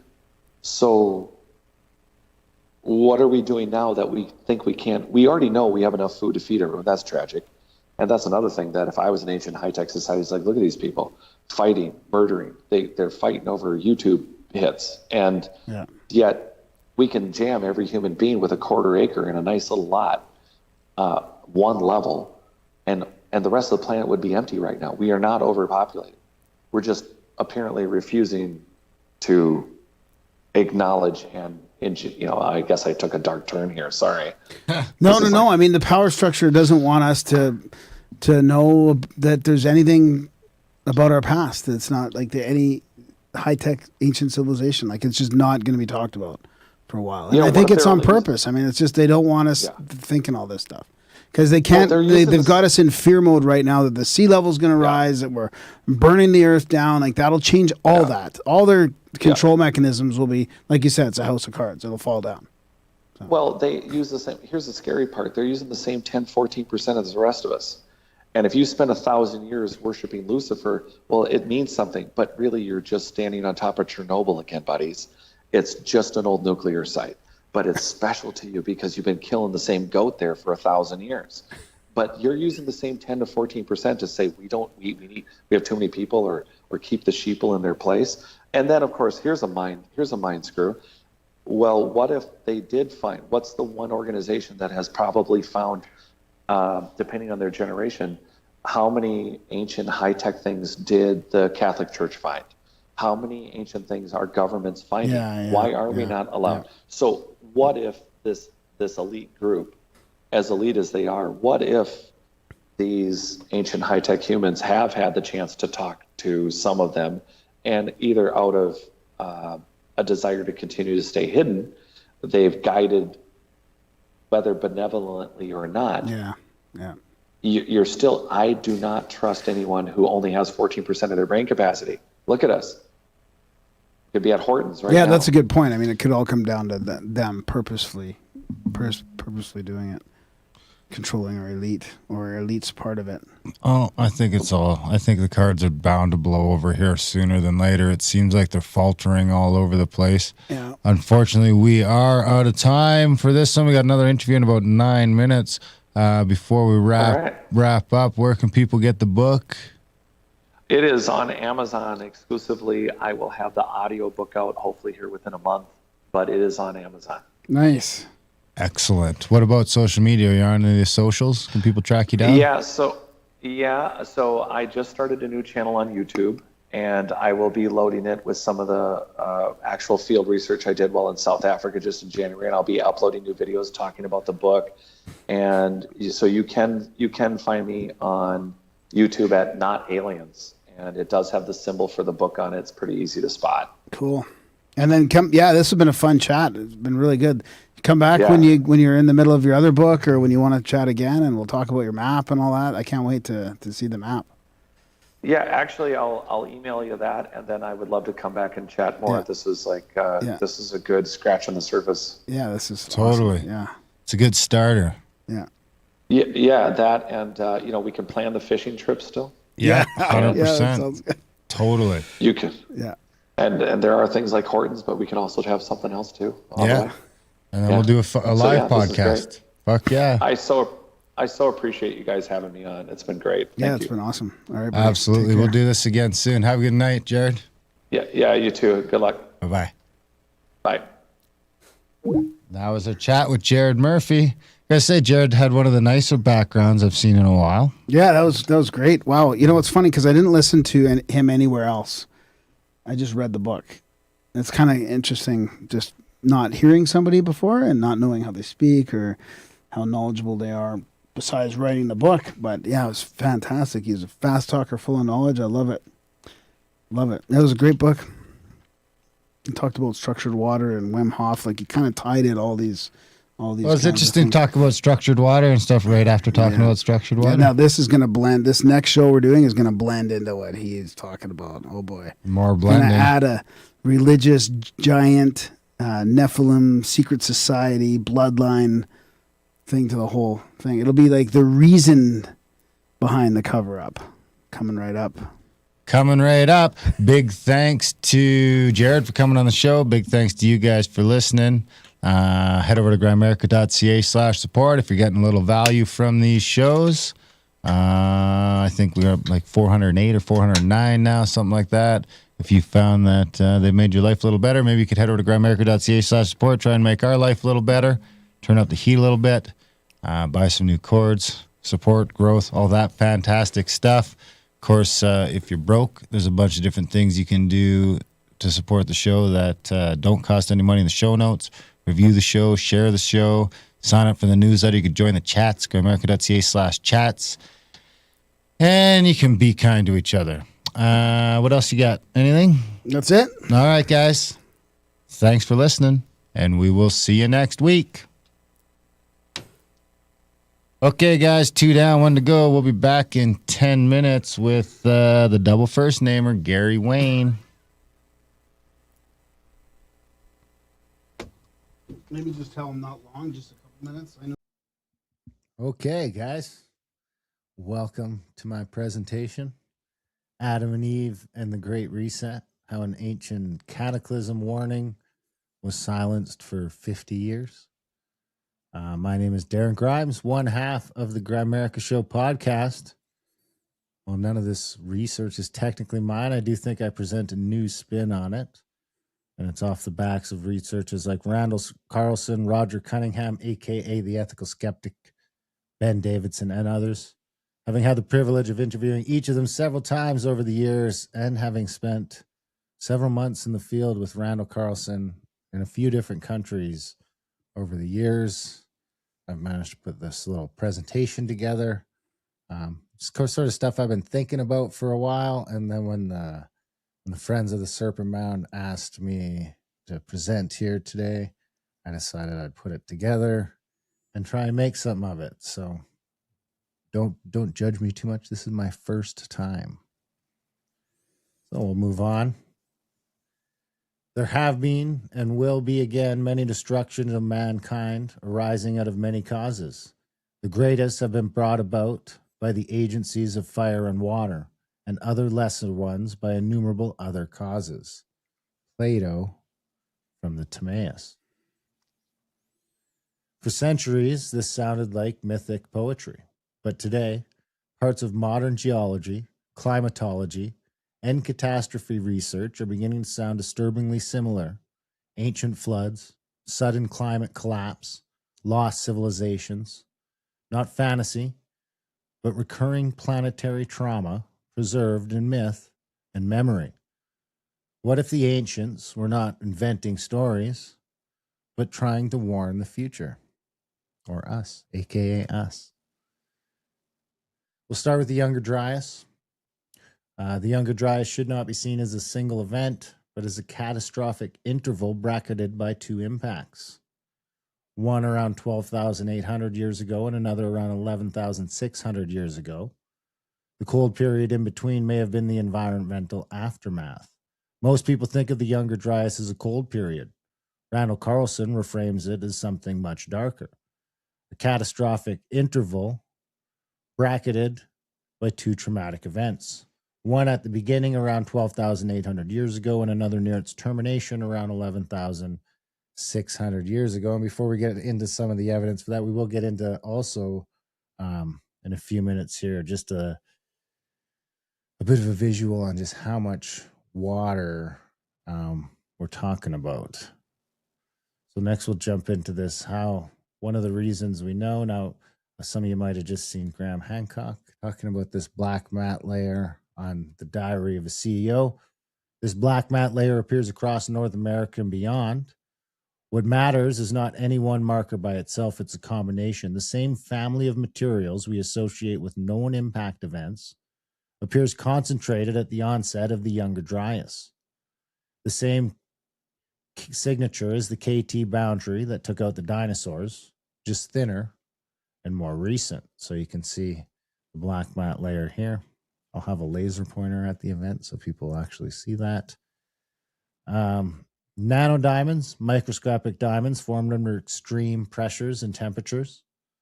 Platinum, rare metal often associated with extraterrestrial material. Iridium, highly abundant in asteroids, extremely rare in Earth's crust. Magnetic microspherules, spherical particles formed by high temperature melting and vaporization. Melt glass, silicate glass created by extreme heat from impacts or atmospheric explosions. And soot and wildfire residue, evidence of widespread fires and atmospheric disturbance. All sort of, that's all the stuff that's crammed into this black mat layer that is found across the world. You can see the dots down here below that show all the different places they found it. Now, moving on from that, we'll go to the Greenland platinum ice spike. Precise dating confirms the anomaly at around 12,800 years before present. Sounds familiar. Sudden platinum anomaly, a distinct spike, unlike background levels. It matches the younger Dryas onset, aligns with the abrupt start of climatic chaos and the geological record. And this matters because it comes from a completely separate line of evidence, not archaeology, not mythology, not sediment layers, a geochemical signal preserved in the Greenland ice cores. So flood myths, sky serpents, fire from heaven, sacred landscapes, astronomical alignments. What if humanity's oldest myths are not fantasies, but fragmented memories of a real age of catastrophe? My argument today is not merely that something catastrophic happened 12,800 years ago. It is that humanity may have carried memories of that catastrophe forward through myth, ritual, and sacred architecture. And perhaps Serpent Mound is part of that story. Here's the modern Colorado River. The textbooks say this same river carved this giant hole, meaning it removed the rock equivalent to 28,000 canyon volumes of sediment over 5 to 6 million years. Look at this trickle in the inner gorgonal mean. Look at the morphology, the cliff geometries, the recess meanders a mile above the river, the side canyon patterns, the Tonto platform shelf. The trickle and the canyon do not match. The volume of the water passes the math, barely. The morphology is the problem. Now I got a couple slides that'll show just if we take the Grand Canyon, which is about 1,000,000 cubic miles, or sorry, 1,000 cubic miles. At today's flow rate, the modern Colorado River would take 212 years just to fill the empty hole of the Grand Canyon. The textbooks say this same river carved that hole. Here you can see after a full year, this is sort of a model of the Grand Canyon, 10 miles wide at the top.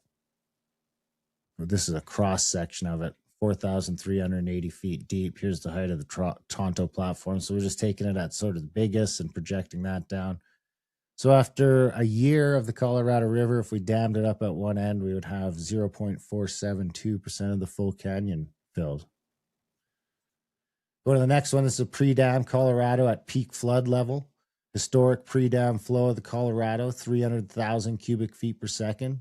Even at its angriest, before Glen Canyon Dam tamed it, the Colorado would still take 15.5 years to fill the canyon. The largest, this is going at the largest the river has ever been measured at, and it does not move enough water to explain the morphology of a catastrophic landscape carving. So this is after a year, it would only fill 6.4% of the canyon. We'll go to the Mississippi at flood stage. This is at the major flood stage of the Mississippi River, the biggest river system in North America. Take 3.1 years to fill the Grand Canyon. That's if it stayed at its flood state for 3 consecutive years, which it never does. 32% of the canyon filled after 1 year. Moving along to the Amazon River. Amazon River, at its peak, this is the largest river on Earth, would take 7.7 months. The combined output of the entire South American watershed at its biggest fills the Grand Canyon in a little over half a year. This is the first one that actually fills up the canyon. Now we'll go to all rivers on Earth combined. Every river on Earth combined takes 1.3 months to fill the Grand Canyon. The entire planetary hydrosphere working at once could fill the Grand Canyon in about 40 days. Probably wondering why this is important, but we will get there. Here is Lake Agassiz. The maximum from Clark's paper in 2004. Mainstream geology agrees this happened. 9.5 days to fill the entire Grand Canyon. This is from Clark et al. 2004 Quaternary Science Reviews. Peak discharge was 5 Sverdrups, which is 177 million cubic feet per second. Stored volume up to 36,227 cubic miles, over 36 times the full Grand Canyon volume, discharging roughly half a year.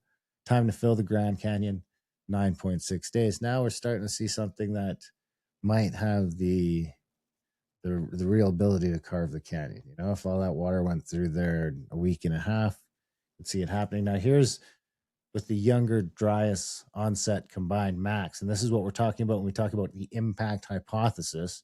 The whole canyon brimful in a day and a half. The younger, driest onset worst case combined ice sheet collapse plus simultaneous lake outburst plus impact-induced disruption. Estimated peak 30 Sverdrups. 1.06 billion cubic feet per second. Time to fill the Grand Canyon, 1.6 days, 1,000 cubic mile chasm brimful in less than 2 days. So sounds crazy, but you start looking again at pictures like this where the Colorado is way down here. You can't even really see it in this picture. It's zoomed out so far. Here, 4,000 feet above that is the top of the canyon, and you can see all these back eddies and everything that have been carved out. Takes a lot of water to do that kind of stuff, and it doesn't happen on a slow scale. This is the kind of flow that explains the actual geology, the cliff geometries, the high altitude meanders, the absence of slow erosion deposits. Look at the trickle in the inner gorge. Which do you think carved these? Now, we'll move on to a couple other rivers. It's not just the Grand Canyon. The Minnesota River occupies a few percent of the valley it sits in. Here, this little darker blue line is the modern Minnesota River, whereas this lighter blue is the valley filled up. Going on past some river canyons to some coulees. This canyon is 60 miles long, 1,000 feet deep, is completely dry. There's no river there. There never was a river there. There was only a flood once. That no longer happens.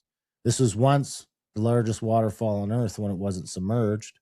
5 times wider than Niagara, 10 times the combined flow of every river on the planet. There was 150 distinct coulees identified in the channeled scablands, not one, not two, 150, and this is from published USGS literature. This, of course, is Dry Falls Canyon, and mainstream geology accepts that the water level is about 400 feet above this at peak flow.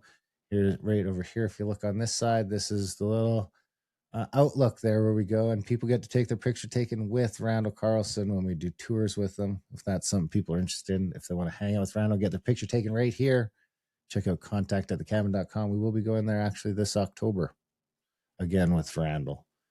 So now, and this next one is actually another place we've been on tour with Randall. The giant current ripples at West Bar. I think we're over across the river here up on the highway when we come and look at them, but we have flown some drones over to look at them. They don't look like much here. They're about 30 feet high and 360 feet apart. So that's a giant ripple thing there from way up above. There's a whole little farm down here we've been down in. The giant current ripples at West Bar are evidence of just how massive the ice floods were based on the size and spacing of the ripples, which are 25 to 30 feet high and about 360 feet apart. Scientists have estimated that the floodwaters must have been about 650 feet deep and traveling 65 miles per hour when the ripples formed, which is, highway speed. Pretty hard to outrun that sort of thing when it's coming at you 650 feet deep, which is about 250 feet deeper than over at Dry Falls. The height of Dry Falls currently. Now we'll sort of bump out of North America for a little bit, jump over to North Africa, where I think we have continental scale evidence for catastrophic westward outflow. A lot of that previous section was based on Randall Carlson stuff. This next section plays off of some of the ethical skeptic stuff, though it goes in a little bit of a different direction. So let's concentrate on North Africa here for a minute. First of all, before I show you what happened, I need to show you what was there. This isn't speculation. These are from peer-reviewed papers from the Proceedings of the National Academy of Sciences. This talks about how there was water on the landscape. There was 4 mega lakes, the Mega Chad, the Mega Fazan, the Anet Mudir, and the Chats Mega Lake. These are the different sizes, how many square kilometers. 5 major rivers, the Senegal, the Nile, the Sahabi, the Kufra, and the Niger. A large interlinked waterway channeling water and animals into and across the Sahara. So here's a little rendition of what it might have looked like. The Sahara between 11 and 8,000 years ago had 4 mega lakes, not lakes, mega lakes. Lake Megachad, 361,000 square kilometers. To put that in perspective, once larger than the Caspian Sea. The Caspian is the biggest enclosed body of water on Earth today. Megachad was bigger. Megafazan in Libya, 135,000 square kilometers, roughly the size of England. Anet Mudir in Algeria, 70,000 square kilometers, and Chats in Tunisia, 50,000 square kilometers. And feeding all of them the 5 major river systems, the Senegal, the Nile, the Sahabi, the Kufra, and the Niger, and the Tamarasset, which we'll talk about in a minute. Not isolated pools, not seasonal wadis, an interlinked continental waterway, the Sahara was hydrologically alive. This is a world that was there, and this is a world that, obviously, by our time, has vanished. As we pop over to now, over here. Now look at, this is just some arrows. This is actually just a Google Earth image with some arrows put over top of it. The blue arrows inferred outflow trajectories from the Sahara inland waterway toward the Mauritius side complex. Now look at the geography, where the geography sends the water. These arrows aren't speculation. They're based on elevation. Drake et al. 2011 and PNAS 2015 Nature Communications, Britannica's own description of the Chad Basin, all of them confirm the same thing for the western half of North Africa.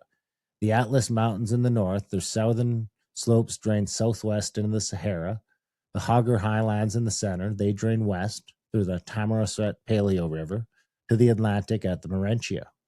Confirmed by satellite radar imagery, confirmed by the Cap Timorous Submarine Canyon, 400 kilometers of channel systems and 3 kilometers of water. Megachad, when it was at its maximum extent, the largest lake on Earth, drained west and southwest through the Benue River system into the Atlantic. This is from Britannica. Every major drainage west of the central Saharan watershed converged in one place, the Mauritius Slide Complex. Now here's the thing the textbooks have a harder time with. The eastern half of the Sahara, the Nile catchment, the Gilf Kibar, the Surer Tibesti, those don't naturally drain west. The Nile drains north to the Mediterranean, has for millions of years. The eastern Sahara drains northeast. So you'd expect a clean split. West of the divide goes to the Atlantic. East of the divide goes to the Mediterranean. 2 separate stories. But that's not what we find. We find west by southwest drainage signature across the whole continent. The Bodel score, 61,000 cubic kilometers of diamite missing. It's in central Chad, east of where the natural watersheds should send the material. But instead, it's gone west. Something pushed the water over the watershed. We'll come back to what that something was. For now, hold on to 2 things. 1, the western drainage is clean, accepted, and points to Mauritania. Mauritania. Yeah. 2, something happened that also moved the water from the eastern side of the watershed in a direction it shouldn't naturally have gone. That second thing we'll come back to. So here's a zoom in of the Mauritania Slide Complex. And here's what we find, exactly where the drainage geometry said the water should go.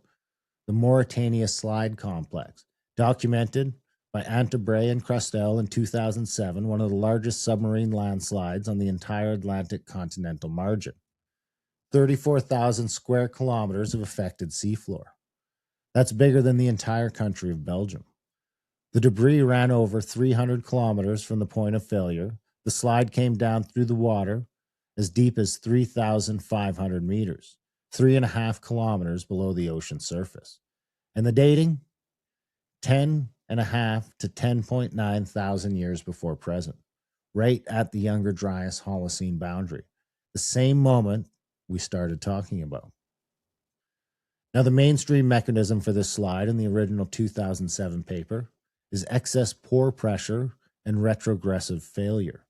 Translated into normal language, water-saturated sediment on the continental slope loses cohesion and collapses in stages. Fine, that's the physics of how it failed. But the question we should be asking is what caused the excess pore pressure? What put 34,000 square kilometers of sediment under enough stress to fail at exactly this moment in Earth's history? The answer the paper doesn't give, but the geography does, is a massive freshwater discharge event from the continent above, water moving fast, water moving with the volume of a continental drainage system and going from full to empty in a geological instant.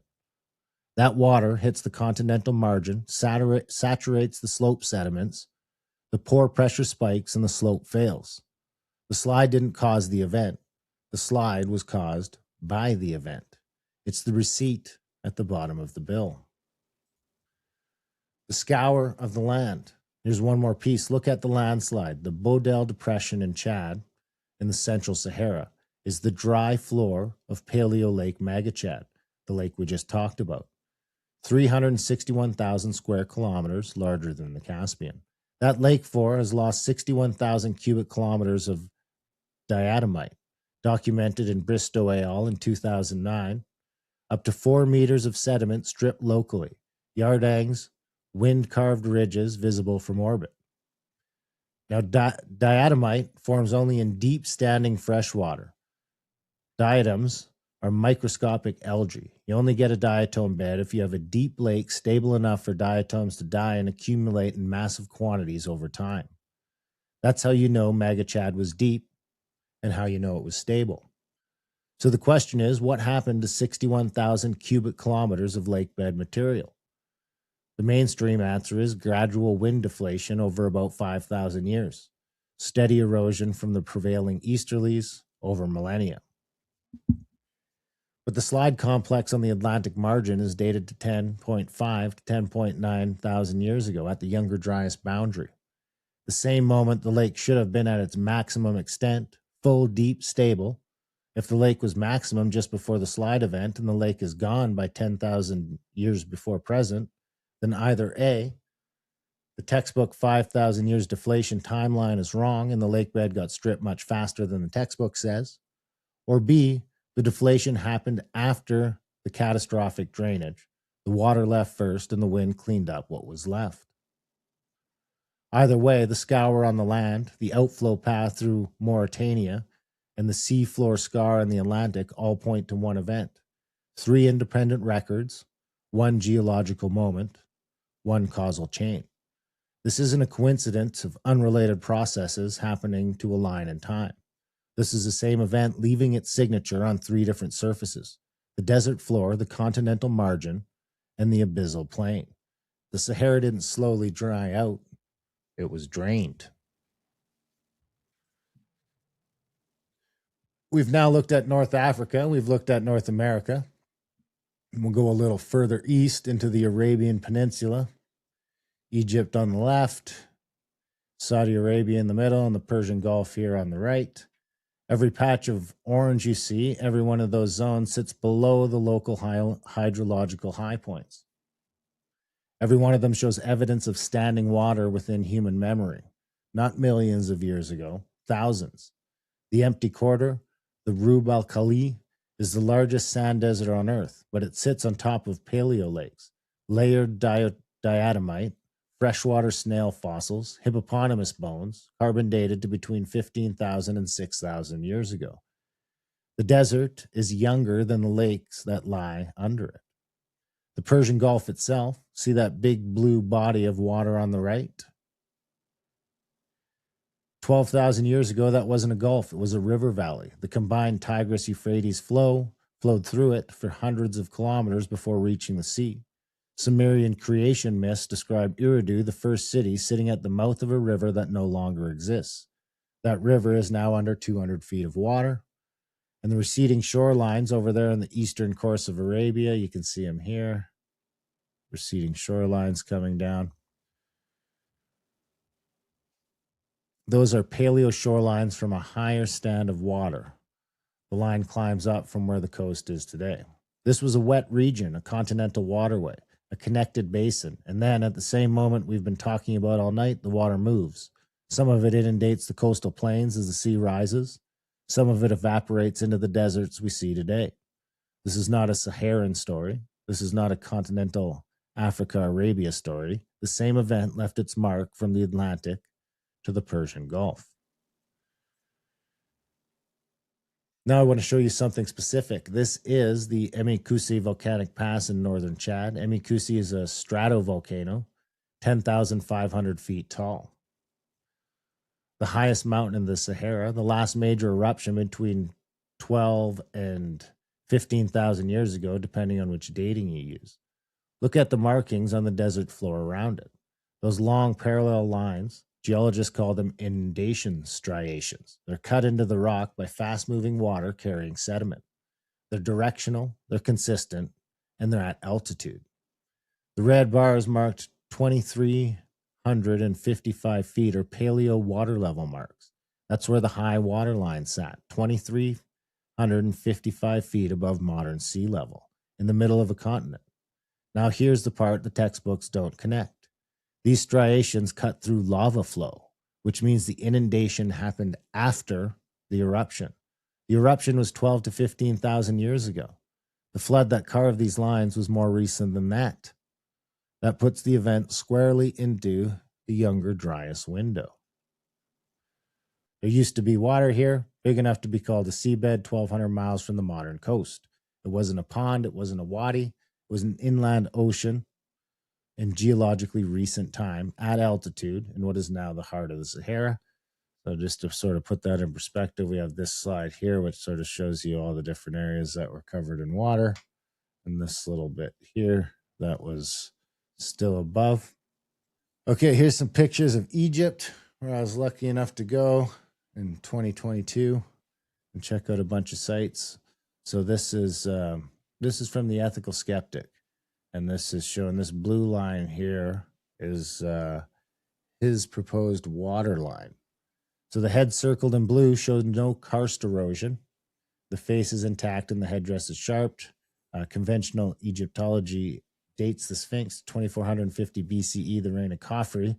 That date works for the head. So if we say that is only, 5,000 years ago, makes sense that there was no water damage on that, but the rest of it has all these distinct lines here, which the Ethical Skeptic Roger Cunningham thinks are from karst erosion, which is of course from the receding water levels.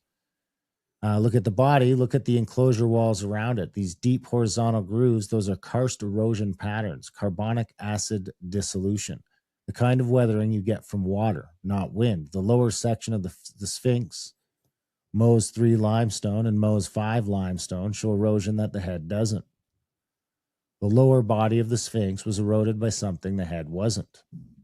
The carbonic acid karst erosion at that scale requires sustained water exposure, not rain, not a flood that came and went, sustained submersion. If the dating on the head is right, then the body was eroded before the head was carved, which means that whatever caused the erosion to happen before 2450 BCE, the dating proposed here, 9600 BCE, the end of the Younger Dryas window, the same period everything else we've talked about tonight points to.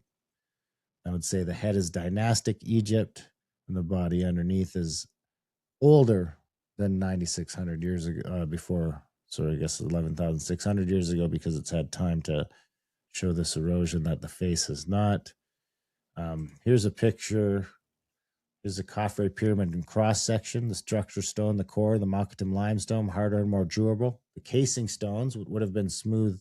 The smooth outer surface are Tura limestone, which is softer and more vulnerable to chemical weathering.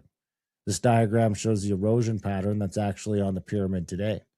Look at the parabolic shape. Look at where it peaks and where it dips. That's not random weathering. That's not wind patterns. Those curves match wave action signatures. Mean wave action at 40 feet. Storm wave crests at 332 feet. The parabolic apex of the erosion sits exactly where you'd expect maximum wave energy if the structure had been partially submerged. Now, this is not my work. This is Roger Cunningham, the ethical skeptic, who is a naval engineer. Or was it engineer? I can't remember. I'll find out. The chemistry works.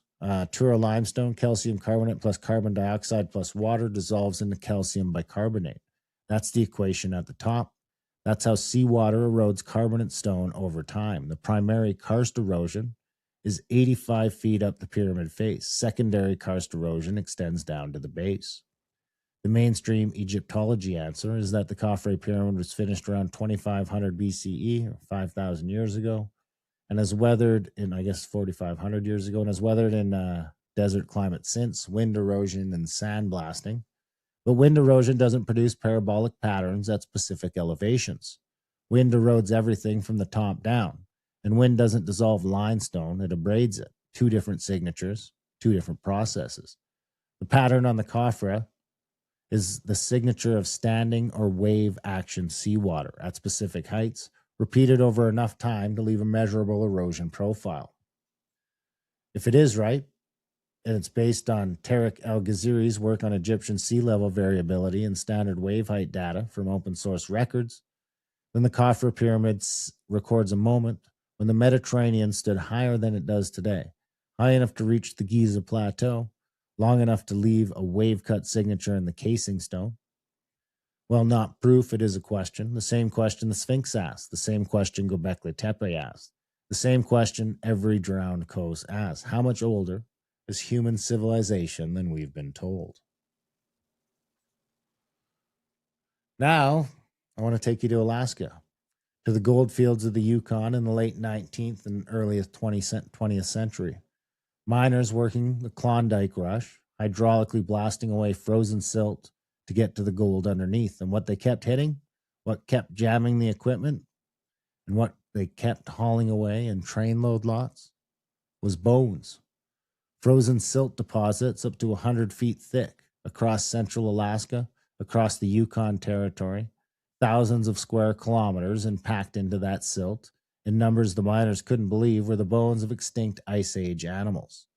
Mammoths, mastodons, bisons, horses, muskox, saber-toothed tigers, American lions, camels, gazelles, antelopes, bears, sheep, camels.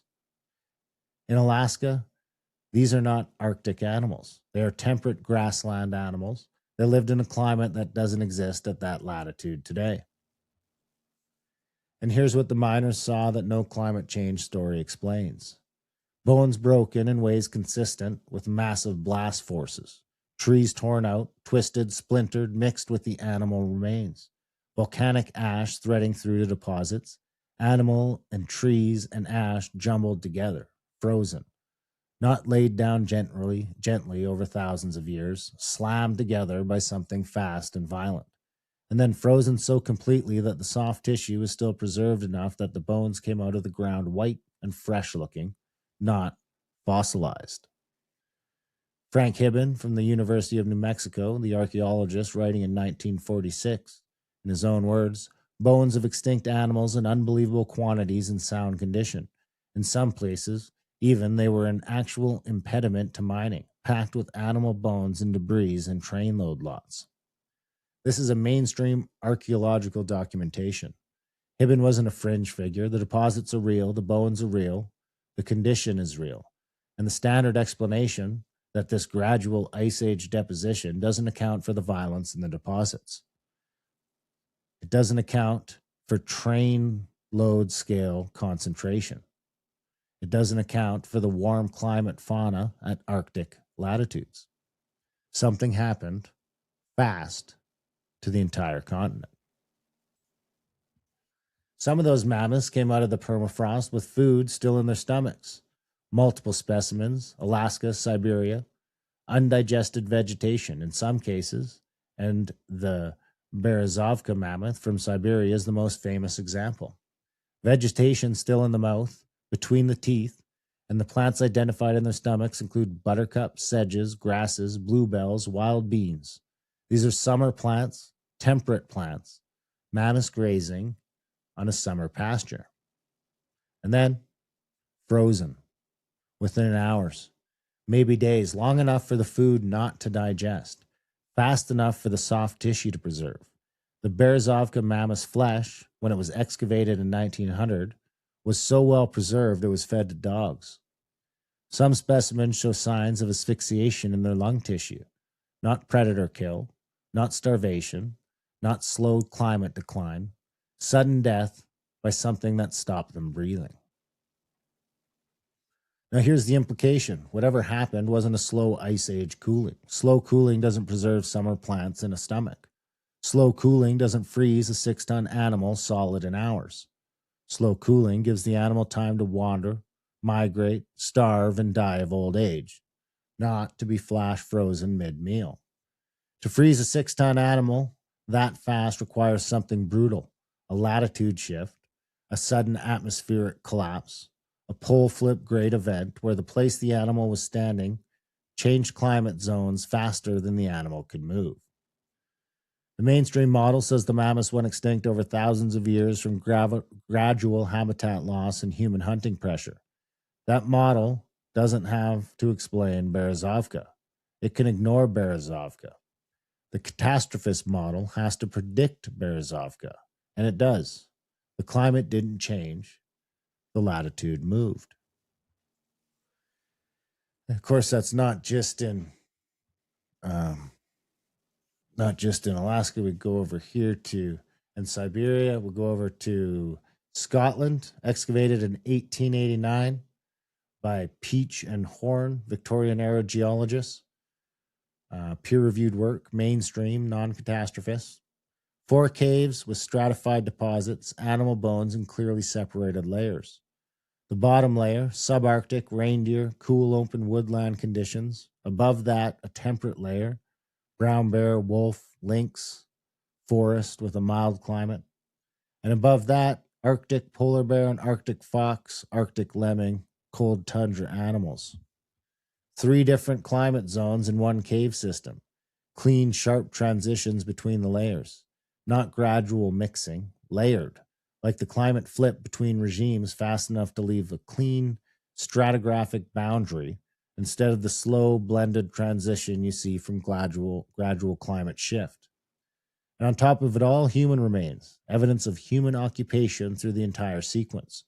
The mainstream explanation is that the animals migrated as the climate changed.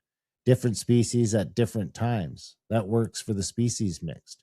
But what it doesn't easily explain is why the transitions are so sharp. Slow climate change should give you blended faunal layers, the species pool gradually shifting from one type to another. Instead, we have sharp boundaries, step changes, a different climate suddenly arriving, and the old one suddenly leaving. Charles Hapgood pointed to deposits like these in his book, Path of the Pole. 66 cave systems across the northern hemisphere with similar stratified faunal assemblages. He argued they were the fingerprint of pole position changes. The latitude where the cave sat moved, and the climate at that latitude moved with it. You don't have to accept Hapgood's mechanism to notice the data pattern. Sharp transitions are real. They show up in the rocks. They're hard to explain with gradual climate change alone. And by the way, the last known wild polar bear in Britain was excavated from this site. Polar bears in Scotland, in a climate regime nobody expected bears to ever have lived in. Plato knew. So did many others. There have been and will be, again, many destructions of mankind. Across cultures and across time, we have the same warning. From Plato, the Atlanteans were suddenly overwhelmed in one day and one night of misfortune. From Babylon, the gods sent a flood upon mankind, and all things were reduced to silence. From India, a great flood came upon the world. Manu built a boat and was saved. From the Mayas, water came and the sky fell. All was destroyed by the flood. The epic of Gilgamesh, the flood roared like a battle. All mankind was turned to clay. Scandinavia, the ocean rose and swallowed the earth. Only a few survived. And from Native American, the earth was cleansed by water, and we are the survivors. In 1985, a Soviet cosmonaut named Vladimir Zanibekov was on the Salyut 7 space station. He was unpacking supplies. There was a wing nut on the bolt, and he spun it off in zero gravity. It did something that startled him.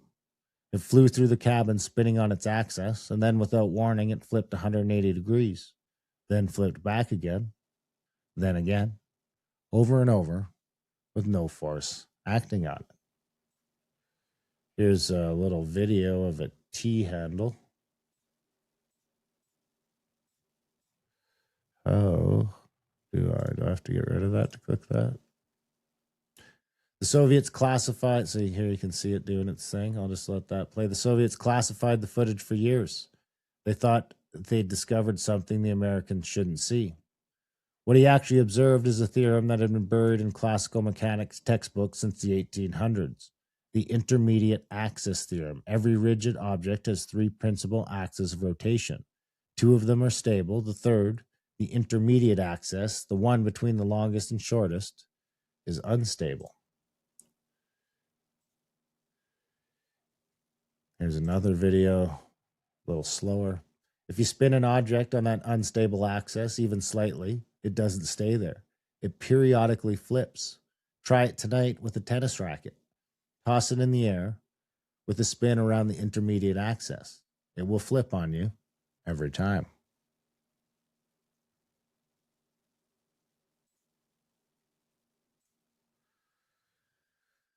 Down at the base of the mantle, almost 3,000 kilometers below your feet, there are two of these.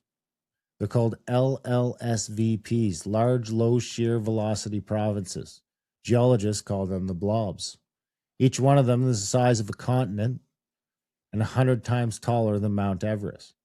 Together, they account for 6% of the entire volume of the Earth. Not the crust, the whole Earth. 6% of our planet sits in two giant lumps at the core mantle boundary. First, here they are, here and here. One sits under Africa, they call it Tuzu, and the other sits directly opposite under the Pacific, they call it Jason. They're antipodal, exactly across the planet from each other, and in the standard textbook, that's described as a stable configuration. But there are two problems with that. First, the word conditional. The blobs balance each other like two weights on a spinning top. As long as they stay balanced, the planet stays balanced. Shift one of them, change the density, change the height, change the position, and you've changed the moment of inertia tensor of the entire planet. Mainstream geology accepts this. Second, and this is the part the mainstream papers say out loud, Tuzu, the African blob, is less dense than the Pacific one. It's actively rising. Masses migrating upward beneath Africa right now in real time. The configuration is not static. The stabilizer is already wobbling. So when we talk about a comet impact triggering a crust slip, we're not asking physics to do something miraculous. We're asking it to push a planet that's already running on a knife's edge. Asymmetric mass distribution, condition stability, an active buoyancy event under one of the two blobs, and then a 4-kilometer comet detonates over the Laurentide ice sheet at 12,900 years before present. Here's a little video kind of showing that spinning.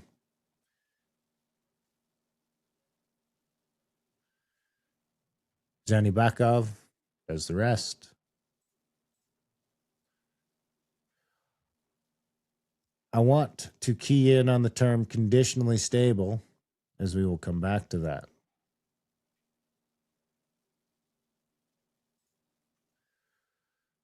The red dotted line is where the magnetic north has been since we started directly measuring it in 1831. Bross found it on Boothia Peninsula just north of here. From 1831 through 1994, it barely moved. It stayed parked in the Canadian Arctic for over 160 years. Then in 1990, something changed. Suddenly, it started racing across the Arctic Ocean towards Russia. Now, magnetic north and geographic north are two different things. The magnetic one is generated by molten iron flowing in the Earth's outer core. The geographic one is defined by the planet's spin axis. Different mechanisms. They're not the same pole, but here's what they have in common. They're both anchored by deep Earth mass and energy distribution. The magnetic pole sits where it sits because there's a powerful flux lobe under Canada, a deep Earth feature thousands of kilometers below the surface. The lobe is now weakening, and the Siberian one is strengthening, causing the anchor to move. It is probably worth just, taking note of this is right here, of course, is where we started tracking it in 1831. There are some measurements before that. I started with 1831 because I think that's the first time someone actually stood there and confirmed it physically. Now, this dotted line here, I added myself, just so showing where I think the possible trajectory of this could be coming from. Now, coincidentally, right here was the center of the Laurentide ice sheet sitting over most of North America. Now, we're not saying that these are the same pole. We're saying that both of them, for different reasons, were anchored in the same small region of the Canadian Arctic. And now, for the first time in directly recorded history, that anchor is dissolving. The Canadian deep Earth is reorganizing in real time. Is the planet remembering something? Is this return to an older configuration? I don't know. But the same region Hapgood pointed at 12,000 years ago is the region the magnetic field is fleeing from today. So it's they're about 1,100 kilometers apart, which is pretty close considering they have the whole planet to play with for the magnetic pole, and now, it's moving, it's getting closer. Of course, my argument is that they used to be closer than that, even, maybe within 10% of that number, and they were both the geographic pole and the magnetic pole were both that side of Hudson's Bay at some point. Now, in 1958, a Harvard-trained college professor named Charles Hapgood published a book called Earth-Shifting Crusts. The foreword was written by Albert Einstein. In that book, Hapgood proposed exactly what we've been describing tonight. He said the entire crust of the Earth can slide over the mantle in rapid catastrophic events. Not millions of years, not slowly, catastrophically. And he placed the previous pole, the geographic pole, right over Hudson Bay during the last ice age. It's also worth noting that Mario Bildereps has published papers saying that he thinks that used to be one of the North Poles as well. Right over Hudson's Bay during the last ice age, he said it's shifted into its present position around 12,000 years ago.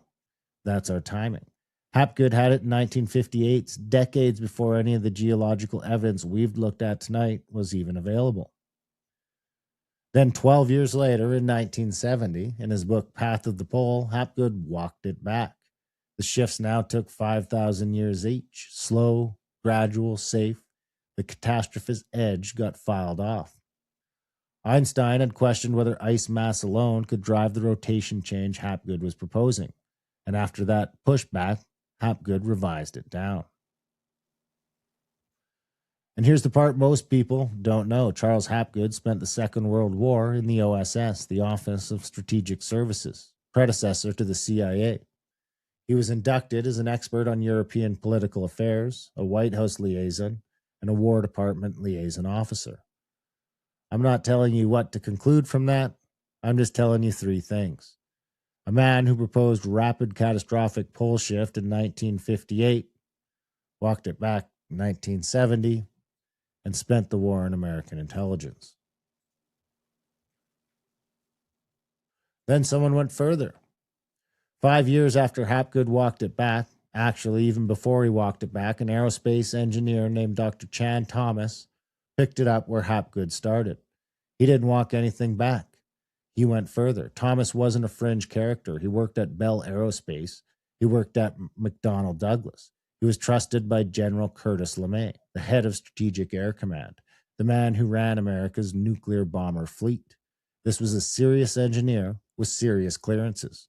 In 1963, he wrote a book called The Adam and Eve Story. And in that book, Thomas took Hapgood's framework and he compressed the timeline. The crust doesn't slip over millennia, he said. It doesn't slip over centuries. It slips in hours. He placed two recent shifts, around 11,500 years ago, Adam and Eve, and around 6,500 years ago, Noah. His mechanism was a 60-mile thick lithospheric shell sliding on a molten layer underneath. The atmosphere and oceans don't shift with it. That's the book. Here's what the CIA did with it. They classified it. Not reviewed, not flagged, classified. They held it for 47 years. When a Freedom of Information Act finally forced the release in 2013, they gave back 57 out of 284 pages. 227 pages have never been released. The rationale for classifying it in the first place has never been disclosed. And the pages that were released were described in the CIA's own FOIA words as sanitized. Ask yourself what's in 227 pages about pole shift that the CIA decided you can't see. The next slide shows you what's in the 57 pages they did let out.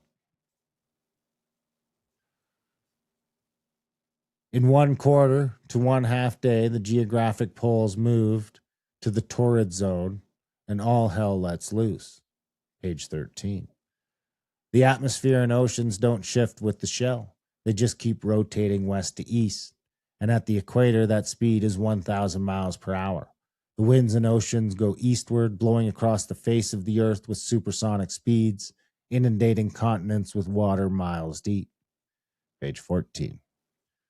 Once more, the earth has shifted its 60-mile thick shell with the poles moving almost to the equator in a fraction of a day. Again, the atmosphere and oceans, refusing to change direction with the earth's shell, have wiped out almost all life.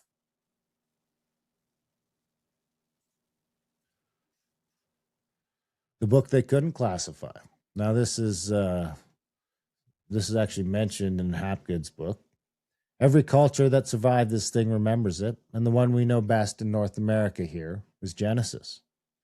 So let me show you something that most preachers never emphasize.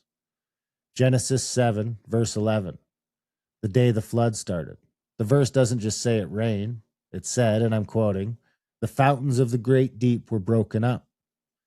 And then it says the windows of heaven were opened. Water from below paired with chaos from above. Two mechanisms, one verse. That's not a thunderstorm. That's the ocean leaving its basin. That's Chan Thomas's framework, written down 3,000 years before Chan Thomas was born. Read this way, the rest of Genesis falls neatly into place. The Garden of Eden isn't a religious allegory. It's a memory of the pre-shift world. Green, abundant, and mild. That's the world Adam and Eve lived in. The expulsion isn't a fall from grace. It's the cataclysm. They get cast into a harsher world of thorns and thistles, having to till the ground just to survive. That's the post-event landscape. That's the world we still live in. And here's the part the biblical scholars have known about for 150 years, but nobody in the pews ever hears. Genesis chapters 6 through 9 contain two different flood narratives, interwoven. Different vocabulary, different numbers, 2 of every animal versus 7 pairs of clean animals, different name for God in each layer. The editors who put Genesis together were weaving together 2 pre-existing oral traditions about the same event, which means by the time anyone wrote any of this down, the flood was already an ancient memory, preserved in multiple distinct traditions within the same culture. That's independent confirmation baked into the text itself. The catastrophist reading of Genesis predates Chan Thomas by 3,000 years. The CIA could classify Chan Thomas. They couldn't classify Genesis. Look at this. 2 views of the same planet. The one on the left, that's what the Earth would have looked like if the North Pole sat over Hudson Bay. 12,000 years ago, Hapgood's hypothesis, Africa rotated about 30 degrees clockwise from where it sits today. The one on the right is Earth as we know it now. Same continent, different orientation relative to the spin axis. Now, I want you to think about what happens between these two pictures. Not over millennia, not over centuries, according to Chan Thomas, in hours. When a 60-mile thick lithospheric shell suddenly slides 30 degrees south on top of a molten layer underneath, the atmosphere and the oceans don't go with it. And the megalakes. They have their own angular momentum. They keep rotating with the deep earth. The shell moves and the water doesn't. So if you're standing on Africa at the moment of the slip, the ground moves out from under the ocean. The ocean keeps going the direction it was going, hundreds of miles per hour relative to the new ground position. But there's where the math forces. The slip isn't symmetrical. Africa rotates clockwise relative to the pole, which means, for a moment, the water on the continent gets thrown by rotational inertia. Which way? West by southwest. Exactly the direction the geological record shows. The drainage you're looking at now, Atlas Mountains emptying west, North Catchments emptying south, then west, Tibesti and Nenere pivoting, everything converging on Mauritania. It's not random geography. It's not slow climate signal. It's the angular momentum of a 30-degree clockwise crustal slip. The mechanism predicts the direction. The geology delivers the direction. Both pictures, the same event. This is North America 13,000 years ago, 1,200 years before our event. The Laurentide ice sheets, the white mass, 3 kilometers thick, covering all of Canada and northern U.S., heavier than any mountain range. The coastline runs out there. The solid line, the dashed line, is where the coast sits today. Notice how far out the Texas, so this is the inner line here, this is the paleo coastline, and this is the modern coastline. Sea level is 120 meters lower than now. People are living on those shelves. Mammoth, mastodon, ground sloths all over the continent. Clovis hunters across the unglaciated south.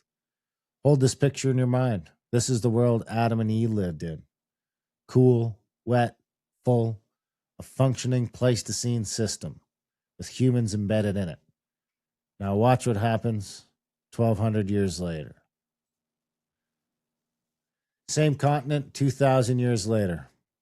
The impact in the upper right, an air burst over the Laurentide ice sheet at 12,800 BP. The ice sheets collapse, massive meltwater pours down the Mississippi. The orange arrows, those are different. Those are marine transgressions, because now what I'm saying is that when this impact came from here, it's actually pushing North America south by 30 degrees. So you've also got the Gulf coming up. Now, the problem with the Gulf coming up is it's hard for us to find evidence of any of that, which there is some. I was able to find some. We don't have time to get into it today. But when the sea level comes up 100 and 400 feet, it sort of buries anything we would have found there. The orange arrows, those are marine transgressions. The ocean coming inland. The Gulf of Mexico pushing north over what used to be dry coastal plain. The Atlantic seaboard inundating eastern North America. And the big orange down the center, that's crustal displacement. North America physically moving south. Now here's the part most people miss. Look at where the mammoth bones are on this map. Look at where the submerged forests are. Look at the drowned coral reef terraces. They're all on the shelves, underwater. Every Clovis site, every kill site, every village, every campfire that sat on the coastal plain of 13,000 BC or before present, gone. Drowned, buried under tens of meters of sediment in some places, hundreds of meters of water in others. We have evidence the inundation happened. We have drowned reefs. We have the mammoth femur off South Padre. We have the cypress forests off Alabama. We have the abrupt sediment break at 12.9 Ka on the Louisiana shelf. But the bulk of the evidence, the human evidence, the cultural evidence, the village sites and the burial grounds and the spear caches, that's all underwater now. Sea level rose 120 meters. Whatever was on the coast got swallowed. What we see on land today is the highland fraction of what existed before. The mountains, the interior, the places too high to flood. The lowlands are the silent majority. They tell the rest of the story. We just can't read them from a boat. Now North Africa, same moment.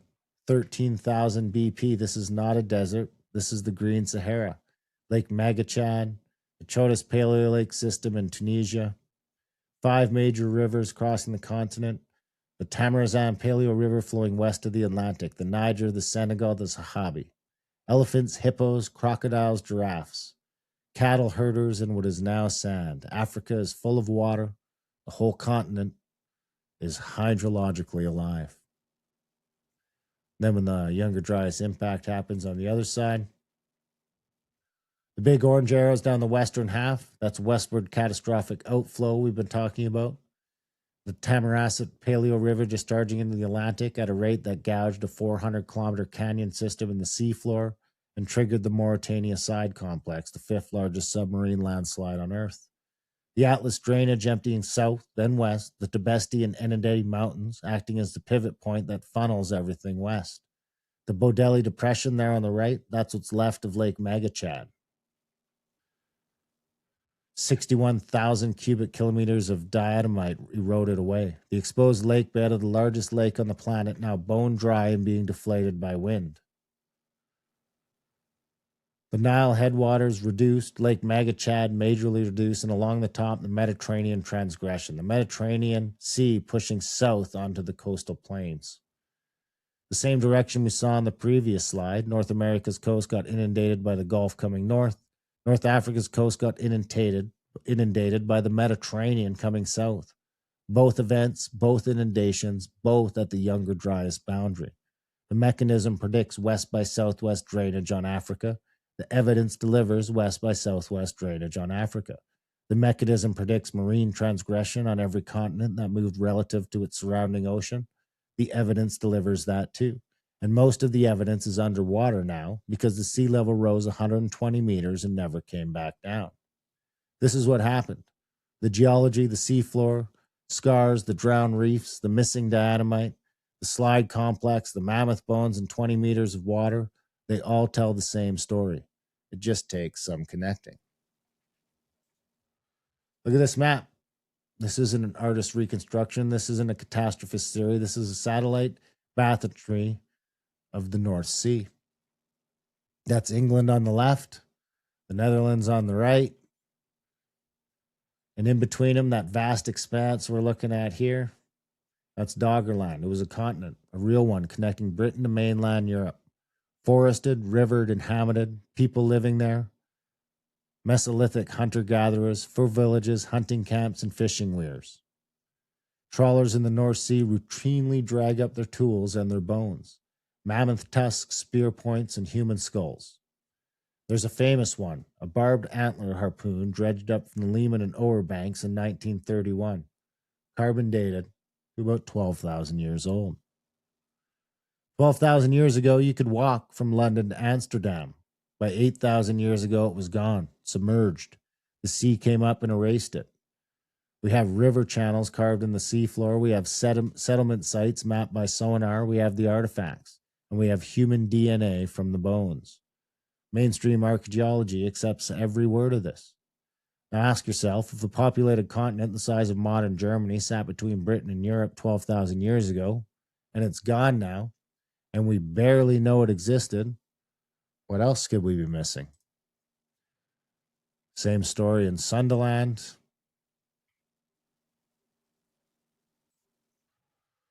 Here's where I want to leave you. Every culture on earth that survived this thing remembers it. The Hebrews remember Noah, a family who survived by building a vessel and repopulated the world from a single bloodline. They also remember Adam and Eve, the first humans cast out of paradise into a harsher world, made to till the ground. The Mesopotamians, older than the Hebrews, remember Unapishtim, same story, a man who survived the deluge in a boat and was given immortality for it. The Greeks remembered Deucalion and Pyrrha, same flood, same survivors. The Hindus remember Manu, warned by the divine, builds a ship and survives. The Aztecs remember Coxcox.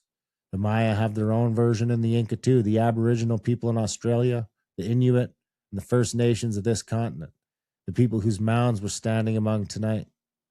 Every one of them. 6 continents, independent oral traditions, languages that have no historical contact with each other, cultures separated by oceans and millennia. The same story. A small group survives a world-ending catastrophe involving water and fire. They carry the memory forward. The story becomes scripture. The scripture becomes myth. The myth becomes folklore. The folklore becomes a children's bedtime story. And somewhere along the way, we forget that it actually happened. The official explanation for why every culture on Earth tells the same story is that they invented it independently, by coincidence, 6 times on 6 continents. The geological record we've looked at tonight tells a different story. The Mauritania slide is real. The drowned Texas shelf is real. The 35 extinct mammal genre are real. The black mat is real. Doggerland is real. The Boudel scour is real. The fountains of the great deep written down 3,000 years ago. Those words were chosen carefully by people who knew what they meant. They aren't metaphors. They're memories. It has happened before. The record is buried in plain sight. If you want the full story, the Chan Thomas text, the CIA classified, with annotation tying his framework to everything we looked at tonight, Adam and Eve and the Great Reset by Jonathan Pike is available at the back by Adult Brain Publishing. The Cataclysm, The Cycle, The Survivor, The Cover-Up. The end.